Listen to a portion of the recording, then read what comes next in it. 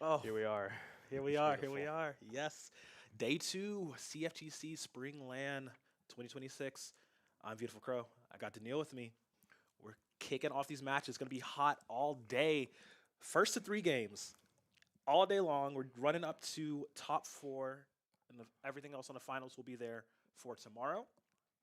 We're starting things off with Tekken 8. Yes. Listen, it's been a long journey for myself here. It's been a long journey, even longer for the players throughout the whole season, and even just getting to this arena. It's an absolute honor. CFGC, much love to the staff, much love to the crew. Albie Fresh, everybody who made this possible. It is so awesome to be here, and I can't wait to watch the games go through. Listen, there's nothing more beautiful than being in a room full of people who love the same thing. And some people love more things other than others. Some people hate certain games more than other people. But here at this casting desk, it's going to be all love. I'm going to try my best to keep it as much, especially since we got our first match coming up Yes. for Tekken 8. It's going to be Plead versus Moto, correct? Yes. And I believe. some controversial character picks. Plead got to experience a lot of the people he's played through CFGC and their opinions on his character. And I gotta say, I absolutely agree with all of them. I love Yoshimitsu. It's I the love Yoshi watching him duff, yeah. play. It's Exactly. it's remarkable because the thing is, watching him play versus watching your average Yoshimitsu just playing online in ranked, it's a different experience. Truly, you could say the same for most other characters, but it genuinely feels like a completely different character when you see someone know what they're doing Yeah. with Yoshimitsu. And I'm very excited for everybody here to get to watch that match live for our first one here at CFGC. Dude, it's gonna be so sick. I'm really excited. I mean, I know a bunch of them, rolled in yesterday, playing, some friendly, some casual matches, playing in the opens as well. 2XKO and Street Fighter were really good on stream. We had others off stream, but everybody getting in, jumping on casual sets this morning, bright and early. It's like that's the first thing you do. You wake up, get some coffee. Shout out Okazeme Coffee, one of our sponsors, wonderful. And then just jumping into the fight immediately. Just like, all right, let's run these hands real quick. What up? It's like, Absolutely. we've been doing this online all week, but now I got you in person. Let's go. Let's go. It's such a special experience. People that you've been playing for all season, you've seen them face to face for the first time. All the trash talk that was going on in the Discord server, it comes to Yes. life here. It's all love for sure, but the energy is awesome. I'm very fortunate that we got to come here, and I'm very fortunate that we get to watch these games going through all of today, up to top four. We're going to Yes. see who's going to compete in the grand finals tomorrow. The spectacular competition that we have here at CFGC, the competition that we've been able to foster here, thanks to the collegiate esports efforts coming up from everybody that makes CFGC possible. Again, thank you so much, everybody. And again, I'm just very excited to see these matches come to life.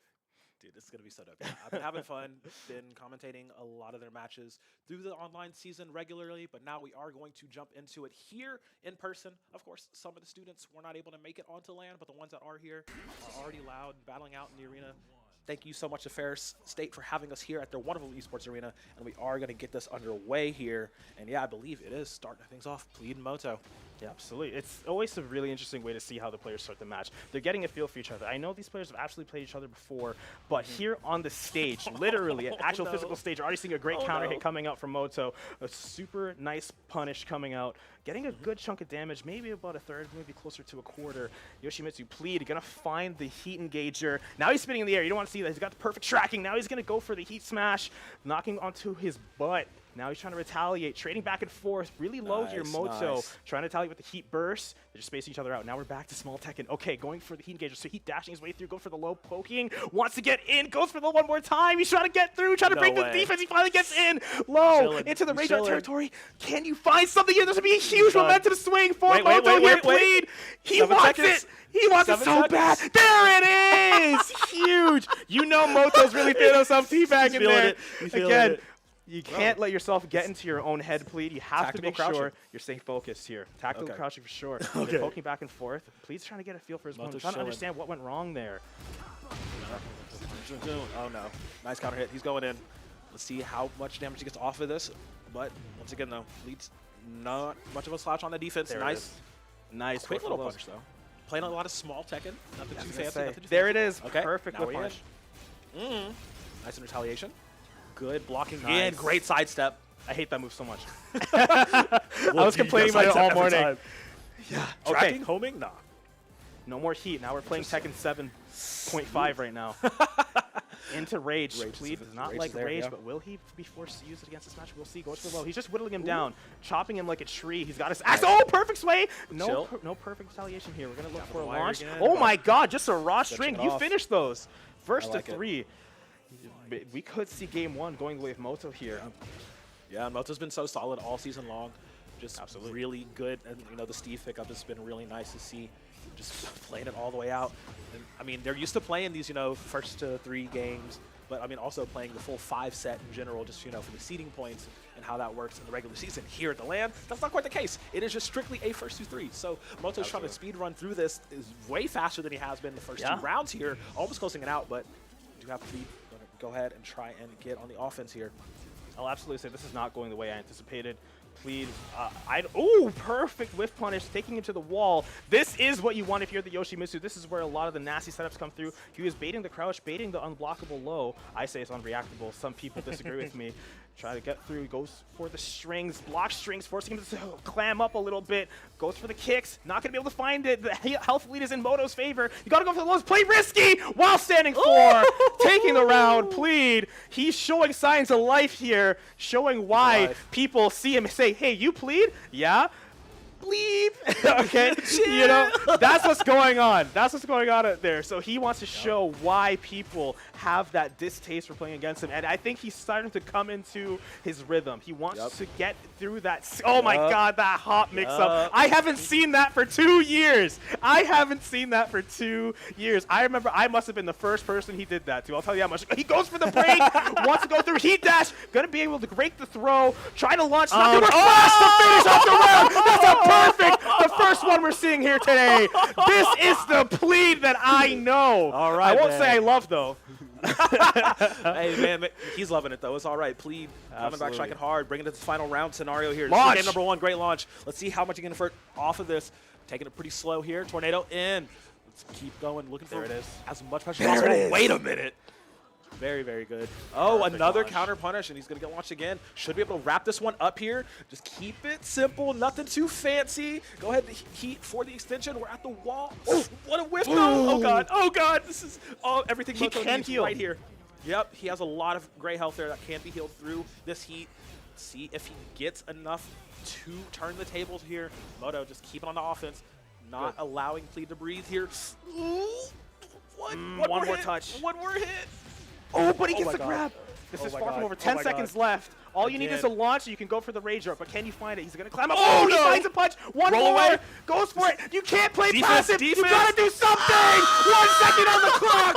Round 3, 4. Plead. Already getting started off beautifully here at CFGC Spring LAN Finals. That was Game sick. 1 going was for sick. Plead's Yoshimitsu. That was sick. So many of those rounds going down to the wire. Yeah, you can see it. Look at that. You know what? I knew he was going to be laughing about that too. I knew he was going to be laughing about that Hey too. man, this is a LAN. This is a LAN, but you're still going to see people get downloaded. It took a little bit, but Plead was able to really understand what was going wrong there. I want to shed some light on the backstory, the lore for us at St. Clair. Okay, I went to St. Clair with Plead. I started the fighting game team there, and I found him. You know how I found him for the team? He just showed up at our gaming arena one day, and my friend said, "Hey, this guy said he could beat you in Tekken." I'm like, "Bro, what are you talking about?" And he whooped me with Noctis in Tekken 7. And since then, the rest is history. This guy literally showed up one day, missed our tryouts, that's how and it here we goes. are. That's how it goes sometimes, bro. You literally just show up, beat the biggest dude in the yard, say, nah, I'm here now. And next thing you know, now you're at the spring finals. So now let's see how much that carry him through here. As Yoshi's plays really solid. A lot of those rounds, though, going very down to the wire last 2 seconds. See if he can maybe clean that up, finish it off faster, but Moto's so strong. Oh my God. A lot of credit to Moto here. I'm not going to sit here and say that Steve is going to have an easy time dealing with Yoshimitsu. Yoshimitsu really excels at the ranges, I think. Oh, perfect parry! 1 HP left. Can Plead turn this around into something beautiful? Oh my God. Oh my God. Oh my God! He does that No twice way. in a row!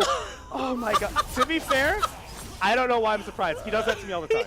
Yo, I'm surprised. He hasn't done that in the regular season 1 at all. HP to finish it off. 2 parries in a row. That's This is disgusting. the stuff that you have to expect disgusting. when you're playing against Plead. Honestly, you cannot do the same thing twice. It never works. You have to really be. You have to play with Explore, mix those 100% of your brain active at all times.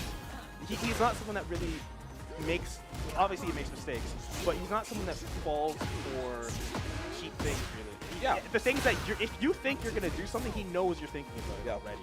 And this is going to be, like I said, this is going to be one of the closest matchups we do have in the earlier stages because I believe they finished like right above each other. I think Moto and Fleet are at that 8 and 9 spot in our top 16 in general.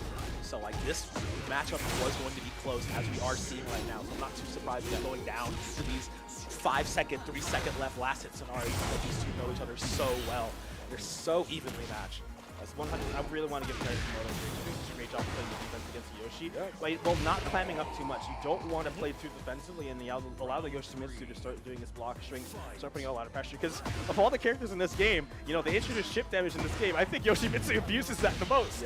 You know, maybe besides Jun or Asuka, Yoshimitsu is absolutely up there. So you can't allow him to just get free ran on the offense, especially with some of these crazy mix-up options. But Moto is using his offensive pressure in really intelligent ways, and it's working. It's absolutely working.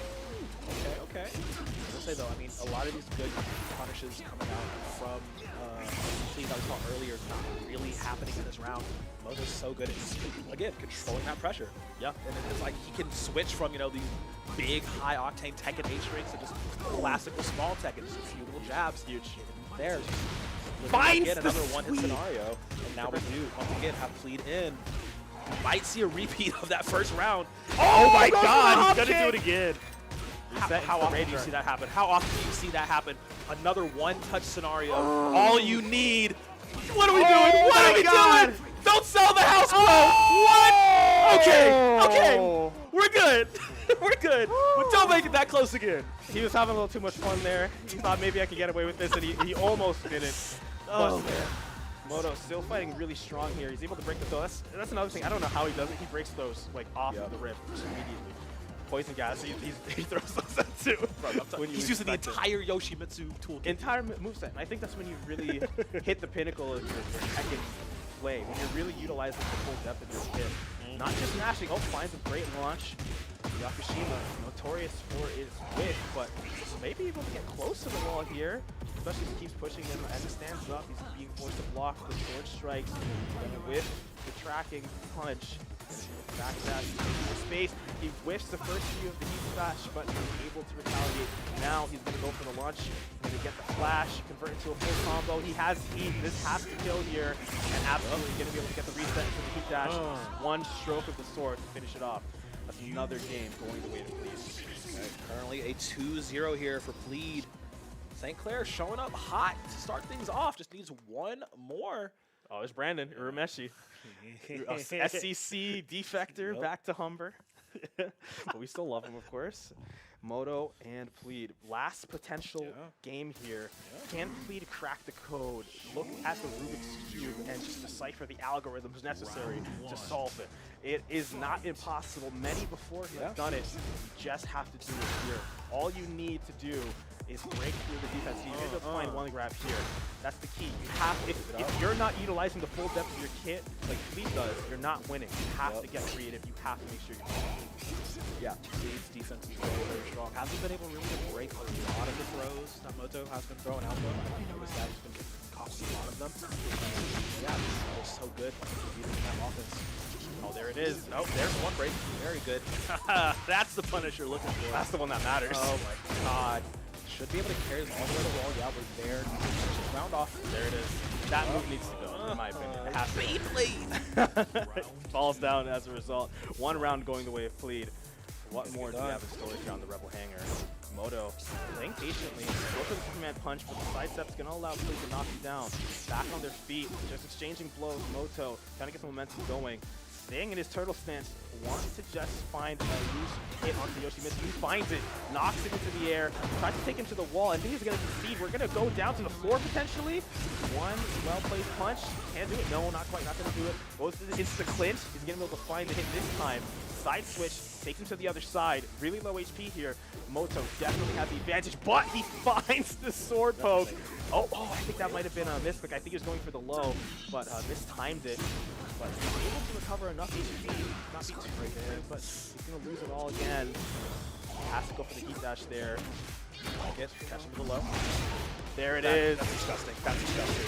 All right. He's going to want this round back. He's tired of There's the parry. He knows what it's going to go for. have to be unpredictable. Oh! Who's is this? Whose is this? There it is! 1 second remaining. Unbelievable. Fight. 1-1. Superman punch. Gotta be able to hit punch just a little bit, and he finds the back one, knocks him down, takes him to the wall once more. Not gonna be able to finish it off, not gonna be able to maintain that pressure. They're even footing here. Knocks to the ground, full stroke, takes him to the wall, helicopter, but he's gonna be able to sidestep out of it. Lateral movement, it's a thing in this game. Sometimes you can forget it, especially with the way this one's been going, but they're staying in that corner, trying to find the advantage position. Oh, you don't want to be doing that right out of the neutral. You're going to be able to punish, sidestep, and not going to be able to fully follow through with it. Finish the cross here.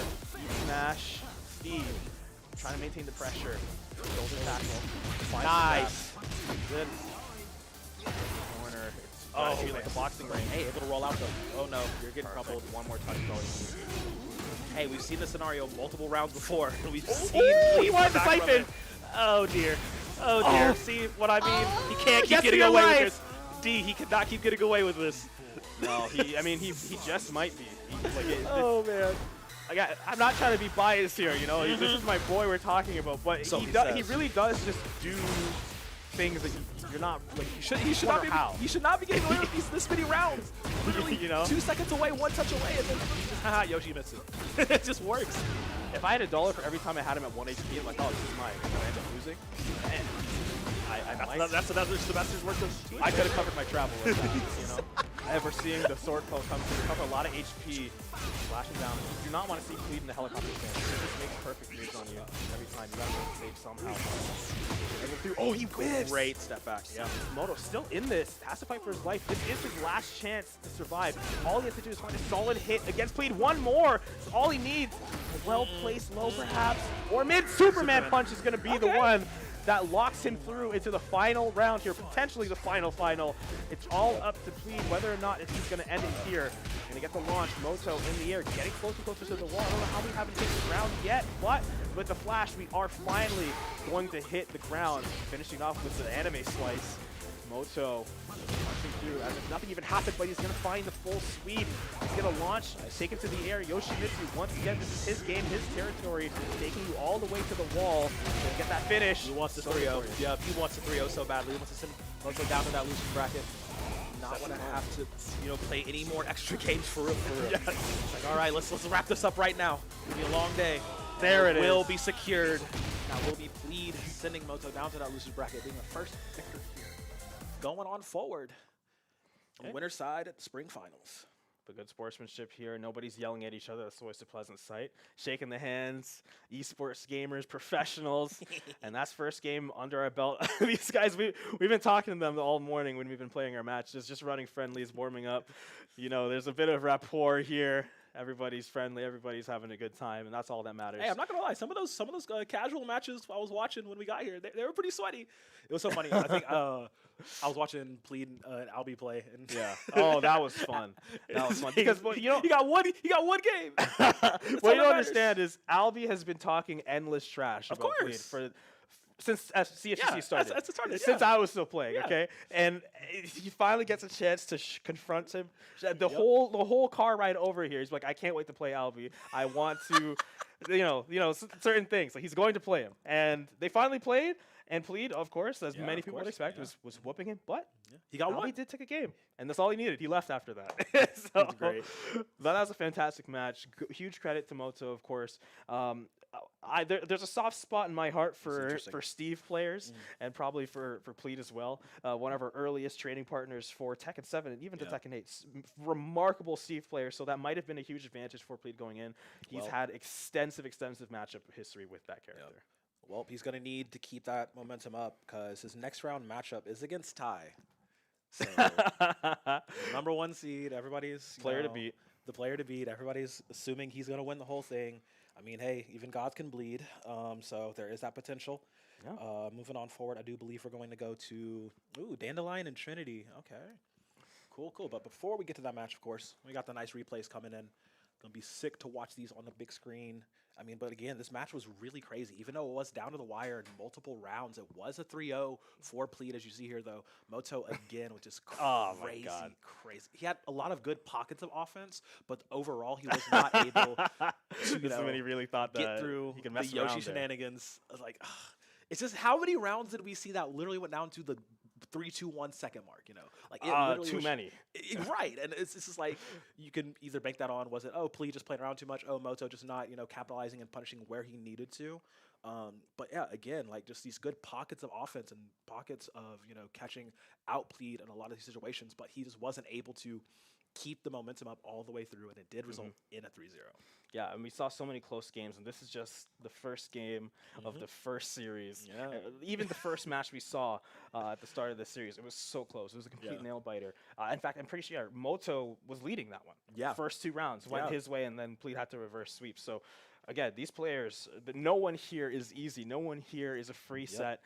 You have to fight blood, sweat, and tears just to advance. Unless you're Thai, maybe, then then things are a little bit easier. A little just a tiny. Yeah. Everybody's trying to rise up to that level. It's like, okay, cool, we can do this. Looking down the bracket here, if you are following along on stream, shout out TNS for having us on their main stream this weekend.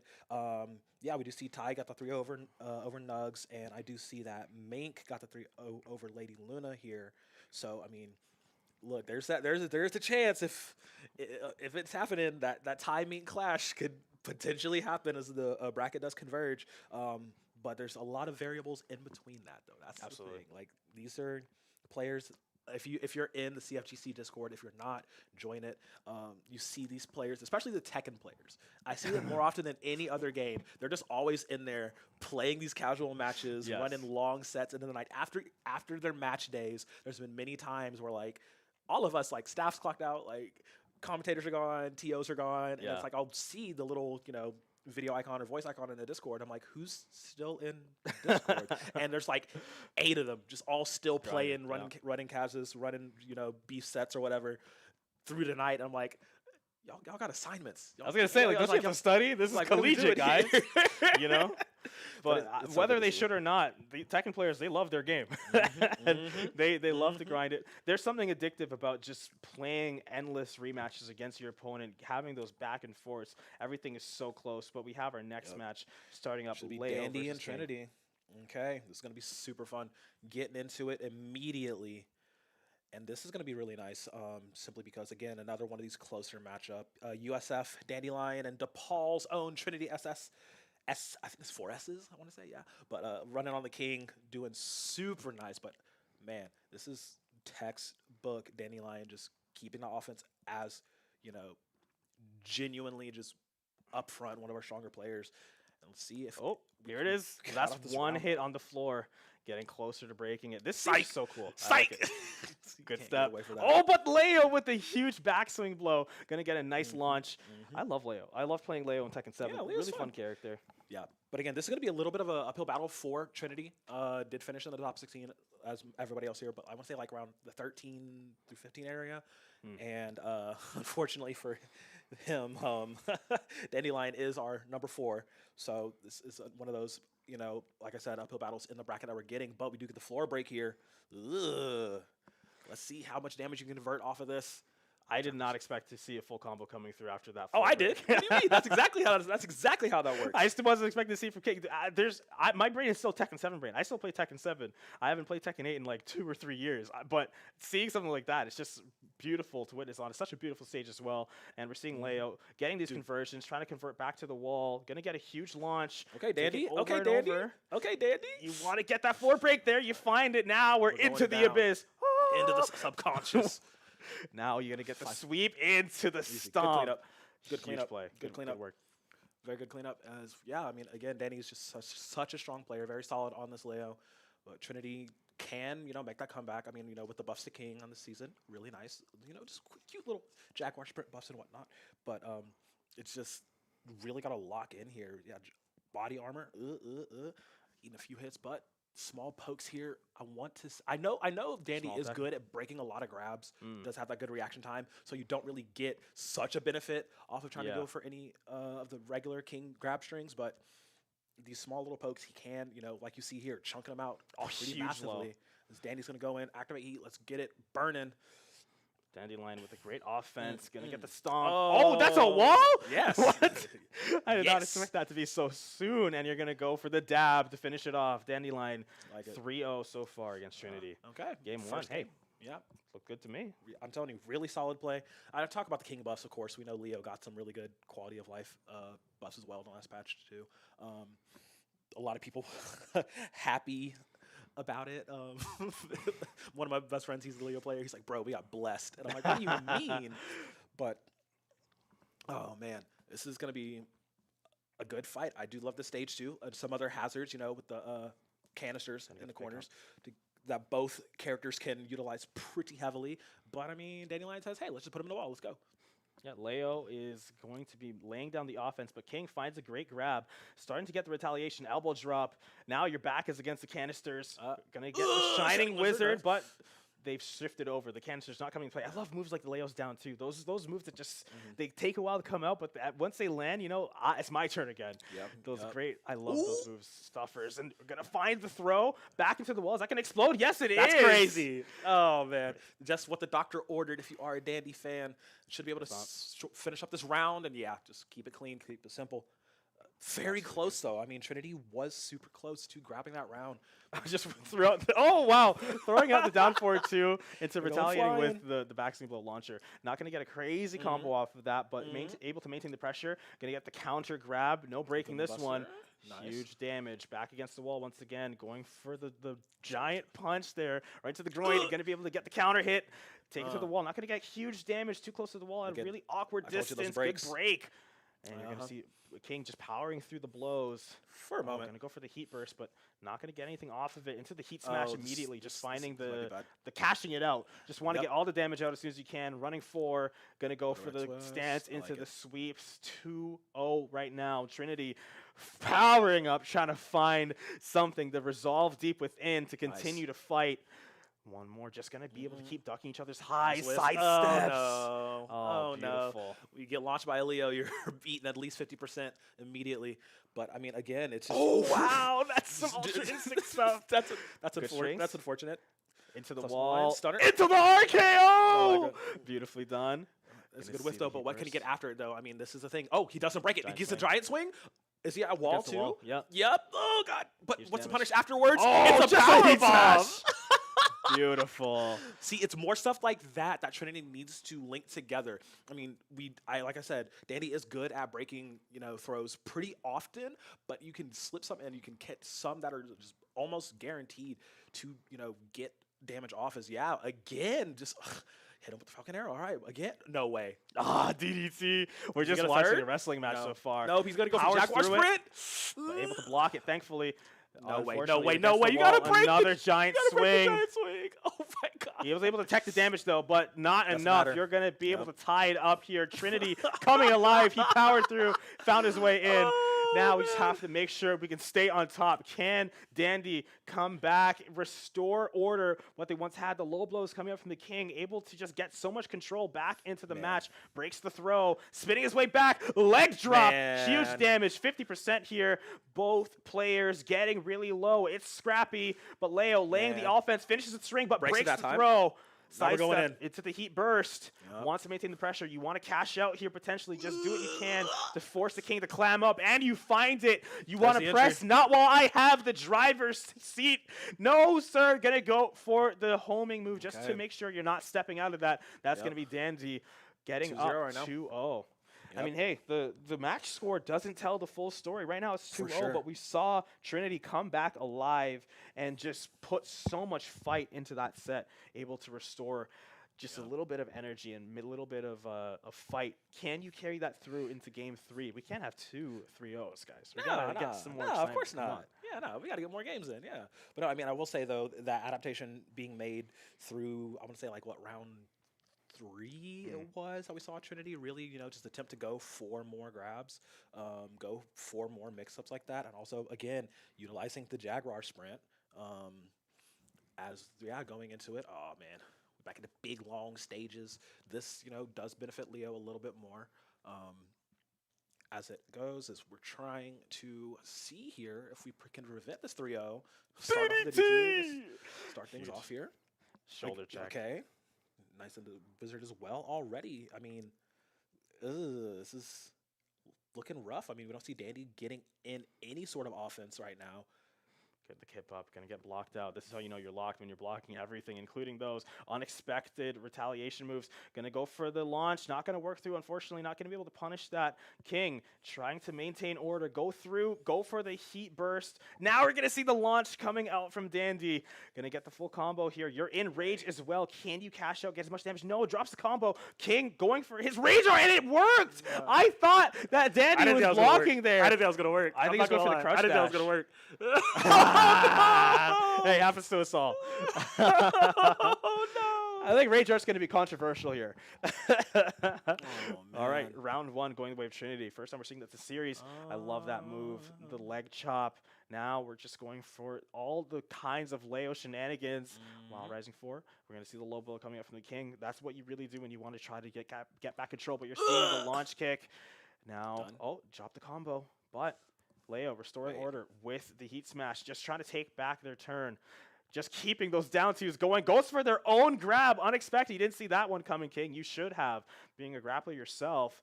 Lows once again. And going for the strings. So unpredictable. They're so weird. If you don't know what Leo's strings look like, there's no way you're going to be able to predict how they end up just off the top of your head. Like, you will not. You have to know them or you're just not going to be Okay, able to bend. start off the pedigree. We're going to see the pedigree come through. Dan Wants to Man, get yeah, back. We have the like I said, heat. trying We to- got to spend it. trying to prevent this 3-0. One apiece here. Good break on that. But Jaguar Sprint, guess what? We're armoring through it, baby. RKO! What do you mean, bro? You can't challenge me on that. Let's do Now it we're seeing again. another giant Giant swing. Does he swing. tech it, though? Has to. Or he dies.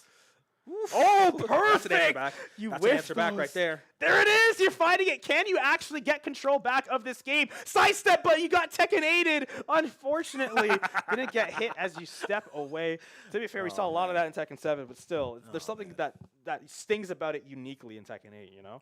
Yeah. Low blow through. King just trying to poke, play a little bit more reserved. See, so this far. is what I'm talking about. We needed to see him play a lot more around the armor and around the Jaguar Sprint a lot more. You know, getting the steps in because it's like you're right at that range where a lot of the entry options from Leo are just very much a hair's breadth out. He says, I'm gonna go for grab this time. Just take the free damage sometimes, with Yeah. the throws. The King is doing King stuff, just throwing out the throws when it really works. To make your opponent just have to break them. It's not easy, especially when you're focused on trying to win your own match. But great hop kick. Can we see the no combo? It's not gonna finish through, but we're seeing the chain grab, and that's gonna be the game. 3-0. Trinity. Okay. Taking their first game in this series. Now we're seeing a nice 2-1. Can we get it going? Oh, we got the names backward. It's Dandy. We got it. We got it back on order. It's cool. We're chilling. Absolutely. So Dandy is going to get that back. We're seeing it going through now. Oh, what's going on the stage? We We're got fixing some on. I think we have controversy. I want to say someone in stream said game audio is a little messed up. I see. Trying to get that fixed real quick. But those games have been really good. I love seeing the back and forth. The two different ways of offense that you see different characters in this game try to go forward with.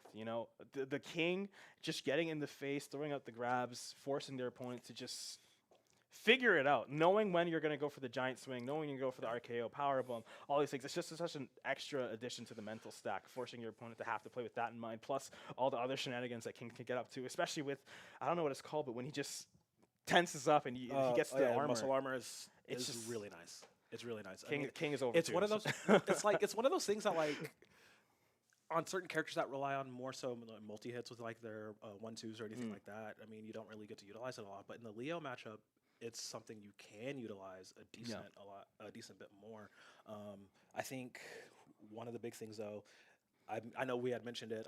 The homing moves from King, you're gonna get clipped. It's gonna happen. But Tekken 8, baby. But it's very much been Dandy trying to keep up with Trinity. I don't know. It's like I didn't expect this to get to a 3-0, so I do really appreciate we do have currently. It is sitting 2-1, so there is still a good amount of fight back. Because again, this is like 4 seed versus 13th seed, if I'm remembering correctly. I'll have to look back at the page. And it's so close. Exactly, and it's so close. I like that. Which is what you want to see in these environments. We don't want to wash every single time. We want to get things going correctly. Cursor's on the screen. Now we're getting here. Oh dear. Potentially the final match here. Again, 2-1. Again, yeah. Dandy's back against the wall. Hell has to fight through this. Okay. Dandy. Oh, I think this might just be a button check. They're just feeling it out, making sure the audio is good. We're not going to see the full action here. Not just yet. Yeah, going to the stage select. Now we're going to get into the real action. I really like how Trinity's been playing so far. I think it's really easy to have a character like Leo and fall into repetitive patterns with your offense and become predictable. But Trinity is keeping things very ambiguous, very hard to see. And again, that makes it very hard to defend against. And it becomes overwhelming, especially when we're at the wall, especially when we're at the perfect distance where Leo wants to go for the slide or like the crouch dash, and then you have all those great options that come through from that. And I think he's just been playing so well around Leo's moveset. But again, that's not to take any credit away from Dandy onto the King. I really like how he's kind of coming back, especially in that game 3 where he was. I did say use more throws. I was literally like, hey, please use more just throws. use them. I will say, like, I mean, yes, he's good at breaking a significant amount, but like, again, overload that mental stack. Make it a little bit difficult for him to, consistently have to mash to get out of those. I mean, you see how many times the giant swing actually worked. Like it's been beneficial. It got him that game as well. So you do have to consistently, overload that mental stack, keep the pressure up. You can't allow Leo to let you breathe. I mean, you can't allow the Leo to breathe, rather. No. So we'll say doing a decent job of doing that. As the longer the game has gone on, been able to push forward a lot more. Because that first game really didn't look like it was competitive. No, it was kind of fast, bro. I'm not gonna lie. Yeah, no flame. We saw the same thing in the last match, right? I think these players, they're taking this, especially since this is the casuals are one thing, the friendlies are one thing, the season play is one thing, but when you're here playing for everything, all on the line. Hey, take that first round just to get data. It's a land, but you still got to download your opponent, and the download speed. There's the game audio. We got it. Perfect. We got it back, chat. We got it back. We're good. I got to hear Leo's German. Round 1. And he got the outfit change too. He's swagging out for this one. But all right, he's fighting the time score where he might as well. Off rip. Nice, man. I like that. Start off the grab again. Jaguar step, very, very good. Like, a lot of the entry options from Leo are very close range and just outside of that step range. So you realize that a lot. Unhand me. What are you doing? Smash in. Not going to be able to make any out with much. Shining Lizard, Leo, forced to guess. Going to get the duck. Works through. Finds the low mid. Leo going for the low once again, picking up as well. Taking to the wall. You got to adjust your combo for that distance. And maintain the pressure. Going for the heat burst just to make it easier. You want to find the heat smash into the wall. Make something happen. Make a dream come alive. You find the sweep off the knee. Again, Leo has so many excellent tools, but use it too much, use it too little. It becomes easy to predict. You have to stay unpredictable and get Trinity. He's coming out. Yep, go to the wall. The answer after, though. Oh, nice. So it's my turn to play the game again for a moment. It's a little too soon, though. Scoop, scoop. Oh, the muscle armor retaliate, perfectly timed. You know when you can do it. Giant swing into the wall. Crack hot dogs might be destroyed here. No, it's just going to be the barricade. And you find the heat smash into the power bomb. That kills. Perfectly done. 1-1 here. Dandelion does not want to go out. I will say, though, I mean, again, just doing a good job. Oh, side 70s. Oh my god. That's some stuff that you see on any other character. You don't see Kings doing that. Kings don't have to play Tekken. Right. You know, Kings don't have to play Tekken, but when you see one actually play Tekken, it's a beautiful thing. No way. Please break this. I'm not seeing that. Oh. Okay. Oh, no. Oh, no. He's going for more? We're going to the bridge? Take him to the course. All right. That's disgusting. That's 80% of your health bar just right there. And you don't break this one either? I think that was the crouch grab, no? It looked like he was crouching at the start of that. Insane. A perfect round from Dandy this late on. So the momentum is building for the King. And you're starting to see it here. He's doing a lot better on defense here, but getting everything he wants, essentially. I can't believe I'm saying this. Dandelion's making King look like a respectable character. I'm actually liking looking at this. I like watching Dandelion play this character. It's actually really interesting. Oh, nice duck on the grab. I do love that. Okay. Oh no, you're caught. Nice. Oh no, you're Another caught. pedigree. Unbelievable. Dandelion's playing remarkably already. Oh, wow, gonna be able to We say that, he sidestep gets kicked straight in the head. Oh my god, the knee! Not again! Just get the reset, go for the rage art. That's all you need, finding it to finish off the game.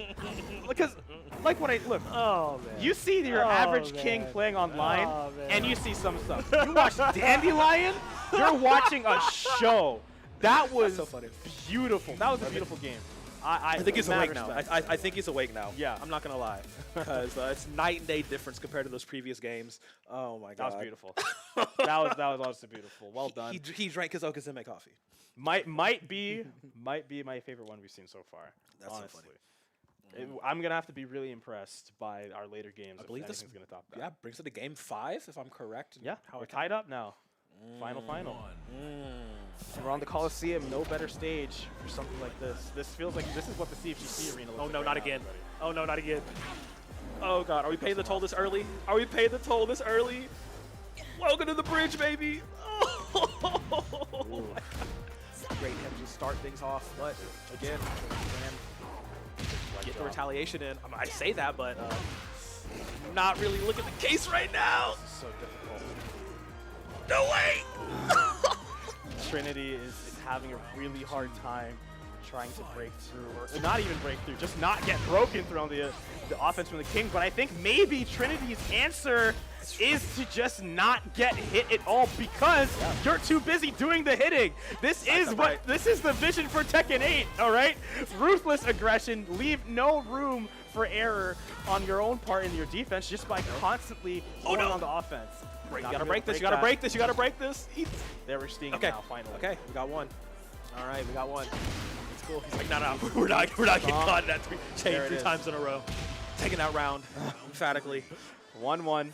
We are now seeing a real set. Yeah, oh, perfect down two. Gonna catch the hop. Obviously not going to the wall, but we're gonna start getting there. We're gonna get a little close to it. Big Wait, old one more. stage. Try to go for the grab. We'll whiff though.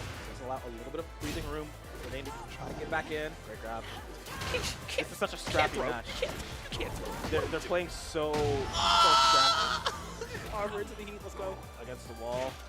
Chain grab. Uh-oh. Oh, no. Do you know what to press? Do you know what to press? Do you know what to press? Oh, there it is. Okay. Perfect. Okay. He gets out at the end, but puts back to the wall grab. here. This is difficult. Side switches. Oh, what? That breaks through Power Crush. Oh, my God. Fighting the low on the back. Oh, man. Trinity, you have to dig deep. One more. You can't allow this to happen to you. Oh, that would have been a devastating move. Perfectly timed. DDT. Not too much damage. You're still in the game here. Trinity can't have yourself out. Well, that charge. Gotta take it real low and steady. Yeah, don't try to make it too fancy. Cross, side switch. Nice knee. Oh, but no I follow-up. love it. Keep pushing. Want to maintain the pressure. Cashing out. Keeping it going. You're But no, done. the knee. Uh-oh. I don't hit actually here. Really? Yep. Does he kill? As long as he doesn't break this. Oh. Oh, what the hell? What's going on? Oh my God, I'm freaking out. I'm freaking out. Bomb. Just end it. This is it. This could be it. Oh no! Controversy! no. Already! Oh no, that was a player one pause! What just happened? What just happened? What just happened? Shining Wizard! Broken! God came down and said it's not ending like this. No, sir. We had a time stop. Go back. Give him a chance. I think that is just it. I mean, look, he's trying to give him the handshake. Trinity might just be calling it. I don't know. Oh no. Oh no. I wish I was out there, man. Okay, they're calling it. Daddy's Yeah, like, hey, that's it. GG's, bro. Let's just keep it clean. Let's just keep it simple. Daddy's like, hey, man, easy, shake my hands. That's something. Wow. I need to. Oh my God! I wish I was out there. I gotta ask him what the hell just happened. I've been seeing some. Oh man. I've been seeing some controller issues. I'll say that much. I believe they're giving that. I think that was the pause on Trinity's part. Yeah. No, So- that has to go. That has to go to Dandelion because I saw the pause, and as soon as I saw that, I'm like, who paused? And I saw P1. I'm like, God, that's it. P1 broke as soon as I had pause, he broke the throw. I'm like, all right, just call it. It's unfortunate. Well, I mean, I wish we got to see a proper conclusion because that was going so beautifully. But Yeah, I think we might need to adjust that because I mean, I thought it would have already been on tournament mode to prevent something like that happening. Oh. Might have to make that adjustment during the break, but man, that's very unfortunate way to end that one. Yeah. I mean, because now we'll never know. Was he going to break the throw or not? I mean, if we use math, I mean, probability. I think he would have. Because honestly, by the time the pause came through, I don't think you were able to break. I think the break window would have already passed. I think he already did. I don't know. I'm not the judge. I'm not out there. I don't got the boots on the ground. I'm just a guy behind the desk. So I'm just lucky I got to witness that series. That was incredible. No, it was fun, yeah, because it was looking like just going to be a 3-0 from the start there, but the fact that we got to that final game was pretty great. That was awesome. Yeah, unfortunate how it ended. Like I said, we've got to fix that up. But I believe that makes Dandy is going to be going up against Lunar in the next matchup. So awesome. That's again, closer in the standings. Going to be really nice to see that.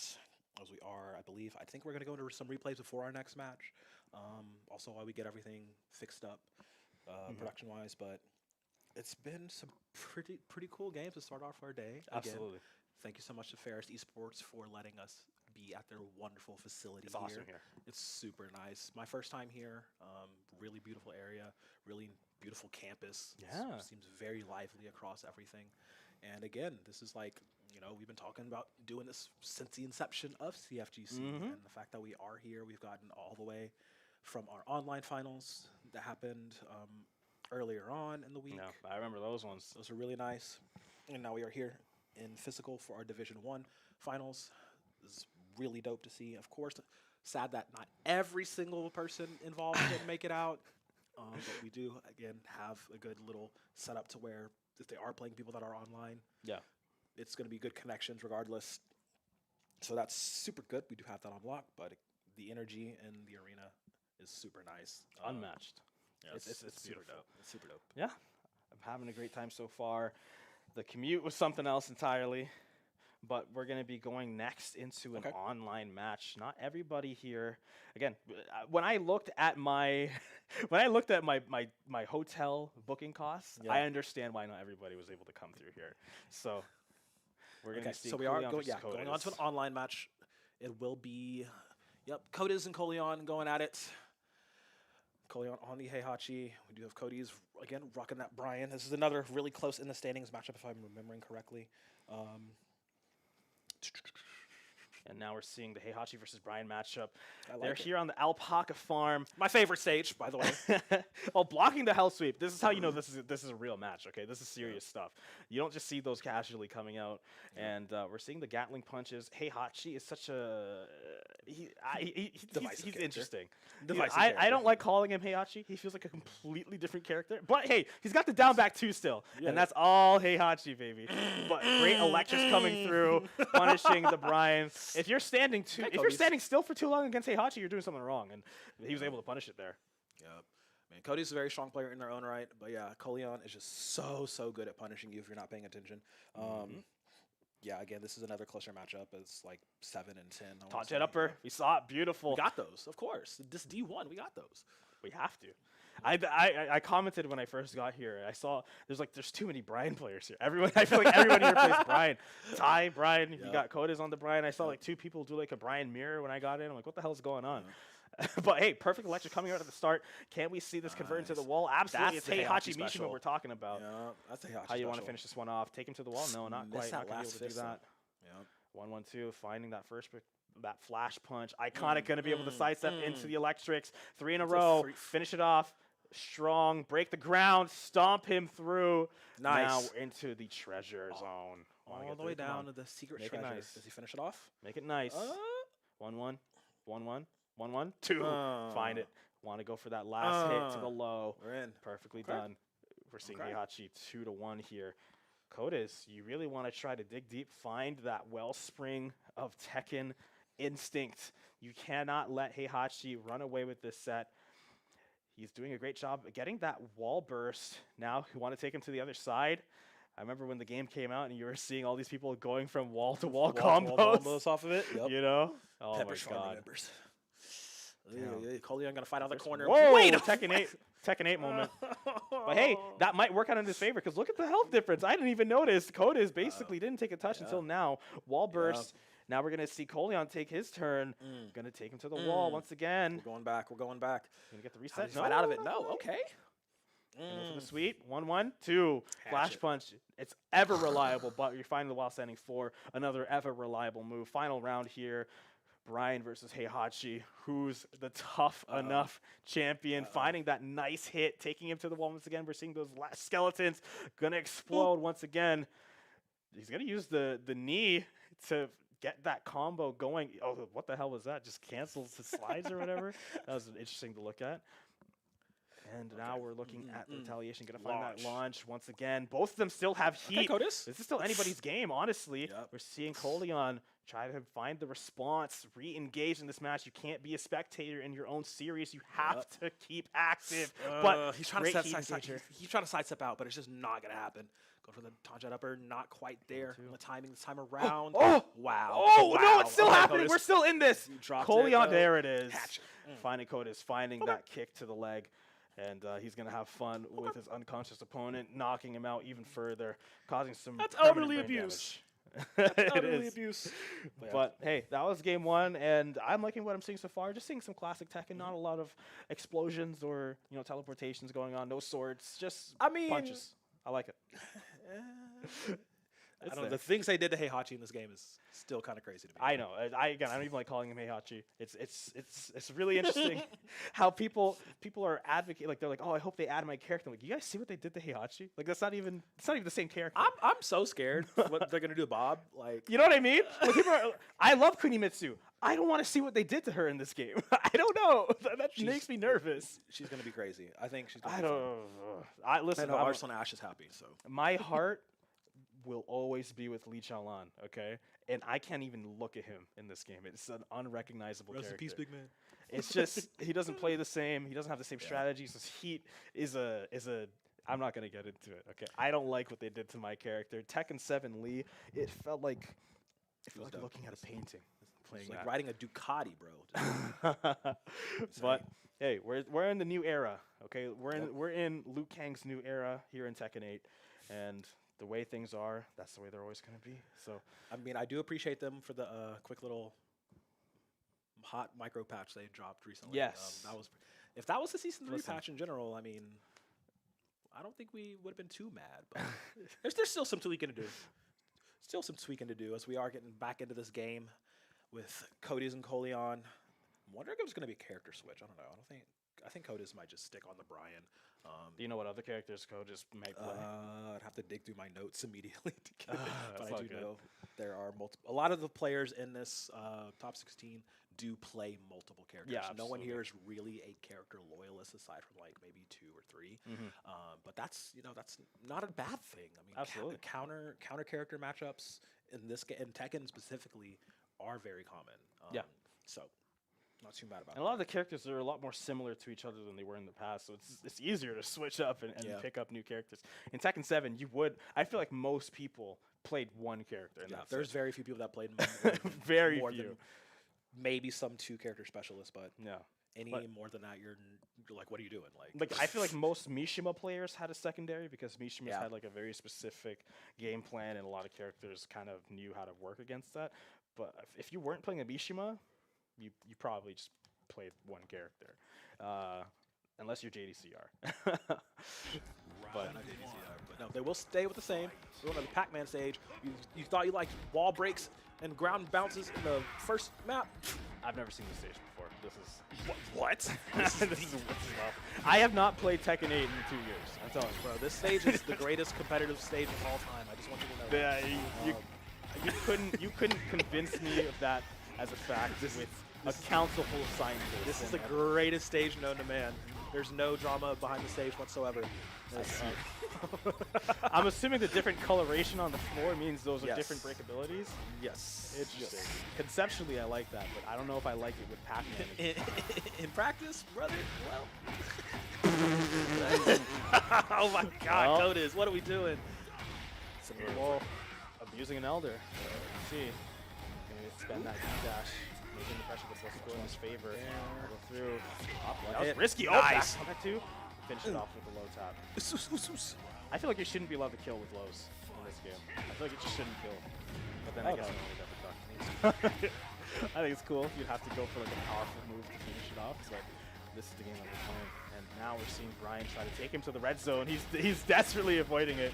I like that. The cat. You don't want that ground bounce. But hey, now he's in it himself. Heihachi just needs to find a launch. Even from here would still be enough to get a ground break. Go for the lows, just training out, whittling each other down. Down like back two's not that. gonna work anymore. He's like that. Code is constantly poking now.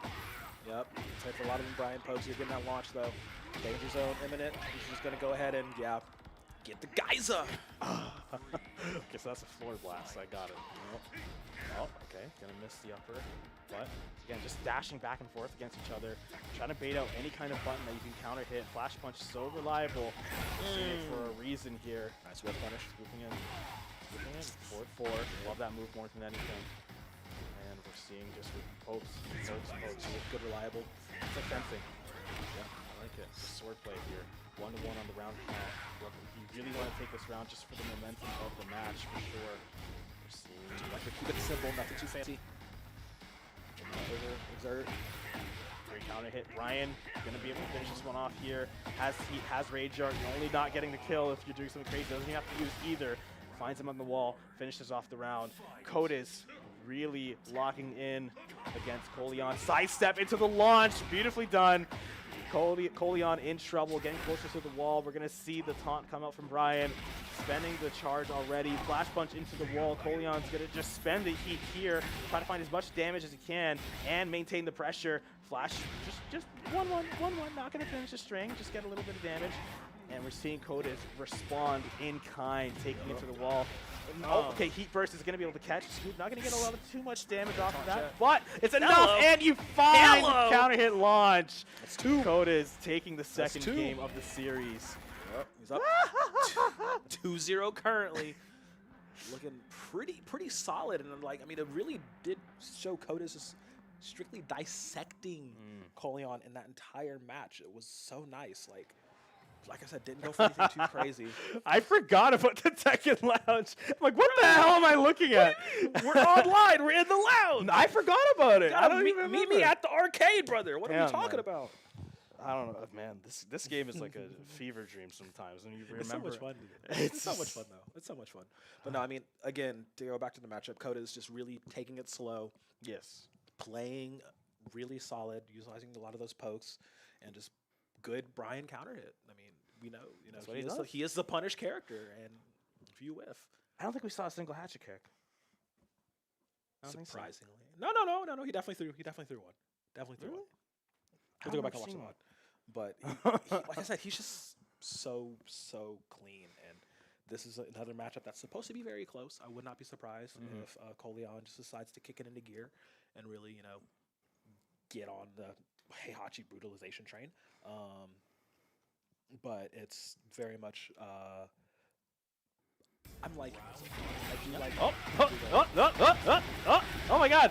These guys are playing out of their minds right now. Super I Saiyan can't. 4 achieved. I feel like I'm watching the Cell games. I can't keep track of their movements, but I've adjusted. My eyes have adjusted. Now we're back onto the arena.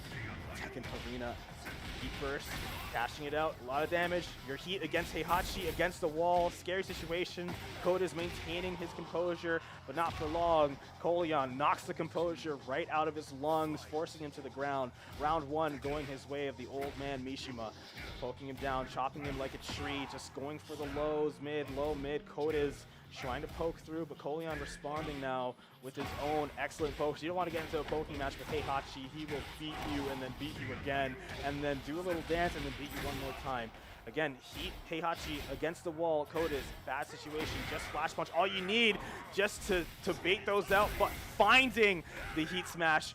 One touch is all he really needs here. Forward 4 into the mid. Guess for your life, 2 rounds here. You would be surprised if I told you that the previous games were going the way of Codis pretty handily, but right now we're seeing Coleon just immediately within just a couple of seconds, it feels like, already taking it to 2 rounds over Kotis. And it looks like he wants to finish off. Again, it's a very similar situation we kept seeing before. Heat against the wall, Kotis fighting for any type of air, but electrics all you need to get the perfect. If there is any type of statement you can make, this is going to be it. Koleon wants to show that he's not messing around. And hey, look at the people. Little shot of everybody in the group. I love What's that. up? What's up? That's a little shot of the lounge. What are they playing in the background there? Is that 2XKO? Yeah, it is. Got Yeah. 2XKO in the back. You can see the that'll be Tekken later on in the boys day. over on the corner. We got Albie on the far right. We got Everybody was that in. Trinity. We got everybody. And now look at the other side here. Again though, yeah, like I said, the Ferris Arena, real nice, real nice.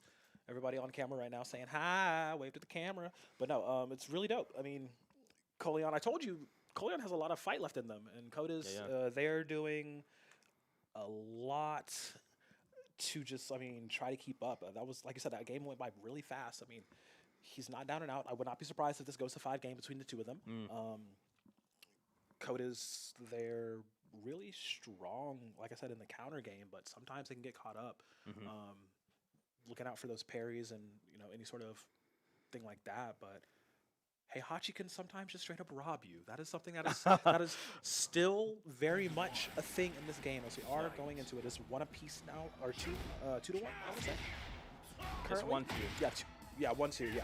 So Koleon at 1, Kotis there at 2. Finding the swatting him out of the air. He's got the fly swatter knee. Oh, he's gonna miss that last hit to take him to the wall, but he's gonna piece him up 1 by 1, take him to that broken bathroom. Gonna try to wash him with that destroyed sink, and it's working. Beautifully done. Just chopping him down. Like again, I use the analogy like a tree. You just gotta swing and swing and swing until it falls down. And once you start looking at the game like that, like you're a lumberjack, it's perfectly done. So while we're seeing Kotis just doing a great job right now. Playing through, getting him to the wall now. Koleon fighting super hard here. Oh, he's gonna get that in taunt. There's one. That's how you open them up right there. Misses with the grab though. Now you're getting punished straight in the corner. Koleon, they're doing a good job again of just looking for those pockets where they can get in.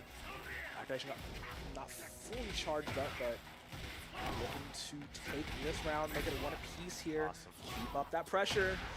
Ooh, Kotis is not today. I think we're going to the wall here. We have to, absolutely. Uh-oh. Go to the glass as well. He's like, oh. Then it's free back to the wall, but we're recovering it. We're good. We're recovering, right? Surely, Koleon. Oh my God! Back. Hey, healing. No the down back 2. Like you said, robbery. Hey, I like it though. That was pure-blooded survival instinct. Your life flashes before your eyes. Your tournament life, your season, everything goes back. And unfortunately, Kotis against the wall. Bad situation. Again, it's so familiar. Heat. Heihachi against the wall. Scary. But Kotis, she has to figure out how she wants to come back and respond in kind to Koleon's offense. And there's the response. Now she's able to catch him in the air, take him to the wall, do a lot of damage, and just try to do it. Awesome heat engagement. Didn't even realize that Kotis didn't spend her heat yet, but they were going to go for that heat dash just to maintain the pressure. Stay safe, try to get the wall, but she's going to get knocked back there. Oh, down back 2, fighting it. Now we're trying to get that leg. This is a very important round to take. If you're Koleon, you do not want to drop and be playing for 1 round life, but Kotis, she still has a lot of, the Demon's Breath is not going to work. Can you cancel it out? Just there is the hatchet kick. We haven't seen enough. One more, there it is. Blocking the follow-up into the Hurricane kicks. Now, Koleon has to be feeling confident. Kotis, she wasn't able to cinch it out, but still with the upper hand, 2 rounds over, or 2 games to the 1 from Koleon against the wall. No explosions going to come through, but you might be feeling like there's explosions going on in your head until Brian hits you. Now right back to the center stage. The launcher's not going to go through, but the electric is going to find the mark. It's going to be nice. It's going to be nice damage. Koleon pushing forward in, wants to force this game 5. Oh my God. It. Should be able to get it here. Just clean it up. Don't drop a single button. Should be wraps, and we'll get it done. 2-2. Hey, what did I say 1 game ago? Love it. Heihachi can just rob. And you thought? I'm not gonna lie. 2 of those rounds. Koleon, man, I don't think that's fair. I love that. But yeah, Kotis, again, they're playing really good. Kind of got overwhelmed, I think, trying to focus on like playing around the wall a little bit too much. But I mean, again, just so solid on this Heihachi, dude. Like, Coleon is so solid on this Heihachi. And I'm like, all right. Soft spot in my heart for Heihachi, one of my friends. Shout out to John. That was his character. That was his boy all the way back from the Tekken 7 days. And again, I remember saying very strongly, like, if they ever released Heihachi as an anime girl, that would be my favorite character of all time. I'd never play anybody else, and they did. Oh wow, right? Yeah, that's crazy. You know that. And hey, you know Reina is the best part about Tekken 8 for me. That's so funny. That's why I really hope that the game gets toned down a little bit, be a little bit more enjoyable to play. But here we are, back on Pac-Man World, right into the action. Coleon getting really low here, about 50%, blocking the hell sweep. Going to go even lower. Koda's, she's not giving any breathing room to the patriarch of the Mishima family. Heat burst, trying to get something done. Oh no, sidestep into the flash punch. Yeah, he's like, yeah, we rolling out of those. Corner, Let's go. wall. See what he can get. Nice. Oh my God, really playing Tekken here. The evasion is so good for Coleon. He's picking these situations real well. So we go for the low. No, counter launch immediately. So yeah, just carry it through. Fat damage. Round snatched back from Kodas. Yeah. They ain't playing to lose. No, they don't want to see any more shenanigans coming up from Heihachi. Wants to just maintain that lead that they had before. They were up 2 in the series, but now we're again in a 2-2 situation. Every round counts, every hit matters. And as we get closer to the wall, perfect sidestep into the launch. But it's an awkward angle though. Had to readjust, realign. Can get one more? No, not necessary. Take it to the wall. A little awkward on the angle, but still. Heat dash, maintain that pressure. But it's gonna get caught with the burst. Hatchet. In the air. More. There, Heihachi. Coleon wants to heal so much, fighting the heat smash, and now we're about even on the HP. Both have Rage Art though, not going to be necessary. Kick, baby. Oh my God. Snatch back, just like that. One piece. Even rounds here in this final game is actually crazy. They're neck and neck. Again, that's how close these are even in the standings. Even in the regular season, we do get that ground break. So now we're going to the fire geyser level to see how much damage we can pump out here. Looking for a wall scenario. Goes for low. Jump for the mids. No, not quite there. And again, just keeping each other on their toes. Just trading back small tech and nothing too crazy. Don't make it too fancy. Just get your hits where you can. Oh, perfect backdash with punish. Now you want to get the finish off here. I think it's going to be able to work. Yes, they're able to finish it off 2-1 here. Coleon, are you going to be able to respond with a round of your own? Or is Koda's going to run away with this right here in the game 5? We're seeing the axe hit come through. Everyone's, look at how much they've all slowed down. Look at that. Slowed down. Everybody's playing a little more patiently. Sidestep, not going to go for it. Or make a single mistake. Ooh. Yeah, I had a feeling this was going to happen too. I mean, getting down to, you're on game point here. You don't want to afford any mistakes, any sort of mess ups, nothing like that. So, again, playing more cautiously, picking your spaces, where you strike a lot more decisively. Oh, paying off now for Kodas as they're going to get the launch. Should be able to get a decent amount of damage here. Going to blow that 50%, look at 40%. Do we actually get to the geyser? We do get to the geyser. Wow. Okay. And so the wall. Yeah, so now it's in a better situation. Oh, to finish off the game right here. There's a taunt not quite going to land. What is the heat not going to be able to find it? Oh my God.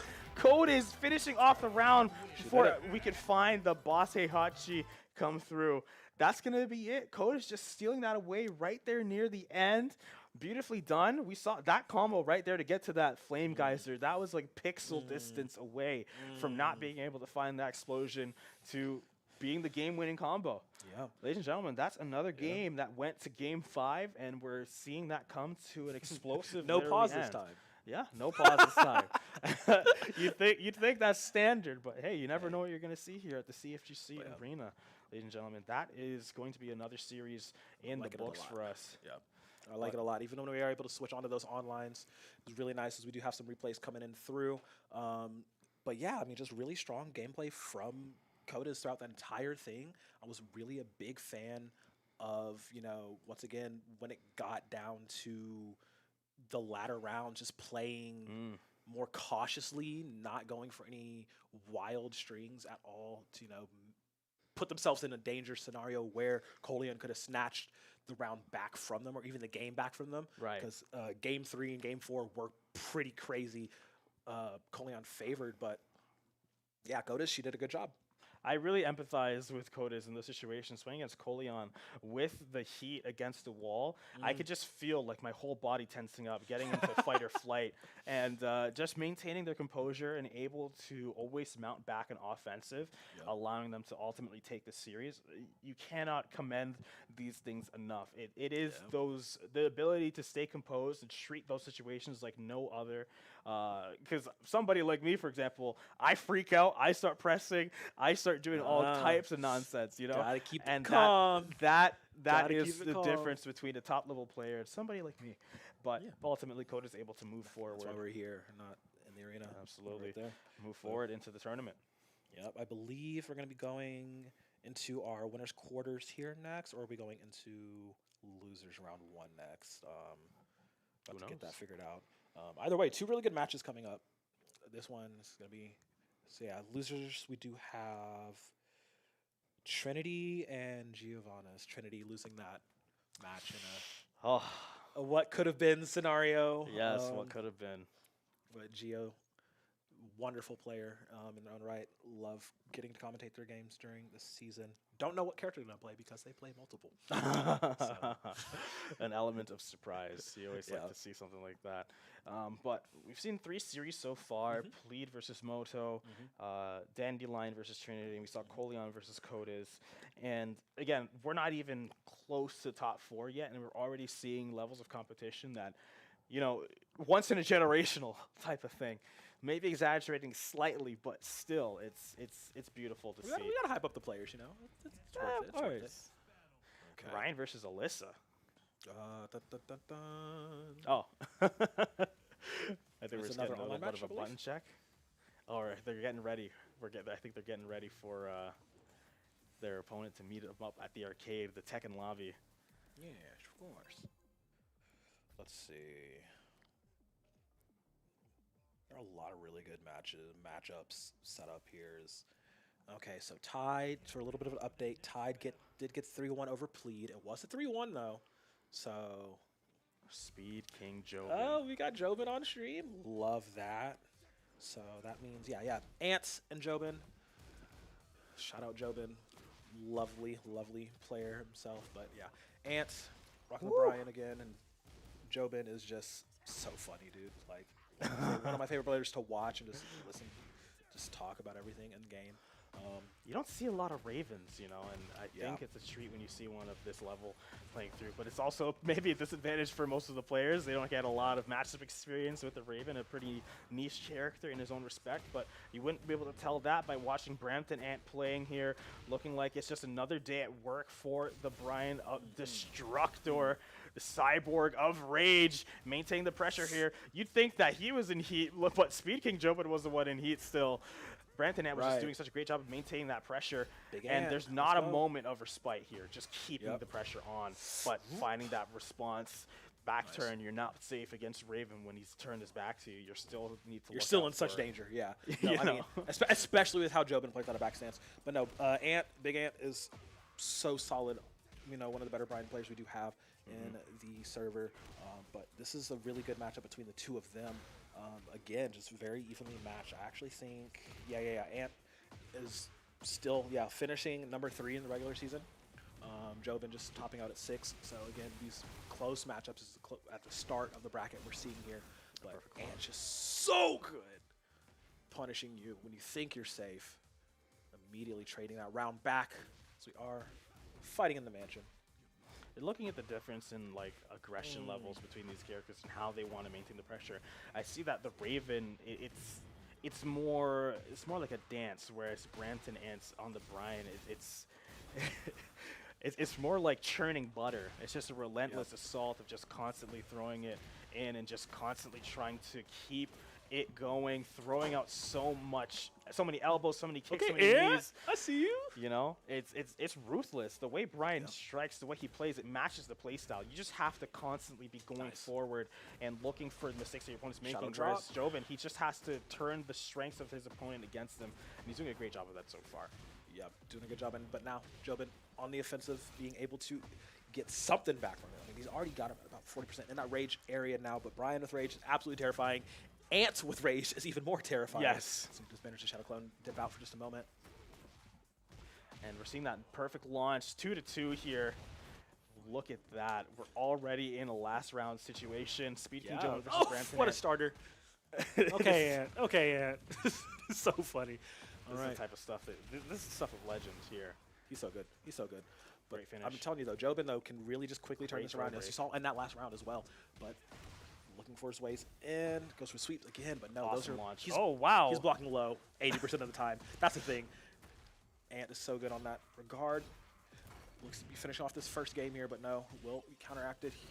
Get caught pressing buttons, gets snuck by Jobin. Trying to go for the grab there. Interestingly enough, that has not worked all game long.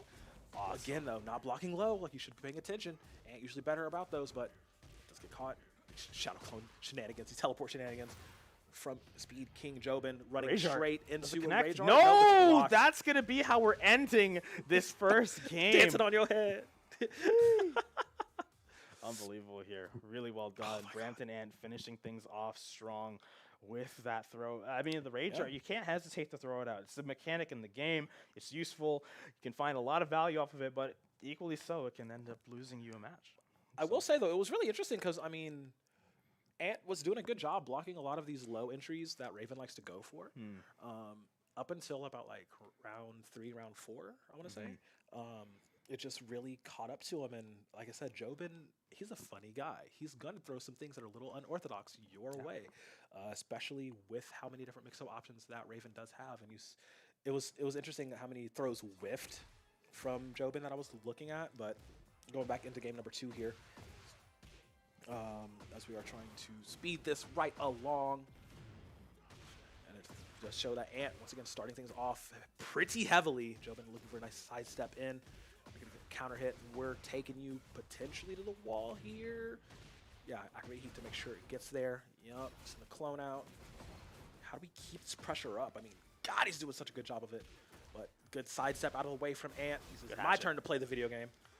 And this is the great advantage of the online matches. You get to see both players using their customs. Yeah. It's an important match. It's an important part of the game, you know. And we're seeing, look at that Speed King Jobin, all that pressure coming through, resetting, jumping through the air, going for a sweep, mid, low. And to Brampton Ant's credit, blocking most of that, but you can't maintain that level of defense forever. Eventually, something's going to slip through, end the round. And look at that retaliation. I love these types of moves, just placing them so perfectly, interrupting your opponent's flow, and starting your own offense. Look at that. We're already seeing him get in, going for the sweep or the slide, but able to block it. Brampton Ant starting his own offense. Heat Engager, launching to the ground, taking him to the wall. But hey, Shadow Clone backswing takes him back. The relentless assault. Now we're seeing the sidestep heat smash. Retaliation. It's just even back and forth, trading blows. But hey, jumping through the air, breaks throw. Someone's got to win the round here. Who's it going to be? Brampton at so low, literally one touch away, finds the gut punch. Wow, Speed King Jobin. Nice. Look through. He looks like literally like he has a shrine. Bro, he's like, bro. He's like, bro, I'm winning this one. It's not going down easy. Good job from Jobin. Like I said, both of these players can keep the pace up really well. I mean, it's crazy we did get this matchup here on the winner's side this early on. The bracket has been shaping up to be something really funny. I'm loving it a lot. But Jobin can hang with the best of them. Those top 5 in the leaderboard, those top 5 in the rankings, it doesn't matter. Jobin can definitely get it on each day, but you're getting caught by this Rage Art. You're going to take a lot of damage off this one, but should still have a little bit of a window for him not to do a lot of damage, actually. Yeah. It's a tiny little chunk. But hey, has heat, why not go for the heat smash? Ending the heat round. smash end it? All right, brother. All right, brother. It's a nice little gained from Jobin. I mean, man, this is dope. This has been real dope to see. I mean, great answers back coming from Jobin against Ant. I mean, he's a big ant, but he's still an ant. Waving at the camera. I guess they can see when it's on. But hey, the arena, Much love to everybody out there playing their matches, playing friendlies, walking around, talking, socializing. That's an important part of any event as well. You know, you can't play all the time. We got everybody taking a quick break, just seeing what's going on for the other games.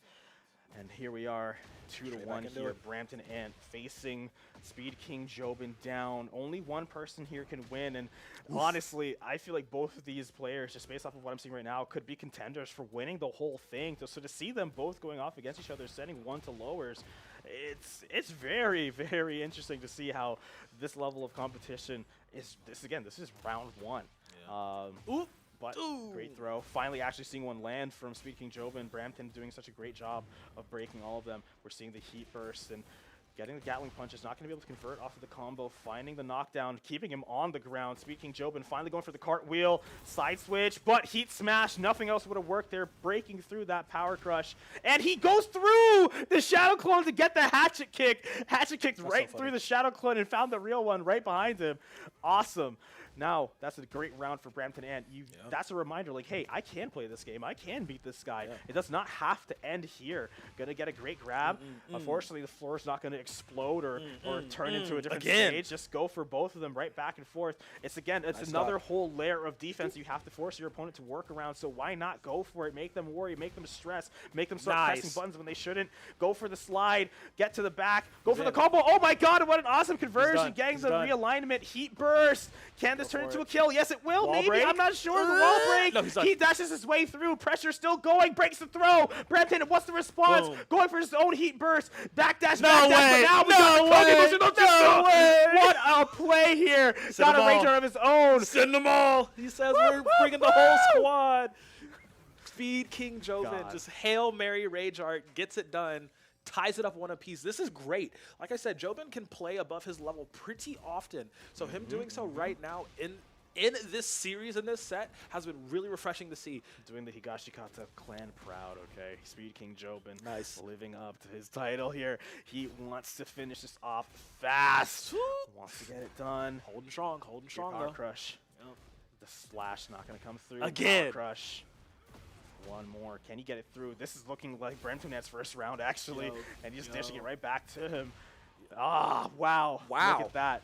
Lingering hitbox tracks. You're not going to be able to escape that one very easily. Wow, this is crazy. This is actually crazy. We may be looking to see Speed King Jobin getting a 3-0 over our 3rd seed here going into this big Ant is not been playing on his best here, or maybe it is just, Jobin just really stepping up like I know he's capable of. And Ant really needs to dig down deep to get back into this here, but he's up against the wall. It's looking to spell curtains here for him. He does sidestep for a moment. He does get a moment to breathe, but unfortunately for him, Speed King Jobin is just going to suffocate out any chance of a comeback, taking that 3-0. 3-0. I mean, that's the second 3-0 we've seen today. But that seems so much more violent. Like, I mean, it was an upset though. Again, it was an upset though. If you're looking at the standings, that's wasn't supposed to happen. But again, I did say anything is possible, especially during these finals brackets. So, big ups. Just a remarkable play coming around from all the players. That match was explosive, very fast-paced. Looking at how they were both playing that one, it looked like Speed King Jobin was just playing slightly slower, but it was a lot more controlled. I feel like he had a complete grip over. It was like he was the puppet master. He was manipulating his opponent to do exactly what he wanted him to. He put the way he was pressing his buttons right at the perfect time. We saw him interrupting a lot of strings coming out from Brampton Ant. So I just think that overall, Speed King Jobin just showed a lot more control over his gameplay there, and it paid off. Now we're seeing, Speed King Jobin advancing. Yep, and again, a little pocket shot back in the arena. Everybody playing, they're getting their casual sets in, getting some rest in. But again, this is like, we're doing a little bit of, for those just joining, we are doing a little bit of a hybrid online matches, plus those people that could make it in person, because unfortunately not all the competitors could have made it out in person. But again, first ever LAN finals for CFGC. This is really dope. Going to be doing a lot more in the future. I've got a lot of plans coming up soon after the semester ends. And again, if you are interested in joining, we will be opening up those applications, those signups, once we roll back around for the fall season. Get in touch with their local universities that you're attending, or any college that you're attending that has any sort of esports team or club, and see how you can join part of the action as we're looking to some replays of the last game. And look at that action. Oh, man. You want to be part of this action, ladies and gentlemen? Dude, You I'm better so sign up. serious.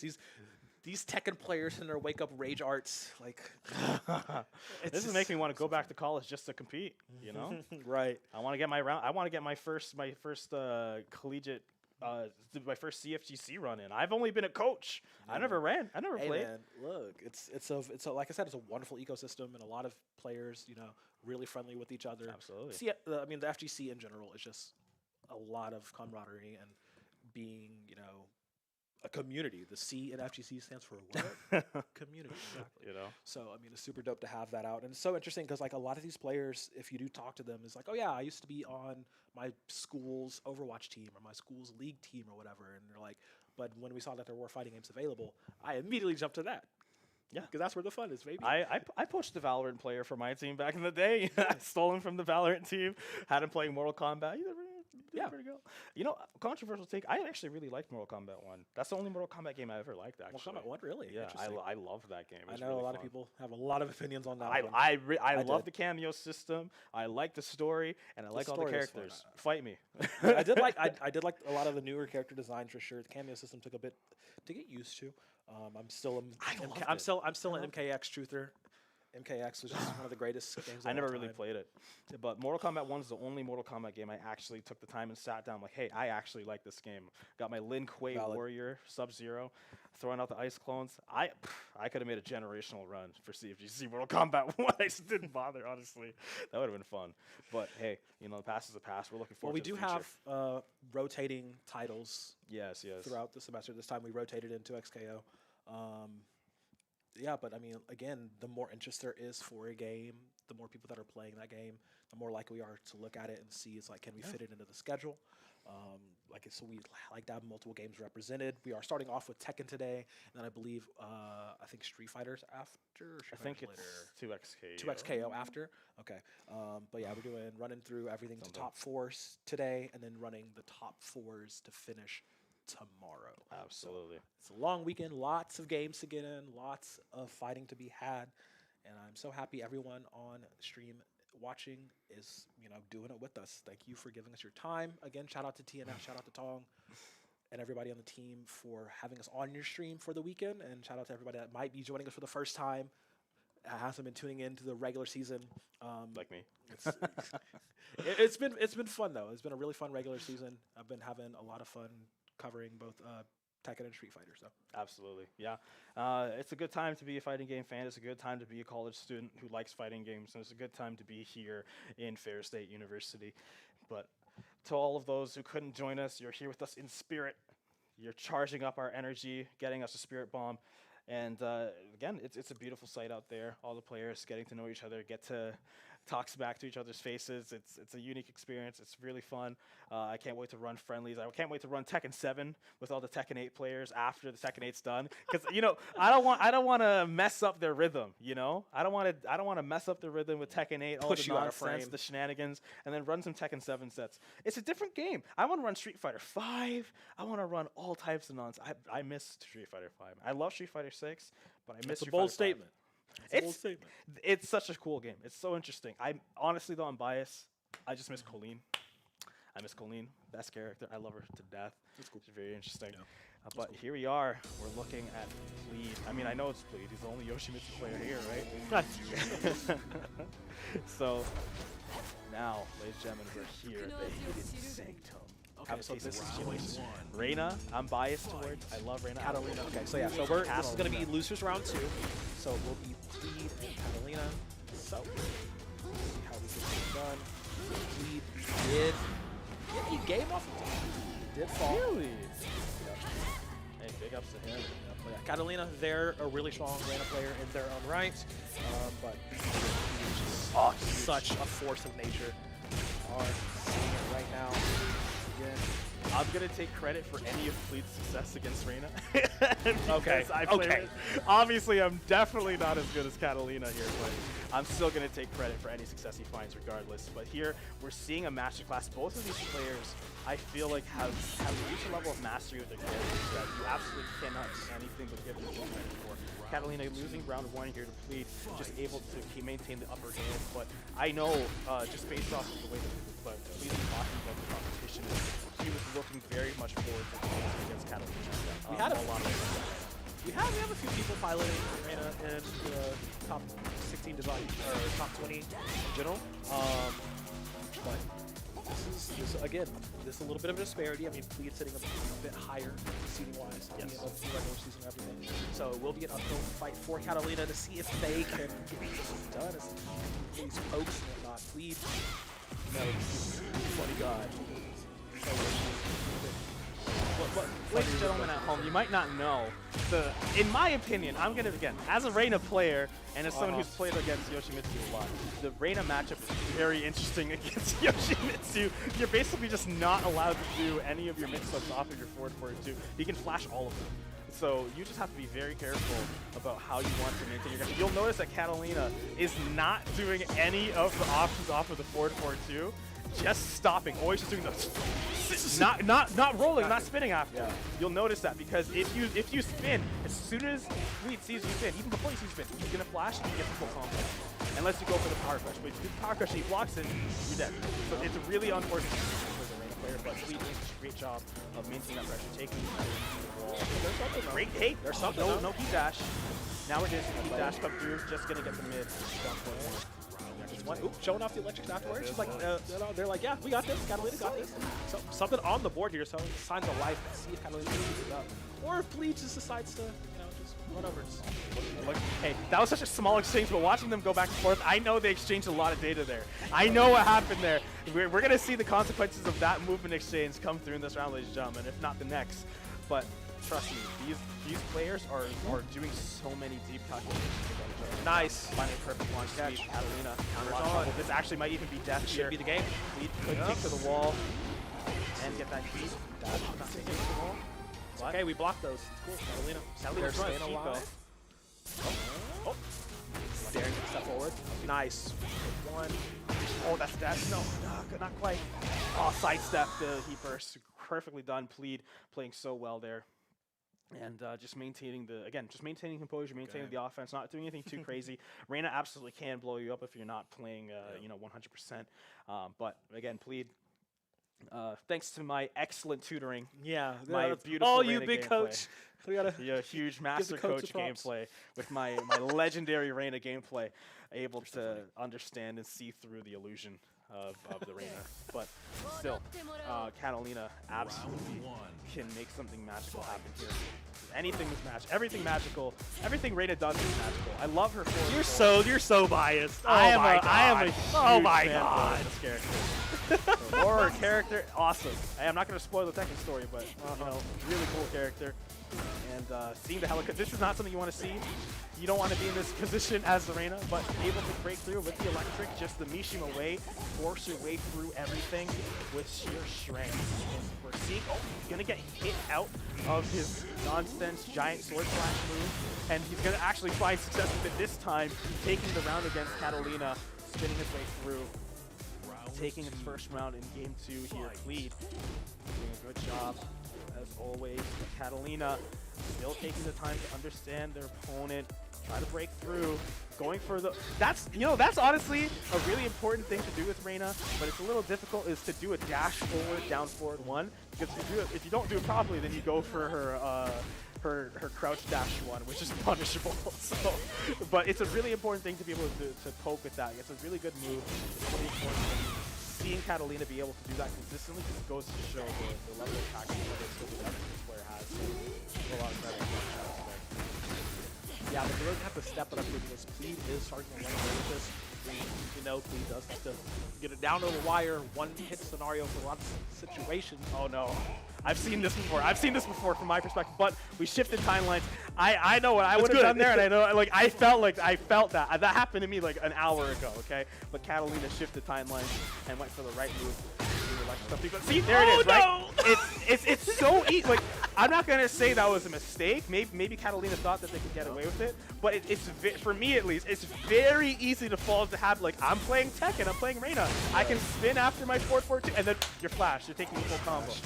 But Plead able to find a gap in Catalina's offense, turn it into a combo for himself, and that move needs to go. It has to go. It has to go. It has to go. Not quite a It has perfect to go. round, but damn, you're That close. move has to go. It doesn't make sense. He just gets Nah, a it's giant good. It's good. AoE. If you're What do you stepping, you mean? die, you blow up, counter hit, I don't know. But regardless, side step 4. Oh, he's going to get the first hit of the sword poke. Not going to follow through. We're going to see some strings come from Catalina. Don't really see a lot of strings from the players, but seeing him come through, find the utility. And seeing the first helicopter, see the grab, first one I've seen today. Pile driver landing as well. Even as they possibly can, Catalina, again, able to get around, using a lot more here. Can't really, succumb to the offense. That lead. There it is! There's one. Oh, That's nice. one way to enter, but you don't have any follow-up afterwards. Oh my, Good as the dude, EWG, the range on can't this get anything character. off of it. Yeah, once again, Fleet playing with extended range, like Yoshimitsu's normals. Very good here, but Catalina still, there's a chance, there's a roll. Oh, not really 100%. getting, opening up, being done here. 7 seconds on the clock, you're on the wall, you're in it. We're going to spin for the Rage Art to secure it, just to tie it up 2 rounds apiece. No room for error. You don't want to mess it up. You don't want to give Fleet a chance. Once you do that, it's a slippery slope. So finish off with the Rage Art.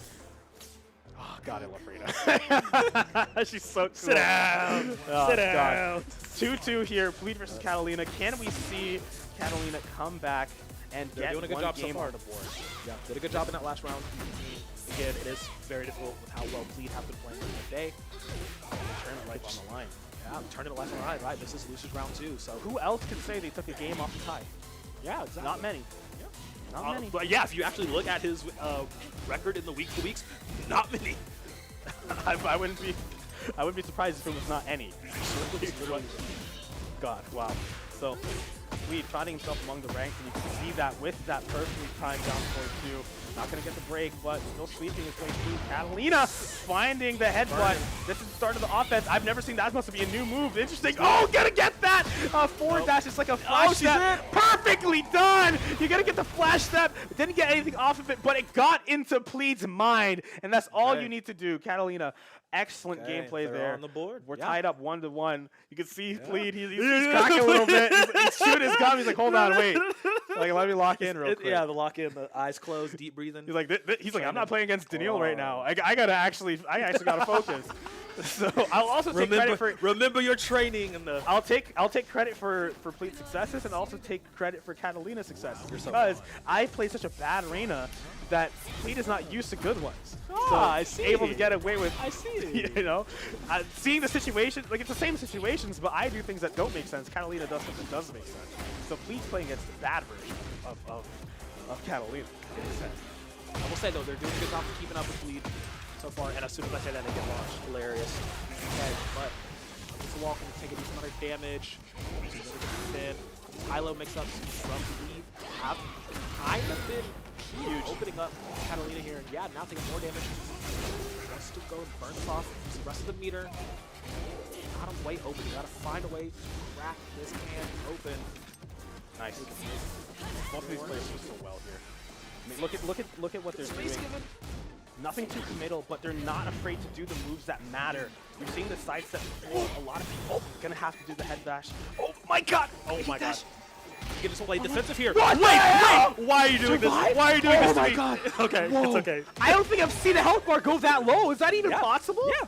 What the hell? And I thought Catalina would have died, but I guess since they traded, recovered the HP. Just oh my God! Oh my God! That could have been so bad for Fleet. That could have been the round for Catalina, but locked in at the end, managed to get out, get in the first round in. But there's that. I told you that possibility. We've seen it. That Catalina can take a game. It is 1-1 currently in game score. 1-0 in the round score. Poison gas.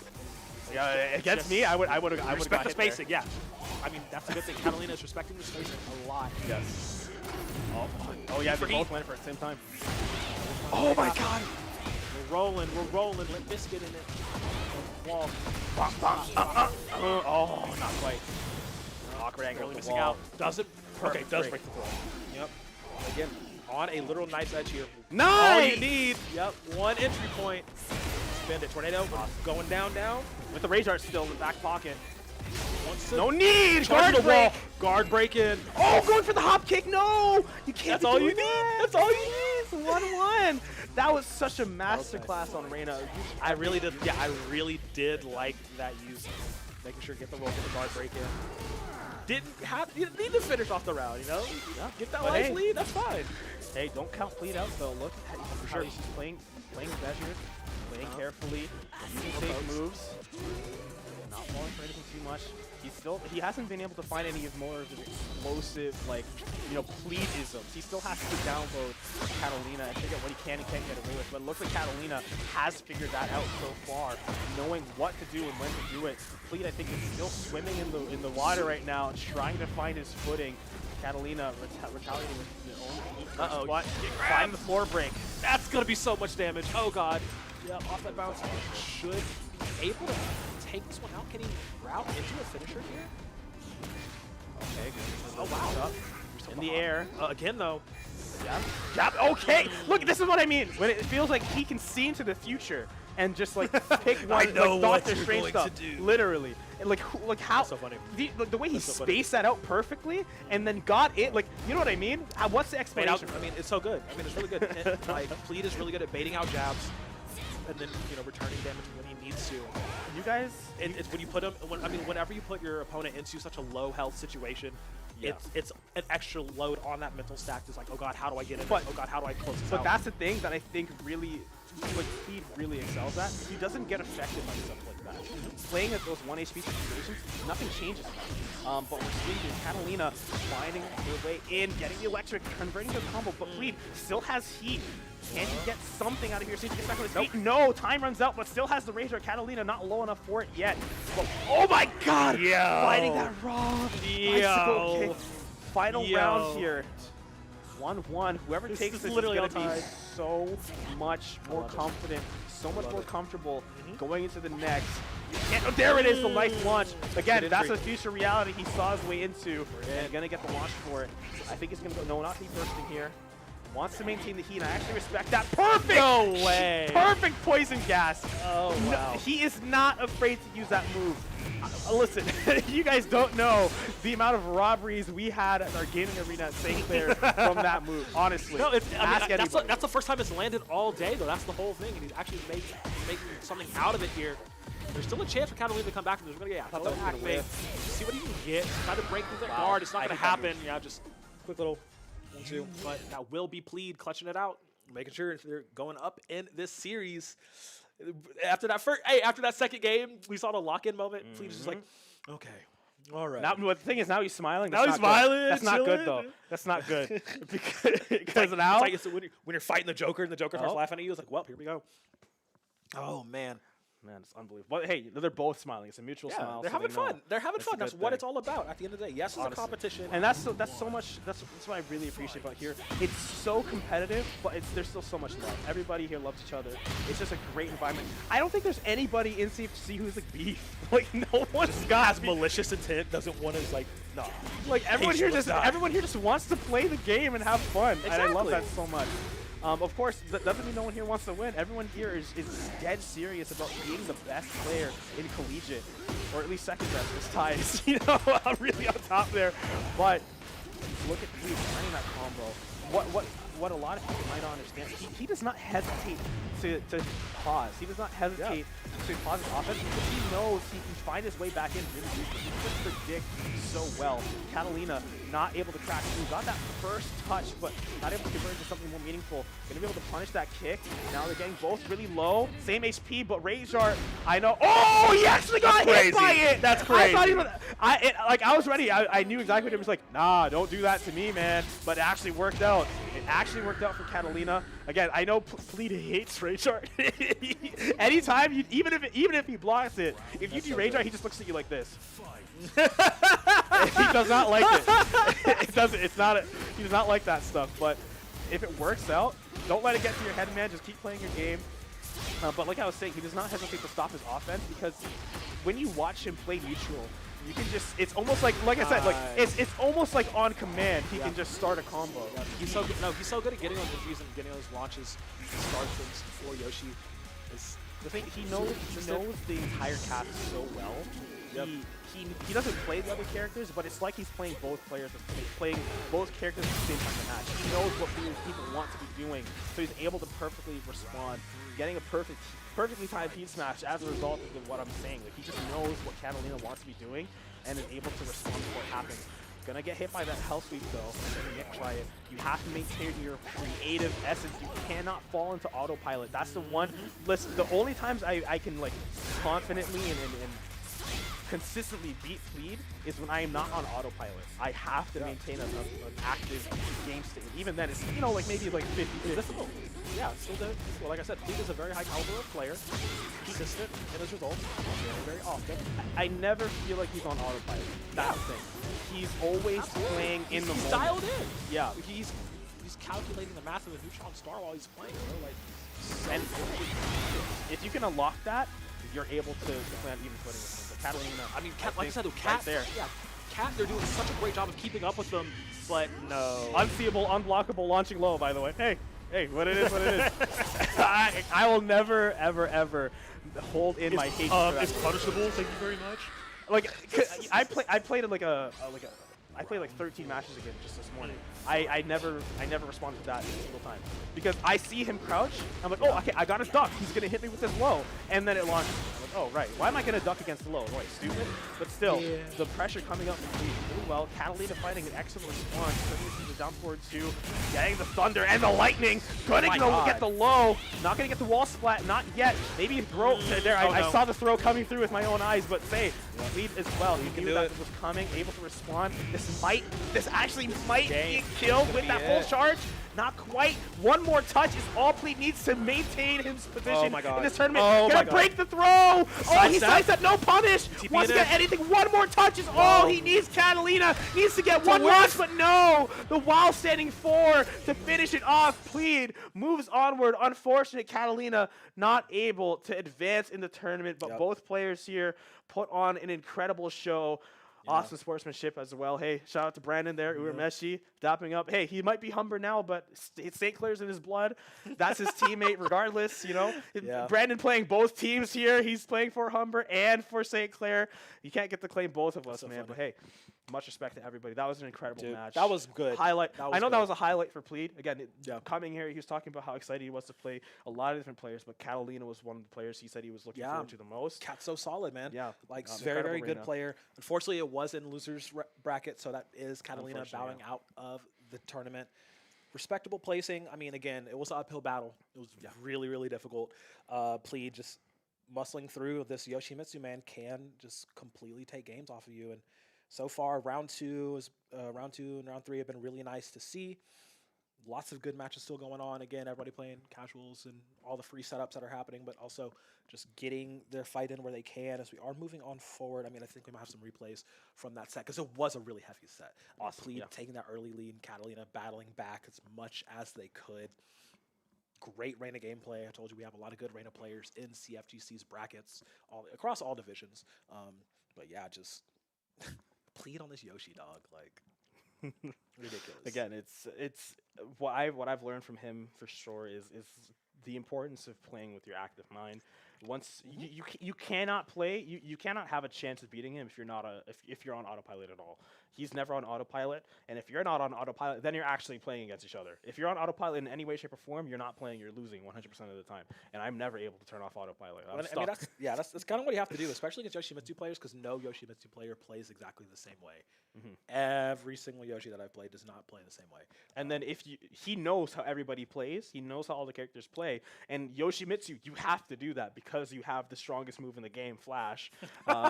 And you can abuse that if you know how people like to play, right? So you have to know how people play. So if you aren't playing standard in any way, shape, or form, again, you're not going to be able to find success against him or any successful Yoshi player, unless, you know, I don't know, online. I don't know what's going on in ranked side. I'm sure there are some Yoshis who are just mashing. Yeah, a little bit of a mash fest, but still, the caliber of play we're seeing here, it's incredible. So much respect to all these players, and just excited to see how things, you know, kind of conclude tomorrow. I want to see who's going to get into that top 4, see who's going to be able to get that. Well, I mean, I'm sure a lot of people can guess who's going to win, but it's still not impossible. It's not impossible. Anything is possible. Absolutely. Anything is possible. We've seen a few upsets in the bracket happening already. Remember, your placings in the final standings leading into the bracket apparently don't mean anything. So we've seen upsets between 3 and 6 and 4 and 11 and 10 and 7. So, like, I mean, again, it's just anything is possible. Nothing is 100% decided. I mean, it's just been so nice. And I believe we're going to our next matchup up into winter semifinals. Okay. If I'm looking at this correctly. So that should actually be, for the first time on stream, we'll have Ty going up against Dandelion. Dandy. Okay. So 1 and 4. Love that. We saw Dandy with the ridiculous King gameplay earlier. Yes, it was really good. Again, I'm a #1 King hater. Honestly, I'm not going to shy away from that. But I can't hate on Dandies. It was really good. I was really impressed. It looked like I was actually watching Tekken, watching a King play. And that's rare. That's very rare. And I have to give credit where credit's due. Ty, I've had the pleasure of watching Ty play a couple of times. And that Brian, again, just another Brian on the pile. But I mean, he's the Brian on the pile. He's standing on top of it. Like, if I can pull up the standings or whatever. I mean, this man has, I think, literally only lost 1 set all season. To who? Do you know? Should have been to Mink, I believe. You know, another King player. Oh, well, hey, maybe this is going to be the King killer. Well, not the King killer. Ty is the King, but it's going to be a King killing the King with the King. So that's what I'm talking about. I see what you're doing there. Yes. Yeah, I see what you're doing there. That was completely unintentional as well. So I have to clarify for the folks at home. It's going to be fun. It's really going to be fun. Again, like a lot of people, I mean, myself included, kind of have Ty winning the whole thing because he does have such extensive matchup knowledge and experience playing against higher level players in TWT, you know, a lot of the majors as well. I will say, you know, so a lot of our players do go to these offline events and go to these majors and regionals too. But it's just like the distance between him and the rest of the pack is pretty large. Yeah. But again, everything can change on a day. It is really all about how you show up on the day. If your consistency is all the way there through it all, it's great. Sometimes, though, again, you can see people kind of rise up and meet you on that challenge. It is just no matter how it all shakes out once you sit down and get them controllers in. And, you know, the thing is, like, you could the matchup between you and Ty could be 100 to 3. You know, he could beat you 100 times. You'd only beat him 3 times, and that's the whole time. But if those 3 matches are the first 3, that's all that matters. All you have to do is beat him 3 times. Yeah. That's it. Yeah. And you win. Yeah. So, again, anything is possible. There is a world I do see this going to 5 games. I mean, yeah, of course. Like, but that's only if Dandy plays absolutely perfect. Yes. Through every single instance of that. And to do that, he might need a little bit of boost. So, shout out Ogazime Cafe. They are here in our lobby. I might have to get another cup soon. I'm not going to lie. Yeah. I mean, I don't even know how long we've been here for. So, dude, we haven't even got a chance to refill. Put in hours, brother. But now they have wonderful options at light roast. I like the medium roast. Oh, damn. No, he did not. Oh, my God, Ty. Okay. Well, you can get away with it. I don't think anyone's going to tell you not to. That's so funny. All right. I don't think he's done too often. But still, good matchup here. Ty hits him. Runs the entire bracket. Dandelion. Look for something to get in. Small shots. Not breaking the throws. Yep. No. You don't get to do that against me. I'll be honest, I have not seen this play from Armor King. I really don't even know what he does in this game. The Armor King players of it. Armor King is the character I learned. I've never seen Armor King game before. Awesome power bomb. Gonna be able to break it with the heat smash. But what I'm realizing here is Dandelion's getting this close with Ty. No He's gonna be able to take the first round with the King. Okay. King here. Dandy striking first blood up against Ty here. Shining Wizard. He's going to be able to give him a taste of his own medicine. Huge boot to the head. Trying to get the reset here. Going to go for that head kick off the suplex now. Okay, he's going to get the giant swing. No break. Going to hit the wall as well, so no tech. No follow-up. Not going to be possible. Good jabs, sidestepping the down forward one. Iconic move, one of the classics favorite. Pedigree coming through, engaging the heat. Want to see what he's going to try to do next. Ty's going to get that low sweep on the wake up. Going to find a chain throw. I used to remember how to do this. Bam! Going to be able to get that first round. Ty on the board, exerting his dominance here. I love this theme song. My favorite in the game, probably. Silently boisterous. And now, of course, everyone knows who's seen that one. So we're seeing the trades come back and forth, jabbing, poking, kicking. No hits come through. No, what a whiff. Not going to get that launch. Sidestepping his way to victory. Trying to take him to the wall. Going to be able to succeed. Everybody's got massive, insane gaga wall carry in this game. Now, we're seeing them just getting in a shoving match here. Just pushing each other. Of course. Gonna get the giant doesn't break the swing. swing, though. Ugh. That's going to do a lot for him as well. Ty can talk offense. Yeah, crush through.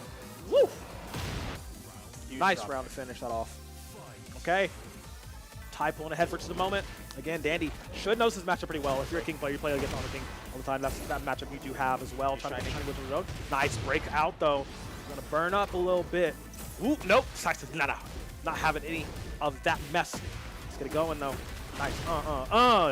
Gets the door break. All right, all right. Back in it for a moment.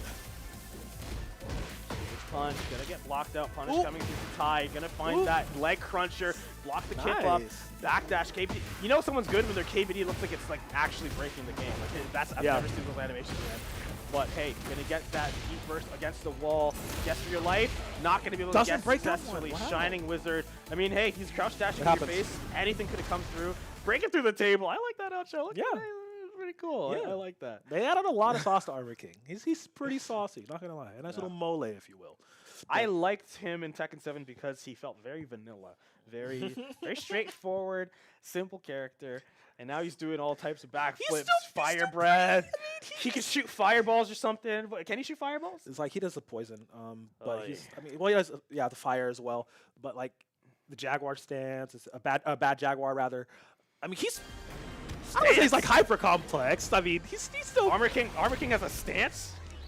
Yeah. It's kind of a rule in Tekken 8. If you're a DLC character, you get a stance. I guess. Whatever, man. Okay, Michael Murray, do what you want. But here we are. Start of round 2 or game 2. Coliseum. Ty and Dandelion. Who is the superior wrestler? Yeah, I mean, Ty going up 1 game though. I will say Dandelion getting that round is really nice. See if he does anything else. I mean, this is just that higher level Tekken that you're seeing, right? You know, I mean, Ty just does a lot of poking, getting a nice few chunks, backs out, looks for that opening, goes for a lot of low to mids as well. Ty eating a lot of damage here. Dandelion starting their offense. Ooh! Bad. Watch that. While sending 4. Come on. Gonna try to get through. No, poking, backing, breaking the throw. Or Stone Cold Stun it. Wrong move. Hey, man, it's been a while for me. Now, just jittering back and forth, looking like just glitching its way through the map, and gonna find that engager. Gonna duck the throw. 6 seconds. Able to turn this around. Let's go, brother. This Rage Art, guarantee it. Keep your round safe. Nice. Cash it out. Here it is, beautiful. Does he have like a special Rage Art against Armor King? Looks. No. Hell the pyro in the back. It's so cool. It's so good. All right. On the board again. same brain cell is going at it. But no, I mean, this is really good. Like I said, Dandelion being able to keep up with Ty is really good. This is something I did need to see. Really impressive. Nice, but Ty again breaking these throws. Ooh! Tail whip hitting. Let's go. Says you. That Jaguar sprint. Into the swing. No, just trying to go for chain grab. 1 and 4. But not gonna happen. Oh wait, but we just go bomb. We hitting bombs. All right. I'm assuming if Ty loses the round, he's going to switch to his main. But I'm not so sure, actually. All right. But, again, just credit to Dandelion. Whether or not he's playing Brian, Ty is still a formidable opponent that I feel like most people here wouldn't be able to regardless of what character he's playing. So Dandelion being able to hold his own here, get some rounds, potentially even a game as things continue as they have been for the last 2 rounds. Perfect sidestep, heat engager against the wall. He's going to be able to cash out the damage. This could only be better if he was in rage. There's going to be so much. Huge! Can he get the kill? Not quite. Oh, breaking the throw. Oh, no. Ty wants to prove a point here. Breaking the throw. Giant swing. Fight Shining Wizard. Breaks it. Going to get the hammer fist. through, glitching his He's way in, he's towards in, him. he's Ty in. gonna go for the launch. Not gonna be able to find it. Back Not corner. quite. Armor King docking the shove. Don't Wants make to a get through. mistake. Finds that one Don't touch. make a Gets mistake. overtime, claws He his way doesn't- through. Breaks the throw. Breaks. Once again against Another. the wall. Oh. Back, one more touch. Dandelion. He's come to full bloom. Run that promo, baby. Tell him what's up. See you at WrestleMania. Oh, man. Give him that belt. Give him the belt. Earned it. But hey, That was a great game. That was a great game. No, Good way that to was a great finish game. off. Hey. Those last 20 seconds, come on, bro. Like, Beautifully done. what? Breaking out of everybody's grabs, making sure he gets on, just and tiny little pokes to finish it off. I mean, sometimes it's that scramble. Yeah, you gotta throw something. You gotta throw something. But yeah, again, this is what I was talking about before the match started. Dandy has that ability to get up to that top level, compete. Still on the Armor King. I told you, I was not sure if he was going to switch off or not. The signal Armor King Honestly, always even if Dandelion wins another game, I still don't think he's switching. well, it is one apiece here, so it is all tied up. This is good. These boys is boxing. Got heavyweights going on right now. Charging in. You. Up against the wall, gets the door break, goes for more. Bomba. Okay. Dandy keeping that momentum going, carrying it in from the last round of the previous game.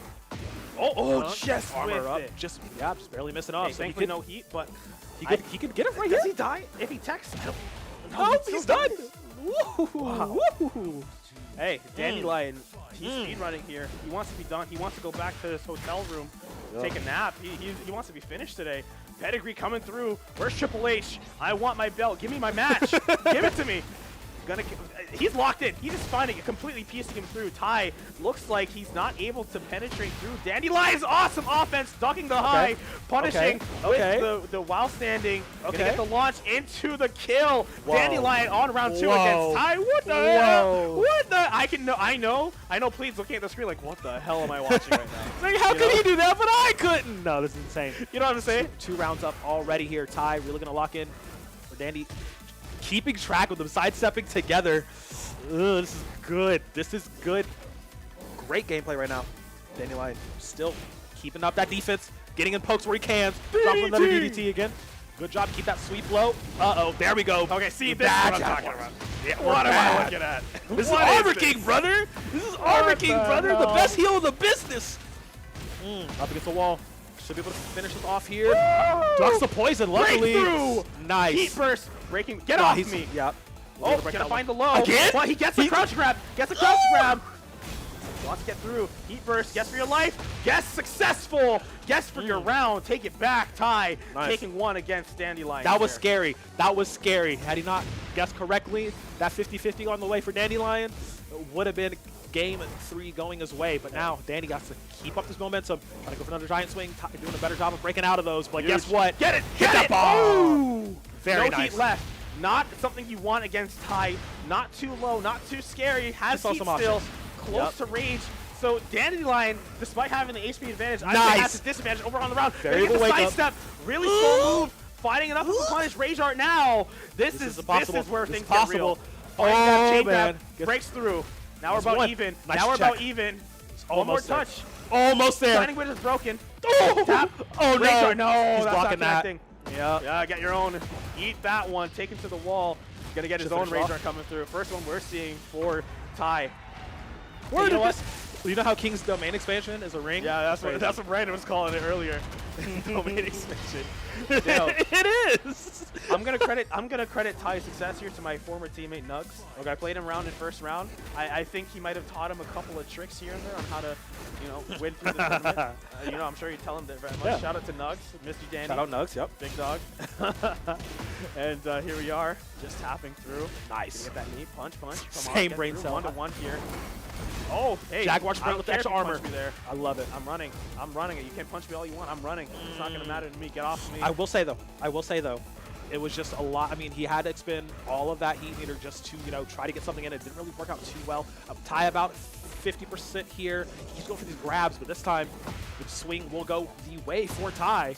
He gets that crush low as well. Stunner! Could be the gain. Yep, Could Jackson be. low. No, Dandelion's still here, but there it is. Yep. Down forward 1. Iconic move. Love it to death. Through the table again. Whoa! Now, we got a match on our hands. Ty, is it 2-1? 2-1. 2-1. I told you I would not have been surprised if this went to a 5 game if Danny keeps playing at that level like that we know him to be able to. But man, that was close. That was almost 3 rounds in a row for Dandelion. Almost. That was Like wow. that's what surprised me the most. It was like, oh wow, that was almost just 3 rounds in a row. But Only Ty knows. Only Ty knows what's going on in Ty's head right now. But I think we all know what's going through Dandelion's head. And it's to finish off this series. Most people don't get this close. Most people don't get this far. So you have, not even for your own sake, you got to do it for everybody else in that arena right now. Show them it's possible. Show them that we have a chance here. Us plebeians, us normal folk can make the god lead. I mean, anyone that's in top of the standings isn't normal. I'm gonna keep it a buck. All of them playing at a superhuman level already. But I mean, tell that to them. I feel like a lot of them don't think that. So they need to see it. Ty is just a little bit of a step above, but again, he is playing, like he's pumping up the tempo. That's the thing. Whatever he does close to that victory condition, whatever he does get close to that, first resetting, he sees victory in the horizons, he goes into a different gear. He's already pulled out moves that we have not seen this entire set, because he knows it's like, okay, I can just wrap this up. Let's wrap this up. The longer this goes, the scarier it can get. So Dandelion does have to dip into that pool, make the the good decisions. We're on the beach save, so no door hazards, no floor breaks, nothing like that to really help King out like he would prefer. He has to play a bit of a more honest strike throw game here. So far, stomps again, but heat engager, hop kick, not finding it. The hop kick is so good. Does he break this? Yeah. Oh, yeah, he does. Wow, good shove. Nice. Shoulder barge. Well, 50s once again, just rearing their ugly head. Ty being able to punish consecutively here. Danny has not really been able to use much of that heat meter, but now he will be able to burst through. Very nice job on that. Oh, the delay. Okay. Oh, nice. Variable wake up timing. Oh, no way. Blocking that. Awesome. Whoa. Sit down. Figure 4 to seal the deal. Round back on the board for Dandelion. Was a little bit rough, not gonna lie, but he did clutch it out in the end. One pedigree coming through, getting things started off immediately with the heat engager. And we're seeing another one come through. Both of these wrestlers, they've got their heat, they've activated their comeback, taking him to the wall. What's it gonna do for the finisher? Just a quick reset, flip him down, cash out on the damage. Both of them still basically full on the heat. King really low, is charging down. Ty burning through it. Heat's about to run out for both of them. What's going to be the final play? Catching him in the air, fly swatter, low blow to finish it off. 2-1. Ty 1 round away from advancing forward. Dandelion, the victory is still within grasp. He does not want to let this slip through his fingers. Right. It is still very, very possible. This is still a very winnable scenario for Dandelion. But this is, a decider for top 4 on winner's side. So, winner of this will be our first player to lock in that first spot for top 4. Dandelion really doing everything he can to stay in this race right now, but eating a bit more damage here. Has to play the slow. Good counter hit. We're in. We're up against the wall. How much can we get off of this? Great break. Ooh, great shot. Punching blow. Jaguar sprint in. Finish it off, kid. This is good. Power bomb to finish. We got one more round.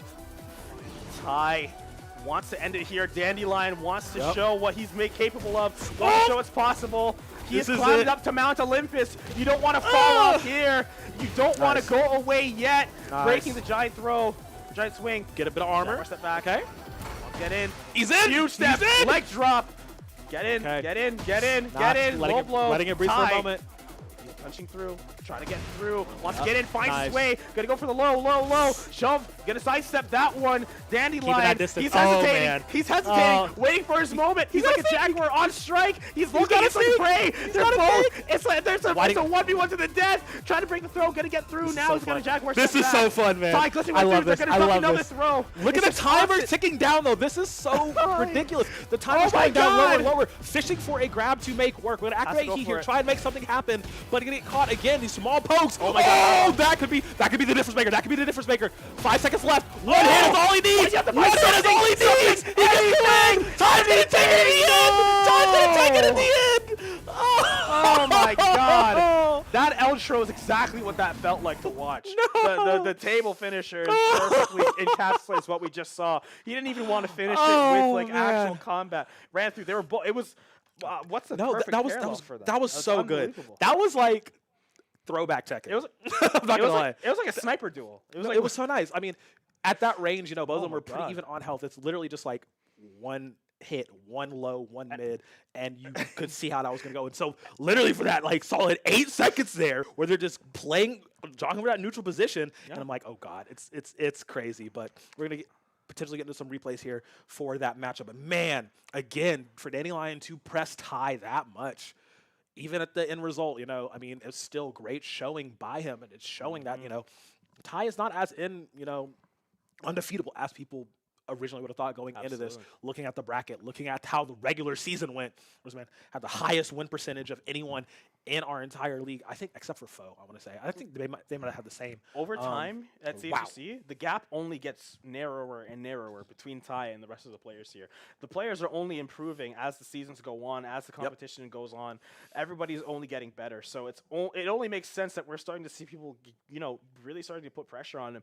Dandelion put on an excellent show for everybody here in the arena. Pushing Ty, I don't know, maybe not necessarily to the limit here, but getting close to it, you know? Made him sweat a little bit for sure. Yes, definitely made him sweat. But man, that was really great gameplay. I mean, like I said, we know everyone in the top 4 has the ability to take games off of each other. And I mean, saw it there. And this does lock in Ty's spot for top 4 tomorrow for Championship Sunday.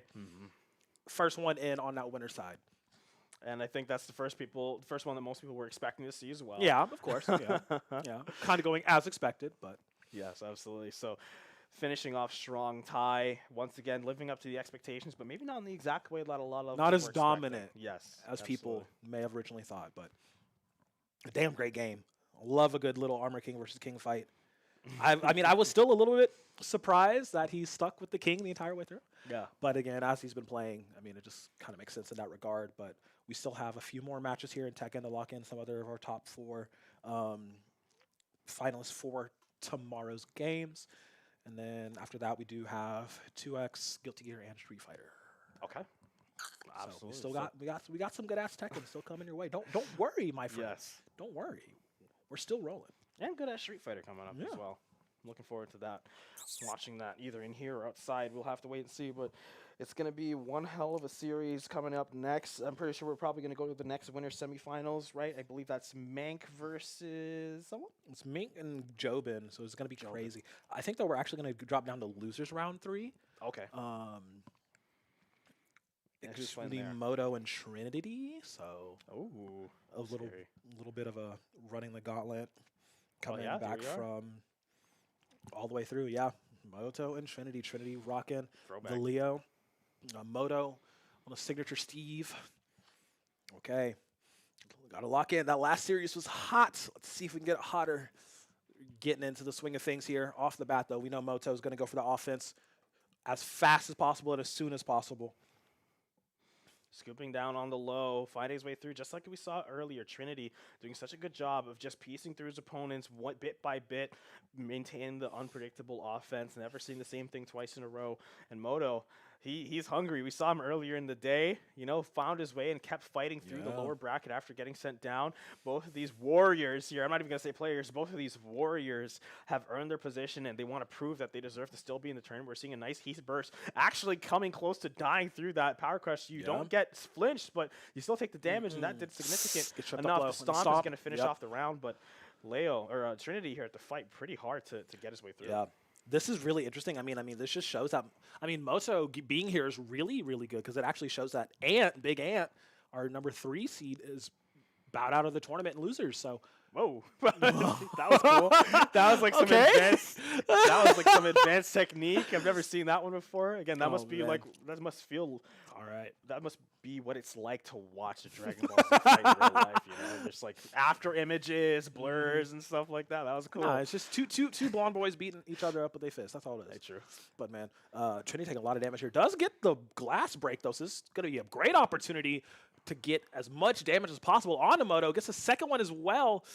Now we down into the weapons room. Oh yeah, it took a nasty chunk off, but Trinity not done just yet. here, back Unfortunately, to back. though, heat time activation timing just a little bit lower. You thought you could duck under these big meaty fists? What are you Almost found talking that. about? Almost found that. You know, with the way Tekken 8's been going, I'm surprised they didn't add like a glass bleed mechanic where you get sent through the wall and then you take like damage over time. Like honestly, I'm genuinely shocked. Stop. That in the game. Please.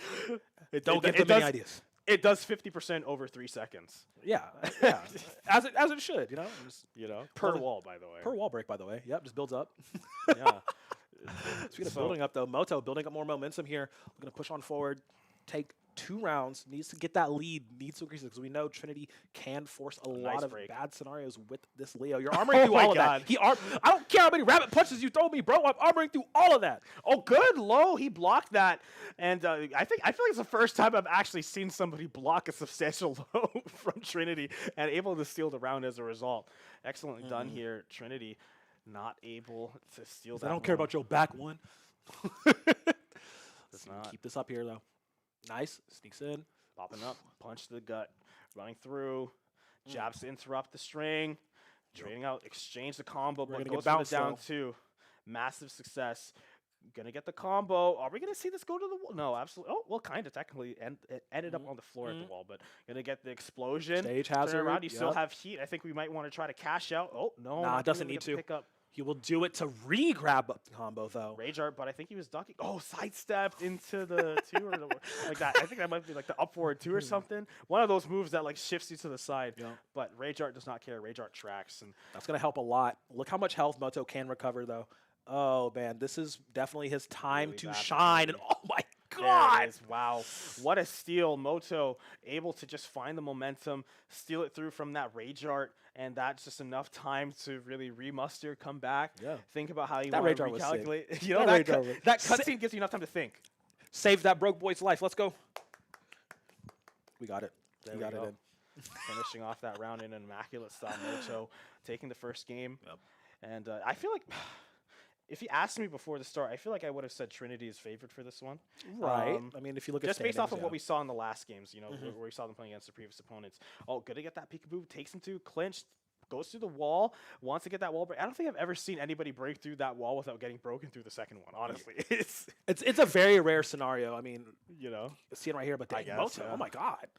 Oh, huge. You got to whiff that first hit to really psych people out. Hit them with the second. Down 2. Not able to recover enough HP. Going to fall just to a quick string coming up from Moto. 1 up against Trinity. Going to go for that dab. Finding the heat engager after a good confirmed hit. Blocking the string. Takes his turn back. Moto Nice. against the wall. That Trinity chasing. pushes you so far. Oh my God. And yeah, this time Trinity is going to get the second glass break. Super nice. I love that he's going for these key charges. It's so funny.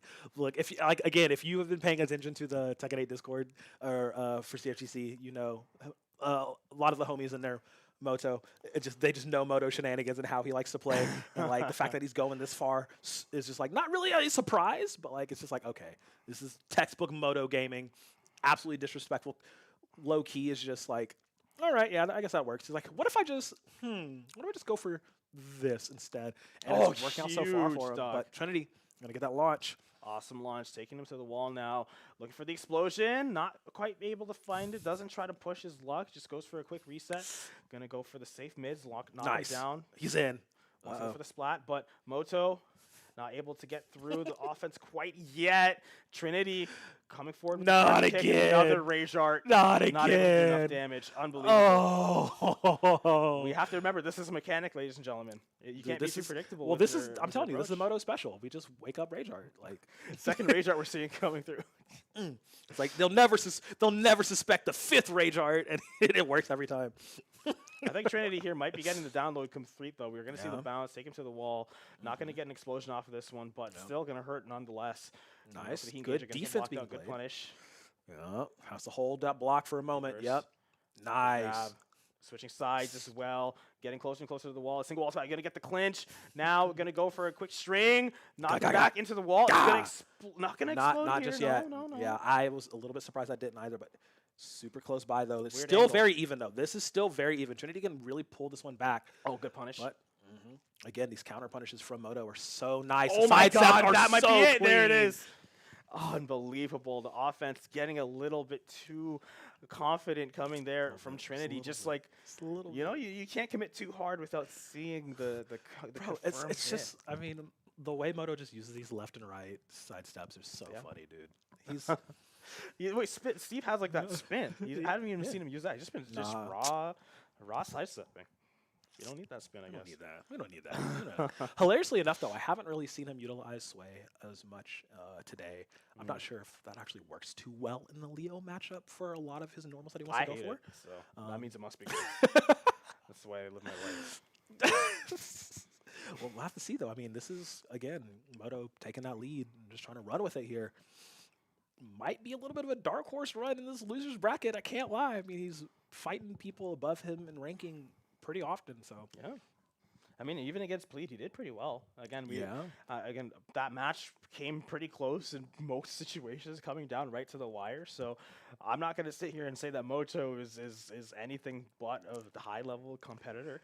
You know, even if he does some shenanigans here and there. Yeah.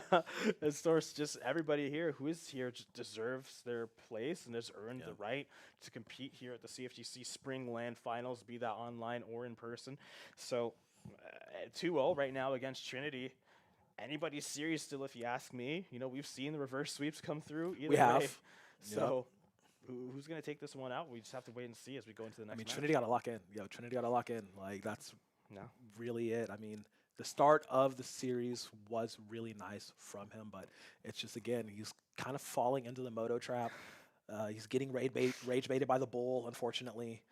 But, yeah, just relax. You can do it. I mean, as Leo says, listen to your character.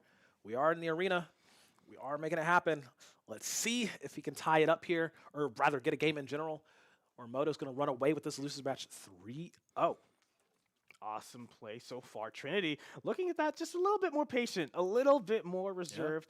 Oh, but no, you can't just be going for the dab like that. Not against Steve. I take back what I said. Oh, He's still man. throwing caution to the wind just a little too much. Leo, oh, good parry. Why haven't we been seeing more of those? This is the parry character. This is the counter character. Leo is a character that you want to be doing these things. It's a good thing. It's a part of the kit.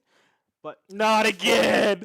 Not Full screen. again! you can't be doing full screen approaches like that, man. It's not Oh gonna my kill, but goodness. it's still gonna be enough damage to make you worry a little bit about this game. You know, now this is just one Gets launch away tempo. from victory for I mean- Moto. Less than that now. No way. No way. Superman punch, getting closer to the wall. You can't climb up. You have to make sure you're maintaining your offense. Down two. Gonna go for the back 4, and there it is, just trading out the blows. You have to make sure you're continuing your pressure. You don't want to let up just because you're low HP. And Trinity living proof of that example. Down 2, just trading them out.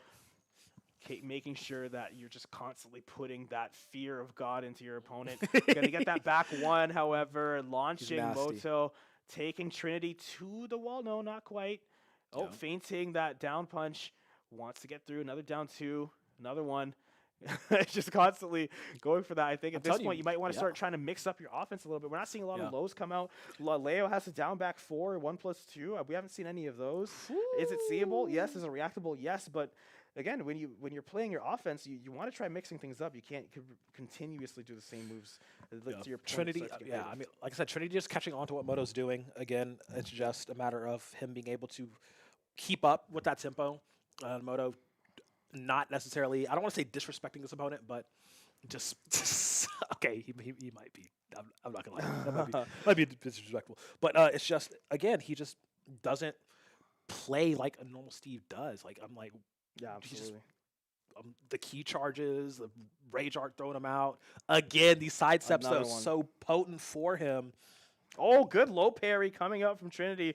This is what you were hoping to see if you're a Trinity fan after we've seen those last few games. Just really focus on what your opponent's doing, but it's hard to predict your opponent when they're playing unpredictably. Like you mentioned, honestly, I haven't seen a Steve play like this. You know, I've seen some really technical, really high-level Steve play in Moto. Again, a strong competitor, but he just feels like he plays the character so much more differently. Even just seeing him sit with the turtle stance out neutral, you know? He is the character. This he lives the life. But yeah, it's just that's what we're saying. Like a little bit of that disrespect, though. I will say though, Trinity locking in, listening to his character, being like, let's take it slow, play more relaxed, gets the W. Finally, something on the board here. 1-2 here. Remember, this is loser's round, so you do have. He was fighting for his tournament Tournament life life there. on the line. Yeah, I'm going right back into it here. Now, this No is delay. difficult, though, because winner of this moves on in the bracket, but they have to face Dandelion in the next round. Yeah, to try to make it a top 4 against the man who just had a crazy performance. Damn, that's almost like a punishment for winning. Right. Unbelievable. Says, let's get this launch going. Let's take this round early. No more messing around. Trinity. Go ahead and claim that first round against Moto here. And this would be an upset, too, technically, I believe. Yeah, Trinity, 13th overall ranking at the end of this regular season in Moto.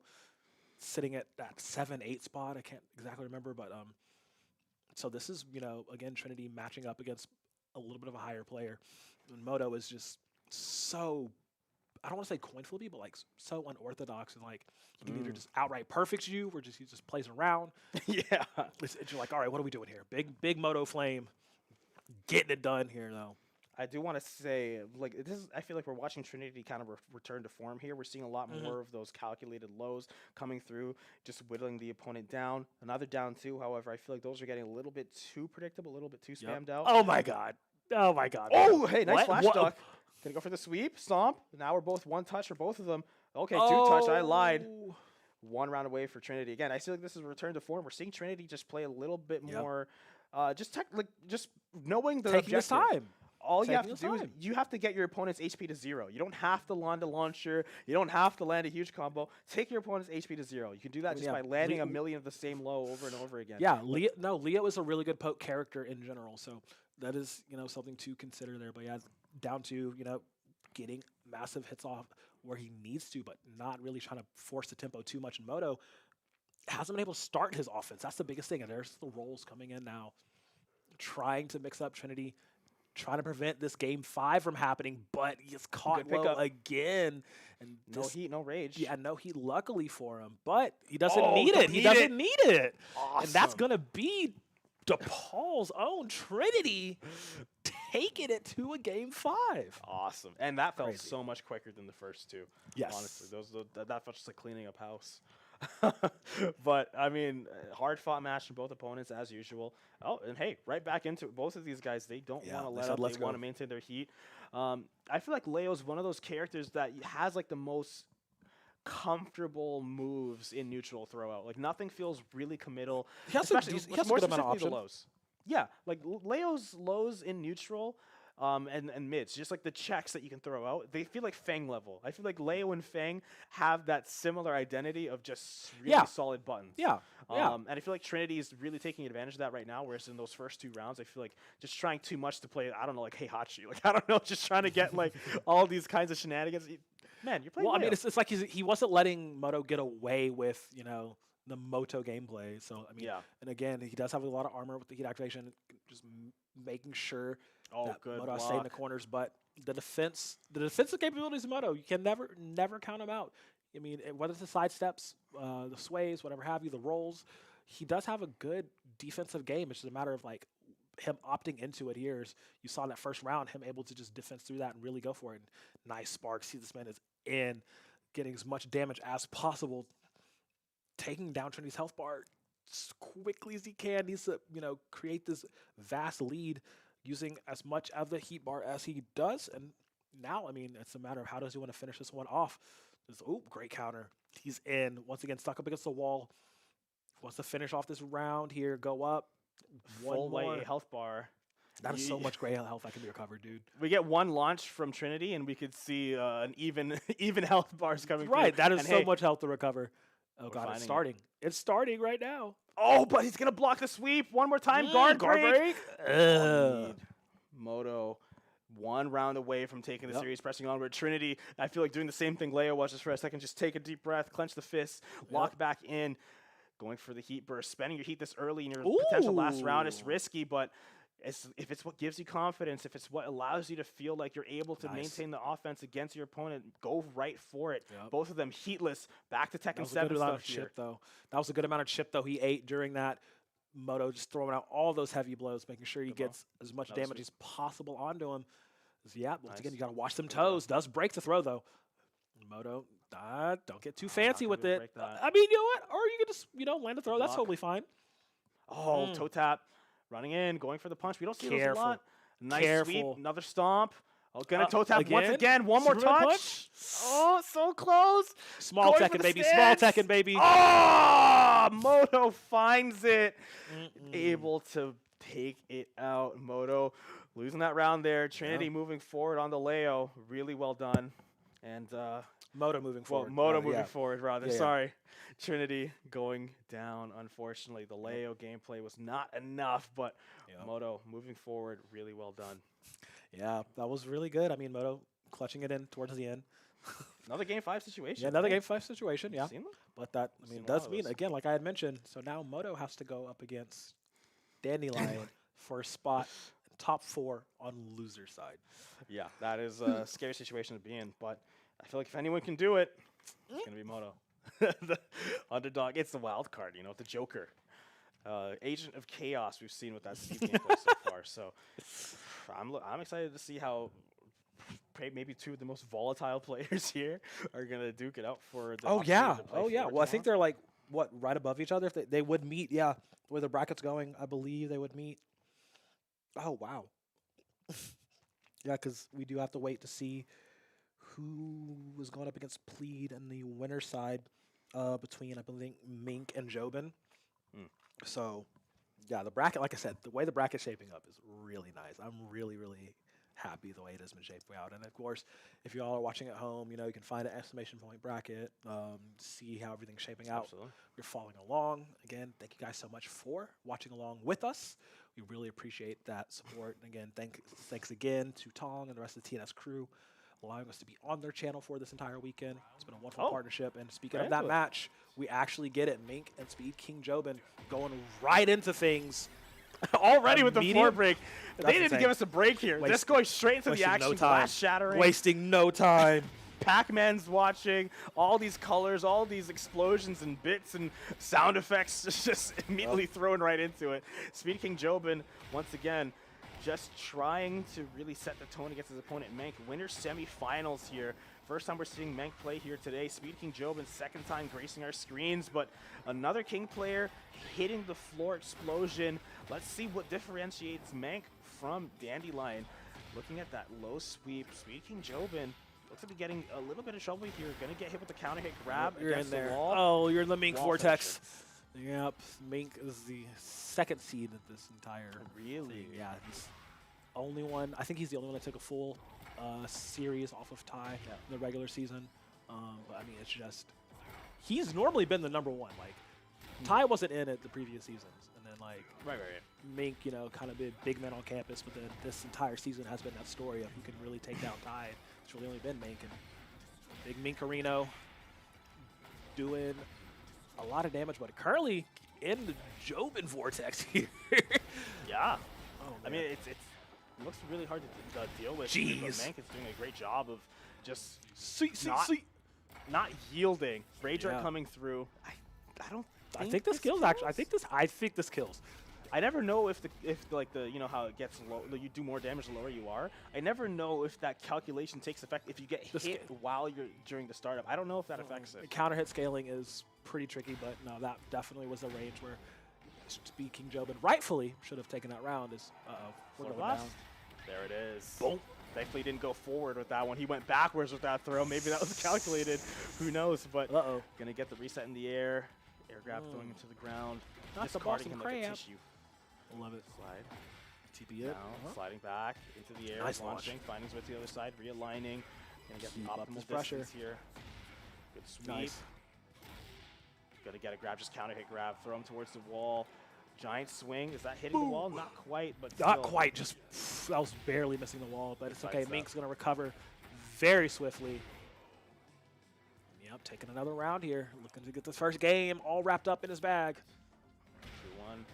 Mank setting the tone, showing why he's a second seed, only to tie the untouchable. Nice. Slide coming through, gonna get that nice orbital Clean sidestep. Yep.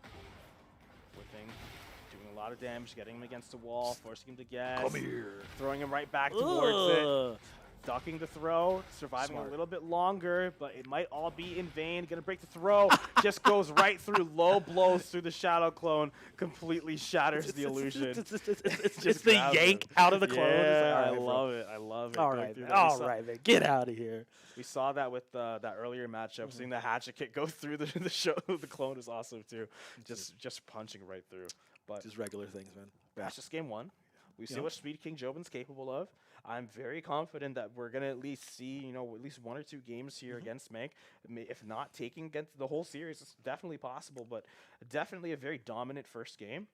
But I don't think we should let that influence our expectations for the next ones. Absolutely. Yeah. Absolutely, yeah. I mean, they're very capable of, again, getting all the way to that game 5. I mean, if anyone could take games off of Mink, it is Jobin, who is the master of this Raven. Let's see if we do get the same result here. I mean, he did take that first round pretty handily. See if we can get it going again. Play around those Rage Hearts. Oh, gonna grab him through that advance initiation. Gonna get the RKO, engage the heat. Gonna get pressed against the wall. Nice. However, Speed King trying to go through. Gonna throw him right into it. Kick. And that's it's still a wall combo after that. He's able to You're stand stuck in the back corner. up. You're stuck in the corner. You're stuck in the ball pit. Running through. RKO! RKO! Hit him with the flying Oh, cutter low again. task. Gonna be able to parry the second hit. Jumping forward, finding a nice throw. Gonna recover enough. What? HP, one Okay. more touch is I all was- he needed. Okay, I was surprised the throw itself didn't just straight up kill, but yep.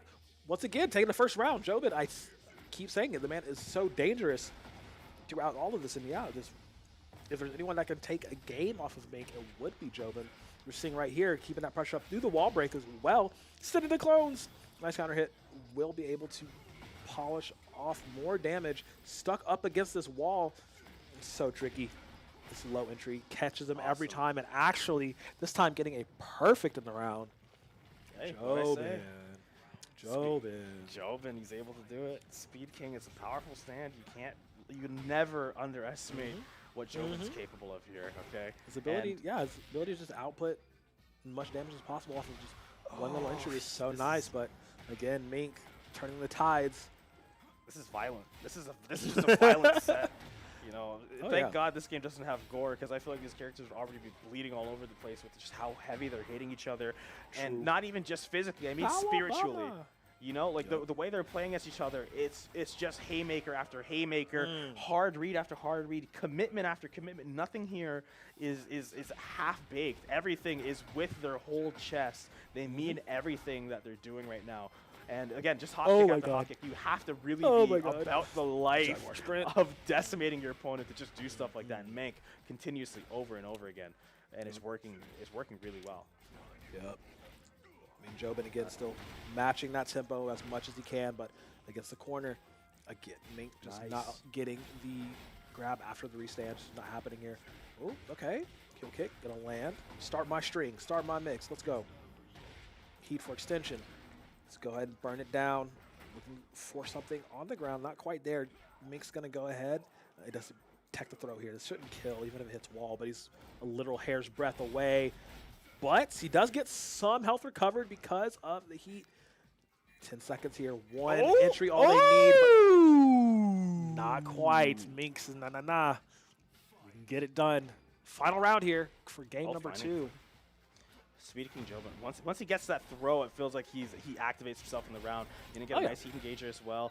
But hey, reminding him who the real grappler is here. Throw him against the wall, breaking him through it.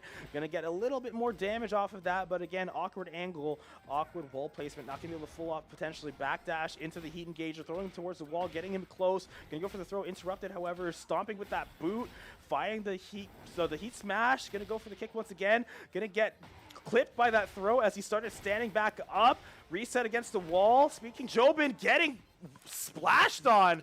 I did not anticipate that. I really thought that he was going to be able to turn back around and turn that into maybe like a comeback, especially since he had the He's rage nasty. art. But He's nasty. wow, Mank just did not let off of the gas there and just Yeah, and cleaned up. It's like you wanted to ask, like, what are the big differences between Mank Mink and Dandelion, Dandelions, Kings, and whatnot? I mean, we see a lot more of the strike game from Mink, but also playing around Irish Whip follow-ups a lot. Yes, a lot of the Irish Jaguar whipping. Jaguar Sprint follow-ups a lot. it's just so consistent damage. And like, dude, like Jobin, there were a lot of chances there for him to get through that round and take that game, but the comeback from Mink is real. Currently sitting up 2-0 up against Jobin here. Wants to try and go ahead and finish this one off and move on in that winner side.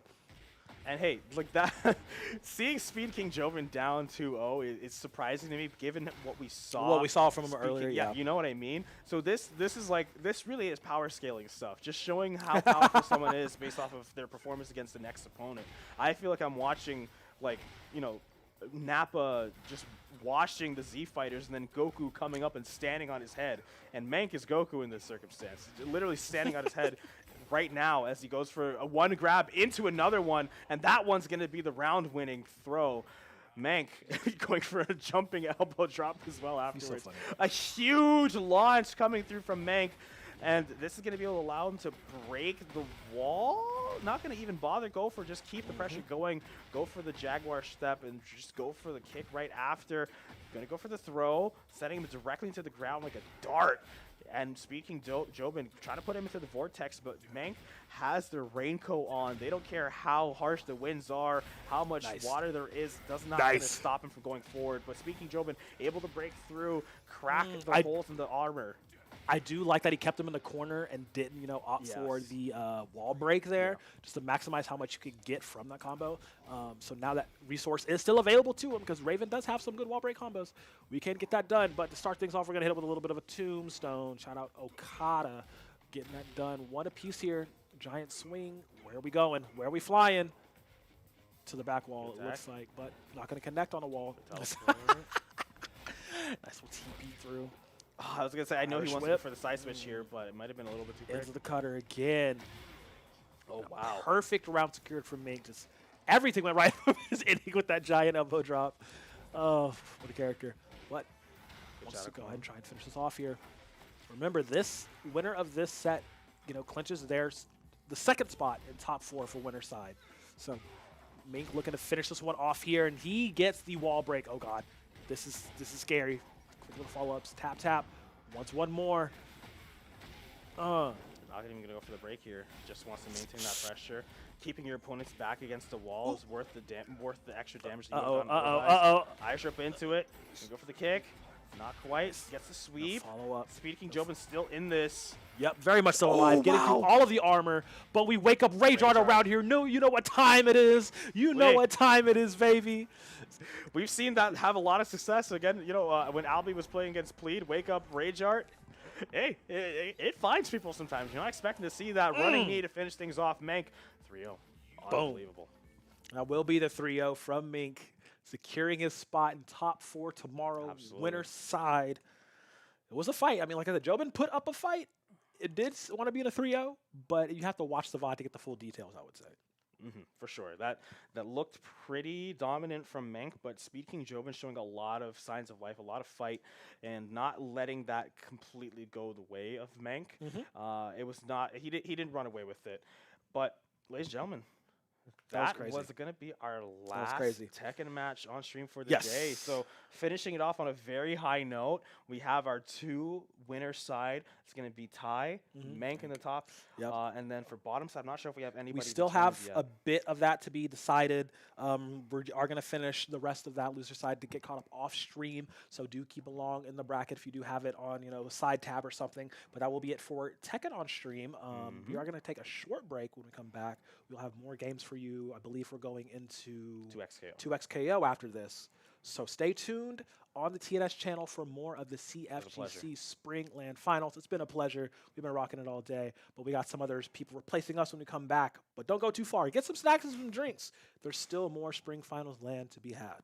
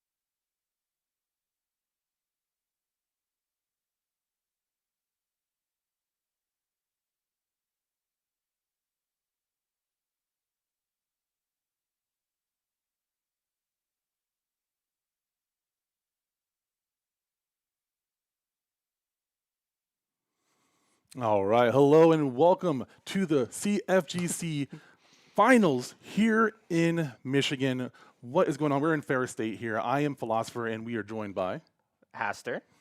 And we've got some 2XKO action coming your way. We have several matches that we're looking forward to. It's going to be a great time. We had our open yesterday. If you didn't catch that one, you got to have an early preview of some of the players that are going to be in this bracket. Now, I haven't seen a lot of the updates that have been going on throughout the season. Do you have any information on that? Not a lot. However, one thing I am looking forward to is just the pure amount of skill coming out of these competitors here. Like you said, we saw a lot from the Open yesterday, but that's not always going to be a true showcase of their skills. Absolutely, I agree. I mean, now it could have been feeling out some stuff, trying some new things, because again, it wasn't the main finals for their school, representing their school. It was more of just an open tournament. Anybody could have joined. We saw some great matches, some upsets here. I believe Jason was one of the strong players. We saw Kitsu in there as well. There was a few other players that hit. There was one more player that hit top 3. I can't remember his name right now, but yeah, we saw some really good matches. We even had a couple of duos in there as well. Yeah, exactly. Plus, not to mention, I believe Akali was available during the Open yesterday. Yes. Which does change a lot of things. Yeah. So I didn't see any, unfortunately. I was hoping to see a little bit of Akali tech. She's a really cool character, but I haven't seen too much with her online just yet, so I was looking forward to that. But like you said, she was available for that, but during the tournament when she came out, she was not available, and I believe that extends to the finals here as well. yeah, absolutely. She's not going to be available, just like Jam in Guilty Gear as well during finals. Not going to be allowed. Hasn't been out for 2 weeks, so it's not fair for the competitors to have them out there. But I am very looking forward to just how the rest of it's going to go, and we are going to have our first match pretty soon here. Yep, we got some matches on the bracket here. I know we do have a start.gg if you want to follow along. And shouts out to the chat, shouts out to Ferris State, shouts out to our sponsors as well. I know that we have one of the sponsors in the building right now with Okazumi Coffee. I got to talk to one of the people that work there, very awesome people. They have some cool merch. If you're here in the building, you can go check out their stand right outside the gaming room. And then also shout out to USA Taekwondo, who did a last-minute sponsor, donated $500 towards the tournament. They're here, they're local to Kalamazoo, which is where I'm from. So shouts out to the KZUFGC. One of the members is also a third-degree black belt at that school. I attend there as well, but I'm only like an orange belt, so nothing fancy there. But they donated $500. It's going to go towards some of the pot bonuses of the tournaments throughout this weekend. So huge shout out to both of our sponsors here in Ferris State at the tournament. I'm really, really excited. And shout out to CFGC and TNS as well. Tampa Never Sleeps. Okay, and with that, we are going to get started here. Yep, we're going to find out our matches for you in just a moment. We have several matches marked. Okay, and so first, Northwood, okay, versus Tennessee Knoxville. So Northwood, I know they had a strong League of Legends team years back. I'm not sure, I haven't followed them lately, but I remember when we first got it started, like in 2018, back in Kalamazoo, there was a lot of talk about Northwood. So I'm interested to know if this is the same school. I haven't confirmed that yet, but also, yeah, they're going to be representing their schools. It's not just the player gamer tags here, but yeah. Any information on those matches, we'll gather that as we go. These are some new faces that I did not see yesterday. Maybe they didn't make it onto stream, but it looks like we have a duo versus a solo, which I love that concept that you can have duos. You know, it's a mixed tournament, so you can have single players. It is a 2v2 game. Is there any parents in there, any siblings that don't play fighting games? This is a 2-on-2 game where you tag each other out, kind of like in wrestling. And you can actually have that second character be controlled by a teammate, which is awesome. You don't have to, but you can. And I love that concept. I don't know if you've played any duos before, but the dynamic of having somebody else to strategize with and pick up the slack and help you like figure some stuff out mid-set is awesome. Yeah, I mean, 100%. It's such a unique case because it's a tag fighter, but it, like you said, it allows to have that duo aspect, and like you said, having the ability to strategize mid-game and mid-set is a game changer. Yeah, absolutely. Years back, I think it's less controversial now, but there's always been this issue with coaching mid-set for fighting games specifically. You know, which for me makes sense. If you do boxing or if you do like UFC, you have like a timer after the round is done, and you talk to your coach, you talk to your corner, whatever it may be. But I feel like this is a happy middle ground where you're talking to your teammate. Now, I don't come from Smash. I have played a lot of Smash, and you have melee and doubles and stuff like that. So this isn't new to the FGC. But I do think when it comes to more traditional non-platform fighters, this is one of the first games that has made it really to the mainstream. NK and DOA both did it first, but I really think that 2XKO has risen to the mainstream. Yeah, exactly. And to just bounce off that, in Japan, it is fully legal mid-set coaching. And it was any fighting game always, but not here in the United States. And we are getting right into the action here. We have an Echo and a Yasuo versus a... Is it a button check? I Oh, okay. believe. But we still saw Yasuo and Echo coming out from... Not too sure which school that is, but... And then a Warwick and a Jinx. Jinx on point. Yep, so we have Real Natsu. I believe he's a solo player versus Northwood is, well, we'll get their names for you in just a second. I wander, but you are wander. Yasuo.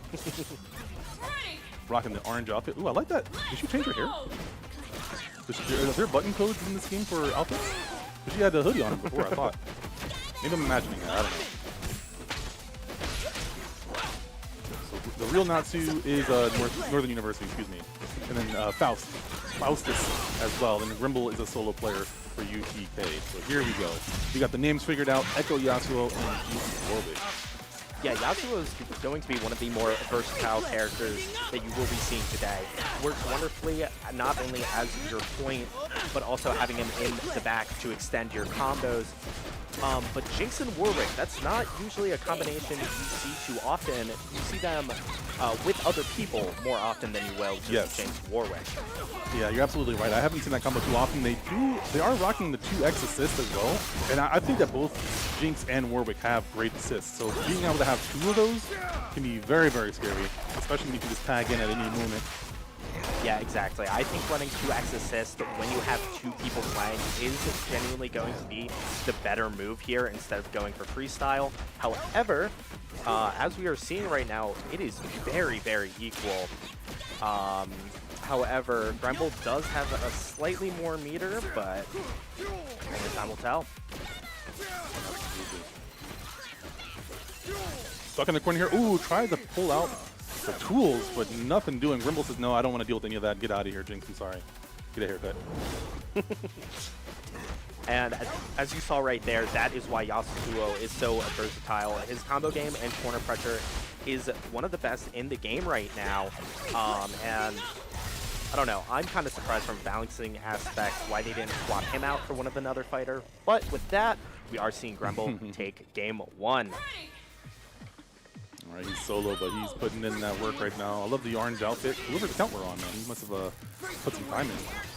Or is that I can't remember. The green one is the one that's a mastery outfit. Oh, that's me a punish. Oh, never mind. I lied. He went for the side switch to cross under. It's a little bit too late on some of these attacks. Oh, wow. Threaded the needle. Yeah, able to actually get out and get a reversal. Ooh. Now swapping to the Warwick here to fully extend this combo. Yep, drops the assist character with that move, but at the same time you get the Oki and you get some big damage. 50% from both of these characters here. Huge life lead on the side of Natsu and Faustus for NU.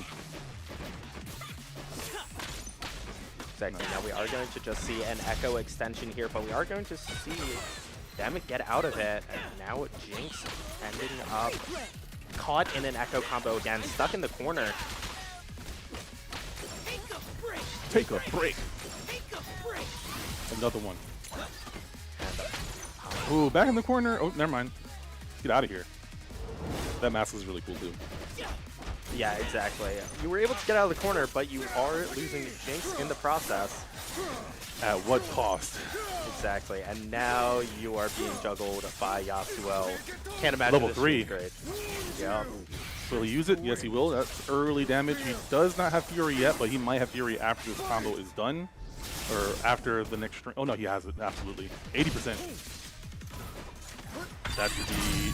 Oh, there's the Fury. Popped. Has to use it. He does not have a second chance to use it. Oh, get caught backdashing. Unfortunate. Just like Strive, backdashing in this game is not great.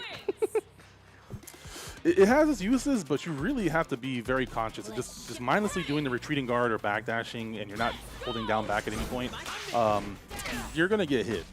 So you got to be extra careful. I was playing some sets with Kitsu earlier today, and I was caught doing that, and he also doing a lot of backdashing, but was able to mindlessly doing my strings. He's able to just back up and then just whiff punish that move. So if you use it wisely, you can get some really good neutral advantage, but it's a double-edged sword here. Yeah, exactly. And again, we're just seeing the pressure coming in and the loops from Echo. Again, going to top a level 1 here. And again, caught by another string in the corner. However, Warwick is able to get out, but at what cost? His whole life. I think that was the high price to pay. Caught him. Oh, that's unfortunate. Now, are we going to be going to game? Is it first of 3 for these brackets all the way through since it's finals? Ooh, a perfect. We'll find out in just a second here. After this next win, so it's set. If it's first of 3, then we have another round to go for Grimble. But if not, it's going to be set point. Yeah, exactly. But now we are seeing the pressure. Natsu and Faustus actually able to kind of realize what Grimble's game plan is and going to get massive damage here on Yasuo. This wake-up attack gets the pressure. Does not get a attack off. Oh no, Yasuo's done. It's all up to Echo. He does have Fury on deck, and he has 1 bar, with Yasuo having an assist bar as well. Exactly. Not a great position for Grimble, especially being kind of knocked into this corner. However, he is able to get out. And having Fury online, this is not impossible for Grimble. There it is. Catching stray hits, but not able to convert into any big damage. Really good defense coming in from Grimble. Oh, gets the 2H. Huge 2H into the corner. This should kill if he gets the whole entire combo. No, he's going to go for a setup here. Does not want to use the bar. He does have 2 bars from the Yasuo. Nope, that's not going to kill. That's not going to hit. Oh, good punish this time. Okay, learned his lesson from last time. Got the timing down. And he will potentially have 3 bars, although his Fury is all used up. But no more Furies on deck for this round. Yeah, a little unfortunate to have your Fury be gone, but you were able to take out Jinx. But this combo... That might kill, or give me a pixel. Nope. No. It will take it. 1 round going to Northwood University here. Jinx over here pointing, laughing. As she does. Again, another big combo into a level 1 here. Also, she has the hood up again. Pointing that out. I never noticed that you can, there's like, must be button codes or something you can put in, costume codes. Gets the overhead. It just does a side switch. Gets into the corner control. Oh no. Oh! Drop the combo. Actually able to get out of that. That is wonderful for Natsu and Faustus here. Warwick, however, going to take out the Echo. Nice little wall cling there, stayed in the air a little bit longer. That was really good usage of the mobility from Warwick. Exactly, just that little bit of a delay in order to mess up the timing coming in from Grimble. Caught him. Nope. Pop the Fury. Makes sense. However, I don't know if Yasuo is going to be enough to get this, and with that we will see the break. Yasuo's damage is pretty ridiculous, especially in Fury. It is quickly ticking away though, and it looks like it is getting less and less likely that he's going to be able to utilize that Fury. And with that, Fury is gone. Along with the life bar. Level 1 might take it down, 100%. 1-1, okay. Northwood fighting back. Explosive performance. Indeed. I'm curious to know how you take off and put on the hoodie, and if other characters have that as well. Yeah, I'm actually not too sure. That's going to be a hit on the Warwick. When your assist character gets hit, you do actually lose some, you have a bigger cooldown timer. I never realized you can actually hit the flying chompers or whatever they're called either.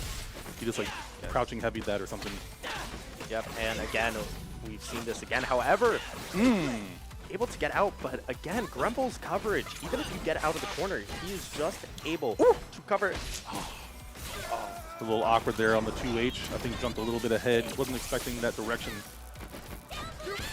Now just going to play a little bit of footsies. Grimble realizes how dangerous this matchup can be and how good Natsu and Faustus are. Northwood getting a lot of mileage out of the back assist for Warwick too. Right now he's caught up in that combo. He's going to take some big damage here. Reset. Side switch. No, jumps out of it. Back into it. And stuck in the corner. I wouldn't be surprised if we do see Natsu able to actually get out of it. But with that, Warwick goes down. Anti-air. Oh, again with the jump, the 2H. not sure, he's just jumping a little bit too far. I'm not exactly sure what's happening right there. Trying to keep away. Jinx utilizing those assists. Warwick not able to do much. Yasuo gets the slips in there. Echo's going to close it out. Now, one thing I want to talk about right there is we saw Jinx covering a lot of aerial space as Yasuo was trying to jump in, but Grumble was able to be like, okay, you don't want me in the air? That's fine. I'm still going to beat you as soon as you land. And again, another big Echo combo coming out. Ooh. Nope, no conversion. Again, Warwick's assist, getting a lot of mileage. I love the way that he's using the Warwick assist. Yeah, exactly. It's a wonderful, you are a little too far away from me to actually get in, so get off, right? It's a wonderful get off me tool. But here we are seeing a very big Warwick combo. Damn, what's the Oki? Grab? Nope. Overhead. Good block. And the overhead side switch. We are fairly equal, and there is a trade there. Again, using that 2x assist. Shoot him if you got him. She got him. Exactly. A good level 1 usage there. Oh, that's a punish. That's a dead. That's a dead Jinx. He shouldn't have to use meter, but he's going to do it anyway. I feel like utilizing the meter for the assist character in those sort of situations is usually better because then you can save it for the level 3. But I mean, if you can get the kill, you can get the kill. So he still has 2 bars plus 1 from the Yasuo. Going to pop that Fury. Yeah, exactly. But I don't know. Personally, I think having the ability to do 2 level 1s while having Fury is a bit more valuable, especially when you can confirm the kill by using a level 1. It is Echo. Yeah, exactly, right. He pumps out massive amounts of damage. You can use your level 1, but he misses! Calculated. That was all planned. That was all planned. Proof that the I think it is going to be first of 3. We'll find out. I don't see the camera switching, so I'm guessing that they're going to go back into a rematch unless you go to character select. Nope, right back into it. Confirmed. First to 3. Exactly. And that's one of the things you have to kind of reason with yourself is whether or not spending 1 meter to get the confirmed elimination is worth it compared to potentially saving it for a level 3 later. And not every character has the privilege of being able to do 2 supers by themselves. Echo, he has Echo and Ari, I believe, are 2 characters that can technically do that. Especially in Fury. So you have your run cancels and all kinds of crazy shenanigans. Oh, all right, wake up, attack. I thought he missed that. Time Miner going in late. Good blocks coming in from yeah, exactly. Blocking the overhead while you have a projectile on you, making sure that the projectile doesn't confirm. Wow. I love the mix. No anti-air, but catches him on the way down. Trip guard. Again, we will be seeing these Echo loops, which we have seen over and over again, dealing massive damage now. Take a break. I still can't. I don't know if you saw it yesterday, but during the Open tournament, there was a situation where Echo. Ooh. Hold on a second here. Okay, out of the corner, fighting back, gets the happy birthday. No, using the break and takes out the Warwick. All right, resetting it back. Has Fury on the side of Pin U. Unfortunately, not much out of the actual Fury itself, especially when you're in an Echo combo. He's going to take a break. Nope, no break's taken. Unfortunately, had the right read there. A wrong timing on the get-up option. What? What happened? How did he get hit on the other side? I guess Jinx swings around. There's a hit on the back. Oh, level 3. That should be dead. What an upset! Oh my goodness! I can't believe I can't. If we can see that one later on today, that'd be fantastic. Oh wait, drops out of the combo. Doesn't get the full damage from the super. That should have killed. Yeah, 1 hit to 1 hit, Ooh. and What a weird match. yeah, and that's something we've been seeing this Jinx do a lot, especially into Yasuo. Just denying that aerial space, saying, you are not going to jump in on me. I understand that I got punished on my landing last time. I'm not going to let that happen again. Yeah, great tools on Jinx's toolkit alone, but also having the back assist twice on Warwick is very, very useful for being able to control the skies. 100%. And Yasuo here just going to be pumping out massive amounts of damage on this Warwick. Oh no, press the button. Tough. The toe tapper reset is just kind of nasty. Nice. Oh, with the button. Yep. Pop that break right away. Echo's going to get some big damage in the corner here.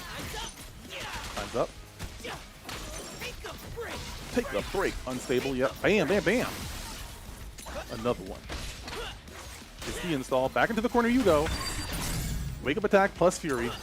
Spending all the resources getting out of that corner. Didn't get him much though. However, Yasuo will be there to clean it up. This should take it to set point for Grimble for UTK.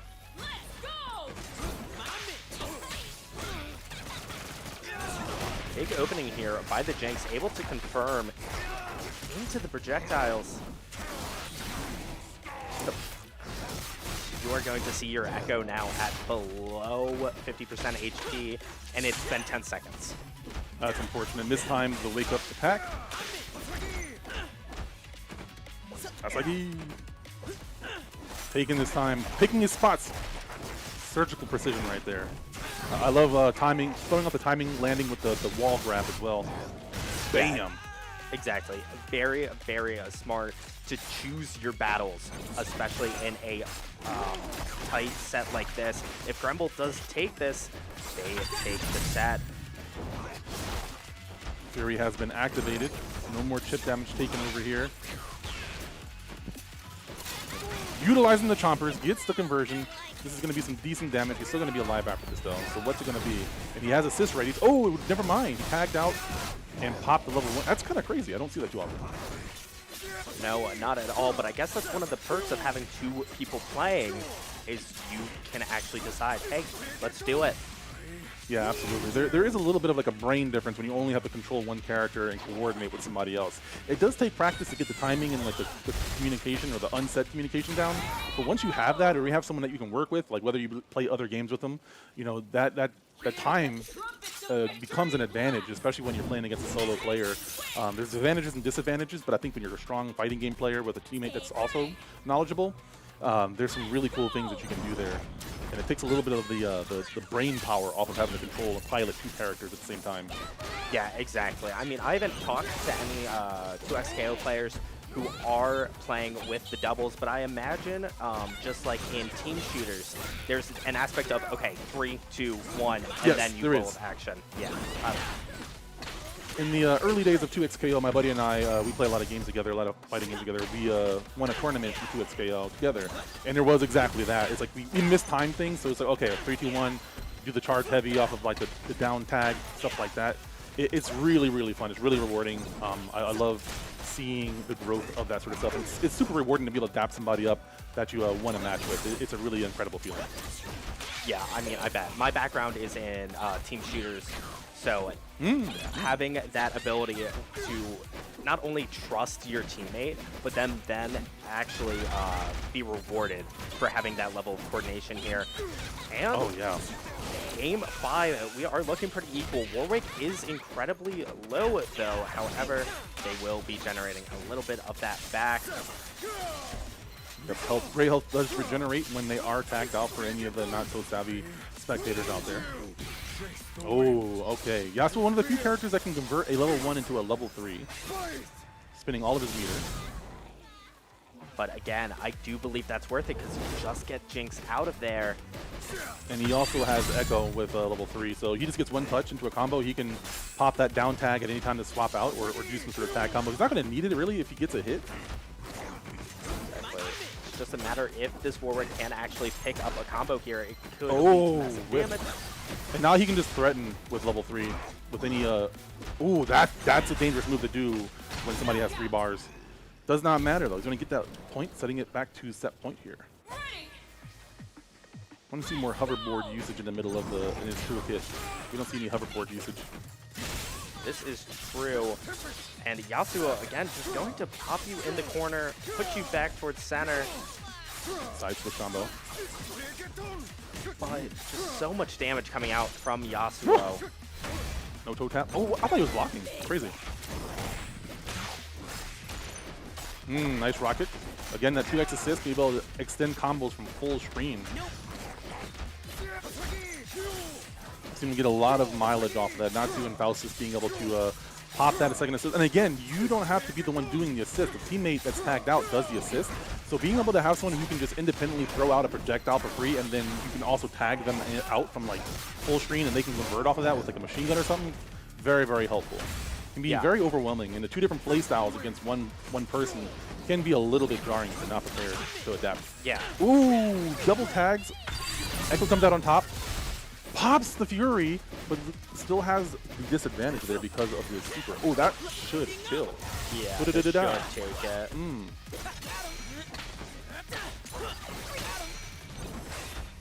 Oh no! I lied. I looked away for 1 second. There it is. There it is.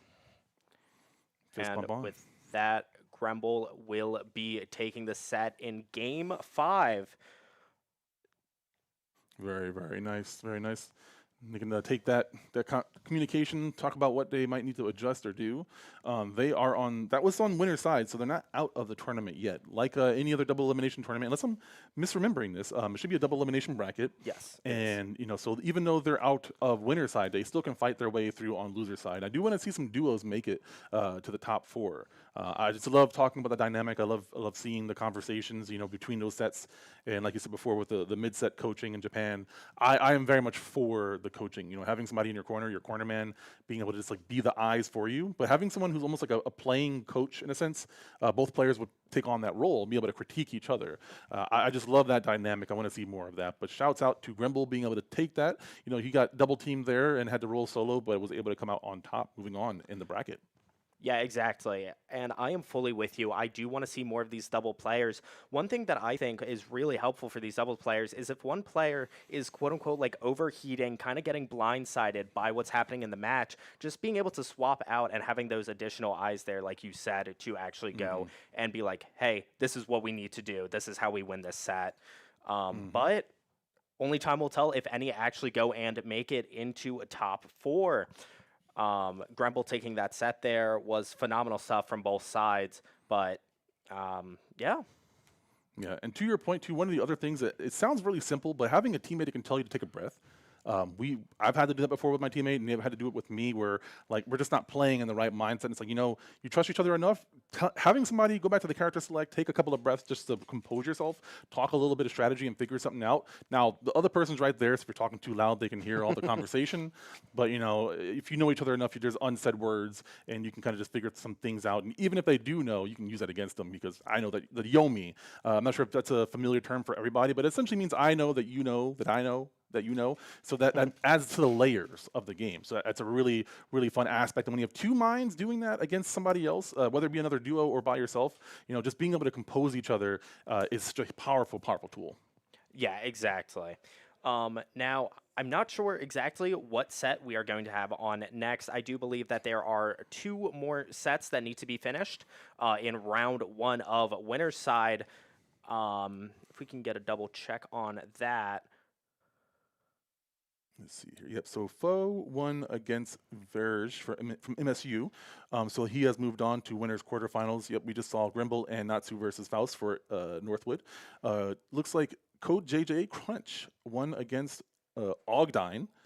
So he's going on. Jason and Aoki should be happening next. We did have a DQ in the bracket, so Kitsu gets a bye for round 1, and then I know that we have Fabi and Arc later on as well. So there's 2 more matches to watch. We might be watching both of those. I'm going to guess that our next match is going to be Jason versus Aoki. I would imagine that. I hope I'm saying that right. We can hope. Now, one thing that is a little sad is seeing a DQ in top 16, but by the nature of having this hybrid, some people couldn't make it out. I feel like DQs might only be natural in a situation like this.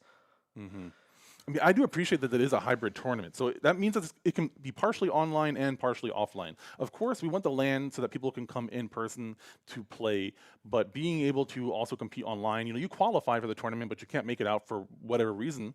You know, being able to have that opportunity is still really great. Now, scheduling is always a thing too. So that could be part of why they weren't able to make it out. Exactly. But looking up, I was talking to... I think that's Jason and Naoki. Yes. I was talking to Aoki earlier, and we are going to be seeing another Yasuo Echo. But interesting, we are seeing Timu Yasuo as well. I thought this was a button click at first, but I guess not. They're getting right into it. I was going to say, and interesting to see double down being used. I'm wondering if the DU is Davenport University. I'm not sure. I'm sure our producer will let us know. But yeah, we have DU and FA. Nice, happy birthday. Oh, did not finish the combo. I'm not sure what else he could have converted into, but did not have an assist up, ready to go. Oh, he did have assist. Face the win. Oh, you can, okay, all right. He converted off, like hit the top of the tornado, was still in juggle mode. A lot of Echo Yasuo's out here. Yeah, Jason. like I said, Echo Yasuo is going to be one of the more prevalent combinations we are seeing. Both of them just being able to pump out so much damage like you saw right there. Jason, no stranger to being on stream yesterday. He was in top 3 for this game, so he did a real. Did he win? He got either second or first. I'm actually not too sure. I should know. I commentated it, but my brain is pretty fried at this point. Once you watch so many matches, they all kind of blur together. But either way, Jason is a very, very strong player. I know that we heard. I was talking to Kitsu a little bit. I don't think he likes that team comp that much. And the Alawi is the issue, and that's understandable. Alawi is kind of a villain for me. Anybody that plays League of Legends, as a jungle Vi one trick, I just always hated dealing with Alawi. Yeah, exactly. Now, one thing I'm actually really kind of surprised by is the actual. Wow. Jason And kind a of speedruns. Perfect. Genius plays.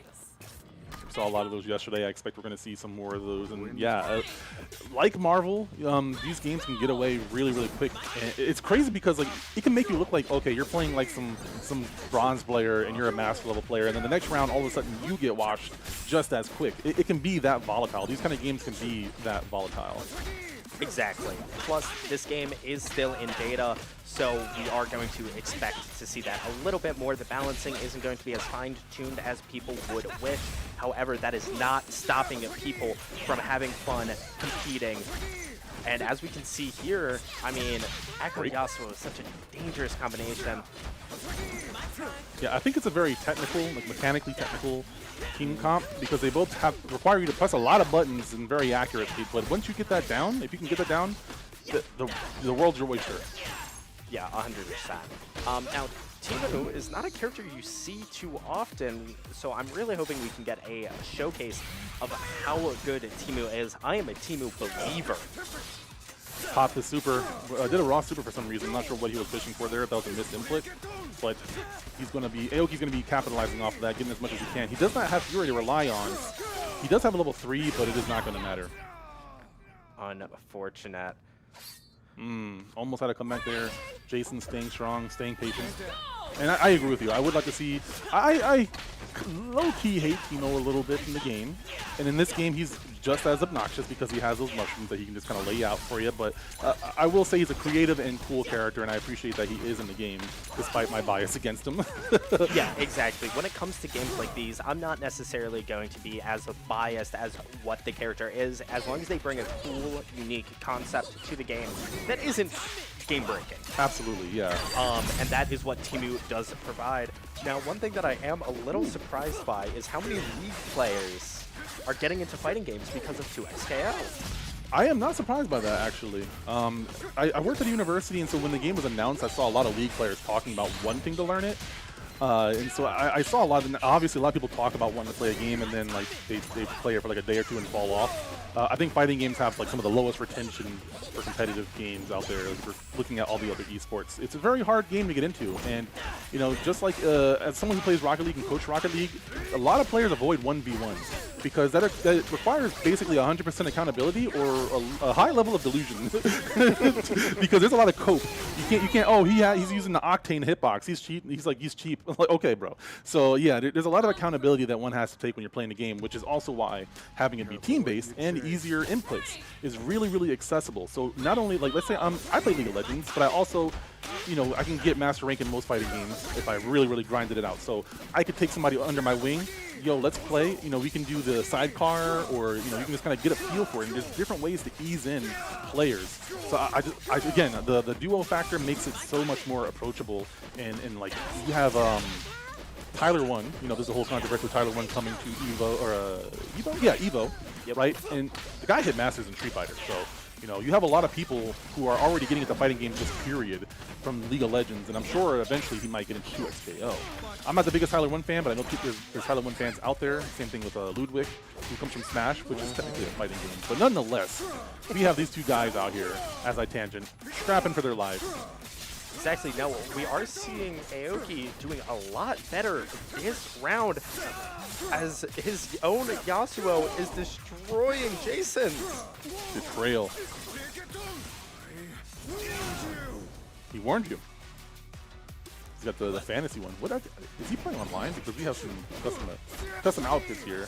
I'm a little jealous. Ooh, finds a window. I don't believe they are because we saw them in the arena. True. You're right. You're right. Oh, no. I think he dropped the combo? I'm not sure what he was going for there. Yeah, surely it wasn't intentional. Yeah, there was no reason to reset there. One touch and it would have been dead.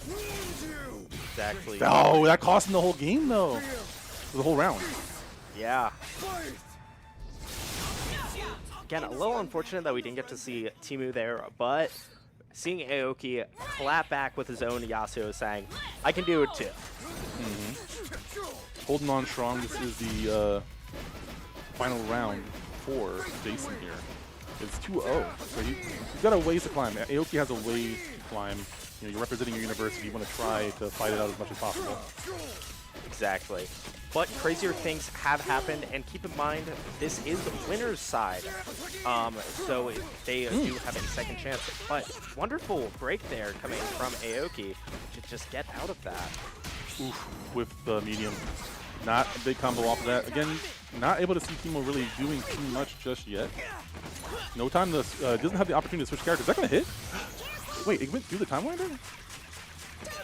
Well, there's the super. Okay, told you. Oh no, he popped the parry. That's one bar gone. Ooh, and he gets a happy birthday. This should do a decent amount. Okay, picks it back up. And he should be able to, yep. He has, I just realized he has double down as well. Yup. Wow, okay, bringing it back. Getting a point on the board for Aoki. Yeah, that was actually phenomenal use of double down there instead of freestyle, which we normally see on Yasuo. But that was a phenomenal showcasing of what Timu can actually do when they aren't just getting bullied for having short range. Absolutely. Uh-oh. Block the burst. Block the break. Does not get the conversion off of it, though. Yo, this Timo is schmoovin' right now, though. Oh, not able to get a full combo. I'm seeing some drop combos. I'm wondering how familiar they are with this game, because it could be tournament nerves. You never know. You don't know the player and know how they play. I'm not too familiar with Aoki, so I don't know if it could be tournament nerves. But his Timo especially has not really gotten a full combo yet. Yeah, exactly. I mean, I was talking to him a little bit before when he was playing at Strive, just running some friendlies with some of the other Strive people here. But we are seeing another full Yasuo combo. One half of the Inting brothers. Oof. That should be your Yasuo down for Aoki. Was that a Yone reference? Yeah. Oh, okay. You won. So wait a minute, his brother. Who's his brother again? Oh, yeah. Why? I'm sad that I know that. I haven't played League of Legends in years, but still, the characters are sick. Bam! And that round will be going to Jason. And I do not play League myself. However, I have a roommate who does, so I hear about it often. Enough said. Yep. All right, so this is, again, set point for Jason. Is he going to be able to close this out? I do feel like this match is definitely on Jason's side. It's whether a matter of whether or not he's able to maintain consistency here, because it seems like he's able to shut down a lot of what Timo's doing. Like, Timo can't really set up anything right now. I don't see any mushrooms coming out too often. Again, you can hit the mushrooms, and I don't know if any of them have any projectile and vulnerable moves like Warwick or Vi or something like that, but they're able to deal with that, or like, I'm not sure what it is with Aoki's Timo that is getting shut down so decisively. Oh, no, drop that. Yeah, I mean, Aoki is a little bit, however, I'm going to stop talking so we can watch this beautiful Yasuo combo here. Reset. Asagi. Oh, nice side switch. I didn't even see it.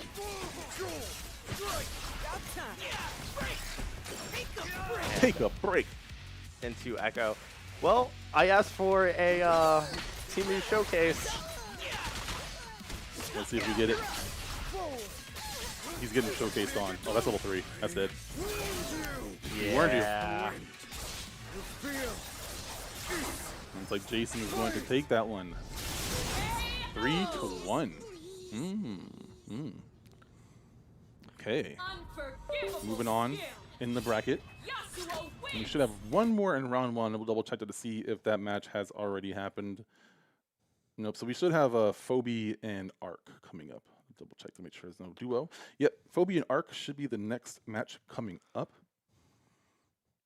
And good job to both of these players. Jason, again, was in the top 3 yesterday in the Open tournament, and is going to move on to, I believe, winners quarterfinals, excuse me.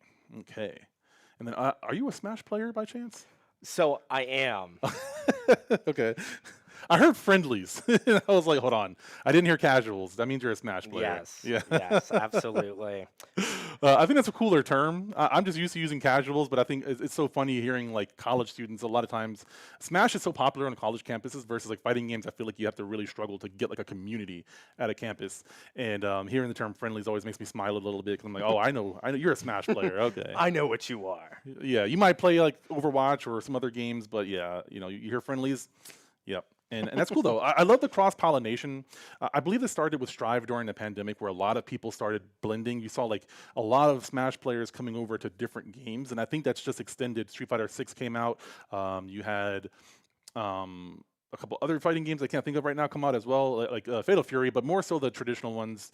MK, we don't talk too much about that one, but yeah, you see a lot of cross pollination. I think 2XKO in particular, like you have a lot of Smash players and a lot of pro players from different games coming through and playing it. I think that's really cool. Yeah, absolutely. I mean, my first real traditional fighting game was Street Fighter 5. Got into that during the pandemic because it had better netcode than Ultimate. So, which isn't saying a lot because its netcode is still bad. Yeah. CFN. Yeah, exactly. So Street Fighter 5, and then started playing some Street Fighter 6. Wish we were back in Street Fighter 5 days, but yeah, I do find myself reminiscing about Street Fighter 5. I've become one of those people, and even though I've played 4 a good bit, and I played a lot of Marvel, it's like, have I become that person? I don't hate 6, but for some, I had my characters. I had my Karine and I had my Fong, and I just haven't found that same character in 6 yet. But it is still, like I said before, Tyler 1 and Ludwig, I think he's like Diamond or Platinum or something like that, getting into these games. It's just really, really cool to see that, and I hope to continue like seeing that when Tokon comes out as well. That's a Marvel IP, so Marvel always going to bring out people coming in, and with Marvel Rivals already being a thing, I'm sure there's going to be maybe a small collaboration of like skins or something. So I'm looking forward to seeing where that takes the FGC and how much more it continues to grow. yeah, exactly. And I know, as we've said, some people are fans of Tyler 1, or like with Melee, with Ludwig. People aren't fans of it. However, you have to realize how big it is for the community. You have this large influencer coming and being like, hey guys, this is cool. You should try it out too. And it just brings a lot of attention, usually money for tournaments too, to it. So even if people don't like it and they're being a little elitist about it, there still are going to be major positives from that happening. Absolutely. Not to get on the soapbox, but I'm not a fan of gatekeeping the FGC. Fighting games are hard enough to get into as it is. We don't need people making that any harder. And if there's 2 people who are passionate about fighting games and they just also happen to be popular, an hour out of the time block for Evo is not that big of a deal when it's like, hey, this isn't for you. You don't have to watch it. But hey, this guy that plays League of Legends and watches Tyler 1, or this guy that loves Melee and likes to watch Ludwig, they get to watch that and they get curious. Like, how do you think new people get into the FGC? How do you think you grow your community? It's not by getting fighting game players to play fighting games, it's getting people who don't play fighting games to start playing fighting games more consistently and finding a community. So I'm never a fan of gatekeeping. I always advocate for the Smash community. They're the only fighting game that has like their own isolated community that can sustain without every other fighting game being at a tournament. So I am the least I'm not a fan of any sort of gatekeeping or elitism, so I want to get people into it. So when I see young people or old people like crapping on games or anything like that, it's like no, we shut that down. We don't want that. So yeah, I want to see more people getting into 2xKO. I want to see some people getting into Tokon. I haven't actually played the beta, so I don't know what the inputs are yet. But yeah, absolutely. I'm looking forward to this next match. It looks like it might be an online match because we are in the lobby. Yep, so we have confirmed that Dr. Dude is, I believe, in the house. I'm not sure that's his actual account. So Dr. Dude will be playing against whoever hops in here. We got the good luck, have fun, but I don't see the opponent hopping in just yet. Exactly. Just, a little preemptive, good luck, have fun, telling stream, good luck, and have fun. That's half of what competing is having the fun and being able to, like, put faces to names, right? Like, these people have been playing for the past 8 weeks, 7 weeks? I think 8 weeks. 8 weeks. This might be the 8th week, but I think this is the 9th week. Yeah, but... You gotta say hi, chat, and Dr. Dude. Yeah, exactly. But playing for this long, making friends with these people, getting upset with these people, right? Like, having that level of, like, well, I know them, but I don't really know them. So being able to put faces to names is why LAN events like these are so good for a community, not just for, like, the fighting game, but for the collegiate fighting game. All these people are in college. They're all experiencing very similar things. So it's really nice for all of these people to actually come together and meet. Absolutely, absolutely. You can take a look at this awesome venue here, right here in Ferris State in Big Rapids. And where are you from, actually? Are you out of town, or are you from Michigan? So I go to school in Adrian, Siena Heights. They have a good Overwatch team. Yes, yeah. Had. Oh, okay. We are shutting down at the end of this academic year, so we had a lot of people. Really? Yeah. Oh man. I'm sorry to hear that. also great Hearthstone team, top 3 in the nation, but like, hey, that's me. But I'm from Pennsylvania, so Michigan's foreign to me. Oh wow. Okay. How long have you been in? Siena Heights is in Michigan, right? Yep. Okay. I've never actually been to their campus. They've come to my old. I worked at Western. I think I told you that earlier. Maybe. Okay. So I ran the program at Western since 2018 and stepped down last end of the semester, so like May. Stepped down and started doing my own thing. But yeah, they've come down several times, and their Overwatch team always stomped ours. I remember.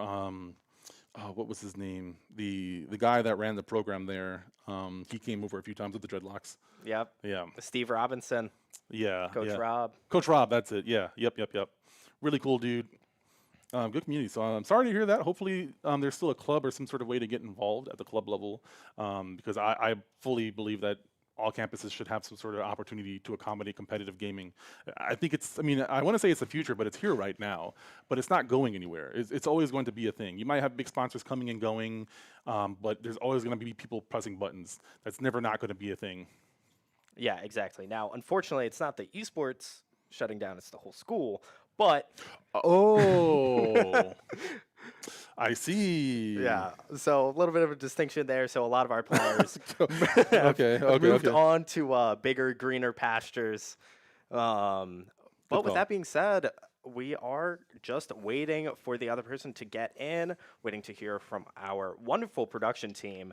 Shout out to them, running stream, helping everything run smoothly. But yeah.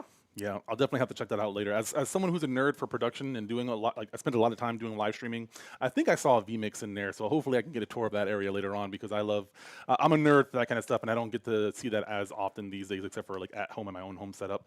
But I do have some fun questions to talk about in the meantime. I think this is one of the best questions, or one of the best conversations, is what characters do you want to see or do you think are going to be in 2xKO? There's like a bajillion of them. I know you said you don't play it, but I'm curious to know. So when I did play League, Darius, he's already in the game, so that's cool. That's awesome. I wouldn't mind seeing like a Nasus. I think he might be a little cool. I don't know DOT? how they. Yeah, exactly. That's already been a thing in fighting games, so that's definitely doable. Big body, slower character with a DOT. Oh, the big Braum, the golden black Braum, copying my fit. Okay. Yeah, exactly. And not to bring up Darius, but we're seeing two very unique teams here of Braum, Teemo, and Lucky and Darius. You got Team Big Body and Team Little Big Body. Yeah, exactly. You got like the biggest dude and the littlest dude. I think Teemo literally has the lowest amount of health, and then Braum has the most health. I don't remember the numbers. I'm terrible remembering numbers, but I remember talking to Jet Pro about that yesterday. Braum, a very annoying character with that shield. It's really easy to get around it if you know and pay attention to it, but when the assist covers the shield and you're not ready for it, man, it can just be a nightmare. But Arc over here doing a great job representing UIC. Yeah, exactly. And with that, Braum having to come in, Darius just going to get an opening. Keeping the corner. Ooh, jumped over that. Okay. I'm not sure if he let go of the shield button right there, but he did take a little bit of a hit. Has the advantage here. Has a long way to go. Shoto Otani. Okay. 1, 2. And then we'll get that overlay on there for you guys as well in just a little bit. God, what a combo though. He's doing work. He has level 3 out of yep, I agree with that. I also think you can combo into your level 1 assist for your dead character. Oh no, bad call there. Yeah, I think in that situation being able to pop, I don't remember what Teemo's super assist is, but I'm pretty sure he would have been able to like set something up and not have to spend his level 1 and have level 3 ready for Phoebe. But nonetheless, Phoebe's gonna take that first one. Fabi. I think it's Fabi. Good block. It's not much of a conversion, but he has the corner control here. He's rocking the 2x assist, and Fabi is rocking the freestyle. Oh, missed the parry. A bold maneuver. Okay, let's see some Teemo action here. This is the second Teemo of the day. I was going to say, I was looking forward for some Teemo showcase, and that is exactly what I'm seeing here. Also, I have not seen a Braum move like this. Yeah. Into the corner. Oh, okay. Now I'm starting to put the picture together for this team comp. What was he doing there? Was he just blocking? It was a weird animation. Chopping some wood. Jeez. Here we go. Whee! Just going to level 1. Oh, I'm surprised he didn't pop the level 3. He just wanted to swag on him. I just go for the kill, but hey, he had Fury. That was a little bit scary. But saving that Fury for the next round. 1 round apiece in game 1. Exactly. Flex on him. Both level 1s there. Now, Teemo on point. I don't know how I necessarily feel about that. Like we said, Teemo having the lowest health pool in the game. Yes, you can set up, but that's the gamble you're taking by having him on point. Honestly, I think it's the Braum assist. Because the Braum assist with the shield, he can throw out the mushrooms for free. Yep, so like that, like he's covering his mushroom throw, and he has 2 of them, so he can throw down the shield twice while setting up mushrooms. I think that's part of the strategy for Arc, if I had to guess. Yeah, I mean that makes sense. Look how, yeah, so here we go. Very annoying to deal with. You get a little bit too impatient, you throw out that second assist because I don't think he's been throwing it out too much. But it, obviously Fabi knows that's a thing, so he backs off after that first assist, which allows him more time. He backs off to throw out more projectiles and more mushrooms. Ooh, does he turn around? No. Okay. He got hit in the meantime. Applying that poison, yeah, Teemo's one of the few characters that does have a DOT. We talked about DOTs earlier with Gnosis, but you know what? Teemo already does that with the poison darts. Exactly, and with that, Darius will go down. Now, I don't know how I feel about Darius team here. I think Darius I don't know much about the team synergy, but they're both very individually strong characters. And Alawi's assist makes her good with any team comp, honestly. Yeah, exactly. I mean, phenomenal assist, like we said, great damage. But I'm talking about from a combo potential. I really hope Fabi proves me wrong, though. It looks like he's going to get chip kill either way. Yep. Arc getting the first point on the board. Okay. Yeah, I do agree with the combo potential, but again, because they have freestyle, it's almost like they have a 2x assist with Alawi because she can throw out all those tentacles and everything. So I think 2x assist makes the most sense since you can do side switch shenanigans and open them up. And they don't have crazy fancy combos, but they do a lot of damage. And Alawi does have some nice setups for Oki and stuff with the tentacles and everything. So it's very possible for him to just kind of take a lot of like catch straight hits, get them opened up. Yeah, do a small combo here and there, but I mean, either way, they're the big body characters that do a lot of damage. Bam! Speaking of damage. Yeah, exactly. Both of these characters, they aren't going to be looping you. They aren't a cutscene character. You aren't stuck in it for, 20 seconds at a time. but they'll hit you 4 times, 5 times. That's quarter, if not half, your health bar. Braum here going in, dropping the level 1, and just keeping up the corner pressure here. Ooh.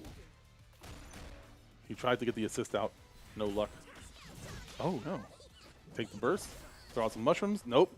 Alawi does have long-range moves, so this is a risky thing to do. Oof. Get down here. Get up there. That could have been dead, I think. Oh, no. Wake-up attack misses. Ready for it. Okay, Fabi, answer him back. Exactly. Fabi, again, proving me wrong. 8 hits, being 60% of the health bar.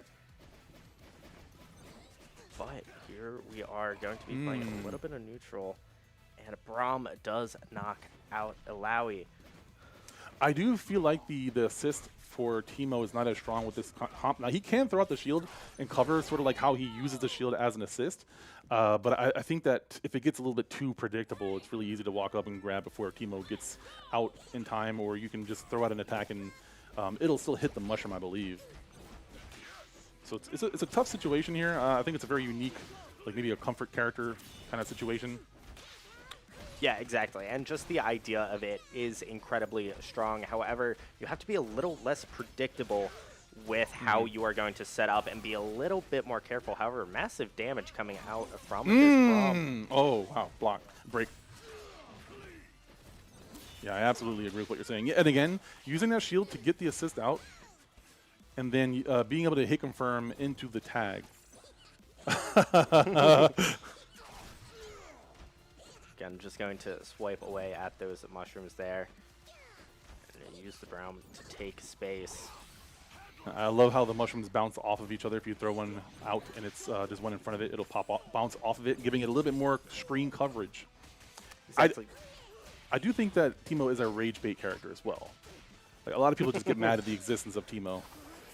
Yeah, exactly. I mean, it's always kind of not a problem when a quote-unquote joke character is good. Yeah.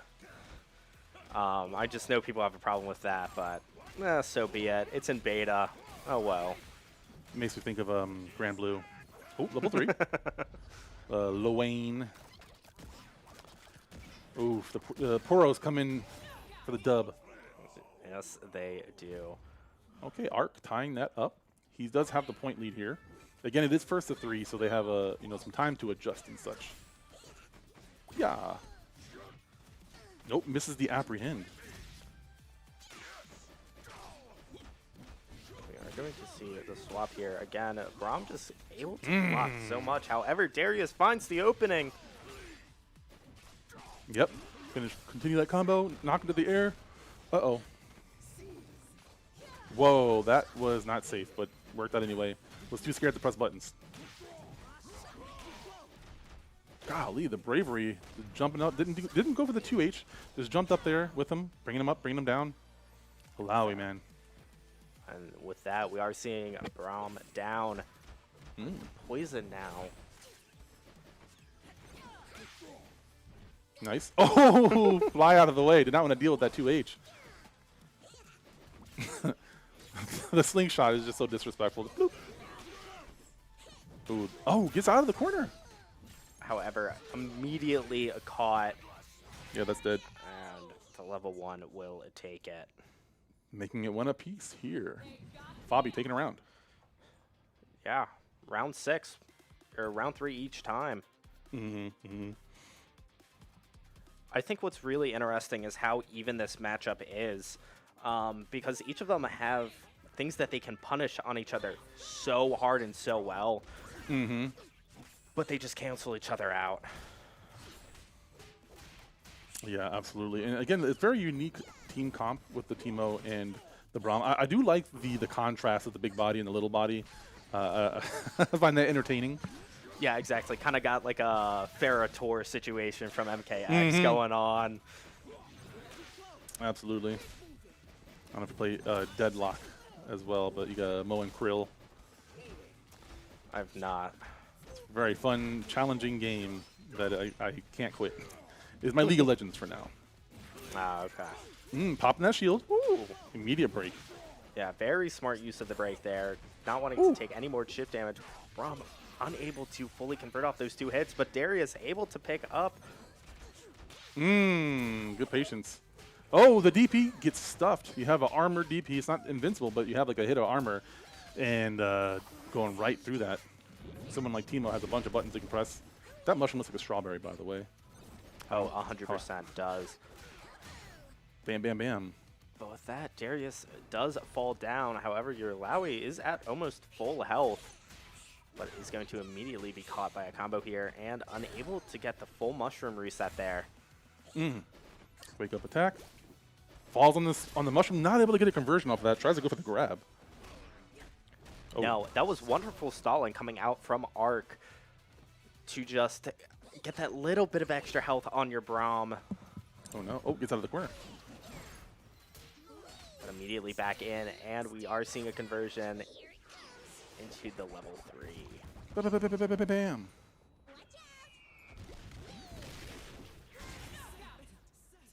That will be it. That face he makes when he lands on him. Timo is diabolical. Like, he looks like a cute little animal, but like, I mean, he's like the leader of the scouts or something like that. He's a soldier pretty much. Yeah, exactly. These magical beings. Jet Crow had the lore drops for me. He knows a lot about the lore of League of Legends, so we were talking about that during commentary yesterday. I'm like, oh my god, I didn't know all that. Okay. Yeah, unfortunately, I do not have the hours in to be telling you the lore. However, I can tell you when Timo's in danger. Quite in danger, quite in danger. He's gone out of the fight. Now Braum has to fight all by himself. Dr. Dude, what are you going to do? Now, we have seen Arc schmoove, if you will, with Braum here. But it's just a matter of if he can actually get out of the corner. The oppression. When do you press a button? You don't. That should be dead. That's level 3 right there. Yeah. Release the Kraken. Wrong game. That's Marvel.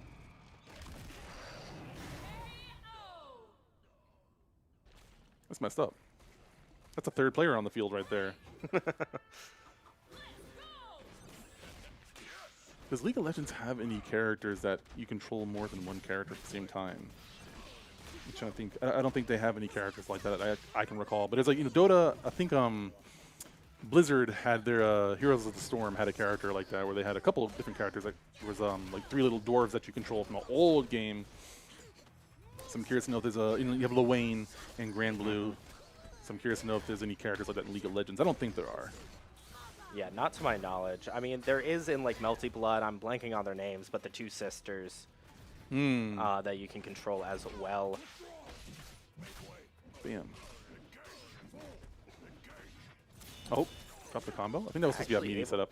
And again, just going to immediately break. Moving out of there. Using that retreating guard. Now Darius does have his down forward heavy. That is very scary when you put that into a string if you're going to be doing a lot of retreating guard. Does not matter though. Going to take the lead here, 2-1 for Fabi, representing CC. Which is Unsure. okay. It's just community college. Ah, yes. Unaffiliated. I don't know. He is representing all community colleges in the United States. Yeah. It could be like Calhoun College or something like that. I know I saw a couple Colorado shirts, but Yeah. Yep. A lot of pressure here in the corner. Timu pressure. Ooh, went for the command grab and whiffed it. Projectile into super. Yep. Alawi just going in there. Her, like, was it her jump heavy has 2 hits on it? Ridiculous. Yeah, exactly. The fact that you have to block it twice, making it ever so slightly safe. But this Braum is just going to come in and deal massive amounts of damage. You get the horn. Oh, not dead. Oh, trying to parry. No, missed the opportunity. Exactly. And it goes unpunished. Even rewarded, you could say. Oh, no, missed a DP. Or was that a reset? I don't know. Everything's a reset. All drop combos are just resets. Yeah, exactly. Yeah. Just trying to slingshot a little. Alawi gets a little bit impatient, tries to throw down some tentacles of her own to deal with the nonsense, and gets hit, but ends up on top in the long run here, taking him all the way to the corner. Level 3. Now that is unfortunate. Again, we saw the Timu try and go for the extension with the mushroom, however, dropping it again. But that is a taken down Timu. Oof. Oof. It's all bad. Oh, no. Fabi taking that one very decisively towards the tail end of that fight. Got a little bit too scrambly, caught a lot of straight hits. He was able to close out on that. Whoa. No anti-airs coming in. However, one coming in. Yeah, exactly. Coming in from the Darius. Fabi just needing one more to take the set. It looks like he's trying to just speed run this right now. He's like, I want to get this and get out. Need a break. Need to stop by and get some Okazumi coffee. Wake himself up. Also, Great sponsor segue. Yeah. I love the name of that, by the way. It's just great. Wake up, the double meaning of it. I didn't actually talk to him about that, but I mean, it's kind of self-explanatory in a way. Yeah, So, exactly. And the fact that it works so well with like the light, medium, and heavy roast, like yeah.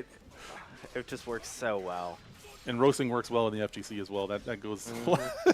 we're just making up the branding for them. You're welcome. Oh, and that's the level 3. For Noxus. Oh boy, Timo.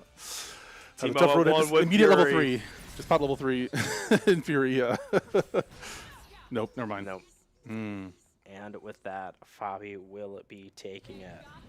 Is that 2 Timos taken down so far? 2 different Timo players? Yes, Yeah? Okay. Poor Timo. I know. Nothing he can do. We gotta go back to the lab and figure some things out. He's on fire! Thank you, Shohei Ohtani. I was like, is that the pro player, Otani? There's a Street Fighter player named Otani. Am I making that up? I don't think I'm making that up. Y'all let me know if I'm making that up. But nonetheless, I believe that there was one more match that we need to check out on this round. Let me double check. Yeah, no, that was the last match. So we're going to be able to move on to quarterfinals here. So Foe and Grimble should be fighting next. Grimble or Grimbly? I'm guessing it's Grimble. And then we'll also see one more match between JTC 712 and TECB. So we'll have 2 more matches in the quarterfinals before we get into the semis. So we're getting really close here as we get to the top 4 in this bracket. And again, it's first to 3 all the way through. So we have a lot of action coming in for you guys, and I'm just glad to be a part of it. Yeah, exactly. Also, just to go back, it was Shoto Ohtani, which makes me think it's a reference to the baseball player. Oh, yeah, yeah. Like Shohei, Shoto, right? Yeah. Like, so, I don't know. Maybe we could get kind of confirmation in chat. But again, like you said, really looking forward to quarterfinal matches now. I have not seen Foe play, so I'm really kind of excited to see what they can do. I've heard phenomenal things about them. But Yeah, that's what it's short for. Foe. yeah, there we go. But I have yet to see them play. I don't really know too much other than they are a great 2xKO player. So I believe that might be the next match we have coming up. That makes sense. It's on the no. So his match is already done. He's sitting there in winner's semis waiting for his match. So Foe's actually already done. Let me double check this. Yeah. Foe beat Grimble. So I guess that one happened off stream. The one that we're going to be able to see. No, yeah, we just watched Fabi beat Arc, and then we have JTC versus TEC. That's the one match that we have scheduled for the stream right here. I'm not familiar with either of those names. Foe, I'm trying to remember the team comp that he played. I think he might have been the Vialawi player because he was here yesterday. Okay. Yeah. We saw like 2 of his matches. He was a pretty strong player. I think he was just scratched not getting to top 4 yesterday, if I'm not mistaken. But he was a pretty strong player. And I want to say that's the team comp. I could be wrong. But we'll look forward to seeing him. He's already secured his spot, so we're definitely going to see his match at some point. He's going to have to play to get into top 4. So he's already slotted to fight for winners finals. So if he wins the next match, he'll go on to winners finals. The winner of that match against Foe, whoever wins that one, they go on to top 4. But for now, I know we have that last match. They're probably getting set up here. Yeah, I was going back to it earlier, but like there's a ton of characters in League of Legends, and we have a handful right now, which is great. I think it's smarter to start small, especially for a free game where you don't have to charge a premium price for it, and you have DLC. But I mentioned earlier all the ninjas, and there's like Shin, and there's also Zed. People did not like the Zed. I think he's really cool. He's somewhere like he's a ADC, so he's very fast, glass cannon kind of style, has some projectiles, some teleporting moves, like a noob Cybot from MK or something like that. It's sort of how I see him. There's some weird characters that I would love to see, like Sona, who's like a healing character. I don't know what you would do with that, but in a game with 2 people, I'm sure there'd be like some cool assists or buffs that you can get with playing with that character.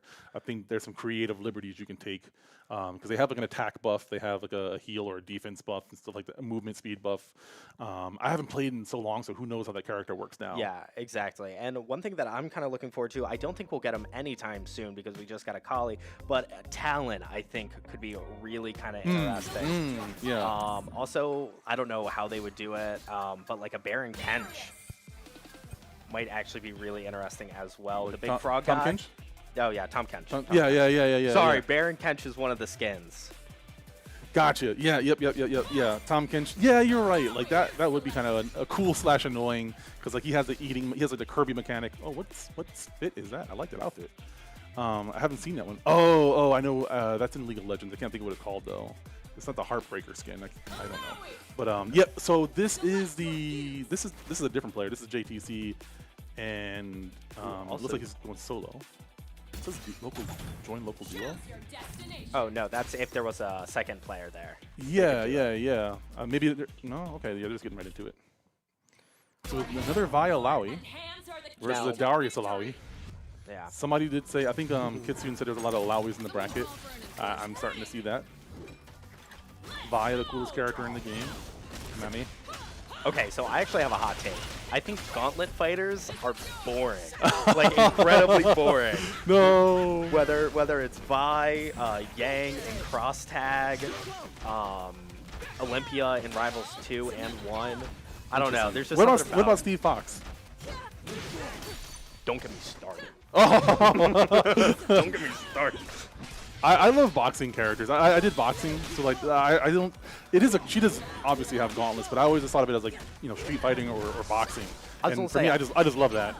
I don't mind boxing characters, but like actual just gauntlet fighters, I'm just like, come on guys. Yang. There's a couple of characters like that, but yeah, I can understand that. It's annoying dealing with them sometimes. I think Vi is probably the only like gauntlet character that I play in a fighting game. Now, don't get me wrong. They play well. I'm just not a fan of the design, but wonderful stuff coming out here gotcha. from MSU's Tech B. That's just what I'm going to say. Okay. Well, that's an acronym I do know, MSU, Michigan State University. Cool, good to see some of them representing out here. UW, University of Washington? Maybe. Oh, speculation? Who knows? Yeah. Could be University of Wisconsin. And the level 1 going to be taking it there for MSU's own. Now you want to talk about good esports program. MSU. Ooh. Yeah. Yep. I know Coach Bilski's over there. Chris Bilski, director of the MSU program. And I think the Old Ferris State director's over there too. Mississippi State, excuse me. Oh, not MSU. There are more than one MSU. Oh, no parry. What are you parrying? Nothing, and you're taking a lot for it.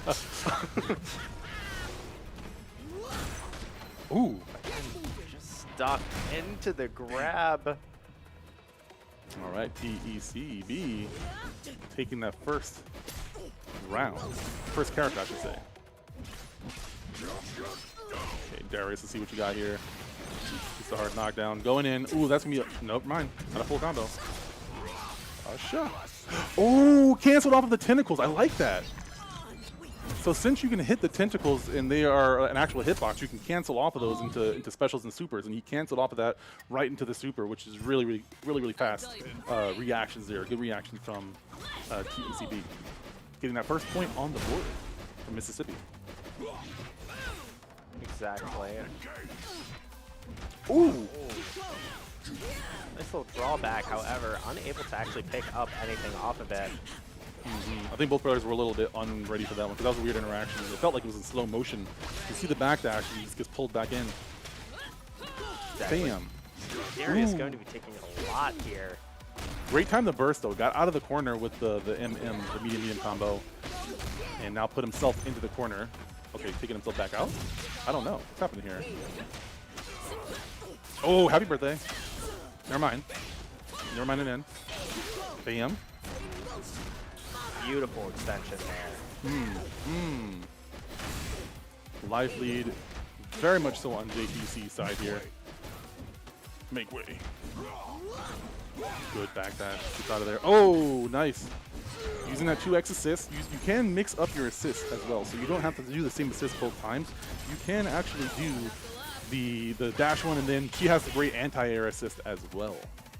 Yeah, exactly. Now, this is the first time that we've seen both players using the 2x assist instead of one using freestyle. Yeah. Which I think that's a good assist as well. I don't fully understand how to like time those things, so the fact that these players can really utilize those assists and kind of thread the needle in between, I think that's really cool. But ooh, catching them with the level 3. Vi did get hit in the crossfire, but you can only grab one character in these cutscene supers. And I think she was already dead anyway. Very close. Probably. But first round of game at number 2 going in the way of TECB. Yeah, these matches have been close, but TECB able to close it out. Oh, he didn't press any buttons there. Another parry missed. TECB really likes to use those parries, but he hasn't really landed too many of them. I respect the effort. And I think that's one thing that's really interesting about 2XKO is not only does it have a break and a block, but it has a parry system as well, which is, it's rare to see all 3. Yeah, and I do feel like it's very well balanced. The parry costs a bar, and if you do it wrong, 1, you're left in recovery, but 2, it costs a bar. But if you get the parry, even on the projectile, you do get that meter back. So you're really encouraged to utilize those tools, but overusing any of them, you know, like retreating guard, the push block, they all are very powerful when they're used, when they're supposed to be used, and there's glaring weaknesses to them if you're just abusing them. I really love that. Like the game forces you to not autopilot. There's so many tools to get out of situations, but you can't just dial them in. Yeah, exactly.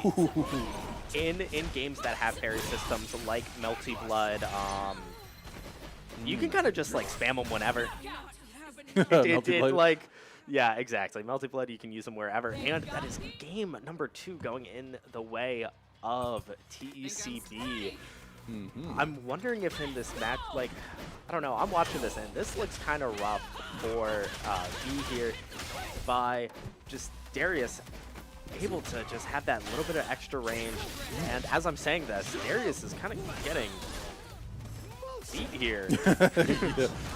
The commentator's curse. Popping that break early. Getting the Lowy in. Ooh, able to get the happy birthday. I'm not sure what else you could have got with Alawi there, so I understand the tag. But once you do the jump S1 with Vi, you're only catching 1 character. Oh, tries to grab. Does not get a big punishment for it, though. Lucky to be able to get Vi out of there, get a little bit of that gray health back. And with that, Darius does go down. He walked right into that foot. This is going to be big damage, probably about 50% health if he spins any bar.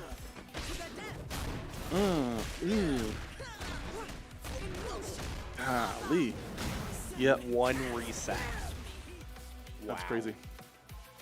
Vi Darius, I mean, Alawi Darius is a strong, like, they both do so much damage. And they, I know that Darius's super assist is very strong. He covers, like, a huge part of the screen. I mean, it's basically his S1 super. Woo! What a comeback. Yeah, I thought that was the JTC's game. Yeah, I mean, 100%. But just being able to make the comeback. Again, we're having a very similar start to last round. However, unable to pick up the conversion there. Unfortunate, and has to pop the break just to maintain the corner control here. Oh, take the flips.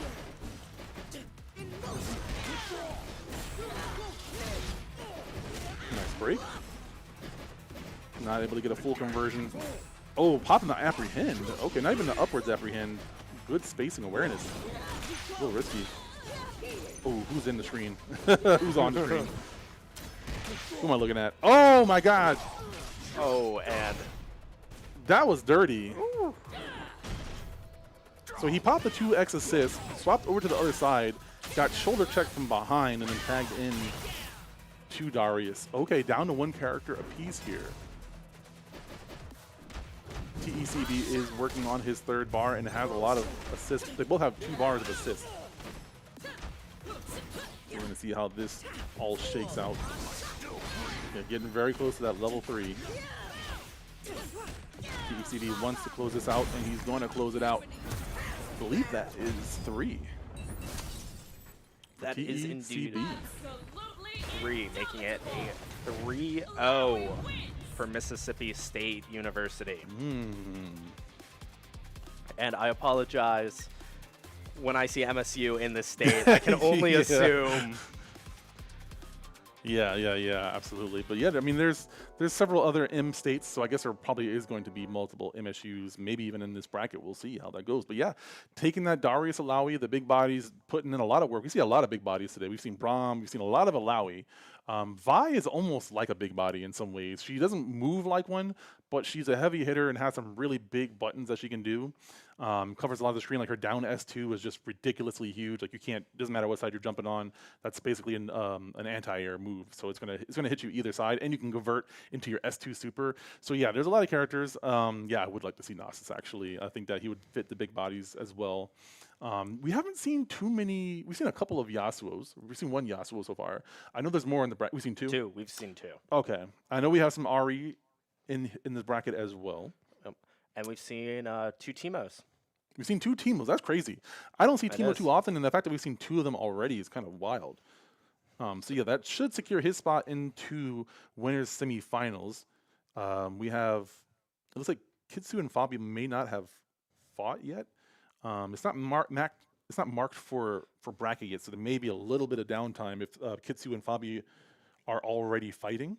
Then we have a little bit of downtime because Foe already beat Grimble. He's waiting for his match for the winner of JJ and Jason. JJ and Jason just finished with Jason did move on, so we will have a match coming up here in just a little bit. He probably has to get set up on the live stream set up because he's going to be on a different set they're playing off stream. And then we're waiting for TECB to win against Kitsu and Fabi. Now that one I wish I could see. Kitsu is a strong player. Like I was saying before, I was playing sets with him. I think he got 3rd place in the bracket last night. Just some of the feedback that I got from him about those matches was kind of funny, just thinking about it in hindsight. But yeah, he is. It looks like they're both already set up, so they're ready to go. They're pros here. They know the routine. I love when you have players that know where they're supposed to be, checking out the bracket, checking out the start.gg, rocking the Ferris State hat as well. He's not from Ferris though, right? I don't think he's from Ferris State, but hey, you rock the merch. Yeah, exactly. Got to take a free hat. Might as well wear it, Is that Harrisburg? Is he from Harrisburg? That jersey looks like the Storms. Oh, that is Harrisburg University. It is, 45 okay. minutes from my house. Ah, okay. So, also the Real Tree beanie. Gotta rock the drip. Mm. It is the Storm. It says the Storm right there. So. Okay. Shouts out to Albie. Rocking the walkie-talkies, doing the TO thing. Yes, I'm curious. I'm low-key rooting for Kitsu. I'm unbiased. I don't know anybody personally in this bracket, so I can be very, very unbiased. But just seeing, running multiple sets with Kitsu, he was watching me for sure. I was testing out my controller and everything, but very strong, very aware.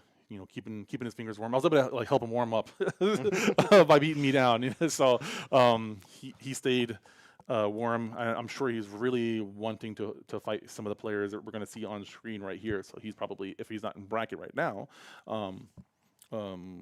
waiting. So yeah, he has to fight. Or no, this is Kitsu right here. Excuse me. I thought this was Foe and Jason, but I think this is Kitsu and Fabi. All right. Yeah. So we'll see. So we should be on, was it Ari and, it's not Echo. Ari Yasuo? No. can't remember. I was gonna say Fabi was. It's not Ari Echo, is it? It was Yasuo. It's Yasuo. Okay. Yep. I remember the Caitlyn. Okay. Who was he playing against me? He's probably playing some other character against me. Caitlyn is an interesting character. I wonder because we haven't seen a lot of interactions. I'm sure these players already know about this stuff, so I'm really curious to see. The win wall usage was not there a lot by Jason. No, this is Foe. This is Foe Jason. Okay. I don't know all the players by face yet, so I'm still figuring out things. So yeah, Harrisburg University versus FAU for Jason. Both of these players in the bracket yesterday, so they've definitely fought each other. Utilizing that Caitlyn. Not afraid to use the so Jet Crow was calling this the Aegis Reflector, which is a Urian move. Yep, exactly. But we are going to see massive damage on Jason's Yasuo here. I mean, full extension combo into the level 1 to take out Yasuo. Nice. Ooh, just walk right in there. Popping the break. Doesn't want to deal with the nonsense. Tagging in the Ari. Oh. Ari going to take a little bit of chip here. Take a break. I actually don't hear the audio now that I think about it. Take a break. I'll throw it in there for you. Yordle trap down, gets a little bit of distance, able to throw out the I think that's the S2 super. Oh no, Ari caught in the crossfire. Overhead, good block. Get out of the corner with the Yordle throw. The Bulla. Okay, just gonna go ahead and take it out. Goes down. Nice rewind. I like that to be able to cross back under. Going to go ahead and pop that Fury, gets the run cancel, and gets the first round going to Jason. Yeah, Echo just has that ability to steal back games like that. The amount of damage he can pop out and the combos. However, Ari here doing happy birthday. Insane damage. Didn't spin the bar for the super, though. Okay. And gets a parry to get himself out of the corner and get the combo. Wow. The amount of time you have to tag in from the Yasuo move. Oh, okay. Nice pop in the install. Nice blocks coming in. Ooh, good patience. Foe, not afraid to plus nothing. Just sitting there blocking it all. I really respect that. Able to get an opening as well. So here we go. Damage started. Good conversions. Caitlyn's a really cool character. She feels weird to play, but watching Foe play Caitlyn, the character is really has a lot of movement. Just might feel a little bit unorthodox. So I like the way that he's using Ari's kit and Caitlyn's kit. Excuse me. Yeah, exactly. Caitlyn is one of those characters, like you said, it feels really weird to control, but once you get used to it, she can be so explosive on how much damage she can actually go and pop out. Not to mention the support to S that you were talking about earlier, just putting up that wall. Mm-hmm. However, Ari does go down there. He has a wall of his own. It's a wind wall, but it is a wall. I have yet to see the interaction, but I assume that wind wall just gets beat by the S2 super, the reflector, the Aegis. I would imagine. However, clapping back, Jason will take game number 1. Very, very nice. Oh. We got the voice meter rocking out. Great software. Recommended if you're a streamer. Hey, thank you so much. We have audio. Shouts out to the production team. Oh, okay, looks like he's thinking about doing some things. Okay, we're back. I think maybe there was some controller issues. I thought something. Okay, yeah. So, tech issues. Yeah, so there was a tech issue happening over there. So that's probably going to take a little bit of time. So you can keep company with us. I'm curious to know. I don't have the chat pulled up right now, but I would love to know what people are or what characters people are looking forward to. Because there's so many different characters, and I'm a former developer. I used to be an animator, and I worked on some indie games. It looks like we're about to get back into the game, but I'm really curious to know what characters people are looking forward to, and the creativity of this game is just through the roof. I know they have a smaller team now, but they have the game created. I don't think they need that same huge team as they did before. Yeah, exactly. Now you just need the ability to actually have developers put them in and then maintain it for balancing. Because you already have the engine made, you already have pretty much everything done, and now it's just adding in new models and new players. But with this, that's a perfect. Perfect. You win. Oh, nice tag.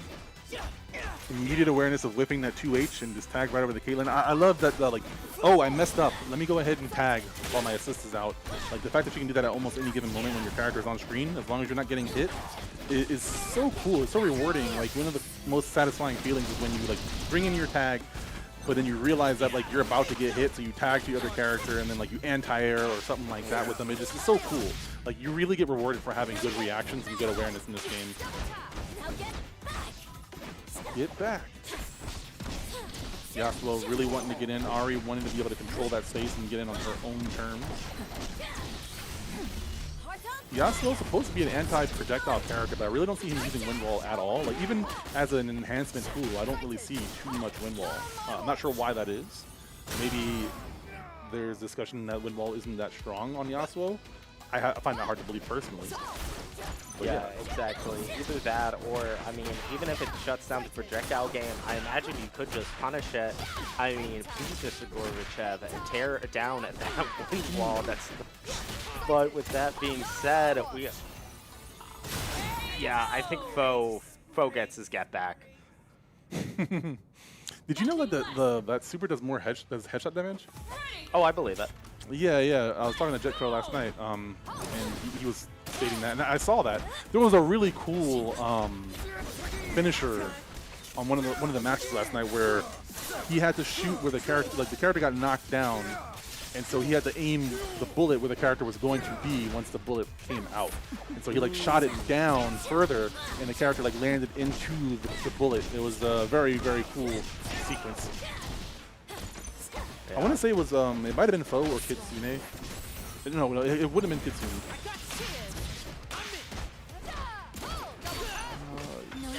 Yeah.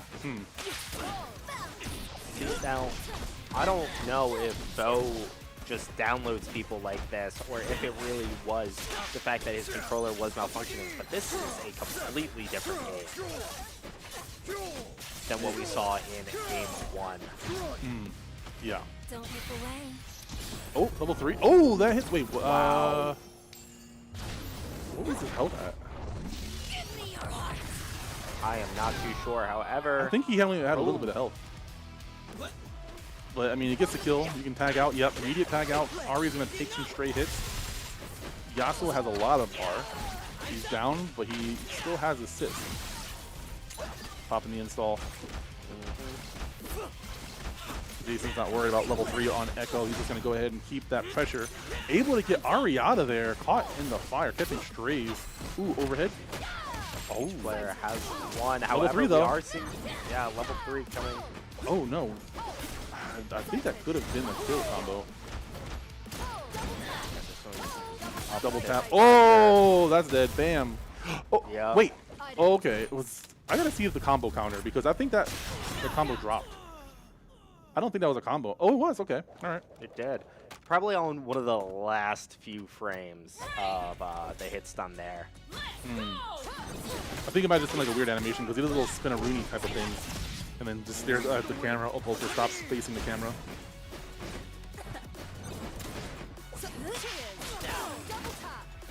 Double tap. Right into the Yordle trap. And extending very far. Echo already down by half. And here's the wall. Ooh. Ooh. Right into the trap. He was able to block it. I love that. Tagging in immediately after popping that second projectile. Just being able to confirm off of it as well. Going for a reset, however, not reacting to getting out to the left there. However, Ari is just able to pick up the Yasuo there. And I thought that projectile actually tracks the opponent, but it went off stream. Ooh, that's level 3. Take the charm.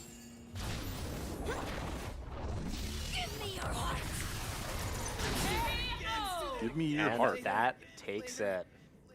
Making it 2-1 for foe.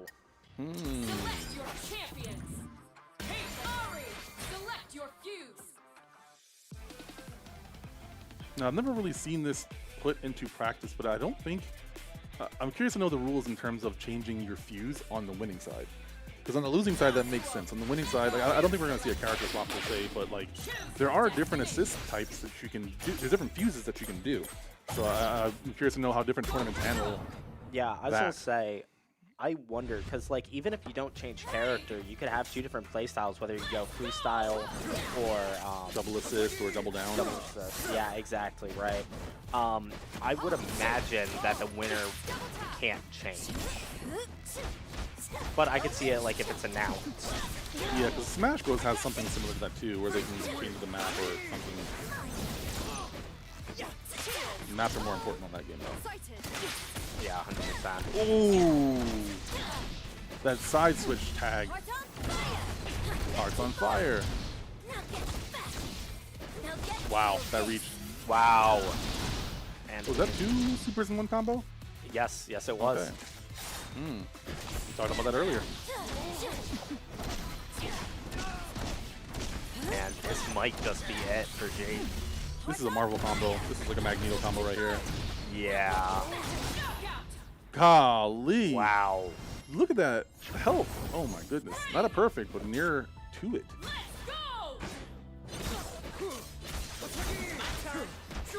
I was gonna say, I would have to watch back. I don't know if there were any actual direct hits last round or if it was just the assists. But this Caitlyn is just crossing him up. No conversion off of that. Got a little poke. Oh dang, catching strays. Oh no. Flew right into it. You flew too close to the sun, Icarus. Now he's gonna take some big damage here. Nope, never mind. Saving the meter. Take a break. Ooh, whipping. I don't think that meter usage was necessary, but hey, you get the kill. I mean, in a situation like this, where you are, if you lose this, you are knocked down to loser. So I think using that 1 meter there. Now, yes, he won the set, but I think using that 1 meter to guarantee your advantage there in that game Exactly, yeah. is so crucial. Sometimes it's more important to get the kill than to be very, I talked about meter resource management. You know, that's a term you usually hear in games like League of Legends or you know, cooldown management in Overwatch or something like that. Or your econ in games like CS. That sort of stuff definitely extends to these sort of games. Street Fighter also, I think it applies to the OD meter. Oh my god, where do you look? Which way do you go? And with that, Ari is down. Jason says, okay, you know what? You may be up. Doesn't matter. We're going game 5. Now, maybe I spoke a little too soon, but it doesn't appear.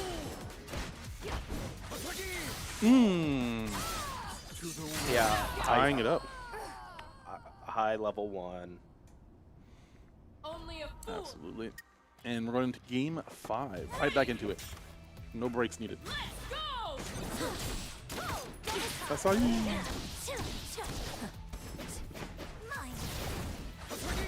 Just going to stall above him. Yeah, I love the air movement coming in, not trying to deny or deprive them of getting the anti-air.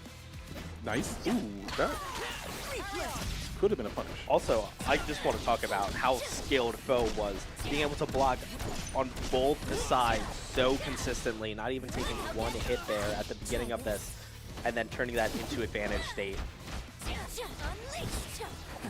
very, very hard to do. You have to stay aware, to stay composed. Rising up. Parry? What was he fishing for there? And this should be it, as that's level 1. Yasuo now only one left with for Jason. However, this is going to be a big combo, big damage, as you have both of them trapped. No! You hate to see it. That could have been a kill. That wouldn't have been a 2x KO, but Ari would have been dead. I don't agree with stacking in the Ari. That's not going to kill. Does do some damage to Caitlyn. The choices here, I'm not really sure. But he has level 3. He's going to get that guaranteed kill for sure. Yep. Is this final round? No, we have one more. Potentially, if Bo wins.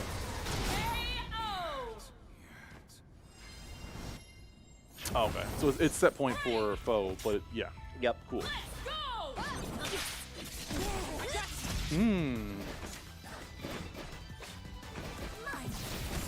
Mine. Not yours.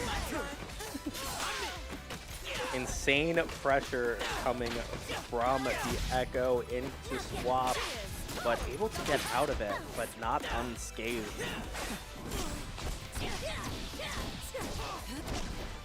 As now it is Ari's turn to just take you across the stage. Take you for a ride. Right into the corner. Oh, why did he wake up attack there? That was tough. Oh, what? Interesting. Yeah, Ari can set up that trap, and so if you do the wake up attack, it's almost a guaranteed hit. Oh, the reset into the corner here. Level 3 is going to pop, and that's going to be all she wrote for Ari, or for Yasuo.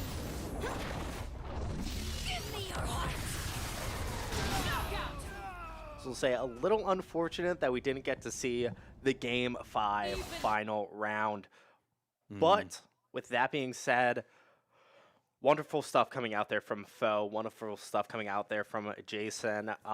Like you were talking about with doing the get-up attack there, with Ari being able to just command that space and practically, oh, you get-up attack, okay, I get a free hit. I wonder if that just comes down to a matchup thing. Them just not knowing, them not having that knowledge. But with that being said, great stuff from both competitors. And with that, we will see what Foe now in finals. Yeah, so he's going to go on to winners finals, and then, like I called before, Kitsu is going to be playing against TECB.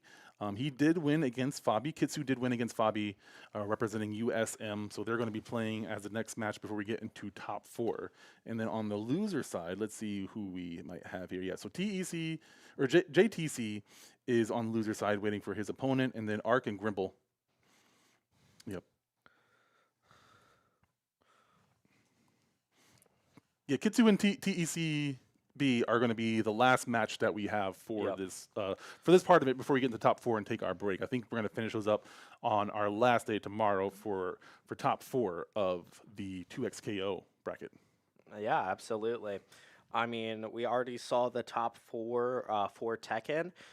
If you go to our start.gg page, you can check out who actually made it. Same with everything after today, just in case you forget. But then we can look at the top 4 and be prepared for top 4 for all the games tomorrow. Absolutely. So yeah, I'm excited about this. Again, you know, Kitsu's the only person I actually know in this bracket, playing a little bit of matches with them today and talking to them a little bit. So I'm from what I saw though, you know, I do feel good that I was getting watched so badly in the game, but he's also doing very good in the bracket. He got top 3 yesterday, so I already knew he was a strong player. But yeah, so my prediction is that it's going to be a rough match for TECB. He was a strong player, but he did also play against the other letters that I can't remember, the JTC, who's on loser side right now. So I think that might have been a little bit of a wonky match. I think that was the second match of the day. JTC, yes. So they had one match prior. So I'm curious to see if he's more woke up now, because I saw a lot of like spaghetti happening in that match specifically. And Kitsu has some pretty strong fundamentals. So I'm curious to see where that goes. Yeah, exactly. I mean, I won't be as unbiased as possible, but the one person that I do know a little bit, I've heard the most about, is Kitsu. Yeah. Not just from you, but from everyone else. So I'm very excited to see how his match ends up going. But with that being said, I don't know where I was going with that, but I do know that he's an Ari player. I just can't remember the duo. I think it's Ariel. It's not Ariel Lowy. I'm trying to remember who the heck he was playing. Is it Ari Vi? No. We'll find out in just a little bit. But I know for sure because like Fox Person and Kitsu, so it just makes sense. I'm not sure if he changed his name to that after 2XKO, but I doubt that. I assume that's a reference to Kitsune, if I had to guess. I didn't think to ask that. But the Fox character, very strong. Ari, they were saying Ari is the strongest character right now. I don't know if they were joking, if that's the case. I am not fully attuned with like the tier list right now, like who's on the tier list where. So that could be the case. I think Ari's a solid character, but I don't think like the character's busted or anything. Right now, I feel like the game is in a place where there is definitely some strong characters, but I don't know if anyone's like just busted right now.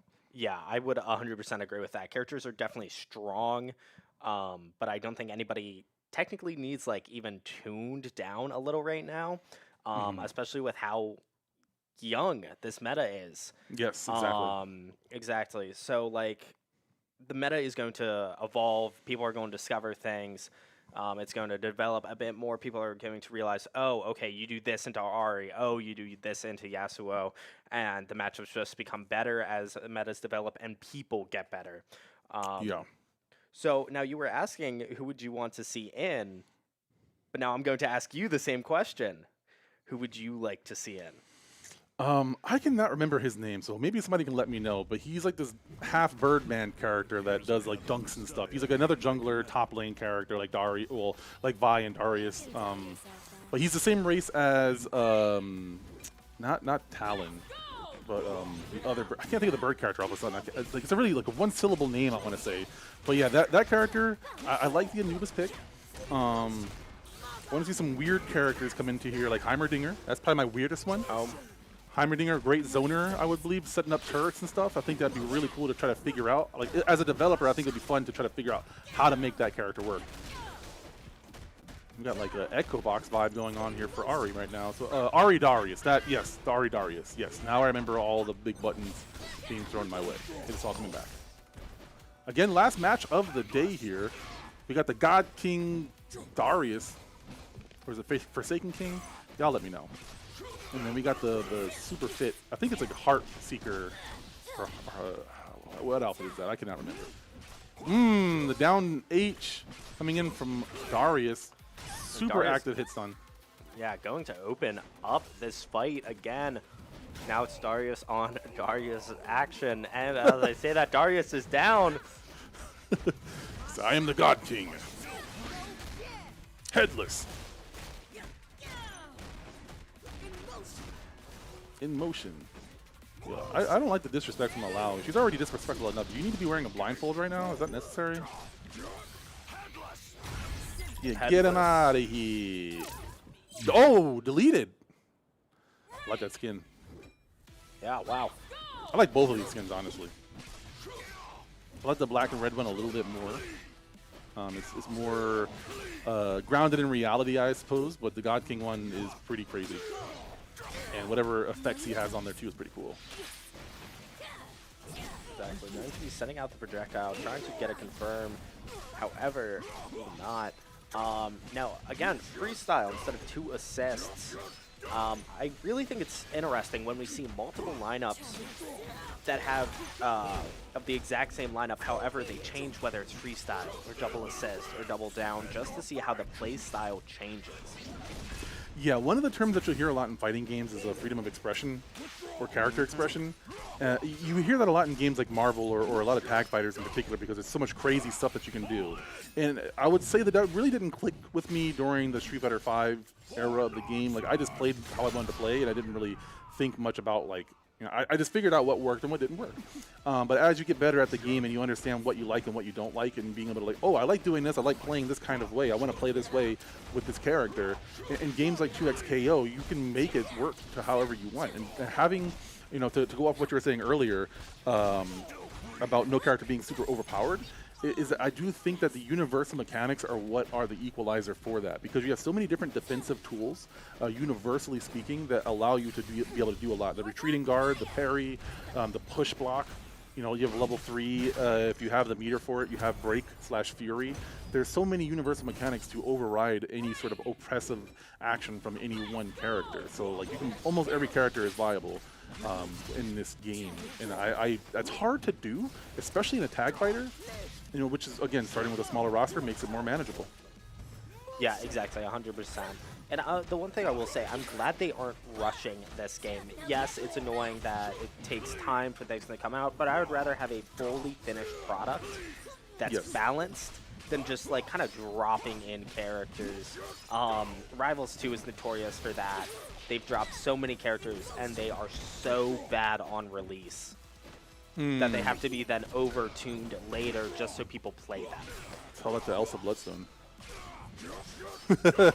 Case and point. Fallen. This is still game 1. Yes. Okay. Darius is out. Kitsu looking very strong here. Exactly. He will be dropping a game. Also, one thing to go back to what you're talking about with the freedom of expression, once you get to a certain point, that freedom of expression then becomes a skill expression. Yes. The ability to just be like, okay, I'm going to play like this, and you're still going to die. Absolutely. And at level 3, speaking of dying, I don't know. This outfit from Ari gives me like Sonic Fox, Echo Fox vibes. Like I don't remember the Echo Fox era of Sonic Fox. Do. If Echo Fox was still a thing, that there would be a skin for Ari right there. 100%.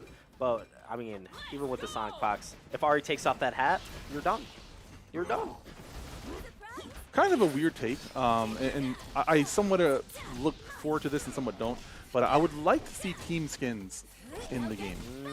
You know, you see that in Rocket League a lot. You see Rocket League has like a lot of their players in there, you know, TSM or Moist or whoever it may be, the Falcons. Now that's not as prevalent in the FGC, but there are like high-level teams, and I wouldn't mind League of Legends teams getting their own skin in this game. Like let's say they win some sort of tournament, like LCS or something like that, and they get like a what's the American team, a Team Liquid skin or something like that. Yep. You know, they don't have really a FGC branch anymore, but I think that a lot of pro teams should get back into FGC. I was gonna say, I think Cloud9 Liquid had one. Yeah, Liquid still has Hungry Box in Melee. I guess so. And then there's Shopify Rebellion, which also has people in the FGC. Now they're mainly in other things, but Yeah. they do have a few selected players. I wish Cloud9 hadn't dropped like Ryan F and a few of the other players. Oh man, but nonetheless, the reminiscing. I definitely look forward to more skins in the game. I don't look forward to prices, but the apprehension that I have here, as we get apprehended by Darius, God King style. Yeah, really, and Ooh, a Kitsu. dominant game from Kitsu. Absolutely, he looked very proud. Switching in the Ari. Curious to know what the logic is there. Maybe just trying to get a little bit of space. Alright, getting the Ari in here. Yeah, well, I got a little turnaround there. Okay, yeah. 2x assist for TECB. Yep. Which I guess you can tag out and then still do another assist. Because that's what it looked like he did. It looked like he tagged out and then the assist came out again for the other character that he tagged out. So he tagged in Alawi, like he did an assist, tagged in Alawi, and then did another assist with the shoulder charge, I believe. Unless he primed it before he tagged out and just immediately switched to it. Yeah, that might be the case. However, with that being said, Ari is down. TCB is saying, okay, it's my turn now. The God King can bleed, or at least Ari can. Parry. Ooh, the tag character catching big strays. Damage. Nice tech. Oh, is that going to convert? That is. Oh, I like that. Nice. This Level. flat damage. Yeah, level 1 into level 1.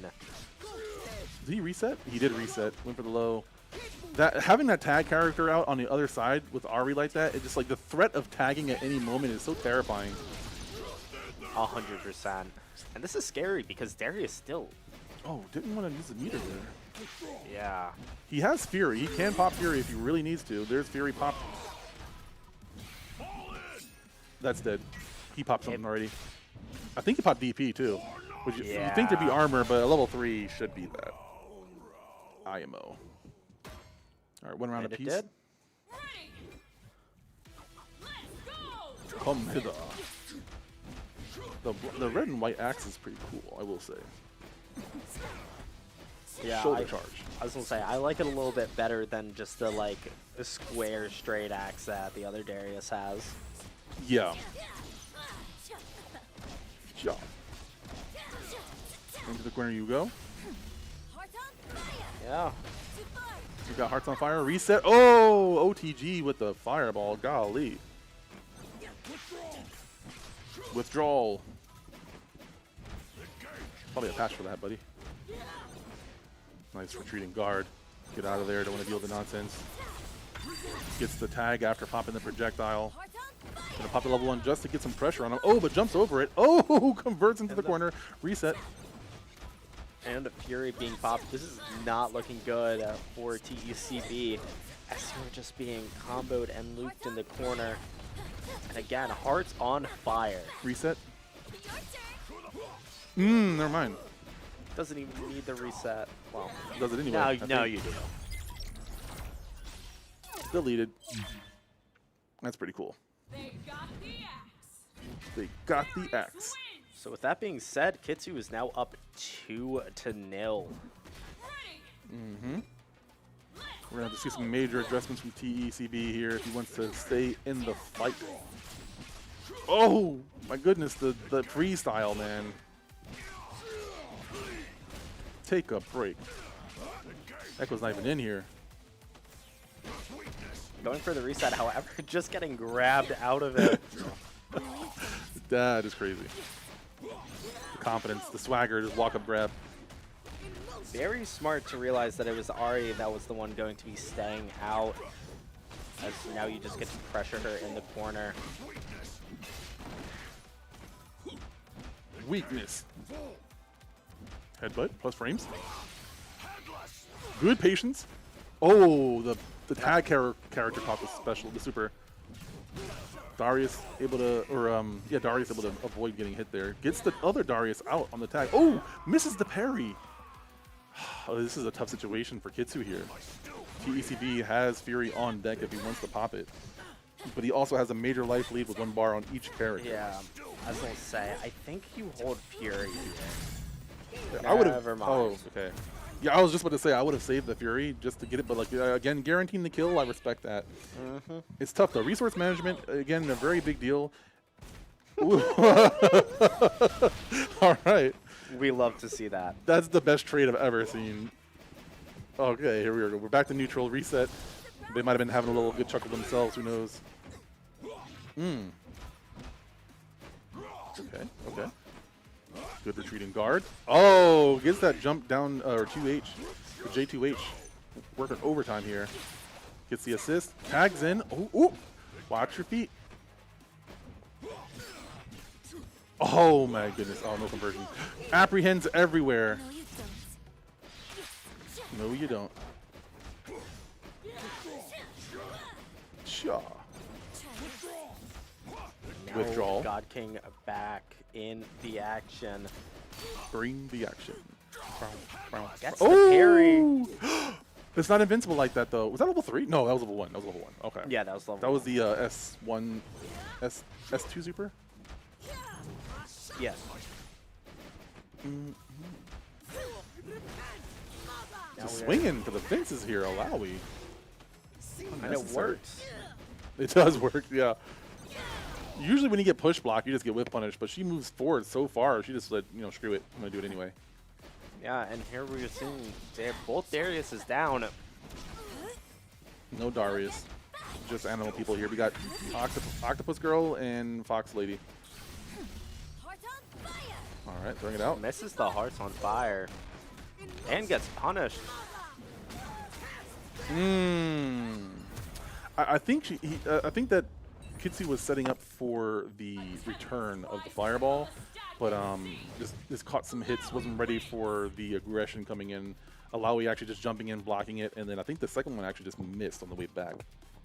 So he wasn't able to get that block pressure. I think that was just to secure the block pressure, but did not work out for them. TECB getting his first point on the board here. Yeah, saying I'm not going to go down without fighting.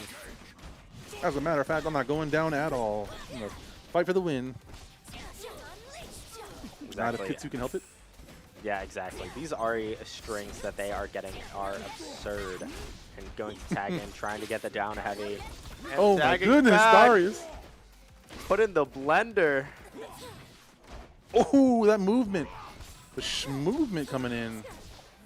8-way dashes for Ari. Sort of. Oh, almost got the reset there. Nice pressure from the Darius. Was not able to do anything with it. Threading the needle. TECB gets out of the corner. Headless. Good usage of the DP there to negate that fireball and to keep the pressure. Good hit confirmed too. Alawi putting in the work. Oh, this is massive damage going on the Darius.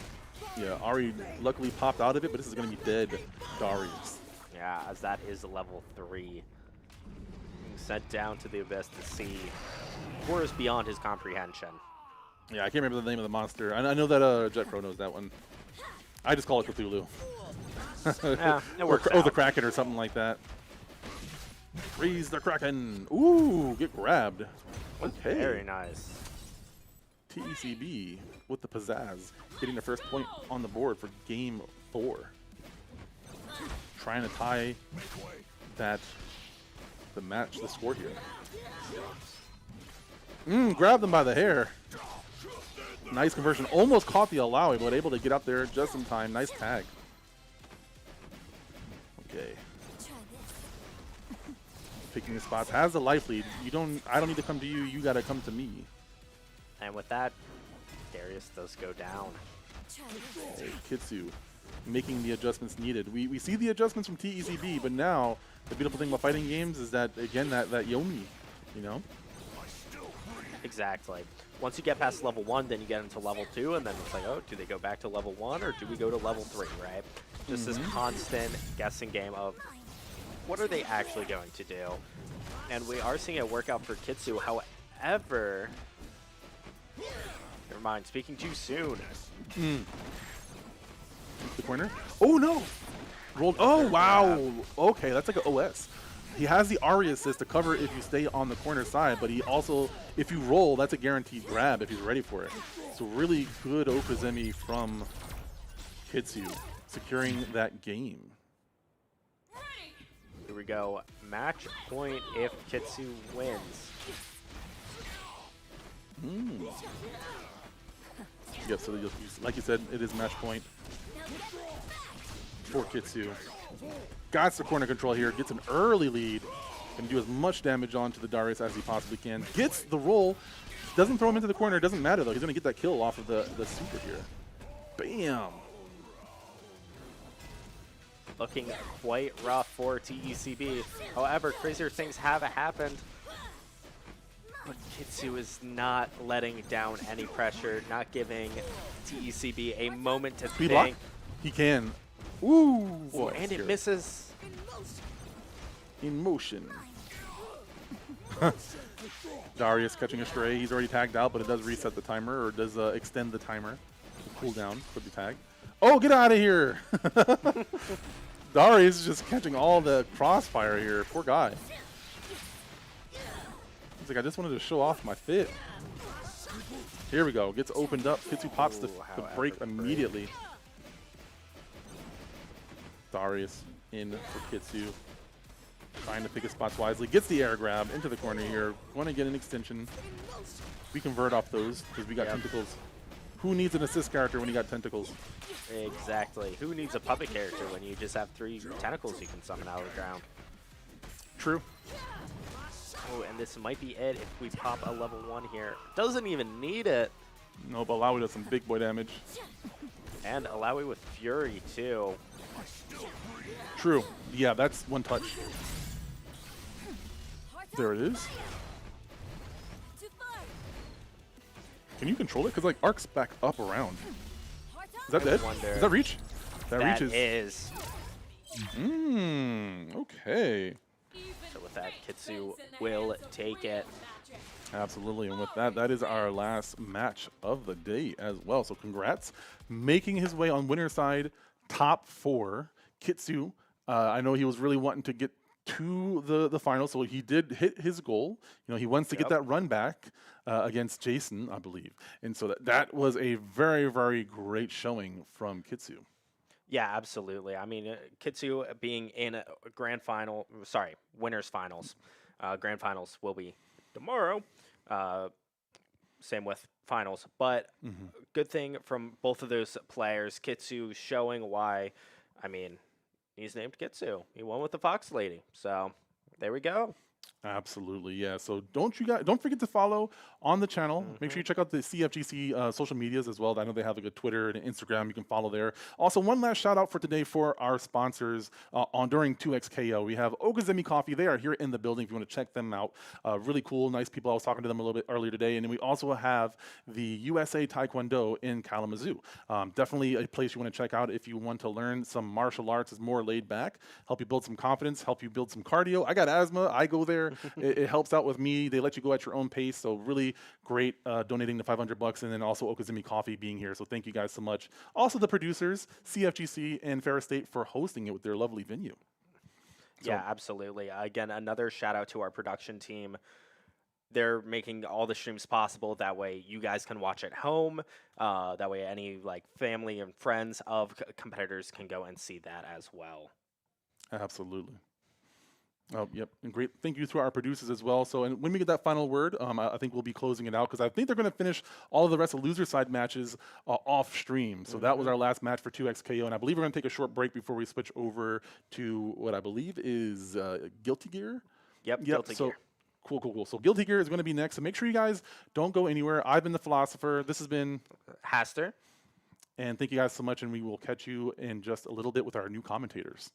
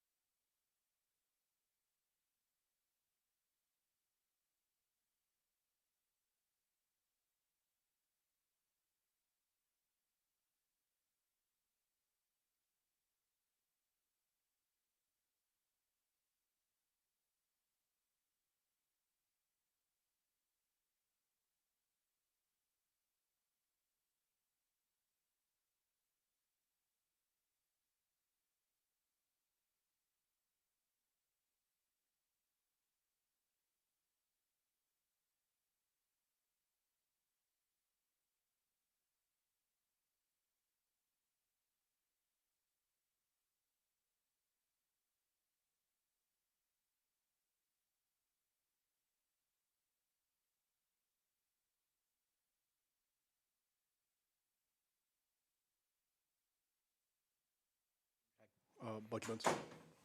Hello. Hi, everyone. My name is Jason or Flair, and this is. I'm Cameron. People call me Buggy Buns. Now, we just finished up the 2XKO top 16 to top 4. Top 4 is, of course, going to be tomorrow.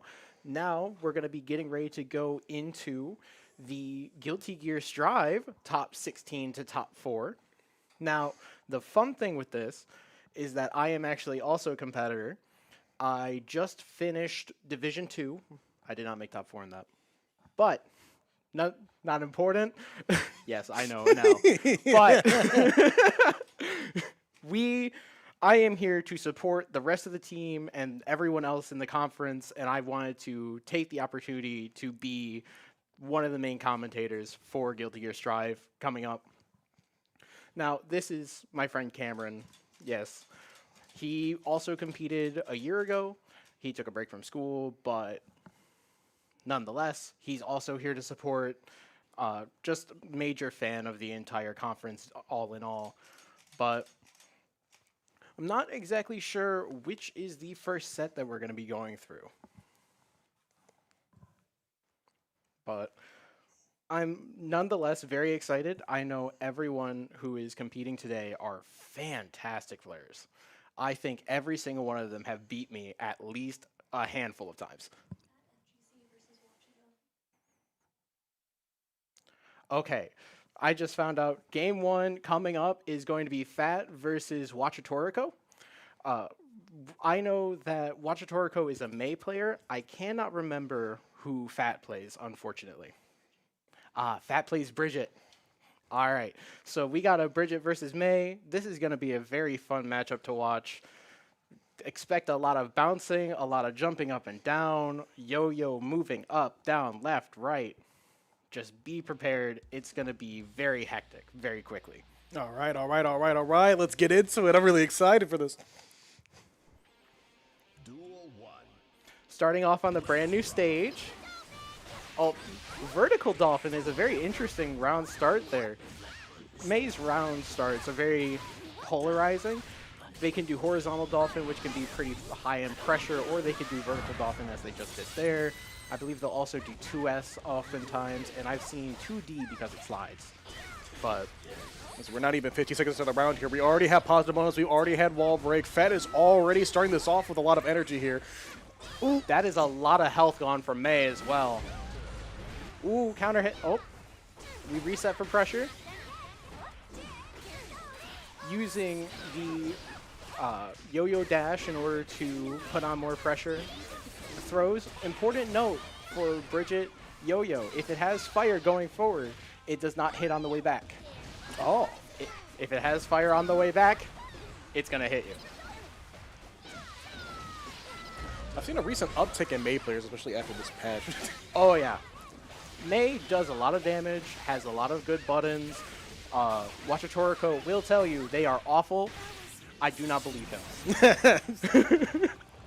He beats me every time. I think the last record was 20-1. Like, it hurt. So, good 6P coming out from Fat there. Catching Wachatoriko. Pay attention. Wachatoriko will jump a lot. That is just how he is. I bet Fat's going to start looking for it soon and is going to be going for those 6Ps to catch him. Mm-hmm. It seems like every single time we finish up a combo here, there's a lot of tension in the mid screens, the battle of like the far slashes. It's, oh my goodness. Good overhead. Ooh, that burst just in time. Any later, over. Can White don't take the pressure? No! Ooh, a perfect to start off winners quarterfinals. Yeah, baby. Nice. All right, Fat taking that. These matches go quick, ladies and gentlemen. We will be here for potentially not very long. Ooh, good DP coming out. Does not want to deal with that pressure from Wachatoriko. The rolling spin that Bridget can do is so rough to deal with on defense. Very valid burst there. Does not want to be giving Fat positive bonus. Gotta just keep in this screen. Ooh. Oh my goodness! The tap dust into the Roman cancel. Fat is not giving Wahito a single moment to breathe here. This is disgusting. Not at all. That one will be hitting. Yep. Made that block string almost completely gapless. He's putting up the yo-yo like flashcards. Yep. All right, we go back into a wall break. Positive bonus here. This is a very rough position for Wahito to be in. Plus the hard knockdown. I'm surprised that nothing came from that, really. Hard knockdown against Bridget is not a situation you want to be like, ever. Ooh! DP Wait, we have call. momentum! Methinks he stopped to burst call. Oh yeah, he was fishing for that burst. He did not want Fat to keep that burst for very long. A beautiful, beautiful yellow flash. Oop, that one's hitting on the way back. Oh, this is so close. This is so close. I can feel the tension. Oh, no! Ooh! The anchor coming out. Hard Oh, the double knockdown. side swap! Oh. May with the side swaps is so scary. That anchor is so big and just does so much damage. Watch Torgo. That weight was so important. You could see in his mind, he was sitting there like, are you going to DP? Are you going to do it? I love it when someone knocks down like a character with the DP in this game. You can see the gears in their head turning, trying to guess whether or not a DP is going to be coming out. Yup. Ooh. Oh, what? Whoa! Excuse me? Listen. We be spamming DPs here. This is Strive 2.0. Okay, this is we hit a different economy now. Oh my goodness! Oh, keeping at perfect range, waiting for those DPs. None of them to come. All right. Any of them get a good burst read, and it's over. Literally. Come on! Oh, we're so close. All right, we're still in the game. We're still in. We're still in. Oh, it. that was Whoa! such a valid deflect shield. So valid. Oh, this is so close. This is just one hit away. Oh my god! Crazy. All right, Fat FGC taking game 2 there. Match point going in. Oh, we're switching. hold on. Are we switching? Oh, we're switching stages. Hold on. Okay. We're switching stages. I'm kind of surprised. I don't think Wachatoric was the one who initiated that. So it might have been Fat just wanted to change the stage. That's fair. That's fair. Listen, good Like, change of scenery. stages are stages. We don't want to deal with them all the time. Maybe it's just stage advantage. Maybe it's just stage advantage. Stage advantage? Maybe it felt funny, and that's why we've gone to insert competitive stage here. You see, the DLC characters do more damage on the DLC stages. This is a base stage, so May's gonna do more damage. I see the logic. Of course, right. Party game logic. This is such a scary matchup. Oh yeah, it is. Both of these characters are so heavy on mix. Both of them have relatively lower health, but Bridget is paper while May is cardboard.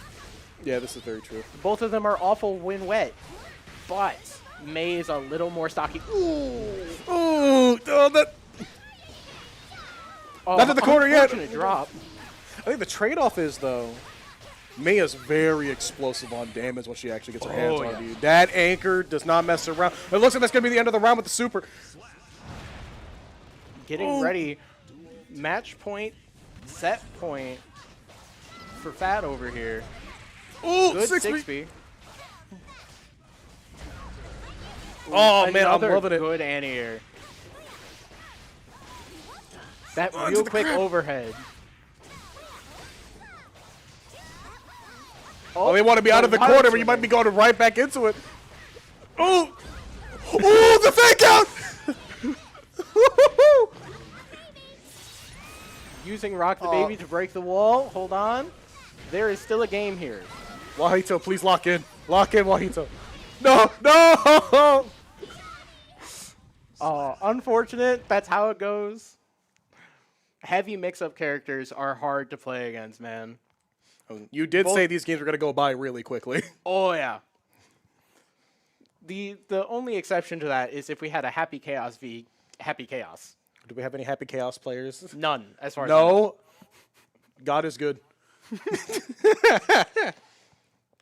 Reminder for those viewing who may not play this game, Happy Chaos was top 1 for a very long time. And now he's maybe top 5. Who knows? But there is still so much to learn and so much to discover with Happy Chaos. There is an infinite block string bug, unfortunately. But nonetheless, still fantastic play from both Fat and Wachatoriko there. I do realize they have Wachito as their gaming tag. They have been Wachatoriko for the past several years. I talk about them a lot. They are the main person I play May against. Unfortunately, I'm not good at the matchup anymore. But nonetheless, we were there. So we're getting ready. I imagine we're setting up for the next set. But what are you hoping to see for tonight? There are characters I'm hoping to see that we're probably not going to see. I will be happy if we see an ABBA, but I don't think that's going to happen. I haven't checked the spreadsheet. I don't know who's playing who. I just got here. No. Who's gonna tell me? There's no way. There's no way ABBA? there's an ABBA. I'm pretty sure there's a Johnny. I know there's a Venom. That's fair. There is a Venom. We like Venom. We hate Venom. I believe he is one of our remote players. But there are... I've seen Johnny. I've seen May. I've seen Bridget, obviously. I believe there's actually 2, maybe 3 Bridgets. Do we have any white breads? I do know there is a Kai. There is a Kai. There is a Gragan, whenever he plays. I have not seen his new move in action yet. So, real quick, for people who haven't been in the loop, Guilty Gear Strive had the first good patch out of all fighting games for the past, 6 months. And they added 4 new moves? Kind of. They added Nagoriyuki's credit card, where he stabs the ground and he freezes his blood meter. They added... Soul Bad Guy DP extension, where if you time it perfectly, you get a wall bounce off of it. They also added to Kai the ability to have Stun Edge be canceled, and it causes a little lightning bolt to hit the ground. And that lightning bolt extends combos, and it's very weird. And there was Leo. Leo can now jump while in back stance, which is terrifying. Also, Anji's little spin thing just empowers moves and no longer can combo into itself anymore on full charge, which is sad.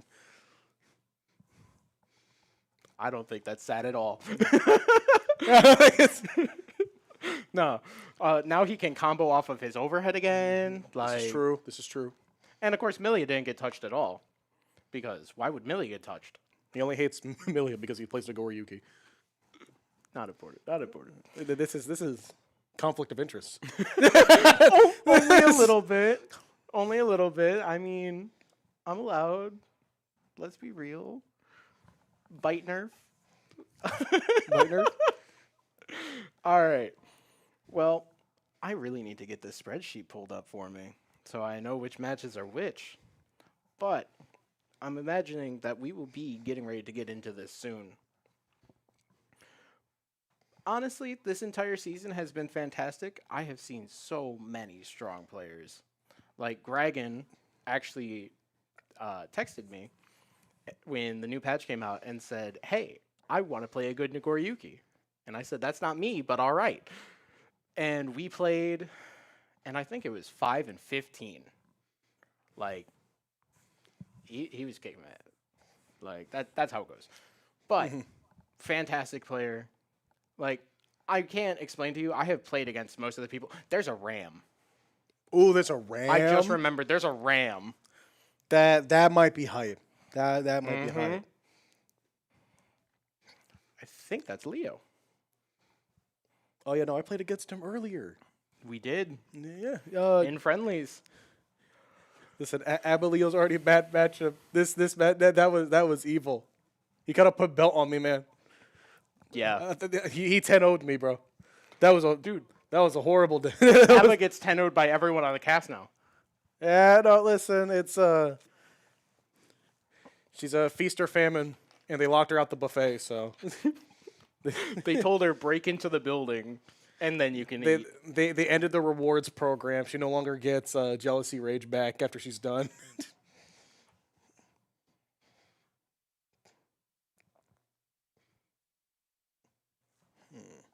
All right.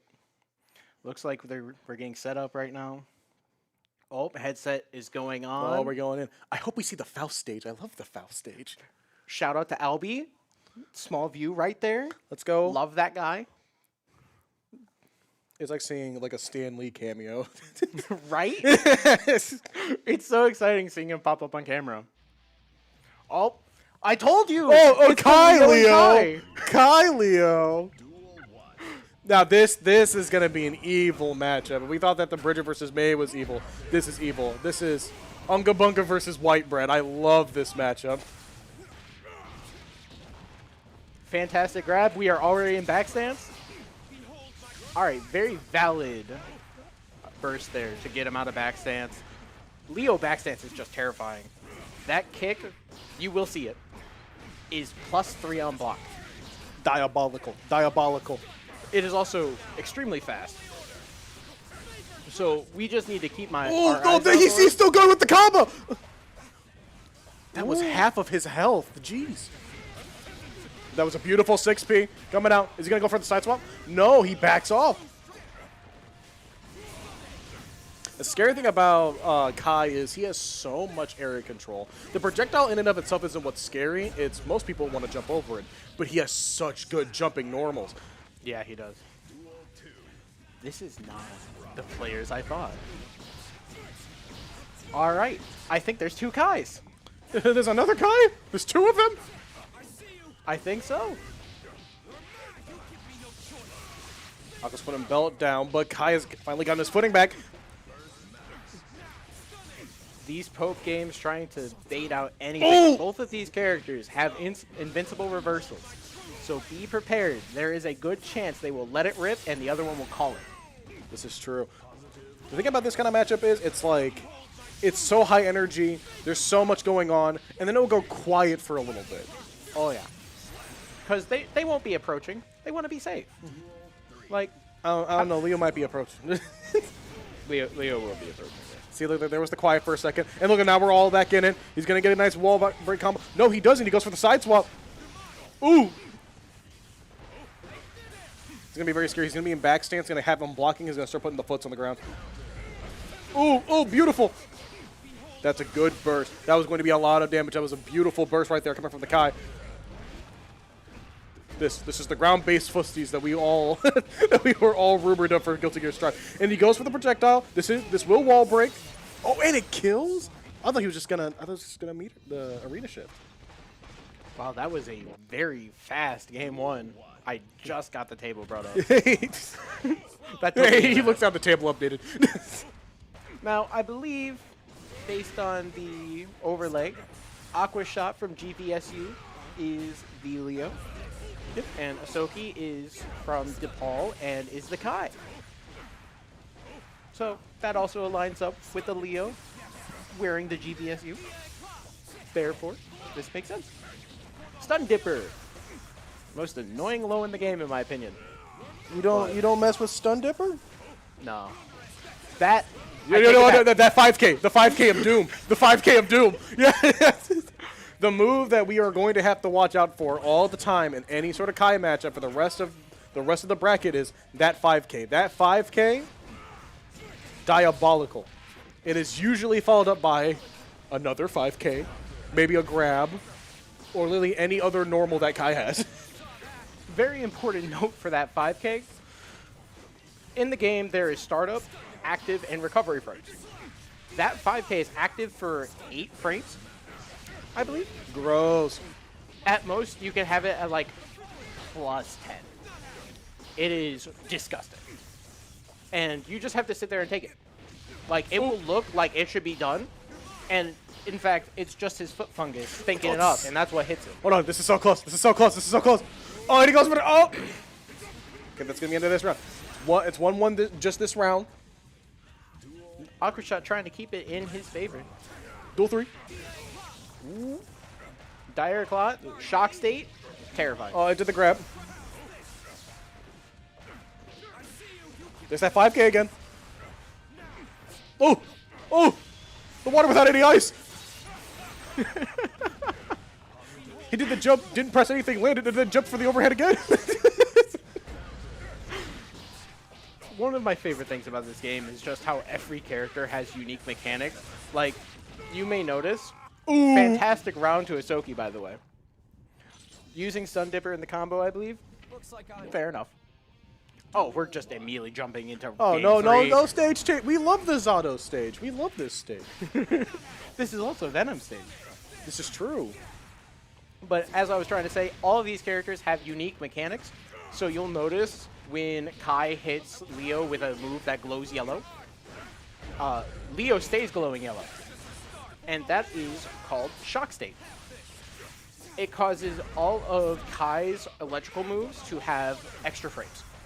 So he just used the Charge Fireball. He can use the Charge Fireball again, and Leo is stuck blocking for the next 5 generations.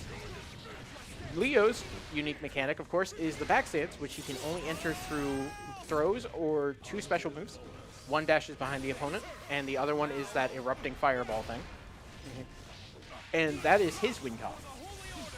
So Kai, his win con is Shock State into grabs, Stun Dipper with meter, like right there. He also now gets he also gets combo extensions from Shock State with DP, his Vapor Thrust. Ooh, those 5Ps, so important. That little bit of pressure can just be so terrifying. Watching the game, it doesn't look like that much, but there's so much behind every button being pressed here. Like, is my opponent going to throw me? Is my opponent going to throw at a low? Is he going to do an instant overhead? What is he going to do? How do I punish this? What is my best course of action? So right now, you can see they're just poking at each other. They're trying to get something. So Aqua taking advantage. Right now, Ahsoki, bad spot, but now in a fantastic spot. That's how quick this game can move sometimes. I love the universal truth of every fighting game. You do not want to be in the corner. There's no place to escape. You just have to deal with the pressure. I think the cool thing about Guilty Gear Strive is the unique mechanic that they brought into this game is, as you can see, as each person is getting hit, the wall starts breaking. After the wall finally breaks, you'll transition to another part of the stage, and you'll get positive meter bonus, which means you build up more meter, just like this. They almost died. Oh, this is so close. Hold on. Wait a minute. Oh, this is. We're, Ooh. Ooh. They waited for the DP. Oh, this is beautiful. It's anyone. Woo! I did not think Aqua was going to hit that. Oh, that was beautiful. That was fantastic footsies right there. As we saw earlier with that wall break, whenever you wall break, we go into a new stage transition. Everyone gets put back in the middle. Most importantly, whoever broke the wall gets positive meter, which means they slowly build up meter over time and they get more meter as they attack the enemy. And that is Guilty Gear's way of rewarding people for getting people into the corner, but you're not stuck in the corner for the whole game because the wall eventually breaks. Exactly. Fantastic design, in my opinion. Oh my god! The weave. Why does that combo, man? Oh my goodness! Oh! Dragon install! For those who don't know, Kai can only dragon install when at low health. This is a rare sight to see. Oh, we're going with the blue Roman. Early patches of the game, it was known dragon install into lose was a true combo. Oh, right and he there. caught the DP. No! I wanted to see the dragon install windscreen. No! Dragon install into lose.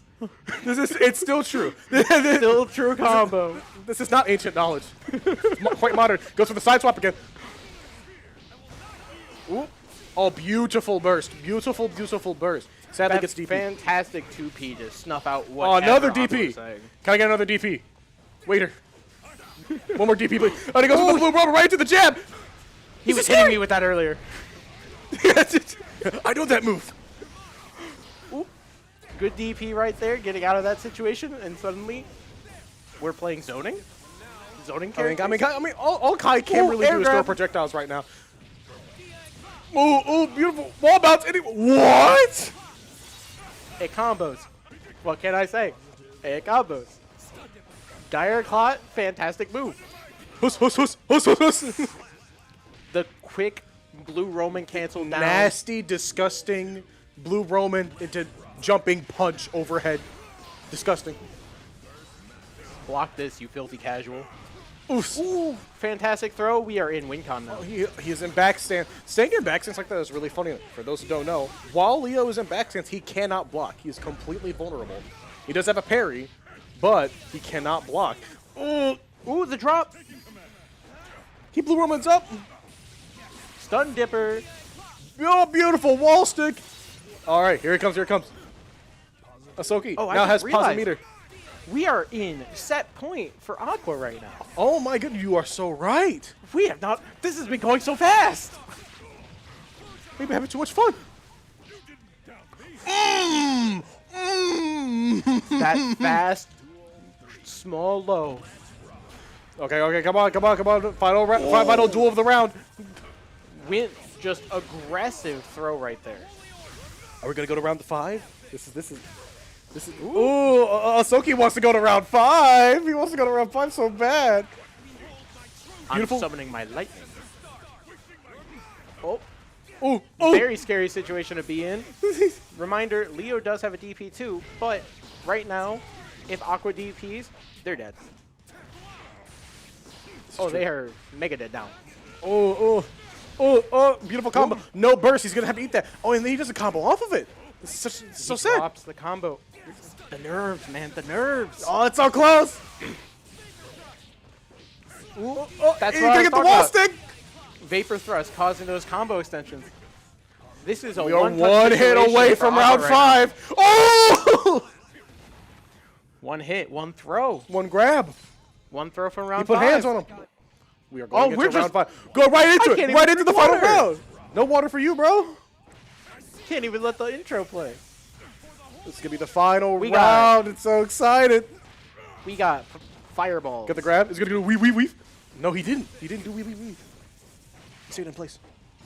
I'll be honest, as a player, I am surprised Aqua didn't go and take a moment to like collect themselves. To compose. Like that's fair. You can go back to the character select and take a moment. This is true. Now, okay. I'm not them. Clearly, they are allowed to go in. They're doing all right. I need to stop speaking. So scary. This is so scary for This Leo. is terrifying. He's so low.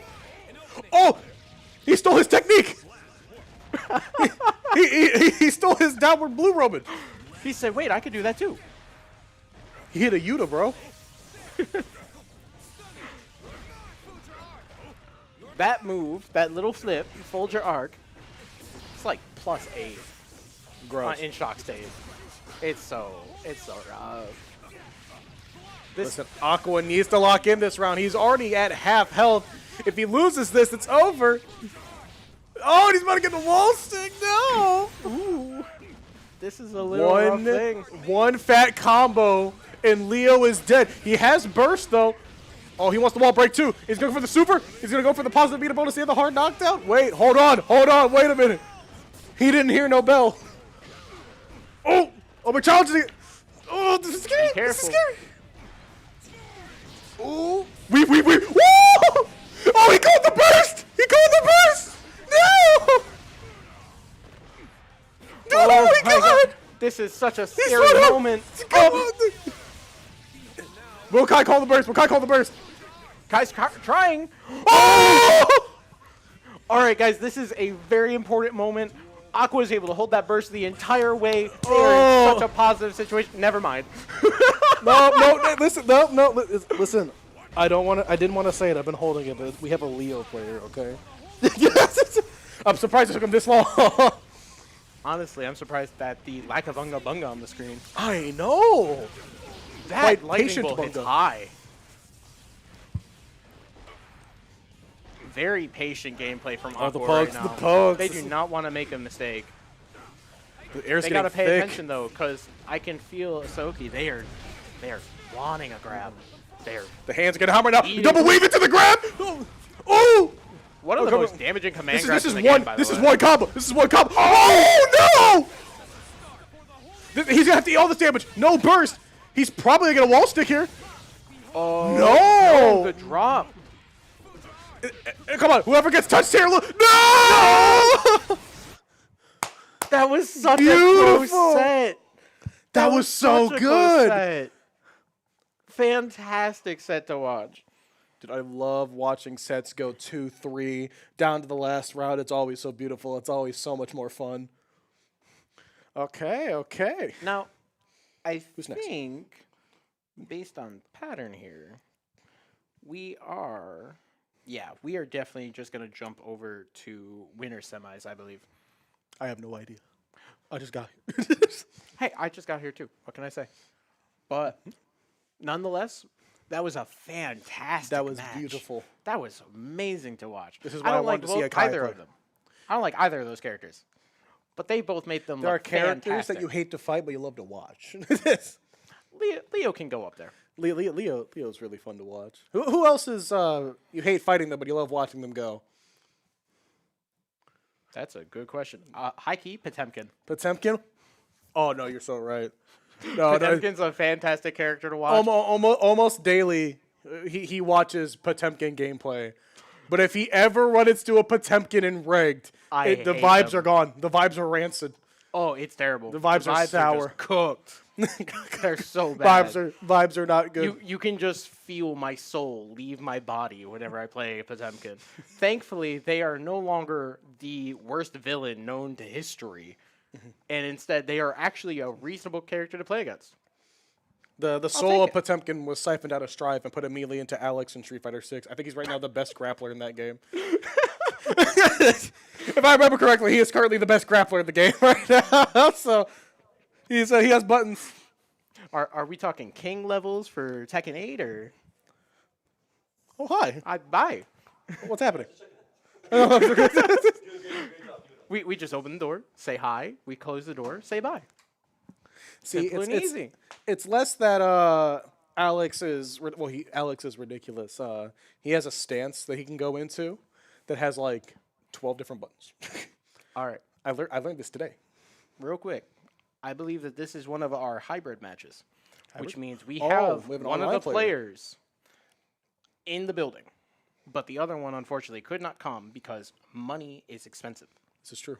So, specifically the one who has the online connection, both of them will, but the one who will be playing online is that Shui guy. I say Shui because it is spelled S-H-U-Y. And when I asked him Shui. how he wants to be referred to, his response was, Shui or Shy. Either one works. What about Shui? Shui? Shui. I don't know about Shui. Shui. Shui? Shui. No, that's Like- ruining the feng shui of the Like a room. feng shui. I'm tired of talking about feng shui. Venom has been considered one of the worst characters in the game. Venom But- has bad feng shui. I will argue that Shy Guy, one of my favorite mashers, by far one of my favorite mashers. They are awful. They drive me insane because I will Fukyo forward and I am being met by a 2P without fail every time. It's so insane. Now, Down view. They're playing Look at these 2XKO guys. down there. I can see it. yep, 2XKO. Hold on, we're just vibing. I wonder what they're playing in the corner. We got a spectator stand over there. Is that Jalen? No, that's not Jalen. That's not Jalen. Oh. Wait, that is Jalen. I was about to say, I recognize the white. Shout out white to the other jacket. Sienna Heights guy. Yeah. Drove 3 hours with me all the way up here just to go 0-2 in the next tournament. GG go next. GG's go next. Well, what's your opinion on the feng shui of the of the competing room right now? Competitive. It's a little congested, but I Congested. think it's all right. Oh, I told you we're online. Go right to the. 34 milliseconds. This is a fantastic connection. This is beautiful. For those I who wish don't I could know, have good Venom connection. plays pool, and Bridget plays with yo-yos. It's gonna be beautiful. Oh, right into the grab already. Dude, we're not even 12 seconds in. There's already so much happening.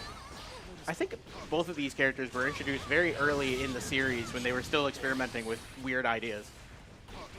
I feel like I they're didn't still know. experimenting. So it turns out Fat does not have a Steam account for the game, or they do. They're playing under Specs' account, who does argue with me constantly on whether Serial is a super not. Chat, do We're with not- that what you will. We're in finals right now. We're not discussing soup and salad right now. Instead, we are playing pool. We are playing so much pool. There are so many balls on the screen. There's so much happening. Oh, Ooh! now.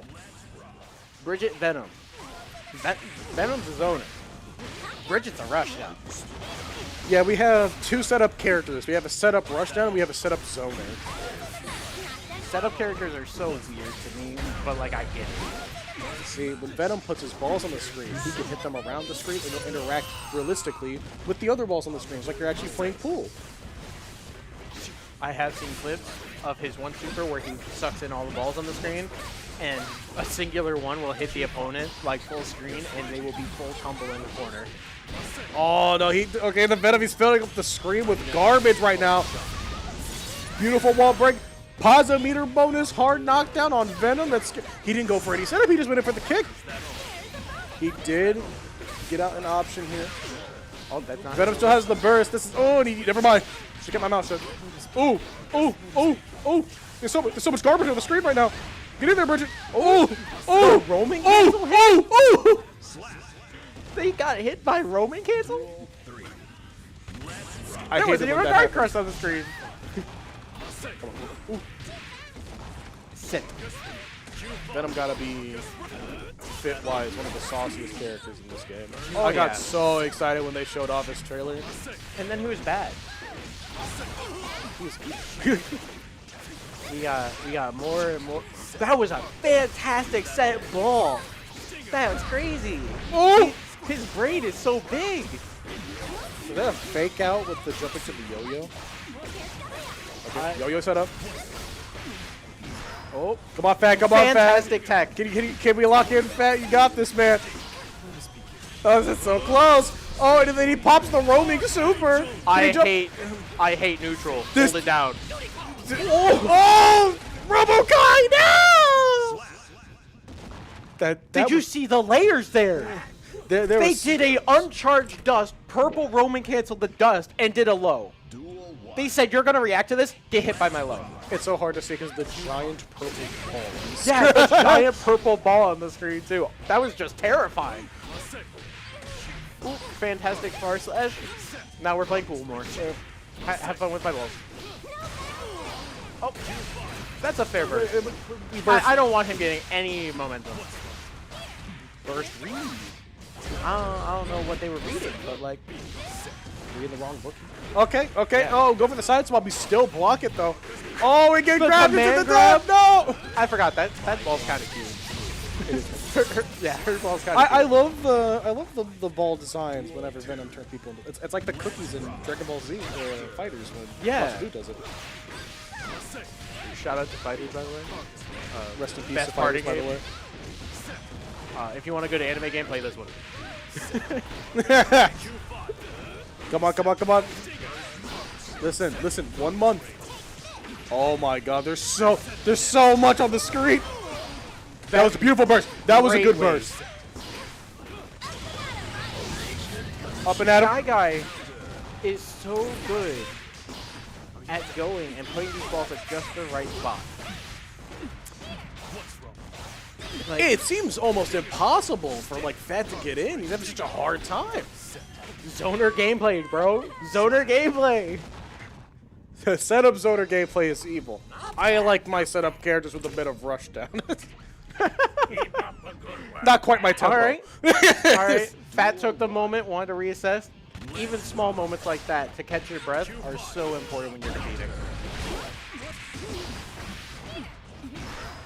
Ooh, Oh, fantastic tech. good grab break. That hit deceptively far. It's a big pool cube. Nah, that's his foot. Oh, you're right. 2D's his foot. All right, in the corner. What am I gonna do? Block my mix.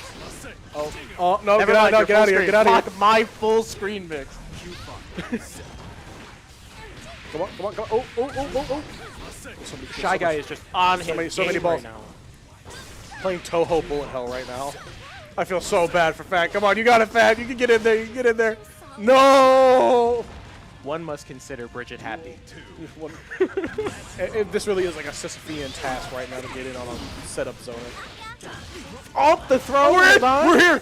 We pushed the rock up the hill! No! We're back at the bottom of the hill! Shy Guy said, no.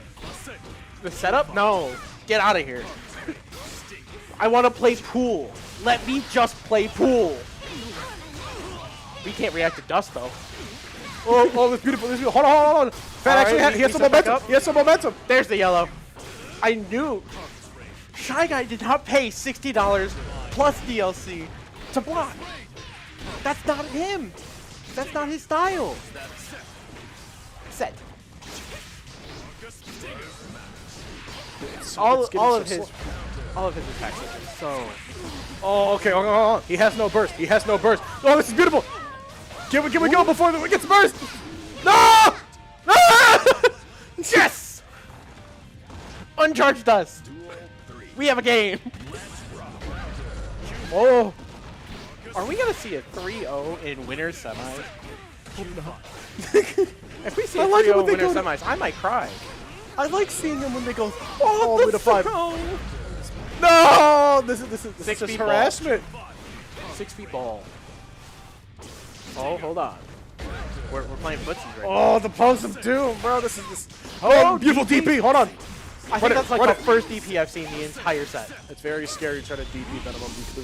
No, it's the ball. It's the orb of sadness. No! That was so smart. That was so smart, though. They took the hit on one of the other balls to get out of the yo-yo so that they didn't get hit by the... Sadly, for nothing. For nothing. I am so sorry, Fat. That is a 3-0 in winter semifinals.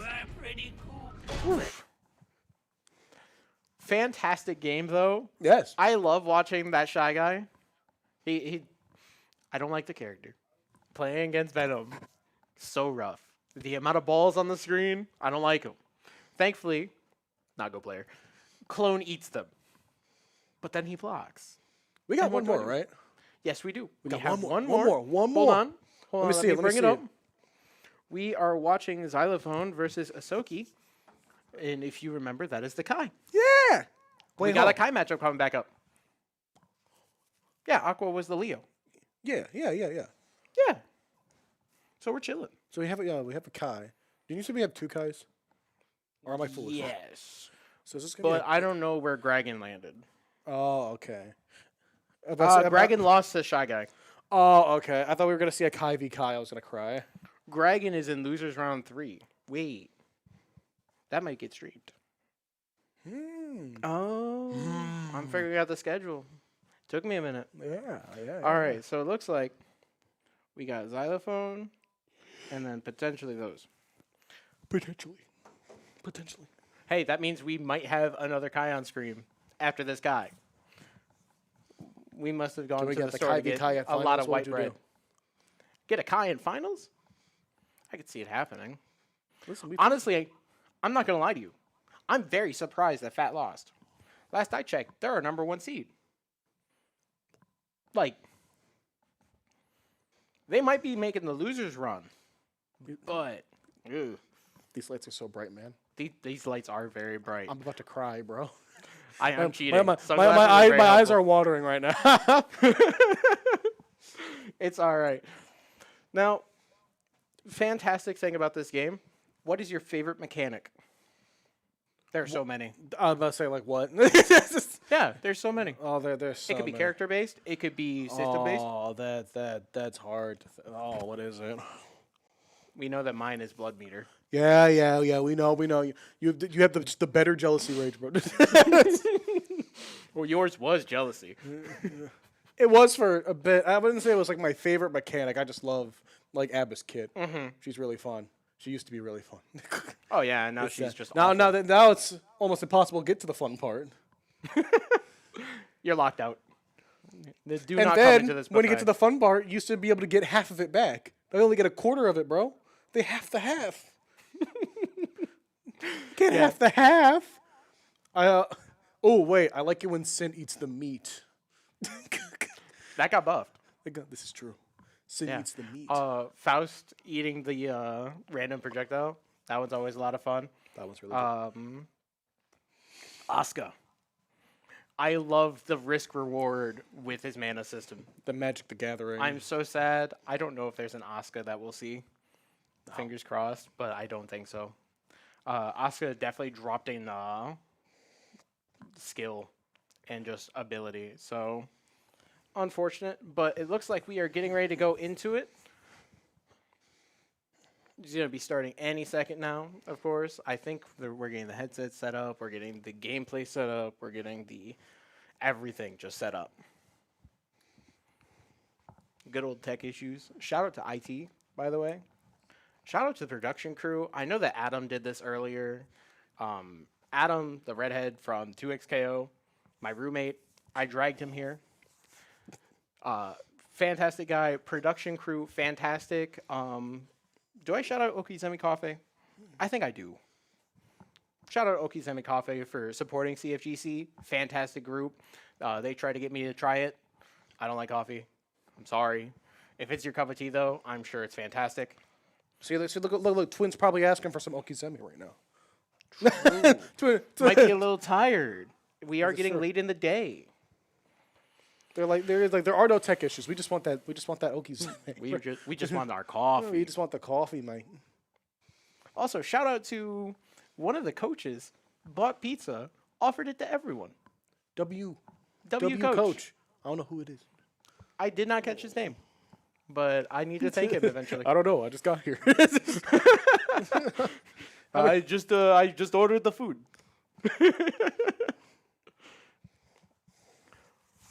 Man, have we decided to not go with the headset?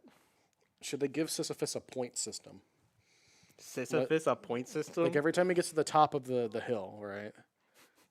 He gets a point. And then he can spend his points. I read a post. He can spend said points on stickers to decorate the rock with. You know, fantastic. Wait. Queen Dizzy versus Soul Bad Guy? Father-daughter violence? What? Is this a button check? This is a button check. I was scared. I was like, what? I was scared, bro. I was like, what? I was like, wait, I didn't know there was a Dizzy. Like, huh? That's so exciting. I was about to say, Kai, come here. They're beating your wife, Kai. Get Soul Bad Guy, Kai. They're getting her.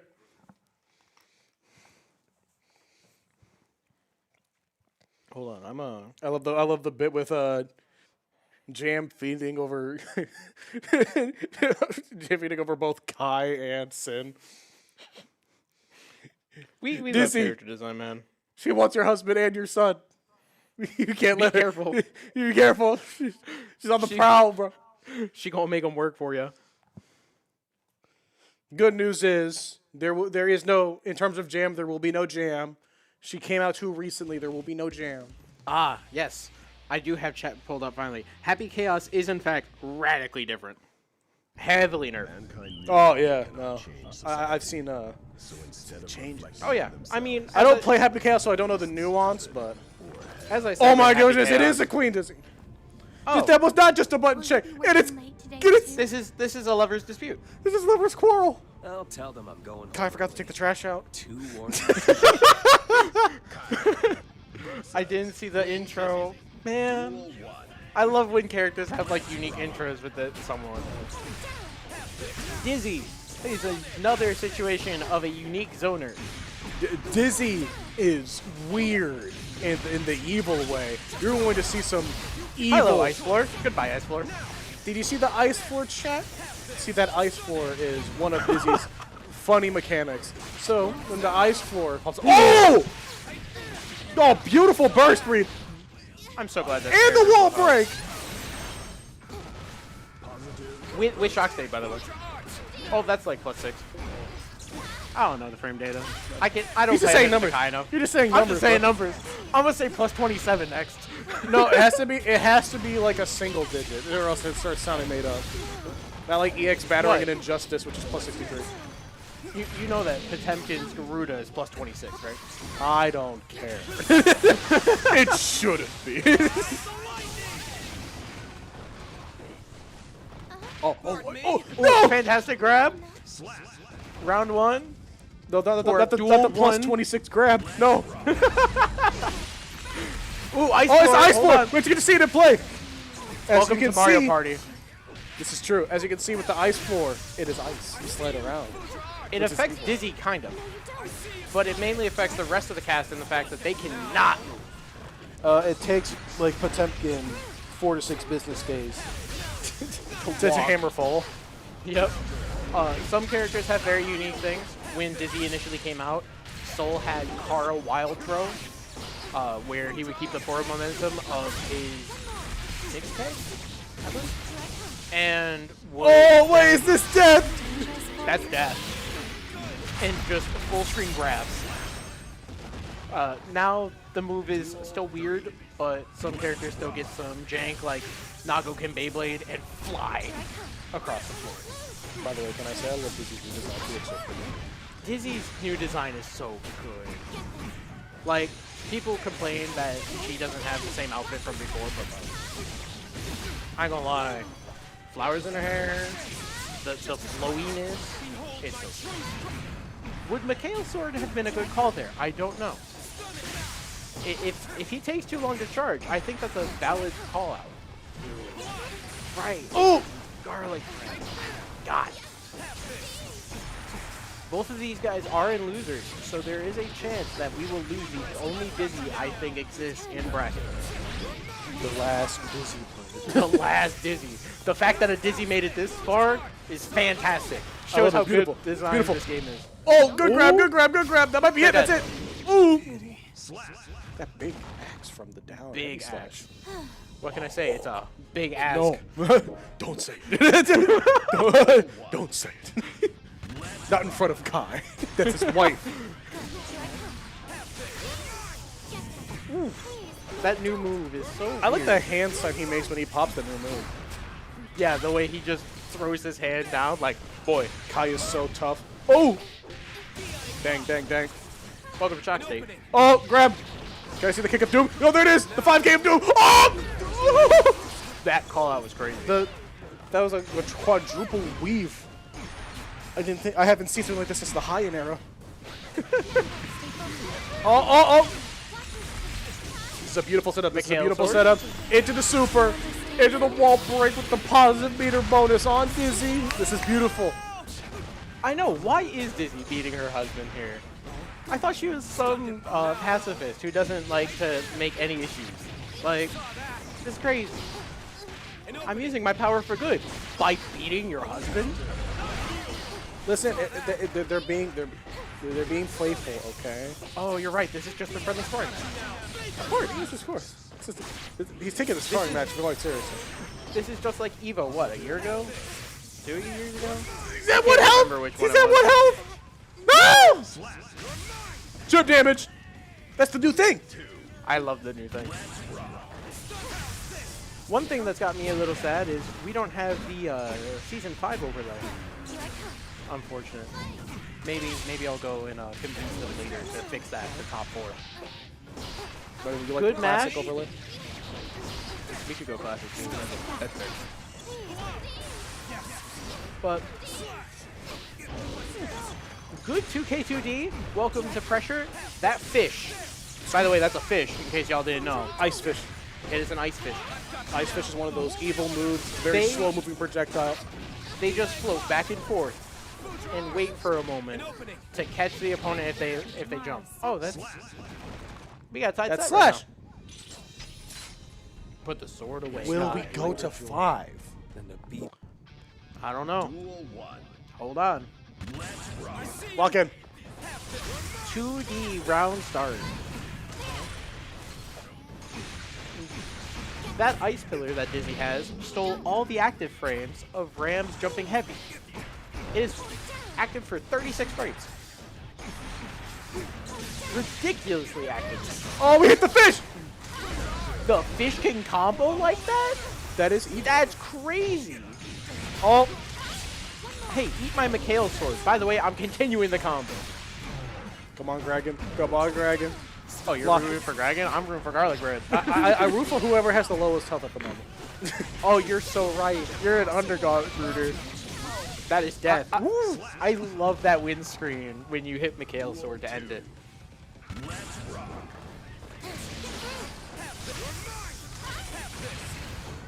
Do we count Dizzy as a setup kid? Yes. Yeah. That is her entire point, is that she's supposed to be a setup zoner. Xer, she had way more projectiles to play with. Oh, he missed the DP! No! And the fish! The fish! Oh! He was scared. He was scared. Oh, they're not dead because of the PRC nerf. This is such a bad position for Dragon to be in right now. He has no health. One hit in the set is over. Well, not the set, the round. The round is now over. Round is now over. This is sad. Unfortunate thing for Dizzy's design. You may have noticed it. They landed Far Slash. And what happened? Duel 1. Next to no damage came out because it's a multi-hit Far Slash. It's not like Giovanna's where it's 3 hits and every hit does like a Far Slash worth of damage, it feels like. Ooh, good 60. Reminder, Mikhail Sword loses at 60. Ooh, Sacred Edge. Right out the stun gate, state, Dragon. Stun state, hard knockdown, plus like 3 kick. He gets jabbed out of the air. That's so sad. He lost all of his momentum. And they caught out the burst. No! He's losing all of his momentum. And just like that, the health bars are all evened out now. And he lands the overhead. No! This is going to be a wall break. No, it's not. No, it isn't. They want to keep him here. Stay in here. Stay right here. Oh, what the reversal! No! Oh! I did not think that was going to break the wall. Hold on. Dragon, if you don't win this is your last round. You have 1 life left. Dragon, Ooh. please lock The it. fish. Dragon, please, I need this, Kai. Kai, I need this. That's so much damage. My son is kind of eyeless.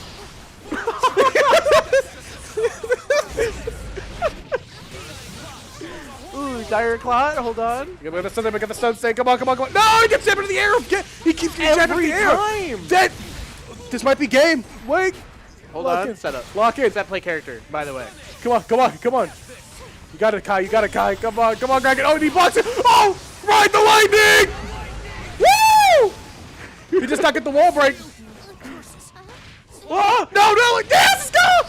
You put yourself in the corner? That was a beautiful backdash. That was a beautiful backdash, I must say. No, come on. I've This got is so you close, now. so close. That's a good grab. Come on, come on, come on. This is anyone's game. This is anyone's game. We both have first. No, What are you doing? No! And just like that, Garlic Bread wins the set. Dizzy's dap going up. on. The dap up Listen. at the end. Sadly, Kai lost. Good news, more Dizzy. More More Dizzy. dizzy. More dizzy. Rare- I felt the panic in my soul. They both have. Dude, that was such a high tense moment. That was definitely a panic burst. That was a panic burst. Sadly. Sad to say. It's all right. It's all right. They both played fantastic. Again, these Beautiful. are just some amazing matches, bro. These are like some fantastic. Ooh, taking a lemon drop. I'm taking a lemon drop. We got lemon drops. I didn't think the camera was going to be on me just yet. I thought I had like 10 more Bro seconds. was caught unawares. Yes. It's all right. It happens. Now, I believe I should probably look at the bracket to see what we got coming up. Because that was Dragon Monkey versus Garlic Bread. Now we have, I believe, Aqua Shot versus Schleppy. And then we will have Xylophone versus Asoki, I believe. Everything I say will have in, I believe. Because I believe. Allegedly. Allegedly, I believe. You know, He's I will allegedly, not so he lie. can't sue. Chat, I'm kind of surprised. I have a cough, and I have not coughed once. I just jinxed myself, though, so I got to be careful.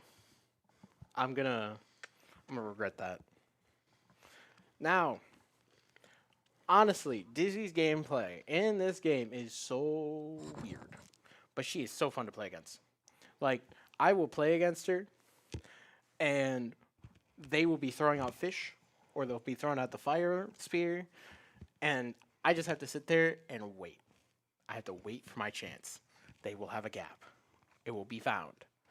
But you got to find it. And that is a massive fight a lot of the time. And just all in all, a fantastic character in design. They are not great. They are weak. But the game style that you have for Dizzy, balancing that is just so hard. Because she will either be absolutely fantastic to like a bad degree, or she is going to be extraordinarily weak. And it's hard to find that happy medium ground. And I'm hoping that this patch has brought that medium to existence. But, you know, I cut off the screen for a second, so I just had to see something. he had to see if his hand could. My hand's gone. Oh, hold on. Me when I slice my hand off.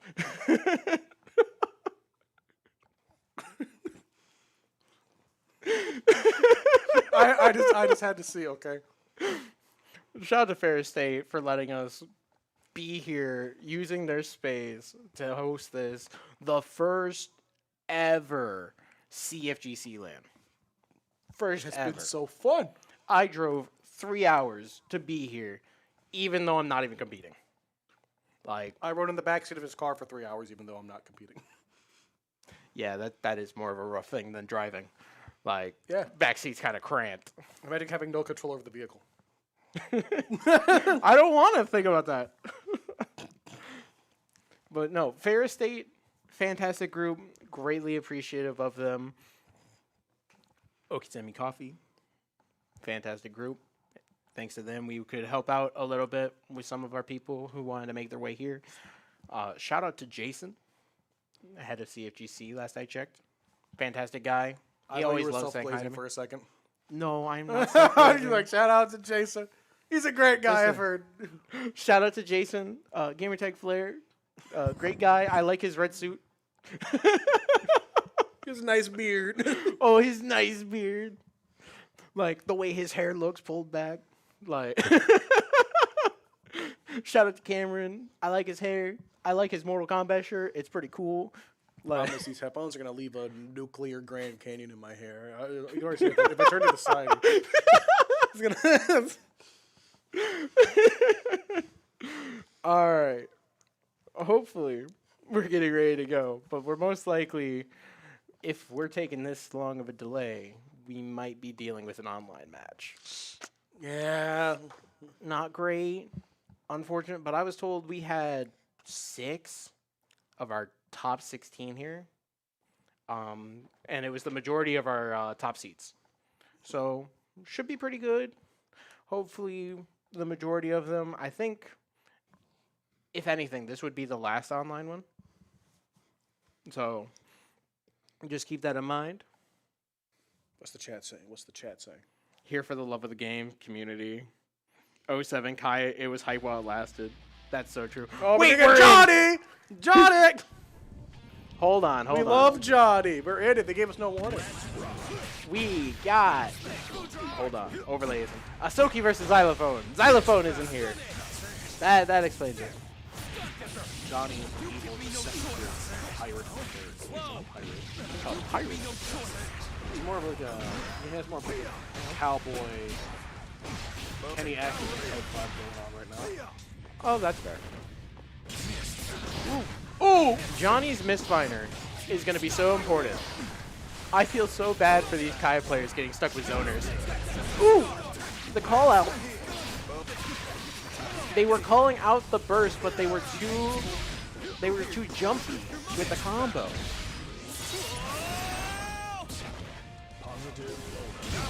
Positive bonus. Oh, he gets hit with the overhead. Disgusting.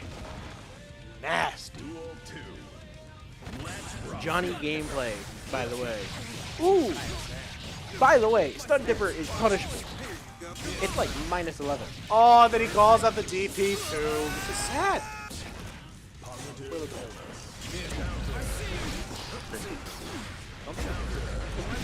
They might be able to. But Ooh, Johnny, blue Roman cancels. Johnny's a zoner. Why are there so many zoners? Like, if I had a nickel for every zoner, I'd have too many nickels. Shock state. I think the best way to describe Kai is basically the only Shoto of the game, right? What? Kai's like the only Shoto in this game. Right? He's got DP, he's got a fireball, he plays at mid-range, he's got an advancing attack. And the most negative definition of scroll back guy is also a Shoto. Fair enough. His gunplay is much easier. That card that Johnny can throw out makes him plus like a billion. He's so plus that it doesn't matter how plus he is. You are not allowed to do anything, he's allowed to do everything. Good DP right there. Dire Clout, we got Shock State. Shock State going into the wall, and it's gone. I love how I keep trying to hype up Shock State, and every time I try to hype up Shock State, we break out of Shock State. Like, Shock State makes things super plus, but as soon as you hit Kai, you're out of Shock State. Ooh! Ooh! Oh, is this one health? Come on. The Come on, PRC. go, go, go. The PRC No, you can tip it nerf. over him.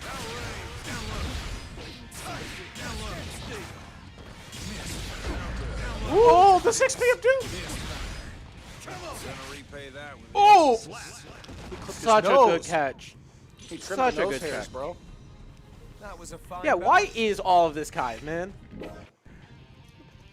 Now, I will say this is not all Kai, thankfully. There are only 2 Kai players, but we are in like top 8. So that makes it look like there's 2 Kai players. Listen, would you rather Because see a quarter of them are Kai. Would you rather see all these Kai players or see an equal amount of Happy Chaos players? Yeah, I'll take Kai. To be fair, new Happy Chaos, kind of cool. But I'll take Kai. Oh, he goes over the fake under the grab. Misfire. Misfire. Misfire. Oh! Overhead. Wall break. Deal with it. Ground start. Oh, far slash. That is a very fair ground start from Johnny. It beats so many options because it's Johnny so has some of the best round starts in the game from what I remember. that punish like that. That's evil, and then he's gonna super. Super. Oh, here, look. He goes off the J. That's my name. Puss. Sorry, he said that. Bro, Don't you think forget he's it. Puss in Boots. You think he's Zoro? Yeah, he thinks he's Zoro. Not from One Piece.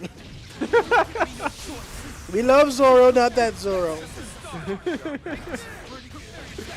Oh, good, it's an overhead. Oh, Overhead? Oh, that's a wall break? I'm surprised that wall Fantastic. 6. It's so Dang, weird. dang. Tried to do a preemptive 6-speed, get smoked for it. Ooh. Tried to. Oh. Good burst, good burst, the good burst. burst Come on. coming Oh, out. good backdash. Oh. All right, we got a set. Listen, it's 1-1. Is this I one gonna told go to you 5? defenses just go so It's fast. usually it's either 3-0 or it's 5. It's 3-2. It's never no 3-1s.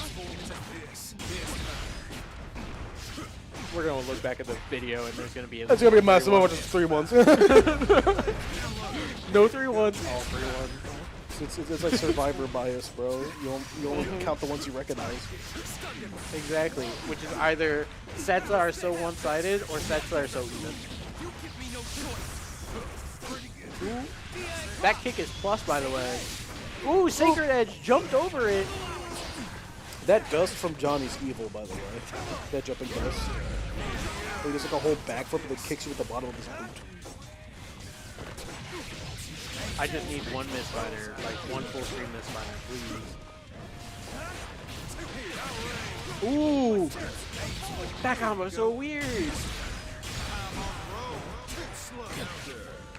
The far slash coming And through. bro gets clipped. You know, Johnny is such a cool character, but his gameplay is so weird. Yeah. Like, I don't like him. Like, he's a zoner that's designed to beat zoners. Oh no, I'm minus 14. Whatever will I do? Wait, you can combo on that? Half of these matches have us had us. Once you get high enough level with these characters, you are taken by surprise. I've had Me, it's Nago fine. players who see me play. And he "Wait, called out you-" the burst. No. Of course, I gotta be talking about myself. All right, hold on. Listen, We're match point for Xylophone. This is esports, not a podcast. We have to remember that. I keep forgetting that too. Don't worry. I mean, theoretically, streaming can be like a podcast. We're commentating on the game, just like how you would on a podcast. We are just letting the card fall. Yeah. Oh, full combo, by the way. No. He bursted. No longer full combo. This is full Vapor combo, by the way. thrust. Dire clock, dire clock. Card toss, just in immediately. I don't think it's plus though. Mashing there is kind of weird. Ahsoki, I need you to lock in here, only because I wanted to go to 3-2, so I'm still correct. Yeah, that's fair. Oh, card slash. Hold on.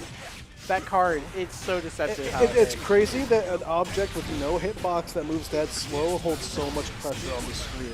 The moment he misfires, it blows up, and it's so good. Apparently, he used to have coins. Oh, card toss. Oh, you pulled the Joker. Do you get it? Oh, DP. We're not dealing with this pressure no more. Get out of here. Oh, far slash. All right, say hello to the corner. This is the corner. This is your new friend. You are not. we purple We are bombing out. misfiring. Oh my! We were misfiring. All right, last duel of the round. Ahsoki needs to lock in here. Oh, welcome to zoning. Good 6P.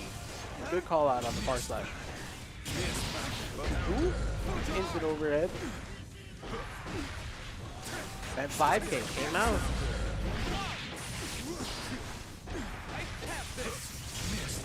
Stun edge. Stun edge. Woo. Sadly, kind of simply gets outranged when it comes to the sword. Oh! The DP gets hit by the card pop. Those two jabs, y'all.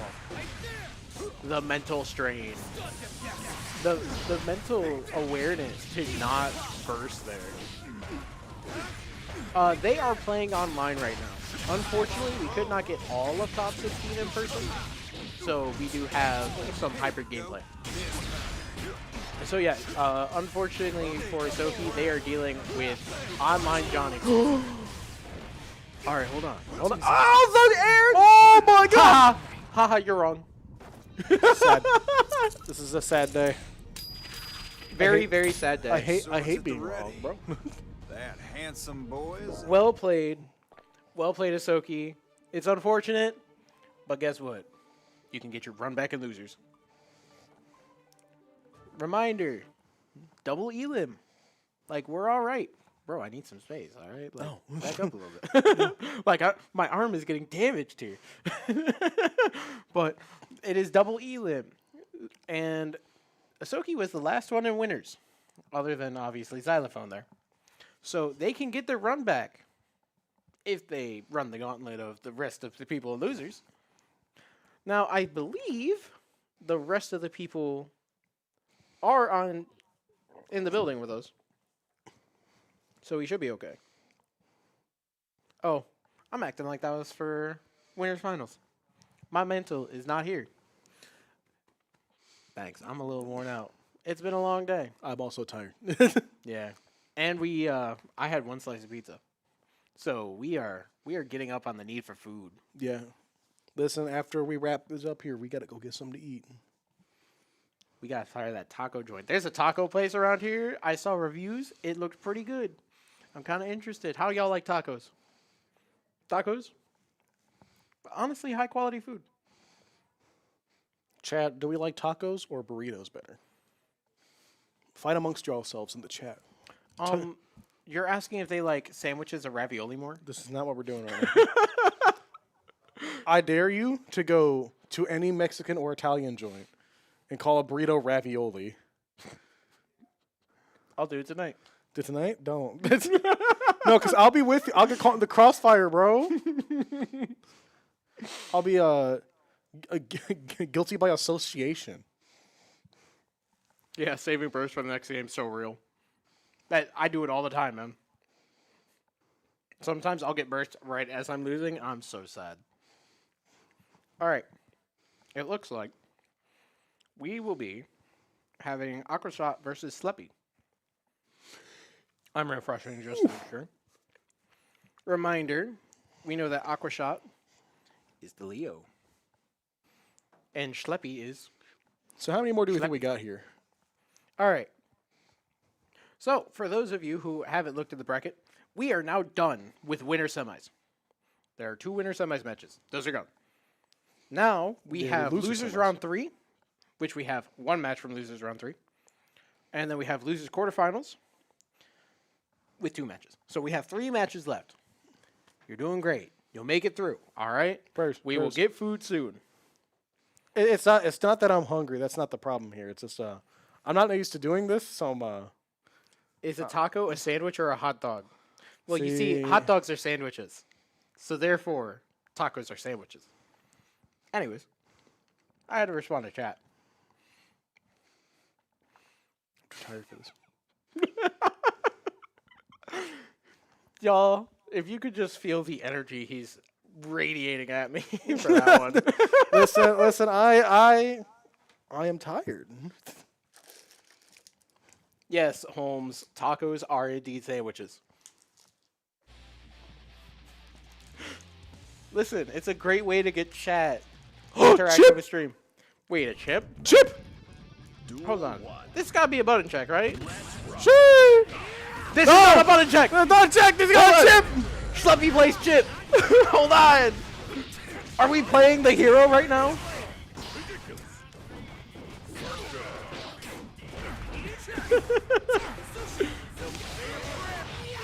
A mod pops in saying someone wants to die. No, I don't want to.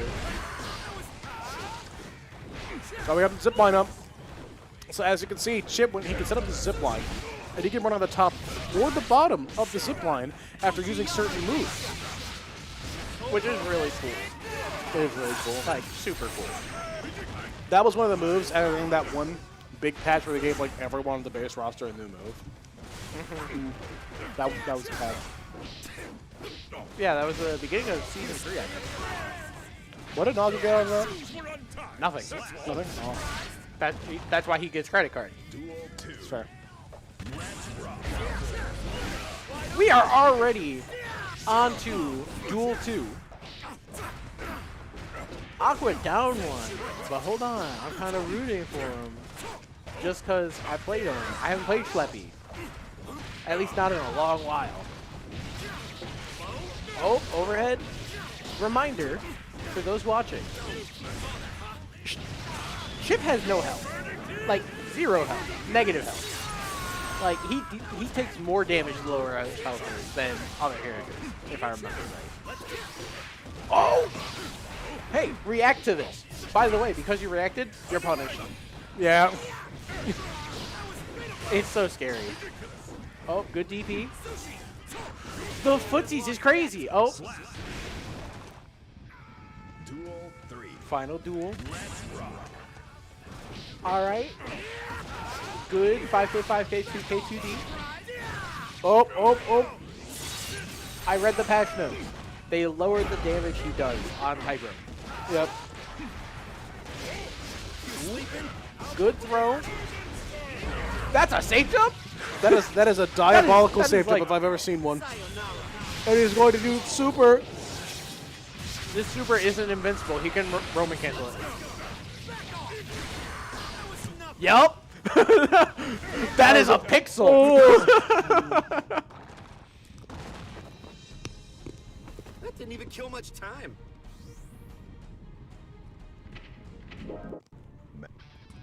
Duel 1. All right, round 2.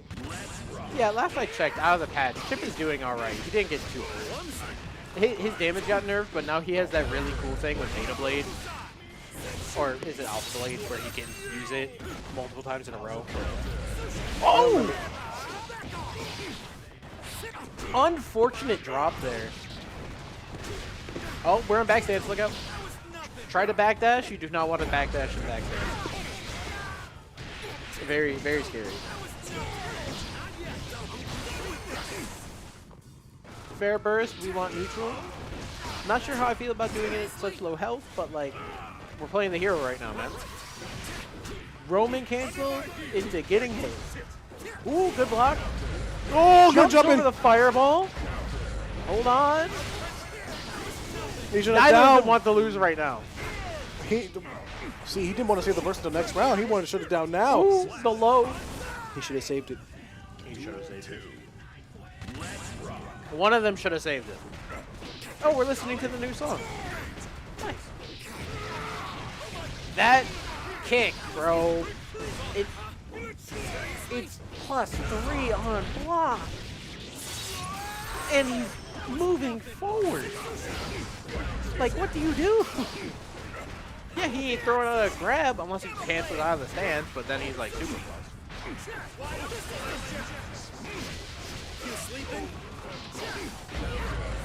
Ooh, slow slash, combo starter. Ooh. Oh, and then he gets the super. We're gonna wall This break is it. a lot of damage. Oh, hard Chip, that's a lot knockdown of damage. against a chip, bro. This is scary. Oh, he does that thing that the Goryuki does. But worse. We have the Ooh, good Goryuki grab. clone Hold into on. grab at home. Oh, the overhead into immediate super. I am not dealing with your burst. I am winning. Do not fight me on this. Overhead into super gotta be a war crime. Overhead into super. Yeah, that's very fair. Roman cancel on invincible reversals was kind of a war crime in my opinion. You know, I have decided that I'm done blocking. So I'm going to do my DP and then Roman cancel. And now you have to block. Goes to the grab. That did a lot of damage. That did a lot of damage. Aqua taking game 2 right here. Oh, okay, listen. This is my redemption arc. Are they actually going to go to 3 and 2, or are they also going to be 3 and 1? Duel 1. There's no good way to tell. 6B starting it off. 2K2D. Wanted that hard knockdown. Ooh. Gross grab. Fast grab. Was that just a close slash? Just a raw, meaty close slash. Bro's laughing. Maybe this is a game. Well, of course, Leo wants to die, remember? This is true. That's like his character trait. That's why he fights with his back turn. Ooh, DP. I am not dealing with this. Get that +3 move away from me. Ooh! Beautiful. All right, come on. Next duel, next duel, next duel.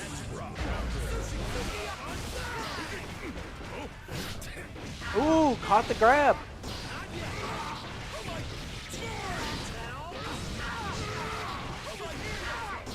Fluffy is in a bad spot right now. Did not use the super. Do not want the hard knockdown. Tried to get that forward momentum with that kick button, but did not get much from it. Ooh! Onto the grab. It's gross. Using the Alpha Blade, going onto the rope, canceling off of the rope, going for the grab, or going for the overhead. Careful, Schleppy. Careful, Schleppy. Careful, SpongeBob. Careful, SpongeBob. Careful, SpongeBob. Oh, that's gross. That's You disgusting. reacted to my overhead. You're gonna get hit. Idiot. Shout out to Purple Roman cancel. That damage nerf is so important for some characters. Unfortunate for Aqua right there. Could not find the right time to burst. Be a ninja. All right, we will see. If We're you switching are- characters. We will see if you're wrong. Oh, the Goryuki! Oh, no, Jason's excited. I can already tell. All right, y'all. Are you ready for actual good commentary? So, if you guys don't know, Jason Flair here actually mains Nagoriyuki. He exclusively plays his character. That was a good Beyblade. I get why the burst happened, but the thing is, if you're playing against Nago, you want to wait until blood is higher. Like, it's a hard call with Chip because Chip takes a lot of damage. This is also a rough matchup for Naga. I'm not sure if this is going to be a better option, but I get why they did it. They needed a 5K there. Like, Nago, if he gets a good hit on you, he makes you explode if you're a normal member of the cast. But this is Chip. Chip dies. Right there, we're asserting our pressure. Good tick throw. Look at the damage! He predicted the DP there, did not get one, unfortunately. There it is. This matchup can kind of go either way because Chip can outmaneuver and mix up Nagoriyuki very well, kind of bully him. However, he does not have a lot of health, and Nagoriyuki can't just kill him. Yep. Like, that was two specials, and it did a good portion of his health. That is Nagoriyuki's new move. It puts him in level 3 blood. That Roman cancel, if he would have Roman canceled, he would be dead. I mean, He is anyways. dead. He got perfect. This is so beautiful. This is the power of a one-shot character. Oh, goes for 63. That does not beat Far Slash. You need a 5K. In this matchup, doing 63H is so greedy.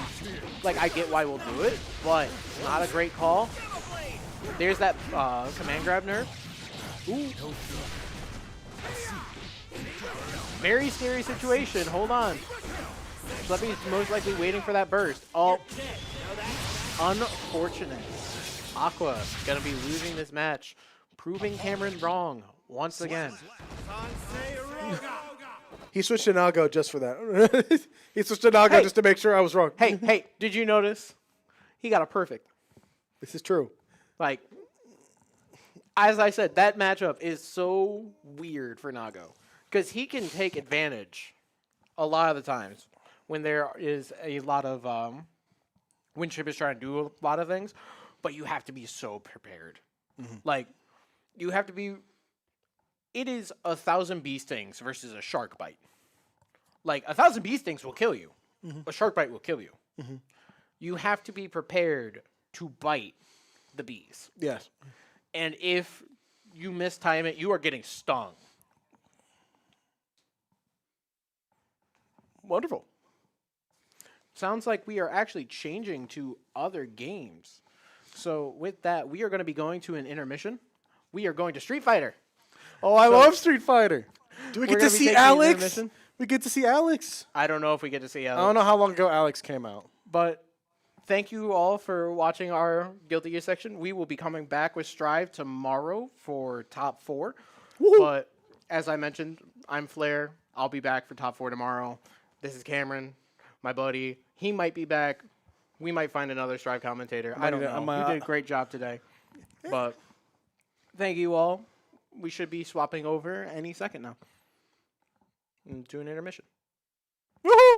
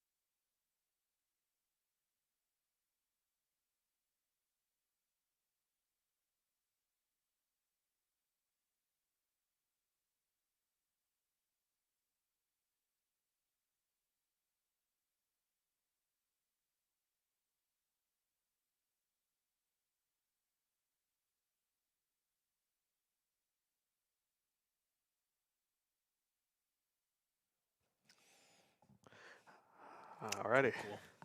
Hey guys, got me caught looking at the bracket. Anyway, we back. CFGC Spring Land Finals here. Moving on through, we just got done with Guilty Gear, some crazy matches. Love to see Kai on screen actually doing things until they lost. It happens, it happens. I mean, Dizzy is a wonderful character. But we're in it. Street Fighter 6 time to close out the day here for day number 2. I'm super excited. We got Crow, we got Whack. We're going to take you through these last games that are sure to be just as exciting. Yeah, we've had a lot of games through the bracket that have been just going to Game 5, keeping things close. I'm hoping Street Fighter can keep up the pace. Oh, yeah. Oh, yeah. We'll have to see, though. I mean, a lot of familiar faces in the CFGC scene, so it sounds like the first match, you said Urameshi and Jason, I believe? Yeah, I believe that's one that's highlighted. It's marked for stream, so going to be really nice to start things off. Urameshi the GOAT, you know, shout out. I'm not biased, I swear, but it's going to be super nice to see how everything shakes up. I mean, it's been a really nice regular season. Street Fighter being one of the ones I follow pretty closely comparatively to the other games. Love everybody in there. It's super nice to see so many familiar faces here, and they've been working hard. It's been a very, very intense season for Street Fighter, and it's super dope. Oh, yeah. I mean, we're still in the academic season for all this, so people still are going through their classes, going through all that stuff. And managing to get to this point, I'm excited to see this top-level play. Kimberly versus Ken out the gate. Yep, as it should Don't be. expect me to be a pusher. No surprises here. Okay, getting into it. Urameshi on the Ken, still piloting the Ken, you know. Say what you want, Ken Master's going to get results done, but Jason does not mess around on these Kimberly. Really, really good hop. Knowing how to get the strings in. He's in the corner. Scary mix-ups. Yeah, already in the corner to start things off. We see Kimberly getting some pressure going. Good EXP to get a little bit more space. But at the same time, one more good hit, and we are back where we want to be. Ooh, I really do love the use of using the DI there. It's not, you know, be affected by the carry that popped up. But again, Jason has this relentless pressure game that he's in the corner with, exhausting his own ride gauge to exhaust your health bar here. Get it in. Keep the first round pretty handily. Yeah, that was a beautiful round 1 start for Jason. You are down 2 bar now. You don't have, you won't get installed this round, most likely. Going through with this, you can see Urameshi good start for things, but cancel dash, throwing against the wall. I think I've seen this situation before. right, immediately with the OD, you need to try to get out of corner. You need to stay away from that as much as possible. Kimberly does such a good job keeping you where she wants you. Again, just great normals, just quick buttons coming out. And now we can wake up level 3. I mean, hey, that's the call out you want. There's a significant amount of damage here. Not going to burn out though, but will kill. Beautiful stuff. I think you need to just spend it there. At that point, everything's fighting against you. So, yeah, you're down the bar right now, but at the same time, hey, you have a great opportunity to keep things going. But Kimberly level 3 is going to change our music and get a good advantage. Yep, we're level 3 for level 3 here. But again, that simple advantage, that install does help her out here. Rushing coming back through the shots, gets the grab, really gets that good jump. Now, first game going the way of Jason here. Granted, yeah, he doesn't drop those. He doesn't drop those. Perfect. Oh, yeah. Kimberly, this is, I feel like Kimberly's a character that you don't see too often, but the Kimberly players who take the time to really sit down and get good, the mixed game gets so brutal. I truly, you're fighting the odds. Yeah, I mean, it definitely became a bit more popular until towards like the middle of last season, I would say, with some of the changes. I do know a lot of people did like the buff she received during these most recent patches as well. She's just so impressive. You're seeing here now, she's trying to hit his spots carefully. Jason just play little mind games here, making him waste space, waste some buttons.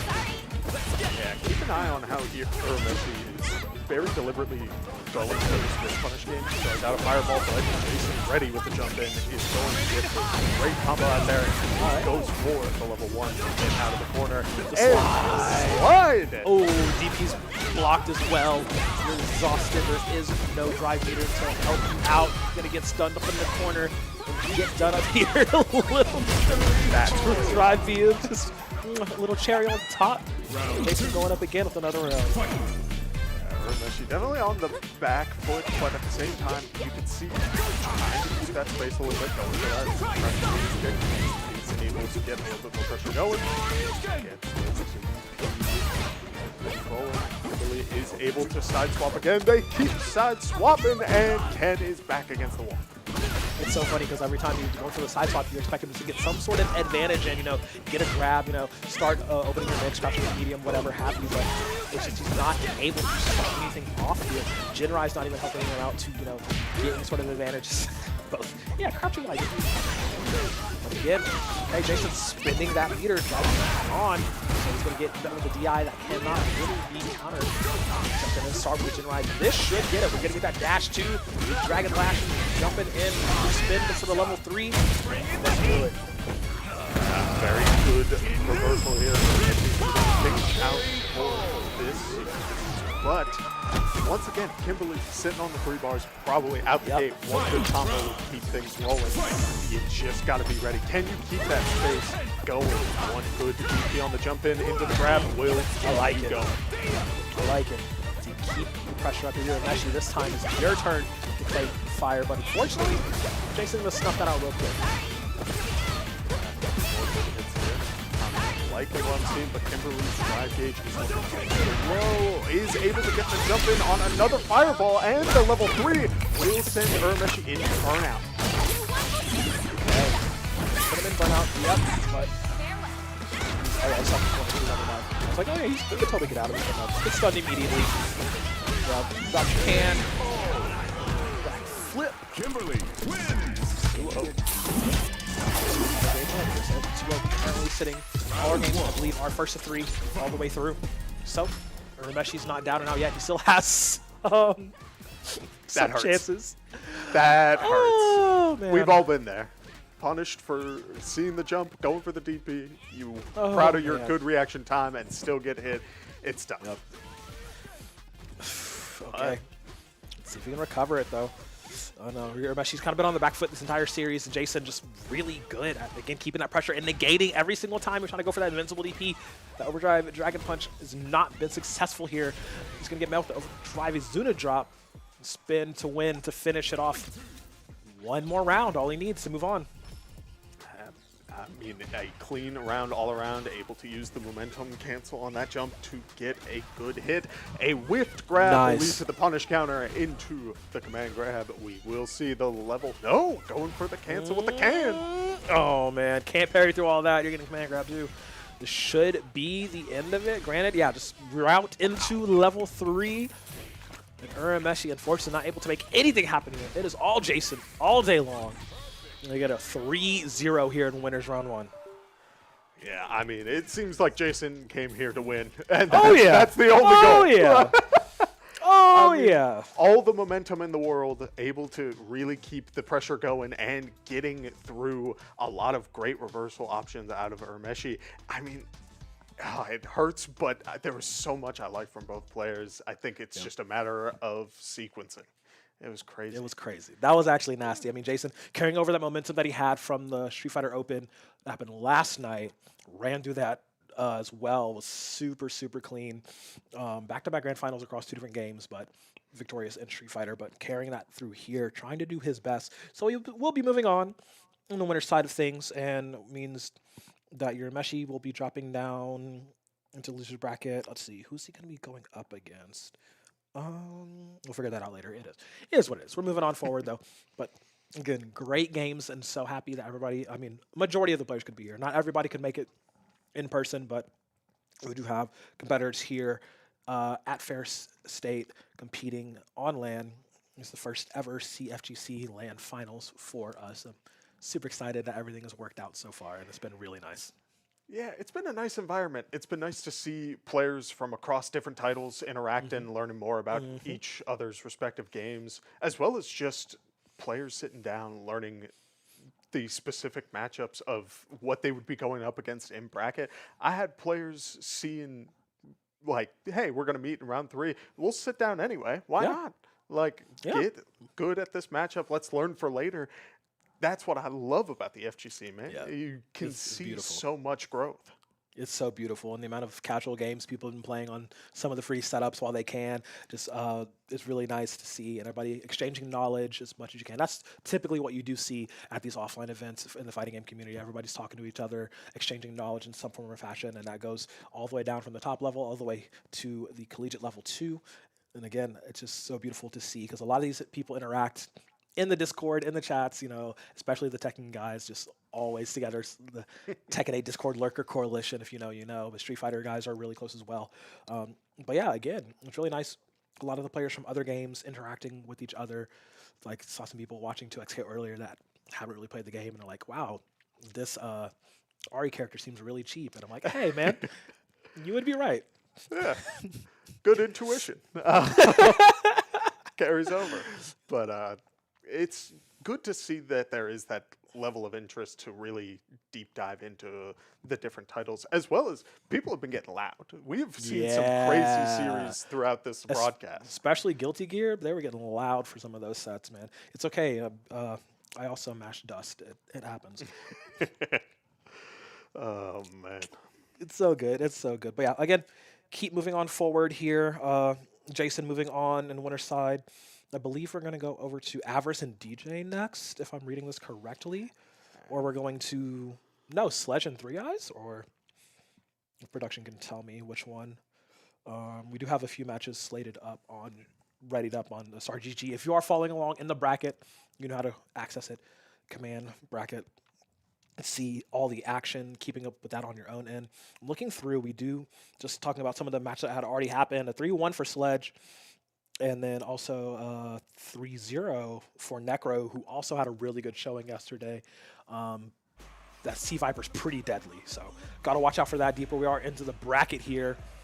Let's see. Sagat and Rashid. Sagat and Rashid. So that is making me think this is Avarice and DJ going at it here. Yes, it will be. Okay, getting into it. This matchup is pretty fun. I'm not going to lie. Yep, Avarice. This is a little bit of a team kill. Both of them come from Miami of Ohio. Really good program over there as well. Love that collegiate space. But yeah, these two going at it. Once again, training partners become enemies. Yeah, going for an early grab here off of the drive rush. Is able to get a little bit more space. I mean, Sagat with these long limbs is going to be able to really keep Rashid at a distance, and we can see that already. DJ doing a lot more moving, a lot more trying to get Avarice to swing, takes a step a little too close, will eat a full punish counter combo in exchange, and one good grab in the corner means that Sagat's drive gauge will start to equalize with DJ. And this is one thing Avarice has to do a lot of his spots, pick his spots, pick his offense very carefully. I mean, DJ is very, Rashid rather, very meter hungry character. DJ needs to get something going here. Can't, keep getting held out, arms and legs length. He's one touch away from this round being over. And we're actually going to perfect parry on the drive it back, return with one of our own, side switch, put baby in the corner. Let's start this mix. Yeah, good ability to be fully aware that a return drive impact would absolutely knock you out for this round. So why not? 3 throws in a row, 4 throws in a row. Keep it rolling. Street Fighter 6, baby. No, punished for the drive impact. Did such a good job earlier, but it just got too much after those throws. Yep, I love it. The mental stack being so important there, creating such a situation. I mean, like you said, DJ does have those reactions. He countered your DI earlier. He can do it again. So that really just, oh, man, it's so crazy. But Avarice sneaking away with that round. I mean, the health pool doesn't matter a lot, unfortunately. But DJ knows how to create a win condition. But Avarice now knows to keep him on the ground as much as possible. Keep him at bay. Don't let this Rashid start to get any offense going. Both of them sitting full meter. See what happens. We've do see Sagat go for the overhead there. Does go for a quick Tiger Knee. He's a little too close, leading to the punish counter. Whiffs the grab. DJ able to get a little bit more going for him. I do like to see now slowing it down, spacing it out. Again, Sagat with these long limbs, you really need to be careful when you're pressing your buttons, otherwise you'll eat a combo just like this. Go. Level 3, and Avarice takes the first round. Yup, the Tiger's jaw will crush. This Avarice going up so far in this set. I mean, again, can be very close. DJ does know how to get the W, can get these victories. Just got to put the pieces of the puzzle together in the right order. Yeah, and I'm at the same time, I mean, look at this. The ability to kind of walk around trying to get Avarice to swing, but he keeps getting just a little too close as we see these big hits. There we go. Counter hit for Rashid, able to get a little bit of damage going and get Sagat into the corner. I like the, you know, a little bit of dash up approach, but then stop, but Tiger Knee goes over win spot so quickly, just so good. Tiger Knee in this game is actually such free real estate. It covers up so much ground and so much distance every single time. Yep. Yeah, a lot of good value as we see. Ooh, good delay jab. No. Uh-oh. It's okay, he can turn it around. I say that, but now you're in the corner. Have no drive gauge. What's the setup here? Level 2 could be called by DJ, but no, it does look like he just wants to lay some damage on.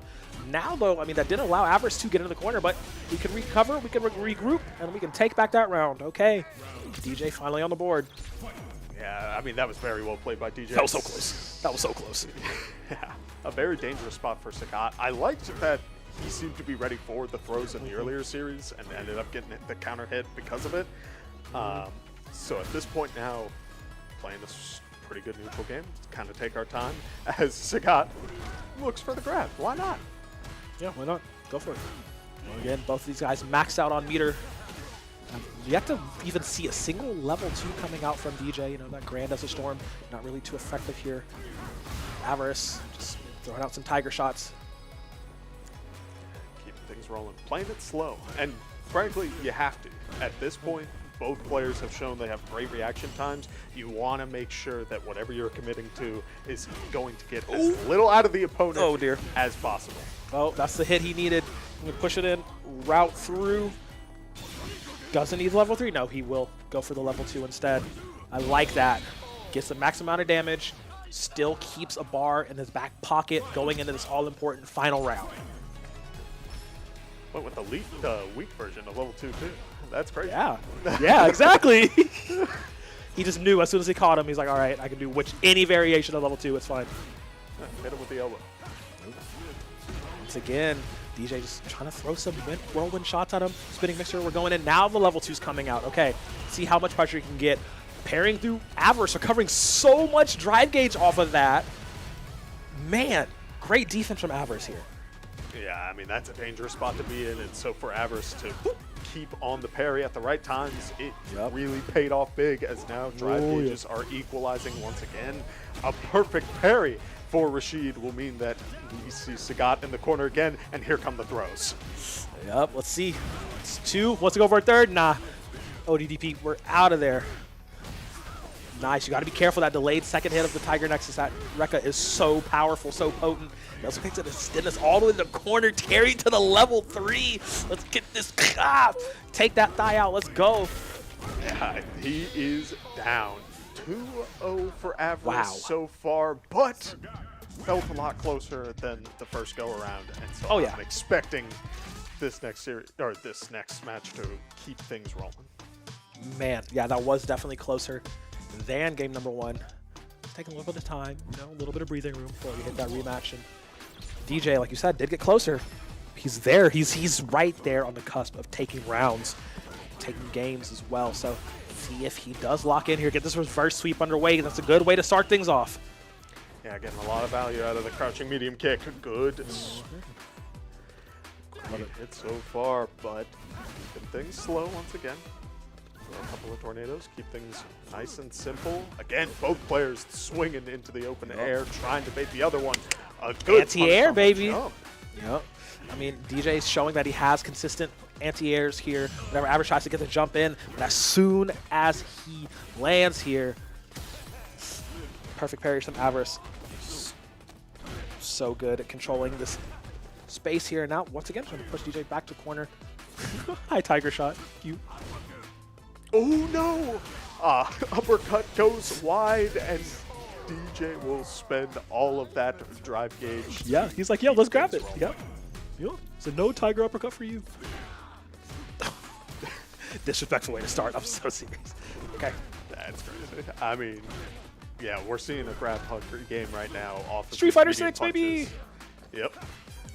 It's that RPS in real time. This time, okay, good punch coming off of the Tiger knee in. Ugh. Good uppercut. Aver's got to watch out, though. He is spinning a lot on that drive gauge. DJ, once again, not really, looking for those anti-airs. He's been on point with them all set long. Just chipping away at Avarice, but playing that patient game, that neutral game so well. Yeah, I mean, multiple ways to take a round. You don't need that approach for the drive gauge, but Sagat going down to 1 bar once again. That may be what's needed to equalize this. Yep, gonna burn him out. Go ahead. He's got the Great Duster Storm up. He can't parry to recover his drive gauge this time, and he's gonna hit with a hard spinning mixer. Let's see if he can finish this round off and take the game. DJ, that's exactly what he needed. You were correct. And DJ says no one gets me 3 in a row. Yeah, buddy. And we get a change of character. Possibly. Avarice does have some other characters in his back pocket, but he could just be chilling. Yeah, it's gonna go to the Luke here. Okay, he will. Interesting. So something about the Sagat was not feeling good. The jump-ins were getting caught a lot. Yep. But at this point, I'm wondering if he's trying to just straight muscle through, man. Like, I mean, yeah. This is the Luke special. You're just going in to go in as a drive rush into throw. You're getting takedown. 2 more. Okay. Yep, once again, stuck in that corner. Consumes a lot of drive gauge here, but I mean, Luke is a very sticky character. But DJ definitely knows how to deal with this. The amount of times they've played and practiced together, knows how to deal with these Luke pressures. Yeah, starts that mix in the corner. A lot more comfortable in this matchup, I feel, than against the Sagat. Knows what to do. And I mean, it's just a whirlwind of pressure. It is so much going on at any given point. These throws are brutal, but one quick shimmy could spell even more disaster. Nice. Instead, we see Avarice get a good hit in, but punish counter, and DJ convert. Yup. Nice. Just keep it simple. Before drive rush to go in, but okay. Good check. I like it. I like it. I like it. Nothing too fancy. Yeah. Taking the round. Slow and steady wins the race here. Couple more throws. Keep the pressure going. Of course. Good shimmy. I mean, at this point, yeah, good walk forward. We saw that in the last round as well. It seems like DJ has a really good understanding of when he needs to be looking for those jump-ins. Yep. Try to go for it there. You saw him try to buffer it, but not quite going to happen this time around. Perfect knuckle into level 3 here. Gonna do a decent amount of damage, but I mean, DJ's so high on drive gauge as well, though, so he has the defensive options available. Or you can just run up throw. I forget what game we're playing here. Does tech it that time. Stuff. Oh, the drive impact situation again. Oh, no. Final round here. Okay. Who's staying on winner's side going forward? Avarice says he's 1 more round here. DJ needs to take this round to tie it up to a decisive final game. Couple more throws. Keep the pressure rolling. DJ up in the corner is able to walk forward a little bit and try and get a good hit in. Instead, Throw fighter another throw. Trying to get him into the air. Yeah, Beta with the anti-air has been super consistent with those, but unfortunately, Luke does not care. Nice launch.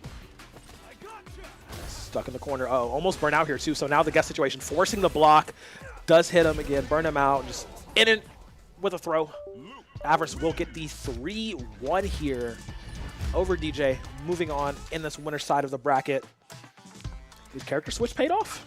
Yeah, I mean, I liked what we saw from DJ. He seemed to figure something out in round 3, but the character swap on top of just really good drive gauge management from Avarice at the end, he still had a little bit left over even after some drive rush cancels, keeping the pressure going.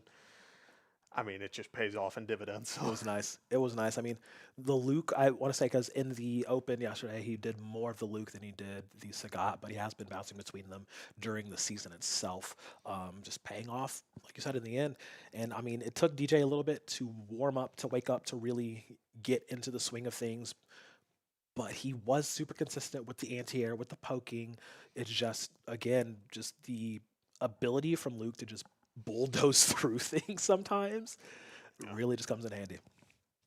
Yeah, I'm liking what I'm seeing too, just in terms of the 16 players we were able to hear a little bit about some of the characters that they play. Most of them have a pocket Sagat, which I just think speaks to the character a little bit. Character People does figured him well out in a lot of situations. Yeah. Yeah, people figured out that he's actually a good character. I mean, it took a minute because he does not play like his previous iterations. That was the biggest thing for a lot of people when Sagat first came out. We weren't sure where to rank him because we didn't know how different he was. And we got to shout out Blas, for really showing people his strengths and his abilities on how to really play the character effectively. And it kind of just trickled down from there. So yeah, I mean, you got to have a pocket Sagat nowadays, It is what it is. Yeah. I do not have one. Neither do I, but I'm not opposed. Maybe one day. Yeah. Who knows? Yeah, we can get into the lab, practice it out.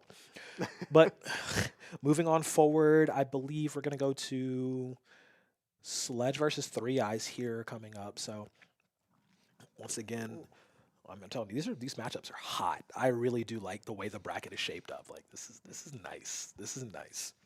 Yeah. And the players did a really good job to get to this point. It was a tough 10 weeks of the regular season, but they did a good job. And they made it here today, either online or in person. Frankly, you will keep the pressure rolling. Yeah, and it's only going to be really difficult. I mean, of course, Sledge, #1 seed, #1 ranked in the season, is going to be, projected to win the whole thing. And then Three Eyes, I believe, finish in top 10. Yeah, they got literally squeaking in at 9, seed 9. So should be a fun one. Not too much of a disparity, honestly. I mean, all these guys can really take games off of each other from what we've seen in the regular season. So the potential is there. Yeah, I just have a high appreciation for the character diversity in this top 16. I get that we've only seen 2 games on this broadcast so far, but we have seen different characters 4 different, across the board. Yep, 4 different characters off the bat. 5. I don't know how to count. Whoops. Yeah. It is what it is. It is what it is. But we're getting right into it here. It does look like we are. Yep. Okay. Sledge and Three Eyes going to be going at it. Shout out TSU. Shout out CC. And again, another Sagat. We mentioned it. Everybody got a Sagat, so we all playing Sagat. Yeah, up against Guile. This is the kind of thing where you have 2 people with pretty nice uppercuts that are not going to get the chances to use them too often. If I had to imagine, this is going to be a pretty grounded game. Yeah, this is not really one of those. I mean, if you count Sagat flying towards you with Tiger Knee, does actually use Tiger Uppercut to get up close and personal. This is keeping Three Eyes on the back foot here, but we'll just match Flash Kick as well to burn out the corner. Blocks the overdrive DP. Let's go. Burnt out, but on the opposite side of the screen, we got 2 fireballs flying all the way. The slicer. Yeah, keeping the pressure going, throwing out them long limbs. Just do it. Just do it. It's going right over his little weirdo hair cut. And you're just like that, out of burnout. I was surprised that Three Eyes wasn't trying to fire out more slicers or booms in that exchange, just because you're not really worried about the Tiger Shot unless it is overdrived or using the level 1, the Tiger Cannon, to get things done. But yeah, Sledge actually is going to beat him out and take that first round here. Three Eyes could easily come back from this. Good perfect parry on the fireball, able to get a little bit of advantage back even in the corner, but an EX will get you a nice interaction there. I do see throw coming out from Sledge, going for that low hit, does not connect, but both players running a little bit low on the drive gauge, about a halfway point. Keep the pressure going as we see a little bit of the walk back and forth. Yep. And again, Sledge knowing when to close the distance to keep that pressure up with those elbows. Super nice. Gets the jump in as well. Crossed up and done up. Spin it all for the level 3. Man, was this on counter hit as well? So it should take him out. Yeah, I think that. Ooh, it's Ooh, not wow. enough just yet. But this gives 3 Eyes a chance. This does. Again, he's charging. Always be charging. You know what to do. ABC. He's right Here comes there. the chip damage a little bit. Throw a fireball back. EX there. Yep, I told her again, you got to watch out for that charged fireball. Those charged tiger shots are so gross. Those are the only times you have to worry about it. I mean, 3 Eyes again, it's difficult to, out projectile the Guile, but I mean, Sagat with those really potent tiger shots can do so. Yeah, that's twice we've seen that crouching medium kick hit on the Sonic Blade move. That is... It's nice. It's nice. It's a good tool. Yeah, not getting much follow-up off of it, but it does just save you from that interaction, which is so nice. Okay, this is some good CQC from 3 Eyes. Blocks the DP again. What's the follow-up here? Here we go. Nice. This is about 50% off that already. Hacking at that drive gauge here. Both of them pretty similar level-wise, but needs one more interaction probably to follow it off. That should be it. No? Sledge able to block through at the last moment. It's okay, though. We check at lows around here. Yeah, keeping it nice. We're seeing a lot of high tiger shots out of Sledge just to keep... I mean, like, Guile already wants to hold down and back, but it seems like he's very deliberately trying to keep 3 Eyes from jumping in any capacity. Guile has decent combo game, but, like, you got to make sure you are keeping the pressure on, otherwise you're in a world of hurt. As we see it, low forward, keep the pressure going. 3 medium punches from the Sagat. And a whiff grab into the punish counter combo. Going to spend it. Goes for the level 1. This won't KO, but will get a jump in instead. Burnout immediately goes for the level 3. Sagat on very low health, but is in a great spot. Very great spot indeed. One more hit is all he needs. What a wake up jab, baby. It works more often than it doesn't. And that's going to allow 3 Eyes to take that game, tying it up here 1 apiece. Yeah, beautiful stuff. Great whiff punish on the Sagat. We do see 3 Eyes keeping the pressure going. Does get hit with the Sonic Boom, but a low EX Tiger Shot will keep it going. It's slow, but sometimes it works. Yeah. Again, though, I mean, they're playing in the mid-range is so funny because both of these characters, you only expect one of them to really play at that range. But no, they're both closing that gap. As once again, these flash kicks from 3 Eyes have been real nice. And Sledge eating a lot of pressure off of them. Once again, low on health and low on chances. And just quick little drive rush extended combo. 3 Eyes takes the round. And that's why we see this little dance. I mean, those tiger knees are missing just barely. Just barely, yep. And that is leading to these great punish counter opportunities as we see. But a good hit there will keep things rolling as we move back towards the center of the stage.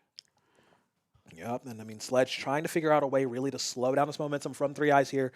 Gets him back in the corner. Trying to keep that pressure up again with Tiger Knee. Hasn't really been able to use the Rekka, that Tiger Nexus, coming out at all. Honestly, this set, it just doesn't really seem to be an efficient option here. But again, trying to close that distance has not been effective as 3 Eyes just, he gets in, pushes him out immediately. We see the crouching medium punch from Sagat trying to get a good hit here, potentially for the drive rush cancel, but is on the back foot. Oh no, that could be it. This could be it. Route into level 3 to confirm. Yes, sir. 3 Eyes going up on Sledge here now, 2-1. Just needs one more game to send our number 1 seed down to the losers bracket. I mean, it's been a close round, but we do see a return to the custom room, which means we're seeing a character swap. Who will it be? Oh boy. Okay, Sledge. Okay, Sledge. He's going straight. He's the speed at which he's like, yeah, man, we're going the big guns. Bringing in the Akuma now. This is going to be interesting. Very different complexion. Very different game plan. All right, let's see if this risk pays off. Sledge jumping in. Yeah, already. Look at this spacing game. We see Akuma able to walk just a little bit faster and keep Three Eyes guessing, going for a couple of options to try and close the distance, but instead a great grab break will lead to another sort of neutral approach. Yep. Okay. Quickly on the approach, though, again. Three Eyes feeling a little bit of that pressure. Oh, God, that fireball is so gross. Overdrive beats out so much, and now get as much pressure as possible. Three Eyes managed to get out of the corner, but the perfect parry coming in from Sledge. He says, it's my turn. You're going to feel the pain. Yeah, went for the grab last time, goes for the hit this time around. Is going to keep Kyle in the corner, does get the counter hit on the dive kick, and will get the first one. Oh, yeah, Sledge is trying to not have this loss in his column. This Akuma switch starting to look pretty nice. Yeah, great stuff all around. I'm liking what I'm seeing just from the pressure already. It feels like Guile is struggling to find opportunities to throw these fireballs and will get a punish counter from this dive kick again. Look at the pressure. Oh, my God. Yep. I mean, hey, this we know his Akuma is really, really nasty. Oh, my God. Three Eyes. Bro. Three Eyes, bro. Hold strong. Oof. Counter over counter hit, trading blows. Little reversal. Keeping Three Eyes stuck in the corner here, daring him to press a button. Look at the shimmying. Back and forth Sledge gets to jump in. Parry's nice for a moment, but it's not going to be enough. We're going to spend all the meter, get it done. The switch to the demon is the right choice to make. Puts it at game 5. Yeah, you got to learn on the fly because that You gotta round hold was that. very dominant. That was a strong and beautiful round. We will return to the lobby for a minute. Really, Three Eyes? He's going back to Old Faithful? Okay. Ain't seen this in a minute. I feel like we're about to see a matchup where two characters just explode. One touch is all it takes. The madness is flowing through you. Oh, man. Okay. Three Eyes switching back to this Bison that he has done a lot of damage on during the regular season. Sledge going to be rocking, sticking with his Akuma, doing as much as he can, and yeah, this is so scary. The moments we could change in an instant. Good job pairing on the bomb detonation. Yeah, the Psycho Crusher did not connect. Instead, we'll get a punish counter interaction on this hit. Keeps that Tatsu combo rolling. Gets the grab on the get up. And I mean, Bison is feeling the pressure now in the corner. It's a tough spot to be. Just need one crouching light. That's all I need, baby. Oh, man. Going for the dive kick. Ooh, Hit watch your toes. again. I mean, No way. goes for the level 1, That but it's doesn't a work like fireball. that. It doesn't work like that, brother. Unfortunately, this means Sledge just needs one more round to keep pushing on into this winner side. And Three Eyes was so close from taking this W. This Bison switch, it's getting him a little bit more, pressure, keeping up speed with Sledge on the Akuma, but just hasn't really gotten the results just yet. Yeah, we've seen 2 interactions so far where Bison's going for a standard combo, and it's just barely spaced out, where the crouching medium punch doesn't connect right afterwards. Yep. Again, Demon Flip, he's halting his momentum, brother. You got to be able to read that, deal with that, hold that. Oh, man, another crouching medium punch missing on a counter hit. It's a tough spot to be, but Hammer. Wait, this could be a good in. finding the heavy bomb. Can you get a combo off of it? Goes for the scissor. No way. He's dead here. We're confirming the level 3 Sledge. Switching to the Akuma. Doesn't matter if you switch to your main. My main is better. Taking the W. And I mean, hey, winner's side, Three Eyes could get a run back later on, but man, That's fair. that was a beautiful series between the two of them. Oh, yeah. Beautiful, beautiful scenario as well. I mean, he is the number 1 seed. That was kind of to be expected. He did sweat a little bit, under a little bit of pressure, but it's okay. When in doubt, just switch to Akuma. Yeah, those dive kicks were brutal. Just about every single one was a counter hit.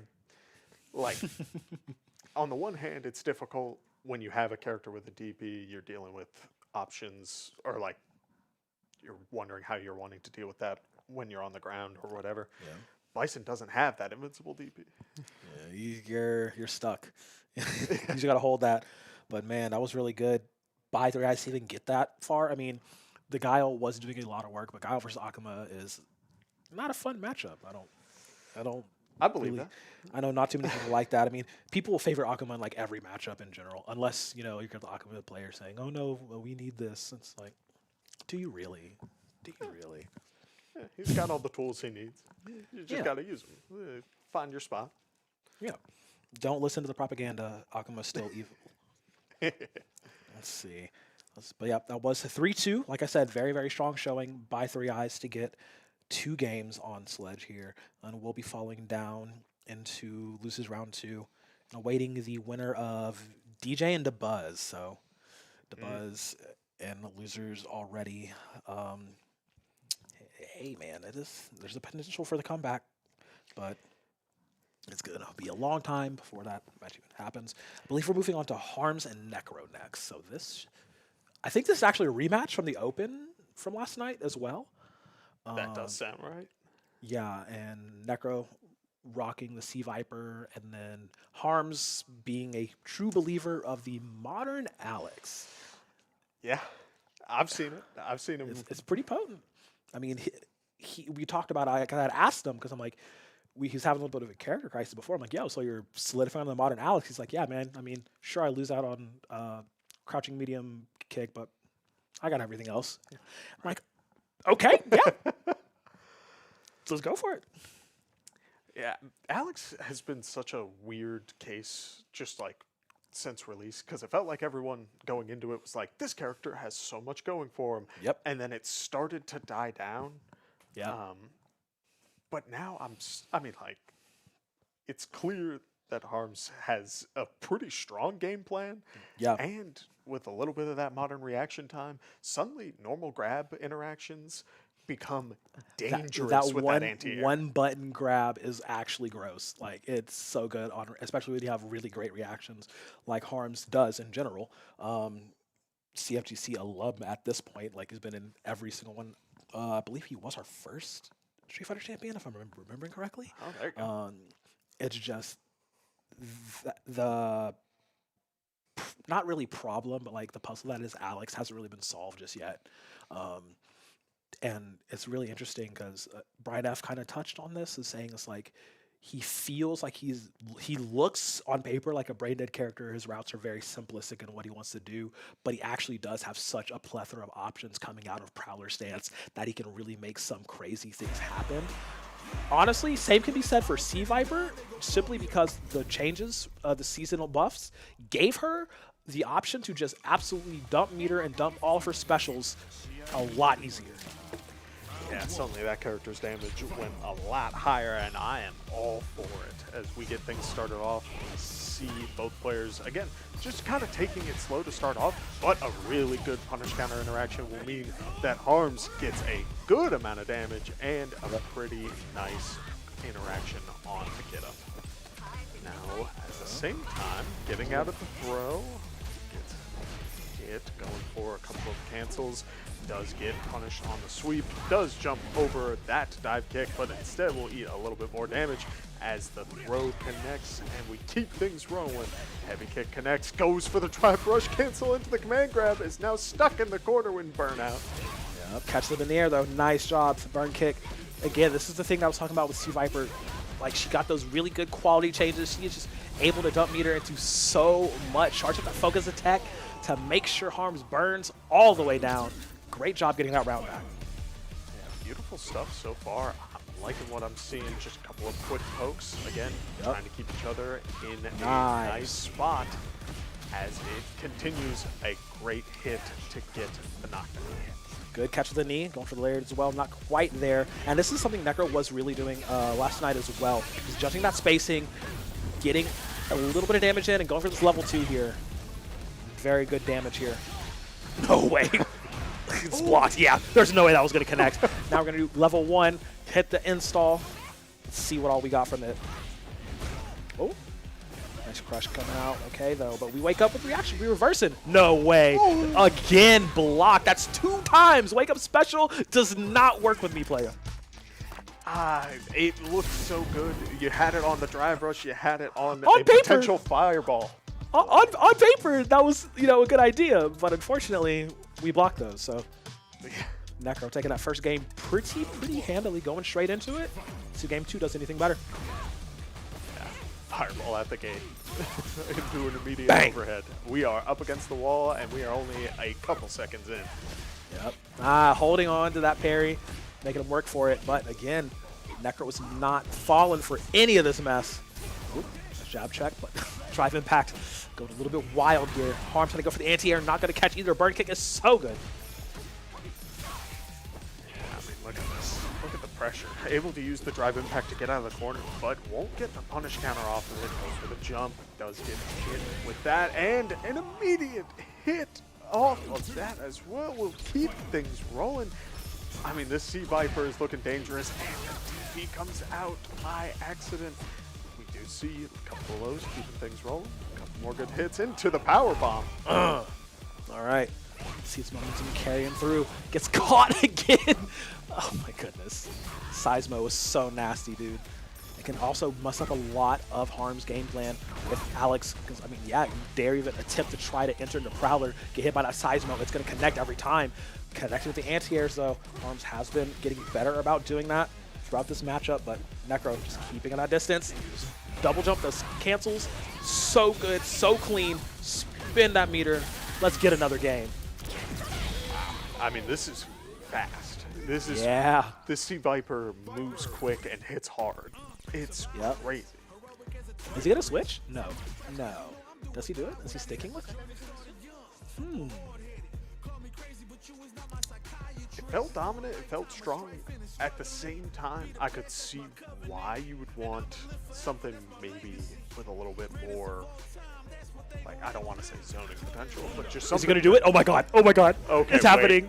Okay, so for those of you that are new, Harms historically has been known as the Honda, not E-Honda, the Honda. This is the character he made his name on. Uh-oh, I think he's still stuck in Modern, though. Uh-oh, I don't think he remembered to switch over. He didn't. Oh, no. He didn't switch over to Classic. Oh, no. Oh, that's why I can't be too hasty in that character select. Gotta make sure everything is on deck before. So, wait, does this just mean Necro just straight up wins? I don't. I'm ashamed to say I don't know. Somebody check the rulebook right now. But, oh, man. Oh, man. I was excited. you were Task I was failed ready for it. successfully. Mission accomplished, question mark? I think we're going to run it through. Yeah, we're just going to run it through. Okay. Perfect. Cool. Making sure he is on the Classic. All right, cool. So we will be able to play that out. All right. But yeah, this is the character that Harms really took to. Got a lot of his wins on. Got that first championship on.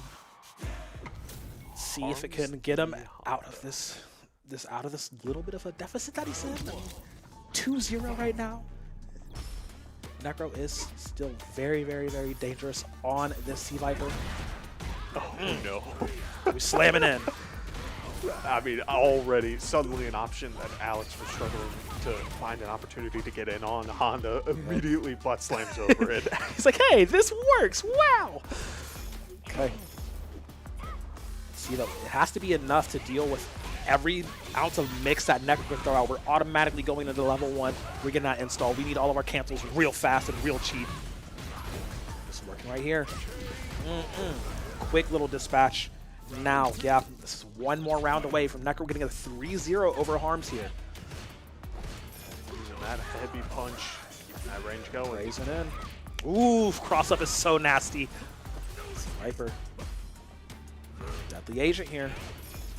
Good block. Perfect parries on deck. We're good for it. Get these hand slaps. Must slam as well. Push the corner as much as they can. Exhaust as much of that drive gauge as possible. You really want to always be attacking Sea Viper's drive gauge because she requires so much meter to function. Get it out of the way. This is perfect. Jump against double jump to get over. This should be able to finish off the game here as long as Necro doesn't mess up. Harms went for the Hail Mary DI. Not going to happen. Character switch, unfortunately, does nothing for him as Necro will be moving on in this winter side. Miami of Ohio showing up with full force with their Street Fighter squad. And they came to win. Yeah, no, that was beautiful gameplay. On top of, I feel like, C Viper as a character just went from Nobody plays her? yeah, So let's get it going. yeah, like you want proof? We just saw it. That's insane. I mean, and it was like, I remember talking about it on Twitter, like when I was reading the patch notes, I'm like, hey guys, C Viper might be a problem this time around. We haven't really seen it too much yet. Season just really started. Once we see more tournaments and whatnot, we'll have to get more results. But here, this one, Necro's proven a point. Yeah, I mean, we're early on in this new patch, but hey, if you got a place to look and see some pretty good gameplay, I mean, we got it right here. Yeah, buddy. Yep. And big thank you to everybody watching along on stream. Shout out again to TNS, this wonderful partnership that we have cultivated with them and just giving you all this action, streaming it live in a living color here at Ferris University. I love this place. It's super nice. This super cool new esports facility. Super, super dope. Top quality. Love to see it. Yeah, it's kind of integrated into the community space. Like, so many people are walking through this venue that just are able to take a look inside, ask questions. Yeah. I feel like that's a lot of what the industry not needs, but like, It yeah, needs. like, It needs. yeah. Yeah. I was talking to somebody earlier who had no clue what was going on, what everybody was playing, and I was explaining to him, showing them how Guilty Gear worked, and it was just like, okay, this is pretty cool. And they just went about his day on campus, so it's good. And if we're seeing it a lot more, a lot of universities partnering with other esports games and things. I know, I want to say like League of Legends are holding their spring finals for LCS at ASU at Arizona State later on this summer. That's really cool. I know Call of Duty has had a few of their championships on college campuses as well. I mean, utilizing these esports facilities on college campuses can be so, so beneficial for both parties. Yeah, we're definitely at that point too, where if your university doesn't have a program right now, reaching out to the higher up people at your university and showing them other schools, other universities that are having programs built to be absolute monsters in the space. You don't need anything too crazy to get started. Yeah, But might as well get your foot in the door. Absolutely. We have a bunch of players that are in the CFGC ecosystem that are, part of clubs. Because again, not all colleges have full-on teams and programs like we're saying. Some of them just have, little gaming clubs and esports clubs, and they can compete too. So literally it's available to you at every step of the way, at every single level. There's community college leagues as well. Like, it's all available to you. You just got to go out, ask the questions, and find your community. Yeah. Talking to you at home. Listen, you've been playing this game as long as any of us. I'm sure you could keep up. Yeah, jump in for the fall season. It'll be great. With that being said, though, we are moving on to our next matchup in the bracket. This is going to be interesting. If I'm looking at this correctly, it's going to be Jason and Garlic Bread. Okay. Garlic Bread been cooking all day already, I believe, in Guilty Gear. And Blanca Kimberly, we're talking about full-on momentum versus a flying machine. I don't know. This is going to be This is going to be tough. This is going to be tough. You still don't see too many people playing Blanca at a high level. Garlic Bread definitely piloting the character pretty well. Prepare to see what this counter is. Trying to go for the grab. Not quite going to happen. Jason is still too squirrely, apparently. I feel like these two characters have amazing corner pressure, and it looks like both players realize that because they are using all of their resources to make sure that neither ends up in the corner at any point throughout this match. A good hit from the Blanca will keep things going. Kimberly is burnt out and does get hit by the anti-air. Blanca moving in a little closer. Still a little too far from the wall to be going for drive impacts, but the HP is getting low. Yep. And all you have to do is drive rush forward to get the confirm. Garlic Bread getting that first W. Keeping things slow this time around. Not seeing the drive rush right out the gate. Instead, Nice. seeing the drive cancel, go for the level 2, and get a nice combo into the corner with a nice doll to set up as well. Blanca-chan set up. It's so great to see how both these characters have some form of set play to make things happen. But that grab, getting Jason out of the corner. Now back throw. See how they play around it here. Empty jump is still caught. I love it. You can't avoid the Kimberly mix. Yeah, pressure. Keep it going. Good drive rush to get out of the corner. Yeah. We rainbow balling? We charge balling? What are we doing? Okay. Going very quickly with that first game, an immediate rematch. This is like, yeah, nah, let's not even waste any time. This time around, we are seeing players actually make it to the corner. First time around, did a good job of trying to stay in the middle. This time, Blanca is sitting there having to use the XTP to get out and get a little bit of value, but Nice. Gets caught again. You can't really freely jump in on Jason because he does have the reactions to hit those anti-air buttons.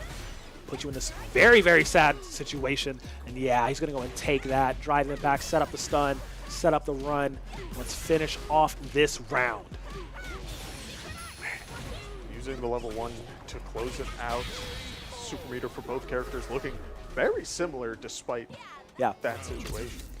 Yeah, definitely have similar gameplay styles, gameplay ideas on how they want to get in. Man, good shot. Pushing again towards that all-important corner.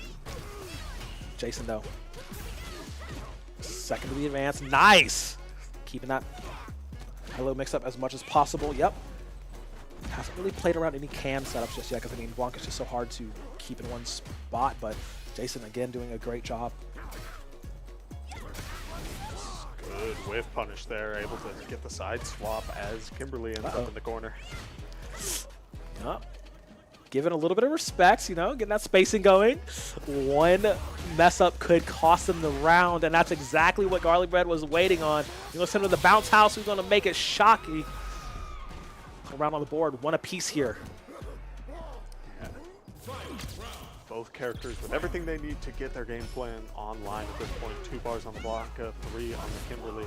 One good combo from either side could spell disaster. And just like that, Jason will be able to get the combo started, go for the level 3, and get that install.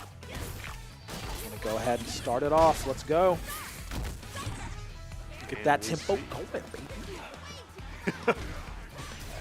One good grab, a good jump out is going to save Garlic Bread from a pretty tough spot, using the level 1 to not have to deal with that overhead. A beautiful play, starting to back up just a little bit, knows he has to walk forward.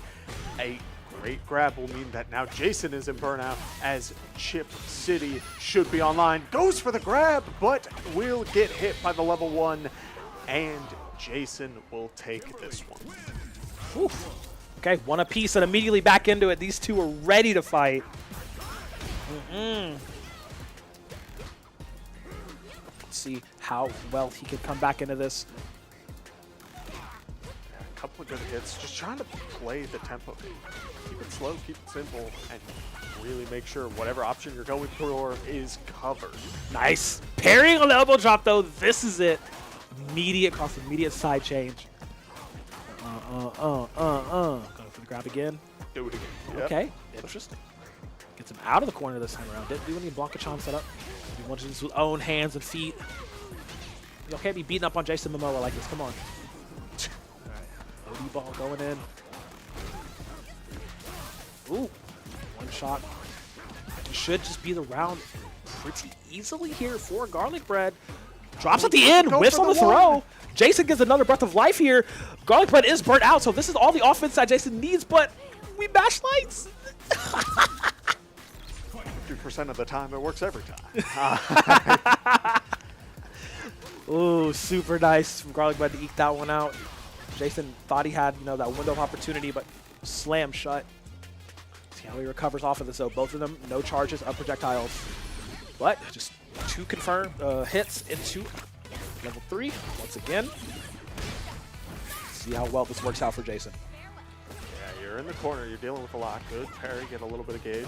Does block the overhead. He's able to jump out and get the counter hit. So now we are in Throw City once again. Will there be any other setup? No, this time around we go for the hit into the level 2. Okay, install. Yup. So let's get spinny. Doing my best Sonic the Hedgehog impression. Oh, was that a blockage on? I think it was. That's me. That's a dirty setup. That's so funny. Yeah, that was blockage at the end of that. Looks like we're going to do a character switch. Nope. Okay, Nice. just need a little bit of breathing time. That's so crazy. The blockage at the end there, saving Garlic Bread's life. Yeah. I mean, Jason going for the drive reversal. You feel like in those situations you should be safe. You and should be yet, safe, yeah. Suddenly, little guy. God. Fuzzy little guy in the corner. Yeah. Slide, get the grab after. Does bait out the EXDP. Gets a good amount of damage into the corner with 2 cans. Will we get the follow-up? No, instead, where is your drive gauge? Exhausted. Done. To the overhead, let's go. Spin the win. Drive impact. Yeah, this should be Jason's round. No shenanigans here. We'll set up a can for good measure. Pop up, drop down. Nice. Okay. Yeah, no super bar spent. Just was able to get off of a crazy sequence burning, I think, 3 or 4 drive bar. Beautiful play. Let's see how much he can get off of this here to tie it up, send it to game 5, though. Jason, like you said, didn't have to spend any meter, super meter rather, last round to get that round. Is whoo, okay, good counters. Jason locking in. Burned out once again, push to the corner against a Kimberly with level 3. Bro, you might as well pack your bags and get on that plane. You're going for a ride. Oh man, 2-2 in this series after an amazing burnout sequence twice in a row. Twice in a row. He got stuck in the corner, in stun, Yep. pink cans all around. Yep. It is a tough spot to be. Oh yeah, super, super tough. But Jason playing with that momentum, he is a very, very momentum-based player. Like, he knows, like, when he's on, when he smells victory, he goes all the way in, and you're seeing it right here as well. This time, though, Garlic Bread does get out with the parry, side switch. Ooh, nice bait. Once again, though, the Blockachan on the ground here. Got to watch out for that, Jason. You're going to activate it. It will send you sky high and push him all the way across. Does create that breathing room, create that space, but it's okay. Jason is right back into it. A tough spot to be in. You had the Blanca going all the way out. The paint can also stop Blanca from running forward. I mean, it is beautiful, the pressure game that's going on here. Great jump out of the corner, giving yourself a little bit of breathing room, able to get the whiff punish. Can you get your setup? No. Jason doing a good job of swinging back when it's important. I'm thinking this burns out. Okay, cool. Yeah. Oh, yeah. This gives him into the corner position that he needs. Let's see if he just goes to... He can just end with ship, honestly. He doesn't even need to do too much. Drive it back, though. Secure the deal. That's crazy. That's crazy. Tries to slide into home base. It's okay, though. We still close it out all the same. Jason getting the 3-2 over Garlic Bread. Push it on forward. Woohoo. Man, this is all I wanted. I wanted series that were close. I wanted adaptations from both players. I wanted crazy shenanigans where we're seeing beautiful strategies. And I'm happy. I'm happy too. I'm happy too. Jason's happy after that round, after that game win as well. Push on forward. So he will be going up against Silver Rupee for the spot and top 4 on winner's side. Okay. Shout out Silver Rupee. Wish you were here, Papa, but I understand how it goes. Man. And meanwhile, Sledge and Necro duking it out on that other winner semifinals for that top 4 spot. That's going to be crazy to watch. Yeah, a lot of strong players here. I mean, it's every time. It feels good. Whoa. Listen. It feels wonderful to be here in this arena. As I'm going to read a bit of the losers bracket for those who haven't been looking at that bracket as well. Avarice did 3-1 over Lakitu, so he will be moving on to that losers round 3. And we do also have Harms and Burbovis are going at it right now to see who's staying alive in that lower bracket. And Three Eyes did 3-1 over DeBuzz, so Three Eyes will be fighting the winner of Harms versus Burbovis for that opportunity to move on in the losers bracket, because they have 2 more games before they can even hit that top 4 on the loser side. So it's starting to shape up here. Yeah, and we're starting to see a lot of people who have those secondary Sagat making their way through the bracket, as well as, I mean, DeBuzz getting knocked out. I think he was the only Aki Lily player. Yeah, he did a lot of his work this season doing Aki Lily, which I'm sad he couldn't have been here, because that would have been funny. We had talked about it in the pre-finals, the charity stream that we did. We had we had our nice little podcast hour, and we're like, yeah, I mean, he could definitely take this whole thing. And looks like I bet on the wrong horse again. It happens. It's tough in these sorts of situations. Again, each round we've seen, it hasn't been the same game plan going in necessarily. People are doing a really good job of, okay, yes, this worked, but I need to keep it fresh. Otherwise, these players are good enough to figure it out on the spot. Right. And I mean, oh man, I'm seeing Jason just acquire more and more steam, but also Necro. Like, from how they were playing yesterday to how they're playing today, is really, really nice to see that train leaving the station and the adaptations being made.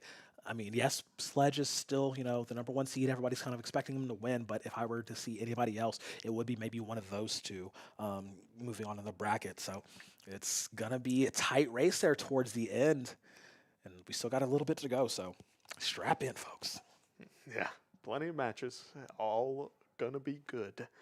I'm curious, when it comes to seeing this Jason Kimberly, it feels like Kimberly's the kind of character where a lot of people will sit back, they'll be watching, and they'll say, oh, you just gotta dodge whatever slide move or whatever. Yep. It is not that easy. She has 30 different entry options, and all of them hurt. So we are getting into this next game. Looks to be Sledge and a Necro here. So this is one of those matches that I was talking about. Necro on the Sea Viper going up against Sledge on this Sagat. So potent. We do know that Akuma's in the back pocket here. So, I mean, if Necro gets through this Sagat, does he have to face the Raging Demon? Or is he Sledge going to rock all the way through this matchup with the Sagat? Is he just really out-pressuring Necro, who really hasn't been able to get anything started in this first round? It's these sort of situations where Necro went for the shimmy and isn't going to get much more. Sledge doing a good job of playing patient, looking for those Tiger Knees. I'm telling you, man, Tiger Knee is the free real estate move. You just cover so much distance and can get so much pressure off of it. And Necro has a lot of special moves to cycle through, but more often than not, Viper really wants to start her mix with Seismo, or any feints out of that at all, but all right. Getting some damage on the board here, but unfortunately Sledge just immediately turns the tables back in his favor, spending a lot of drive gauge to get it done, but it's okay when you're stuck up in the corner. Yeah, taking a little bit more damage using the 1 bar, get that super jump rolling. Get yourself out of the corner, and why not? Why not go the full way? Might as well. Bit of patient gain. The lows, again, big limbs. Yeah. Gotta be careful with that. Ooh, the confirm, level 2. Or level 3 rather. I like it. I like it. It's gonna burn him out here, doing large chunk of damage. But you gotta be careful. Sagat, wake up level 3. Oh, Seismo. A little bit of chip will do it. Goes for a full heavy uppercut. Honestly, if it landed, I wouldn't have been surprised. I don't know if it would have cared. It would have been close. Could have landed and just bled into something sinister for sure, but it's all right. Necro was on the board, but again, he has no super meter to work with. It means no level 1 install. So you really have to chill and just count on your defense to get you through. All right, we DI'ing through those. Let's go. Rock, paper, scissors, shoot. Sledge going for the parries on these seismic slams now. Now, interestingly enough, having to go, wait for the parries or the focus attack, really interesting, but he will connect through it. It will confirm through. And that time, Tiger uppercut. No bar needed. No super needed. Yeah. My bad. He's like, we're going straight in. All right, immediate rematch. Sledge going up 1-0 over Necro currently. A little bit of a distance battle. Good punish counter both ways. Good dash back. Nice. Will bait out the throw. I like it. Once again, this pressure that Sledge just exudes here. I was saying Necro could be a worthy challenger to this #1 seed, but unfortunately, he's getting caught in everything. Sledge is doing such a good job for controlling the tempo. Good punish counter on that jab, too. Holy cow. Level 1, okay. Oh, you zigged when you should have zagged. Unfortunately, Necro falling out of that one. Sledge, good recovery. Use one more round for this to go up 2-0. Able to get him for the grab. Keep the pressure up against the wall. I like it. Tell him to sit down. There's the burn case.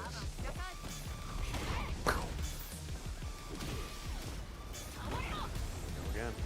Just Mitch Gonna throw out first. Yeah. I like the patience that Necro is showing here because he knows he does have to. But remember, C Viper is such a very drive-hungry character, so you can't be too crazy with the feints and cancels you do. But when they're effectively chained like that, it doesn't matter if you burn yourself out. I'm getting the round. Everything you need to take that round will connect. Punch going for the grab.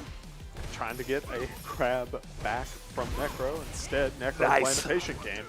Ooh, once again, ambitious with those Tiger uppercuts. And this leads to another level 3 here.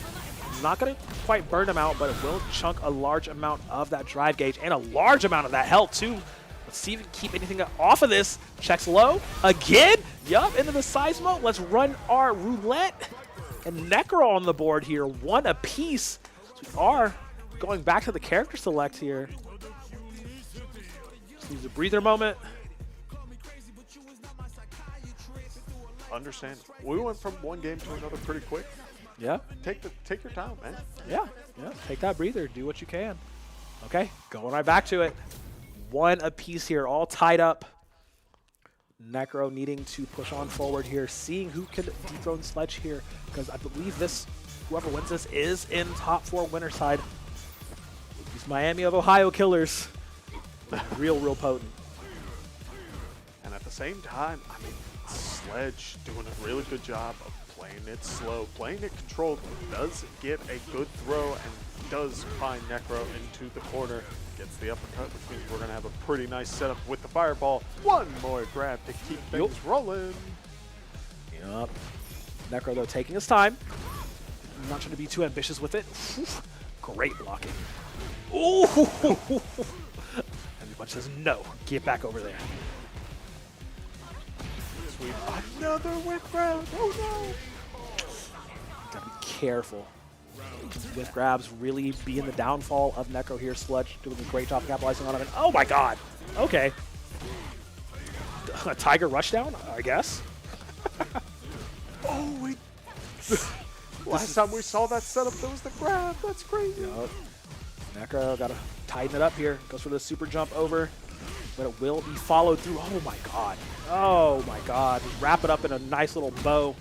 The Tiger claims his prey once again. Perfect KO to get game number 3. Sledge going up 2-1 here. Once again, take the breather for a second, because that last round was out the gate, just pure aggression. Whoa! Necro bringing back out the Aki. Haven't seen this in a minute. I made my comment earlier about I think Aki's gone from the tournament. I'm wrong. I'm okay with that. Well, I mean, it's last chance. We need to tie this up to 2-2 to even go on here. So let's see if this is the change that Necro needed. Sledge knows how to play against Akis. Grab will lead into a ton of damage here into the corner. as well as a pretty nice setup. We do see staggered medium punches, goes for the slide to get out of the corner. A whiffed uppercut means that Aki will get a pretty good amount of damage to poison setup and a nice string to follow. Let's go, let's go. Let's see this Aki coming in. God, it's been a minute since I've seen Necro play Aki, so. But, oh man, perfect pair on the drive impact. Nice job. Sledge does not get back in the corner. Snaky woman. Ends up probably looking to take a step back afterwards, but does get grabbed by Sledge. For a little bit of the grab. Wow. Yeah. Whew. It's so funny. I talk about Sagat's drive rush animation looking low-key like Akuma Masatsu just coming in. He's sliding towards you. Big man. Yeah, it's a scary, scary man. Poison doing a little bit of value. Yeah, Tiger Knee jumping through to get your bubbles. Medium punches are brutal. It's just one after another, slightly staggered. You don't want to jab, but sometimes you have to. Oh, this should be it. Yeah, I can confirm it, a level 3 here after the Tiger uppercut, and it will do it. Character switch not too beneficial for Necro, unfortunately. This does result in a 3-1, and it does result in Sledge being our first participant to make top 4 for Championship Sunday in Street Fighter 6. And well deserved. That is a scary giant. Yeah, that Tiger knows what to do for sure. But I mean, I admire it. You know, the Aki pick, just go back to something more comfortable. You know, maybe kind of frazzle the mental a little bit off of Sledge, but it didn't really quite work out. I'm not gonna lie, I did like how he was playing with T Viper a little bit more. I mean, just again, not really working out with the seismos to get, you know, pressure and entry off of those. But hey, there's always next time. Yeah, and sometimes you just got to make that call at any given point. It could have made a whole world of difference. It could shake a player up way more than it did just this time. But, I mean, that's part of the game. That's part of the call you make at that point. Not all of the calls happen in the game. Yeah, not all good ideas are good ideas as it goes, but so we are looking forward through this. Oh, wow. So it does show that Burbovas did 3-0 against Harms, so Harms is actually out of the tournament. No repeat championship for him, unfortunately, here. So it will be Burbovas versus 3 Eyes. I think that's happening off screen right now, as well as Avarice and Garlic Bread. So that does mean our next matchup, I believe our last streamed matchup here for the night, will be Jason versus Silver Rupee. Okay, we got Kimberly once again. Yep. Good It's gonna stuff. be fun. This is going to be real, real nice. But again, I want to thank everybody for joining us here who's stuck with us all day long on the TNS channel.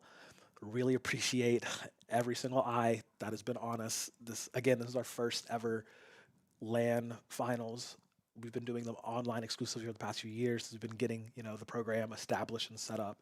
So again, it does mean a lot for everybody here working behind the scenes, myself and a lot of the other staff, that everybody has been watching, tuning in, and, you know, just welcoming us into the rest of the FGC.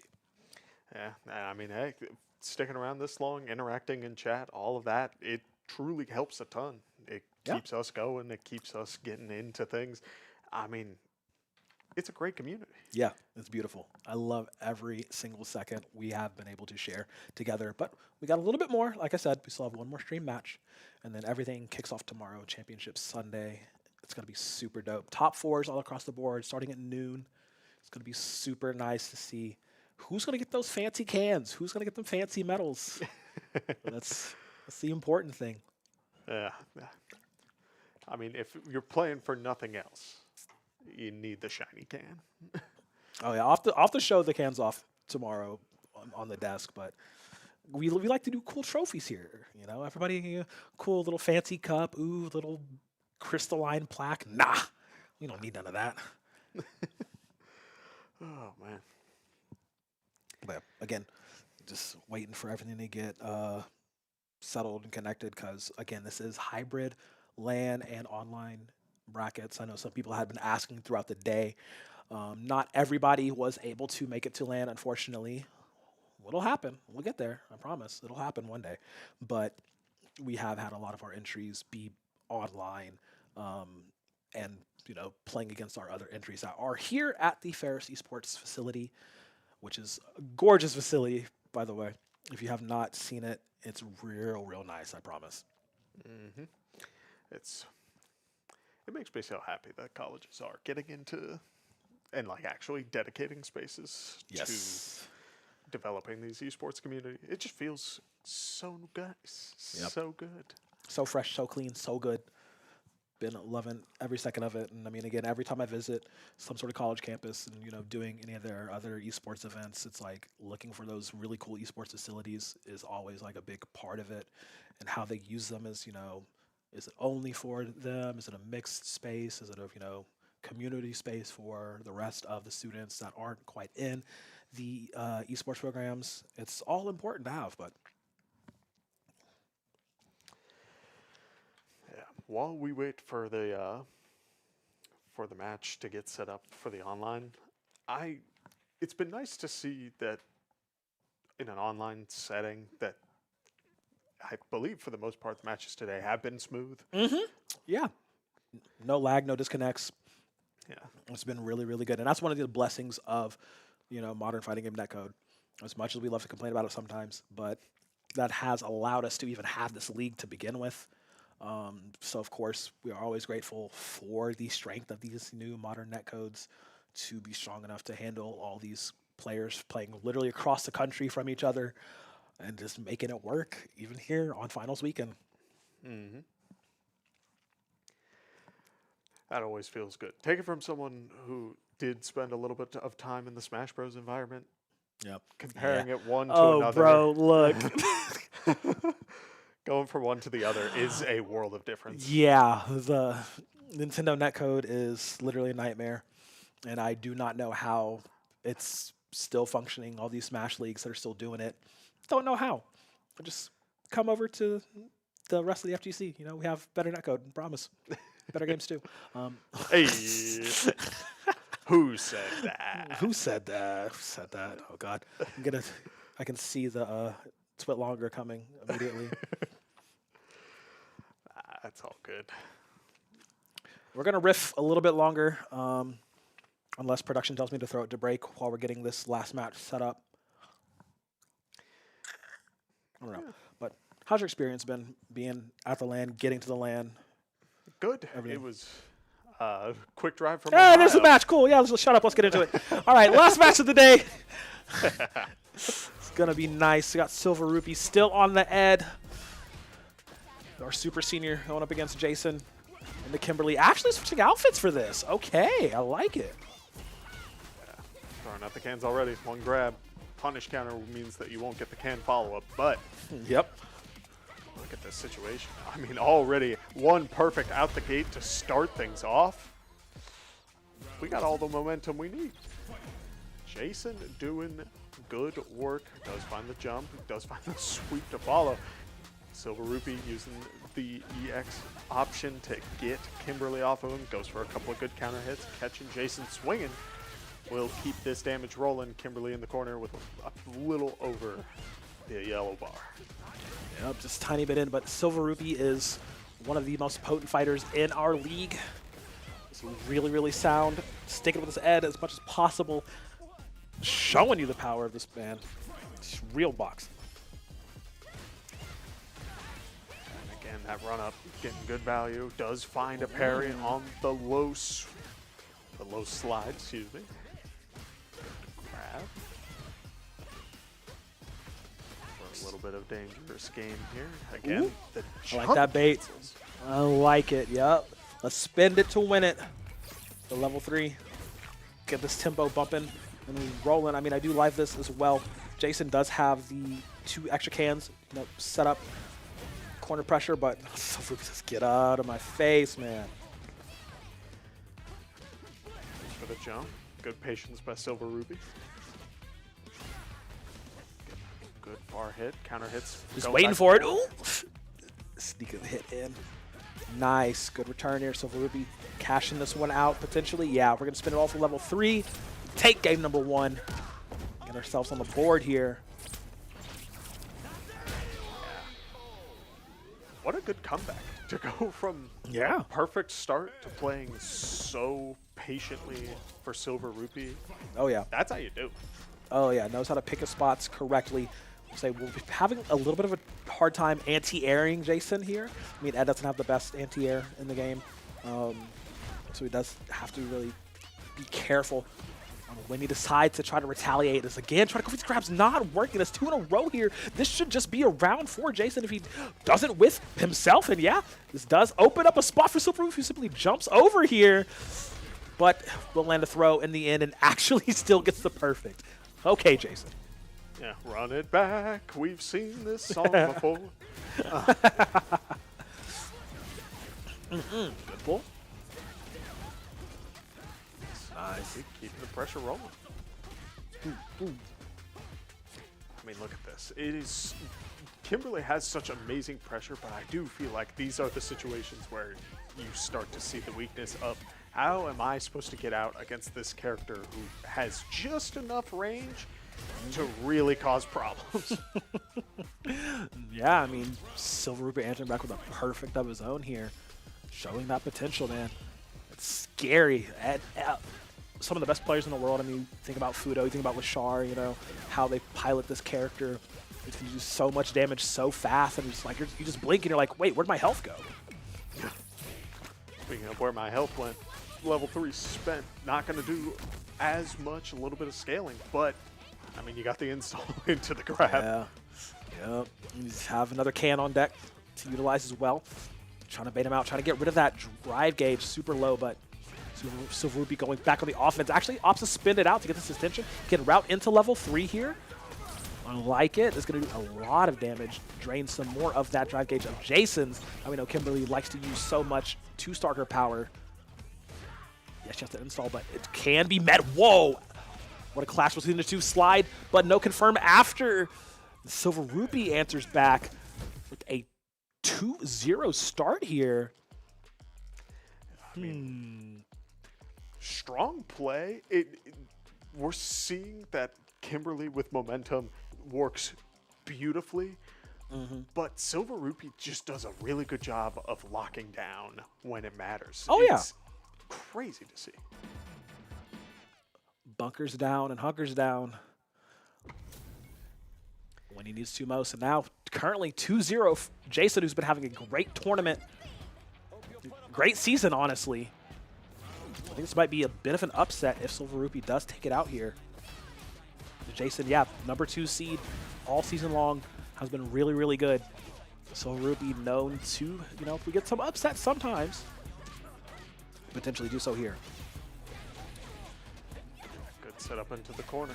Going for the low to get another follow-up. Again, Kimberly with a little bit of momentum takes a ton, but at the same time, one good opportunity, one reversal like that could spell disaster. Instead, a good whiff punish from Jason will be able to take this round. Man, okay, that's a good answer back. And we keep it rolling. Good slide, a little bit of momentum. A couple of good hits, goes for the drive rush cancel, jumping for the heavy in the air. And again, starting to space it out. Nice, yep. Baiting out with the empty jump. See how Jason's going to keep this coming back. Nice entry. OD on the Uzuna drop. Let's see.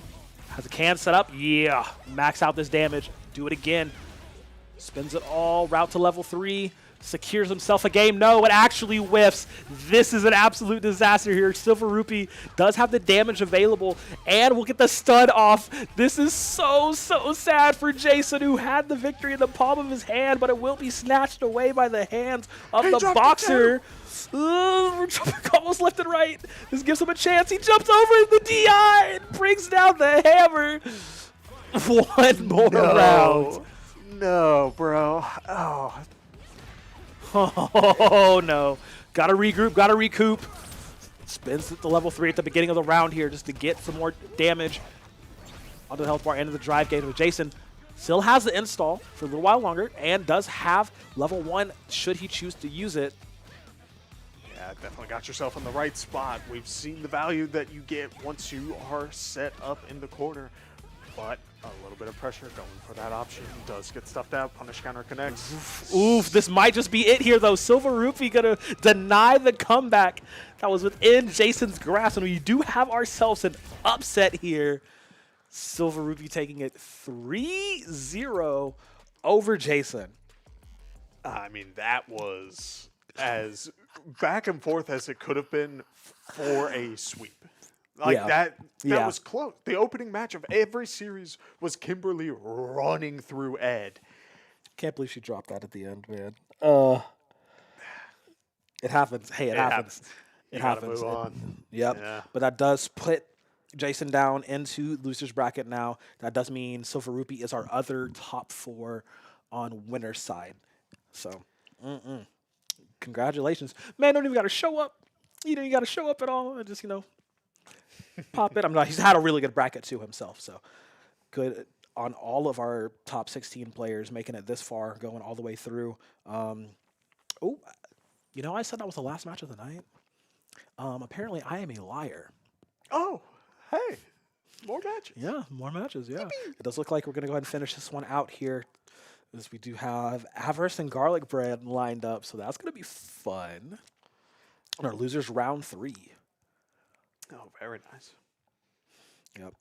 And the winner of this will go up against Necro. The fact that both Necro now and, let's see, hold on. So Jason is going to be going over to, am I reading that right? Okay. Nice. Yeah, while you're taking a look at that, I do gotta acknowledge that despite that situation, despite how that played out, Okay. the fact that you're able to sleep on that now, like in terms of the matches you're good. We're You're good. like, yeah, We're good. just take a step back. You got a little bit more to play, but Yeah. you make through that. Yeah. You get the best reset in the world. Go get dinner. Yeah. Come back, maybe watch some VODs, maybe a little bit of review. You get to go to sleep early, get to end your night, but unfortunately we still have a few more matches to go here. We do have Avarice and Garlic Bread. Avarice starting with the Luke here over the Sagat. Wants to be just as aggressive as Garlic Bread is on this Blanca here, so see if it works for him. Ooh. Blanca out the gate, getting a little aggressive. You do see the whiff grab, but Luke, again, just kind of staying close. Couple of good hits, keep the momentum going.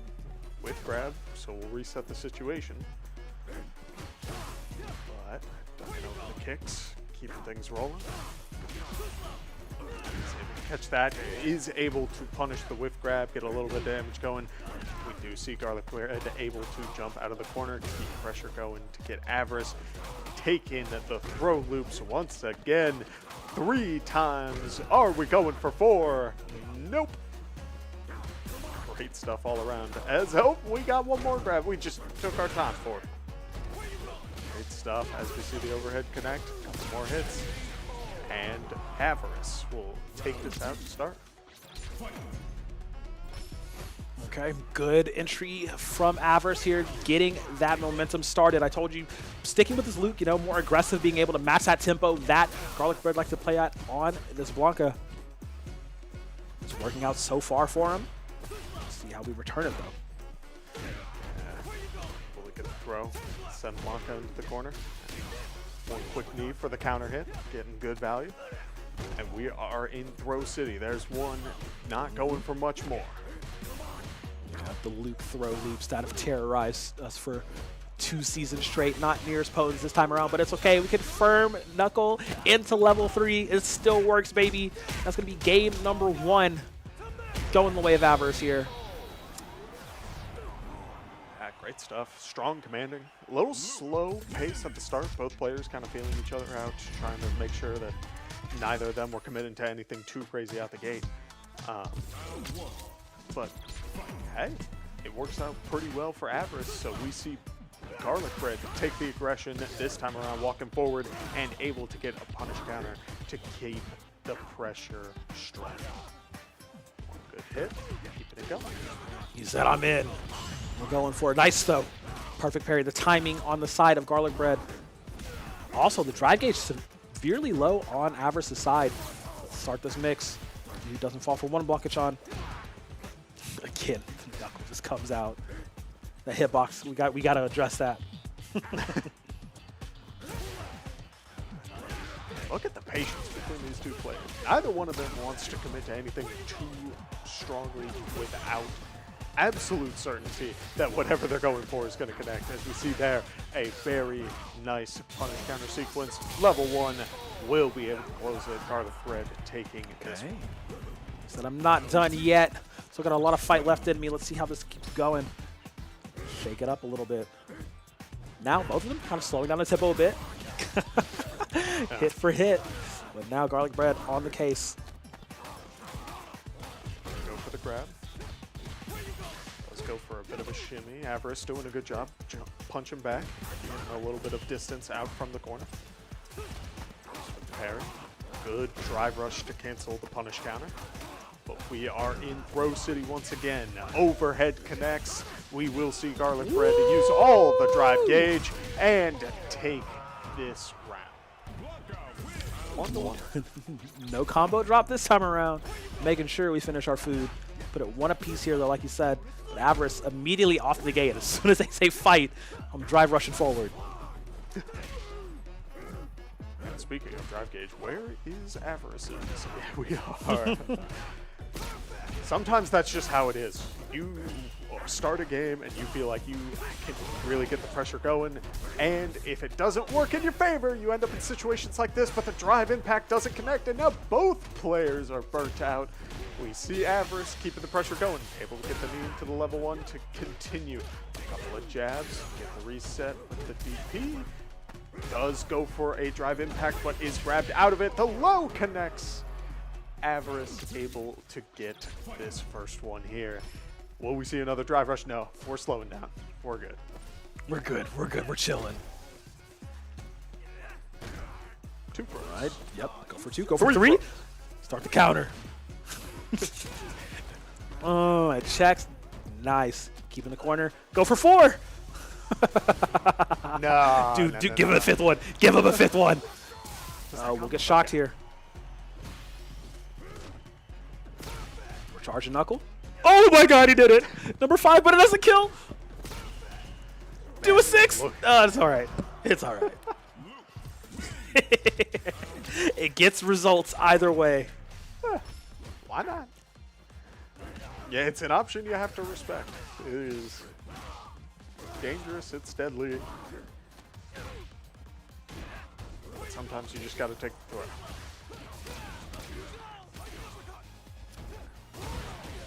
Good EXDP, getting out of the corner. Using those long limbs. Oh.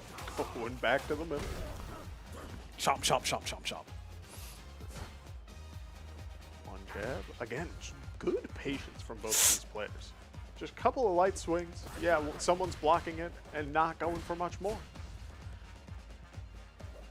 You can really tell that both players are very determined to look for one specific option. One entry. That's all he needed. Oh no! Garlic Bread. It hits first. Insane in the brain. All right, one more round to just tie it up. Grab connects. For the dash forward, is able to get the punish counter, sending Luke flying into the corner. Overhead option comes out. Drive rush jab into the throw. Here we go, number 2. Goes for the shimmy. Quick flash knuckle. For another throw. I mean, both players understanding the game plan. Right. Go for a couple, see what happens. Good drive rush check from Garlic Bread. Good parry from Avarice, keeping all of the drive gauge. Garlic Bread, while at a health advantage, is trying to get a little bit more drive gauge back. Good throw. A great option to cancel the drive. Oh no! But Oh Lanka from the heavens. no! Oh man, it works when you need it most. Garlic Bread once again. See, this is why I'm not surprised they're Dizzy player. It just makes sense. The crossover's there. And it all makes sense now. And good sequence. Very, very good sequence right now. Spend all the drive gauge, go for this full combo. Won't be able to get the level 1, but will get the safe jump. Good grab, break. Get the sweep, throw Blanca into the corner. What option you going for? Going for the... He's stunned. This is actual robbery. Come on, Avarice. Don't drop this combo. You're right there. How does go for it? Doesn't spend. Let's go. Okay, Avarice. That is big. One more round, baby. Woo. Drive rush into the feint into the charge knuckle. Very nice. Again, though, I mean, Avarice has been playing real, real good all weekend long. Wants to go ahead and claim this next spot. One hit away, honestly, from getting it done. Still has to go up against Necro here after this, but it will finish it off. The spike DDT to get it done. Now will be Avarice taking Garlic Bread out of this tournament with a 3-2 result. Has a day with the Necro to see who makes it in the top 4. Oh, that's a rough spot to go out because it was a little bit of drive gauge. You think you're able to, if you get that perfect parry on that hit, suddenly you're in a safe spot. It's a safe jump. It's a tough spot to be in. It's tough. It's tough. It's tough. But at the end of the day, he is moving on forward. It's okay, though. I mean, Garlic Bread still in Guilty Gear Strive. So still feeling good about that. There's still a chance for him to walk away with that trophy. Man, I'm telling you, this Miami of Ohio kids, they've been running things around here for a hot minute. There's that potential, looking for that top 4 spot. I think this has to be a team kill all the way through losers, though. If I'm looking at the bracket, I'm looking at the bracket. Yeah, so Avarice and Necro, both Miami of Ohio. And then, let's see. Okay, oh, wow. Yeah, there can only be one, unfortunately. But we do have those 2 matches. So Jason and Barbovis, and then Necro versus Avarice for the last 2 spots for top 4 tomorrow. Sometimes that's how it goes, man. Sometimes that's how it goes. Yeah. Never feels good. But at the same time,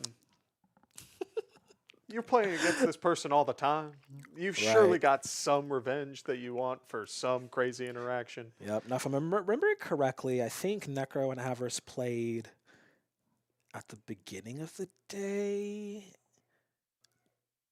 Well, no, not at the beginning of the day, but it's just they've played against each other so often. But, man, it was DJ. That's what I was thinking of. Yeah. But, yeah, there can only be one. There can only be one. It's very unfortunate that has to shape up that way. But again, we do have those last 2 matches for you to round out the last 2 members of our top 4 for tomorrow's Championship Sunday, which I want you to be there for as well. Like you guys have stuck around all day and all night for today so we can crown our champions of our CFGC games. 2 more matches. And a lot of mental games in theory when you're playing against someone you play against so much. Right. That's the biggest thing of it all, Again, teammates, training partners, adversaries, enemies, they just know each other very well. I mean, it's hard to root against Necro with how he's been playing all weekend long, but Avarice today specifically really has been ramping up. The power creep has just been getting there, He's hulking up, brother. Yeah. Looking to punch their ticket to tomorrow so he doesn't have to be cheering on the sidelines. And then that Jason and Barbovis game is going to be fun. I don't think we haven't seen Barbovis on stream all day because he's been running through the loser bracket, if I'm remembering correctly. Yeah, because he started out in losers. So he's literally just been off streaming all day. So the first time we're going to see him on stream is to see if he gets in the top 4 tomorrow. Love that. Here's hoping, man. Fingers crossed, Fingers crossed. Yeah. Again, I want to give a quick little shout out though to our sponsors or partners for this event as well. USA Taekwondo, really dope. They donated a nice little pot bonus for our open tournaments, which is really dope coming in last minute. Super clutch for that, as well as Okizumi Coffee. Absolutely love these guys. Support your local businesses, Midwest, Midbest, of course. I actually really enjoy the medium roast. Is really good. The medium attack is really, really good. They've had their shop set up right outside of the playroom today, and it's been really, really dope to have them here. Buy some coffee, use the code CFGC, and get a little bit of profit going our way as well. But also, again, just support local businesses. As we are getting into this losers round 3, like I said, this is for the next spot in top 4 for tomorrow, Championship Sunday. It's Jason, it's Burbovis. Let's see how it goes. Yeah, Guile, Kimberly. You got one person who's willing to sit back, and you got another person who wants to be in your face the entire time. So when you have Kimberly in the corner like this, you gotta wonder what is the answer to get out of the corner. Because right now, you are in a tough spot, and this Guile Burbovis is doing an amazing job of keeping the pressure rolling. Yep, Burbovis, shout out 404. Love y'all to death. That's Atlanta fam, second fam.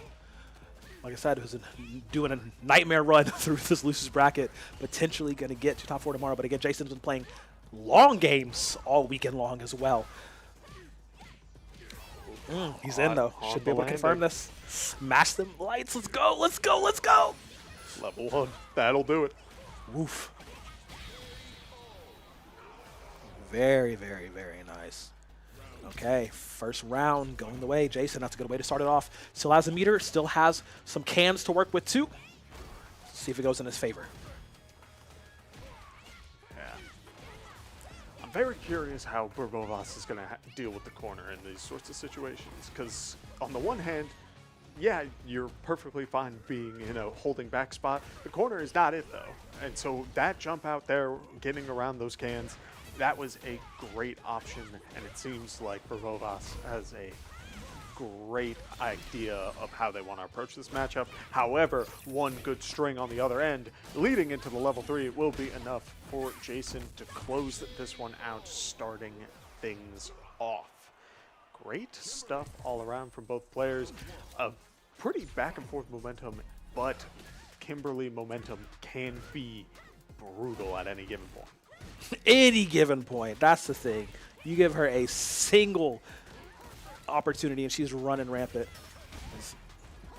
You see Jason pulling out of this lead though, slowing it down a bit because remember, Burbovis on this Guile does have the ability to come back of his own, as you're seeing right here. He's stuck in the corner. Yeah, Odie, that flash kick to make sure we're taking a round. Wow, anti-airing the Kimberly like early fall on that jump. That is not easy to do, at least to be ready for. So good on him. Ooh, whiff grab, but just barely spaced out. A good grab from Guile means that we are in a dangerous spot. Sonic booms flying all over the screen will keep the pressure rolling. Not seeing any sort of potential follow-up with the overhead, but the combo falls off. Whoop, and gets the elbow drop in. We're going for it. Push it to maximum tempo. Can we TP away from the Sonic? Yes, we can. And we're going to drop him on his head. Spend it all, baby. Get that W. Tie it up. Let's go. Level 3 on deck for Jason. Holy cow. That was sick. That was sick. Yeah. No, that was that's sick. That TP was actually just perfectly timed. It's totally fair, totally balanced move, I promise. Quick flash kick conversion. Keeping it nice and simple. Level 3. Nope. Let's go level 3 for level 3. What's up? It's going to do a decent chunk of damage. Not too much of the drive gauge, though. And we know Jason can parry very often to get some of that back. Oh, actually, a little preemptive on that drive rush in can cost him this game, and it will be a perfect for Burbovis. Tie it up one apiece. He's still got a lot of fight left. Yeah, 1-1. Take a second to breathe. Get your game plan going. We do see Guile taking the aggression out the gate this time around with the drive rush. No checks this time around. We'll see another jump. Flash kick connecting. These grabs into the corner, keeping the pressure real, not going for anything more after the sonic boom is set up. Great stuff. Yep. Chaining perfect booms into throws, keeping that pressure ambiguous. Oh, you thought you were going to go for another one, and nah. Coin flip city, baby. Bovis getting another round, starting to pull ahead here. Ooh, great jump, canceled, not going to fall for that one again. Elbow lands this time around. These quick little pokes Jason's been getting off in this second game, starting to actually work out in their favor. Perfect parry back into the corner. We've seen this song and dance. Going for a couple of good hits. We'll keep the combo going. Yep. Doesn't go for the level 3, but still holding that advantage. Does bait out the Keeping jump. the air-to-air. Oh, good throw. Keep him in the corner. Brubovis has Jason stuck here. Avoiding a level 3 combo scenario. Knows he can parry through these booms. Tries to go for the throw. It's tech, though. Jason on his P's and Q's, but not enough to avoid the flash kick. Brubovis pushing ahead here. Just needs one more game to claim that top 4 spot. Jason is trying to stay in this tournament. Has to have an answer for these anti-airs. I mean, it is one flash kick after another. Oh my god. It just keeps coming. Guile is a fair character, I promise. Man, he's in. Bazooka knee. Just checks again. Jason just unable to get in and start their offense. There's a little bit of a chance here, though. Takes a step back. I'm not sure what he was looking for there, but Rabova smashing on a wake up puts it to a one more round scenario. Jason has been playing good all weekend, but it just seems he's stopped at this gatekeeper here, this top 4 gatekeeper, being a Berbuvis. Will get a can set up into the drop. That's good damage. Use up a lot of meter for it. So he can keep it up. Overhead connects as well. We're spinning and winning. That goes for the grab. Sending Kimberly back into the corner once again. We managed to drive impact at the last bit of our drive gauge to make it work. Now you're on empty here. Whiffs the flash kick, the thing that's been saving him all game long, and is actually going to cause Brubovis to lose this round. Jason breathing rather a big sigh of relief. Oh, Final round. You got it. Drive rush out the gate. We do see a return OD flash kick, but it will not do anything much more. A level 3 in return. It's blocked. It's blocked. Now it's time for the counter punch. How much damage can you pop off, Jason? Oh, man, good grab, but the counter hit on the landing. Not done yet. We get our level 1s. We get everything under the sun. Okay, beautiful. Jason tying it up 2 apiece here. Did I say level 1? I meant level 2. Oh my god, I'm so dumb. My bad. It's been a long day, guys. Forgive me. But getting into it here. Again, ooh, DI for DI, ban for ban. Berbuva's got those. Keeping the answer simple. Throw out a couple sonic booms, see what happens. Yep. Jason's got to be the one to approach. Sure enough, we see it. 2 jump ins with no flash kick in return. Holding parry, but does get grabbed here. Now only at 30% HP. The need to land 2. Chasing through, trying to get the grab. Jason on the return, though. Pushing the corner. Needs to keep this pressure up. Spinning a lot of drive gauge, but again, gets hit with a stray hit while trying to recover space. Brubovis, just good buttons, placements. Once again, tournament life point for Jason. Brubovis wanting to push forward here. Tries to call out the strike, but gets met with a throw. Hammer blows in, flash kick. Push in the corner. All right, first time in a long time we've seen this. We'll activate the install. Jason actually opting to burn himself out. Gets in off of that jump. Gets the throw, putting the pressure onto Berbuvis. He has no drive gauge to defend against this, so he has to go on the offensive here. Oh, man, if Jason gets out of this with drive gauge, Berbuvis is going to be super low drive gauge. He's fine. Pretty dangerous spot. He's not fine. I lied. I said he was fine, but he's not fine. Oh, OD flashing may make it fight again. One touch scenario here. Drive impact. You can block against it. He's not at the wall, though. He catches him in the air. Gets behind him. Gonna confirm into level 3 potentially, or is he gonna try and do it without spinning any super meter? No, he does have to spin some. Will get the level 2 though. This means it will be one more round for either player to move on to this top 4. Oh, man. Out the gate, who takes the aggressive option? No, both players respecting each other's pressure that they've seen throughout this full series, taking it slow to start things off. We do see the jump in from Jason, getting a little bit of value, using the drive reversal to get that Kimberly away from Guile, potentially set up for the Sonic Booms, but instead, combo sequence once again. Oh, wait, what was that? Okay, drive kick nullified for a moment. He burns his out, but he confirms it into level 3. He said, we're going to go burnout for burnout. Let's see who's better. We'll say this is good for Jason, though. Still has 2 bars of meter to work with. Has 2 cans as well, but gets caught with another flash kick. That's been his doom for the past few games. He gets Sonic boomed out. Baits out the flash kick. This could be it. We're going to level 2. Let's see how much damage this is going to do at the end of it. Oh, man. One more hit. One more hit. Stays away from the grab. The shimmy is great. The return is greater. Jason just barely skating by. Make it at the top 4. Oh, no. Oh, wow. Woo! Insane. Insane. Man. Pressure was on. Pressure was on. The lights are very bright. But at the end of it, Jason still manages to stay alive. But it was very scary. But Rufus was doing everything he needed to do. You know, using the flash kicks, getting those anti-airs perfectly timed, spacing him out with the Sonic Booms, Sonic Blades, everything for him. But Jason just would not stay down, managing to slip through the cracks, the minor mistakes that Rufus was making, and clinch that W. Yeah, I think it all came down. There were so many moments where it's just little back and forth. You're seeing OD flash kicks run. You're seeing Kimberly using drive reversal. Drive gauge cancel was so good. Oh man, Dude. Oh yeah, dude. That was nasty. Okay. Tone it down for just a moment. I still believe we have one more top 4 placement match to be done. It's been a long day. It's been a lot of games. But we still have one more to get through. And again, secures the last spot for top 4 for tomorrow.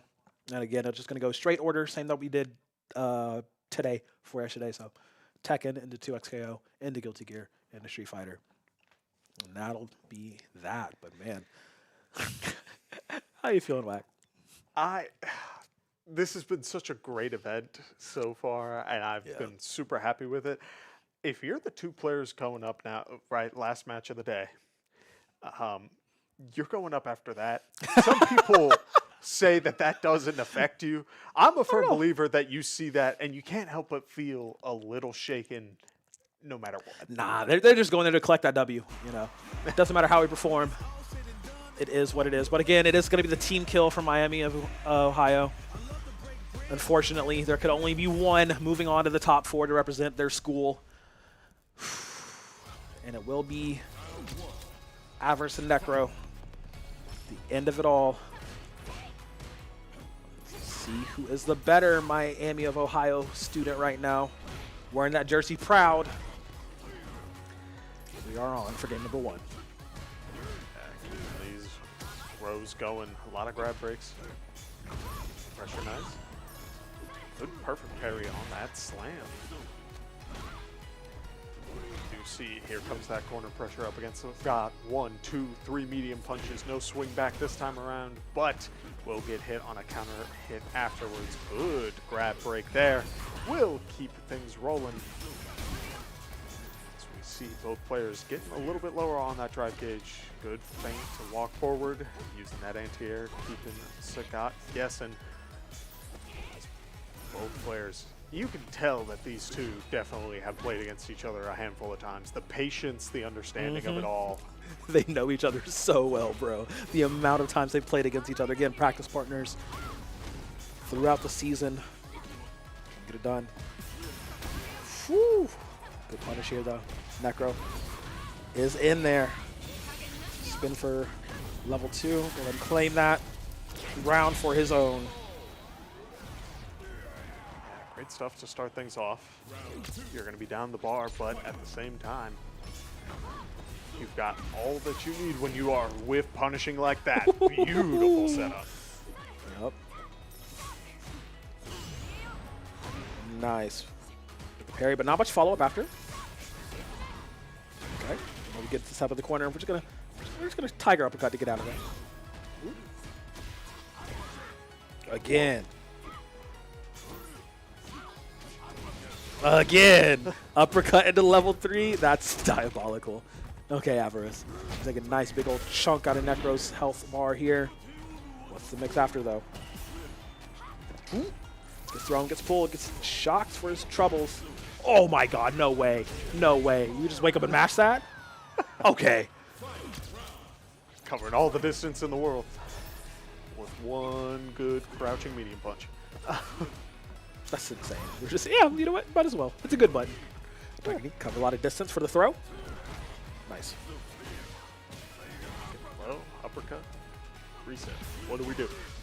Fade out the throw is the answer. Again. Do a third one. Just do it. Clutch. All right. Just simple, clean, you know, precise gameplay from Avarice to get that first game. And it's crazy because Necro came out pretty hot, I would say. Does he switch to the Elena? Oh, wow. Okay, yeah. Okay. We saw this yesterday as well. I mean, this is a fun matchup. I mean, both of them have long ranges to connect with each other. Link's roll and every single option out of Link's roll can be pretty good from Elena into this matchup. But again, long normals from Sagat can be pretty gross here. Nice. Steps back. I'm not sure how Link's roll gets through a Tiger Shot, but I think it clips. I'm not sure if she goes under or not. All right. Okay. Red option, not quite there. Gets a 3. Yeah, you just want to smother Sagat here at this point when you are in the corner as Elena. Don't let him breathe for a second, but Avarice does a good job about getting it out of the corner. Daring him to press a button. Oh my god. A little bit of a clash there, but this is still Avarice in full control. Necro, okay, will OD the DP to get out, but perfect parry is there, and this should spell that round secured for sure. Unless... what a shimmy. Great stuff. It is crazy to see Elena pressure when... Sometimes I feel like I know exactly what that character is planning to do, and other times I feel like I'm seeing someone spin and I have no idea what's going on. Yeah, it's very often the latter. We're going to go ahead early on, spin for the level 3 here. Ow! Kick is so disrespectful, bro. Okay, doesn't quite burn her out, but, I mean, Elena with this little drive gauge doesn't get anything done. You see that there. Necro stuck into the corner. Avarice can punish accordingly. Drive impact in, no stun, but it's okay. It doesn't matter as he's taking the round. Tiger Emperor coming through clutch. 2-0, and going back to the character menu, both felt fine. I don't know. There's a strong argument for either way. It seems like Necro's more comfortable with the Viper. He's back to the Viper for me. All right, that didn't work. I mean, honestly, that's fair.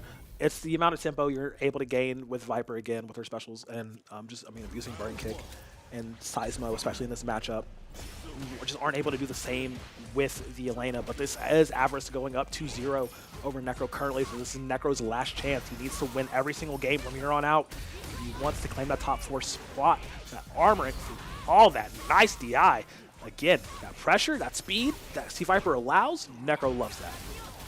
Wow, I mean, we are seeing pure momentum. That was Viper hitting you in your face and asking, what are you going to do about it? There was nothing at that point. Right. All right, level 1. Let's get these cancels going for cheap. Nice.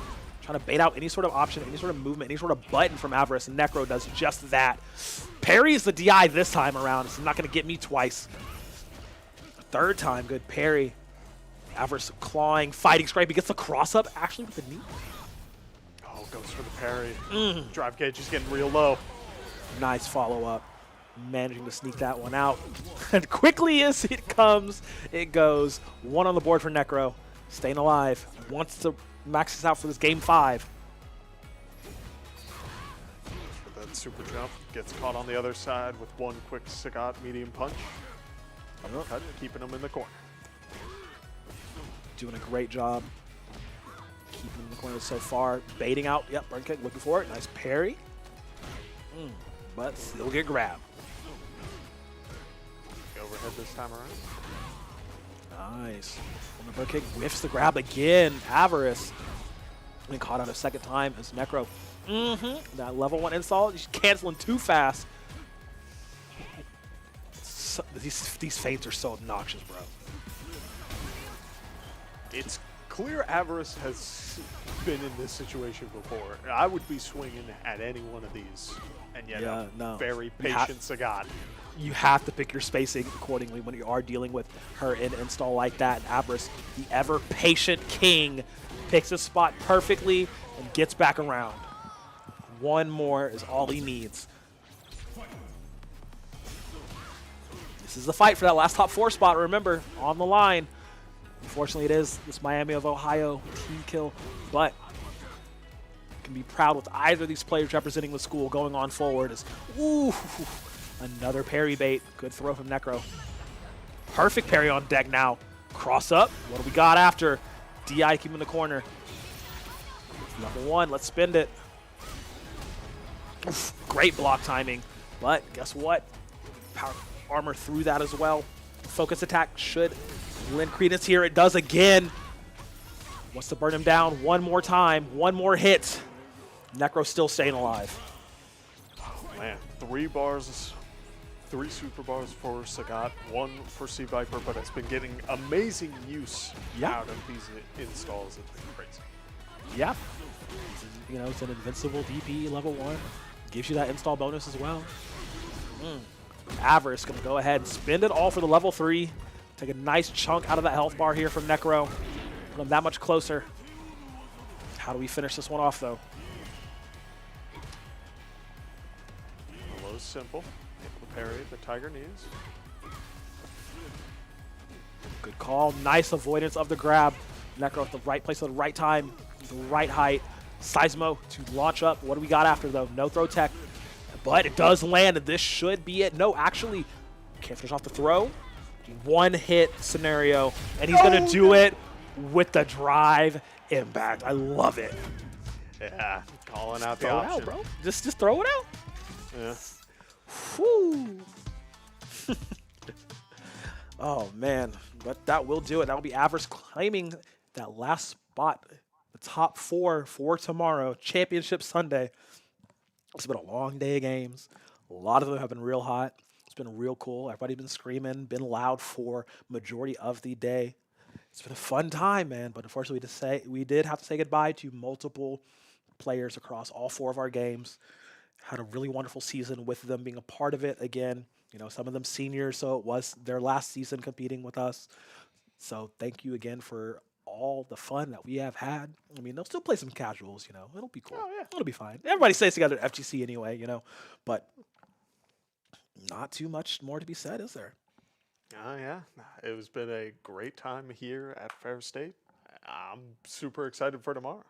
I'm so excited for tomorrow. It all pops off again at noon, starting with Tekken 8, and running all the way through Tekken 8, 2XKO, Guilty Gear, and Street Fighter 6 to end it all off. CFGC Springland Finals, Day 3, tomorrow, 12 noon Eastern. Please be there. It's going to be fun. I'm going to be there. Wacky will be there. Yeah. I love that. It's going to be so. Hope to see you there. Again, thank you so much to TNS and to Okazeme Coffee and to USA Taekwondo for everything. But we got to sign off for tonight to get prepared for tomorrow. See you there.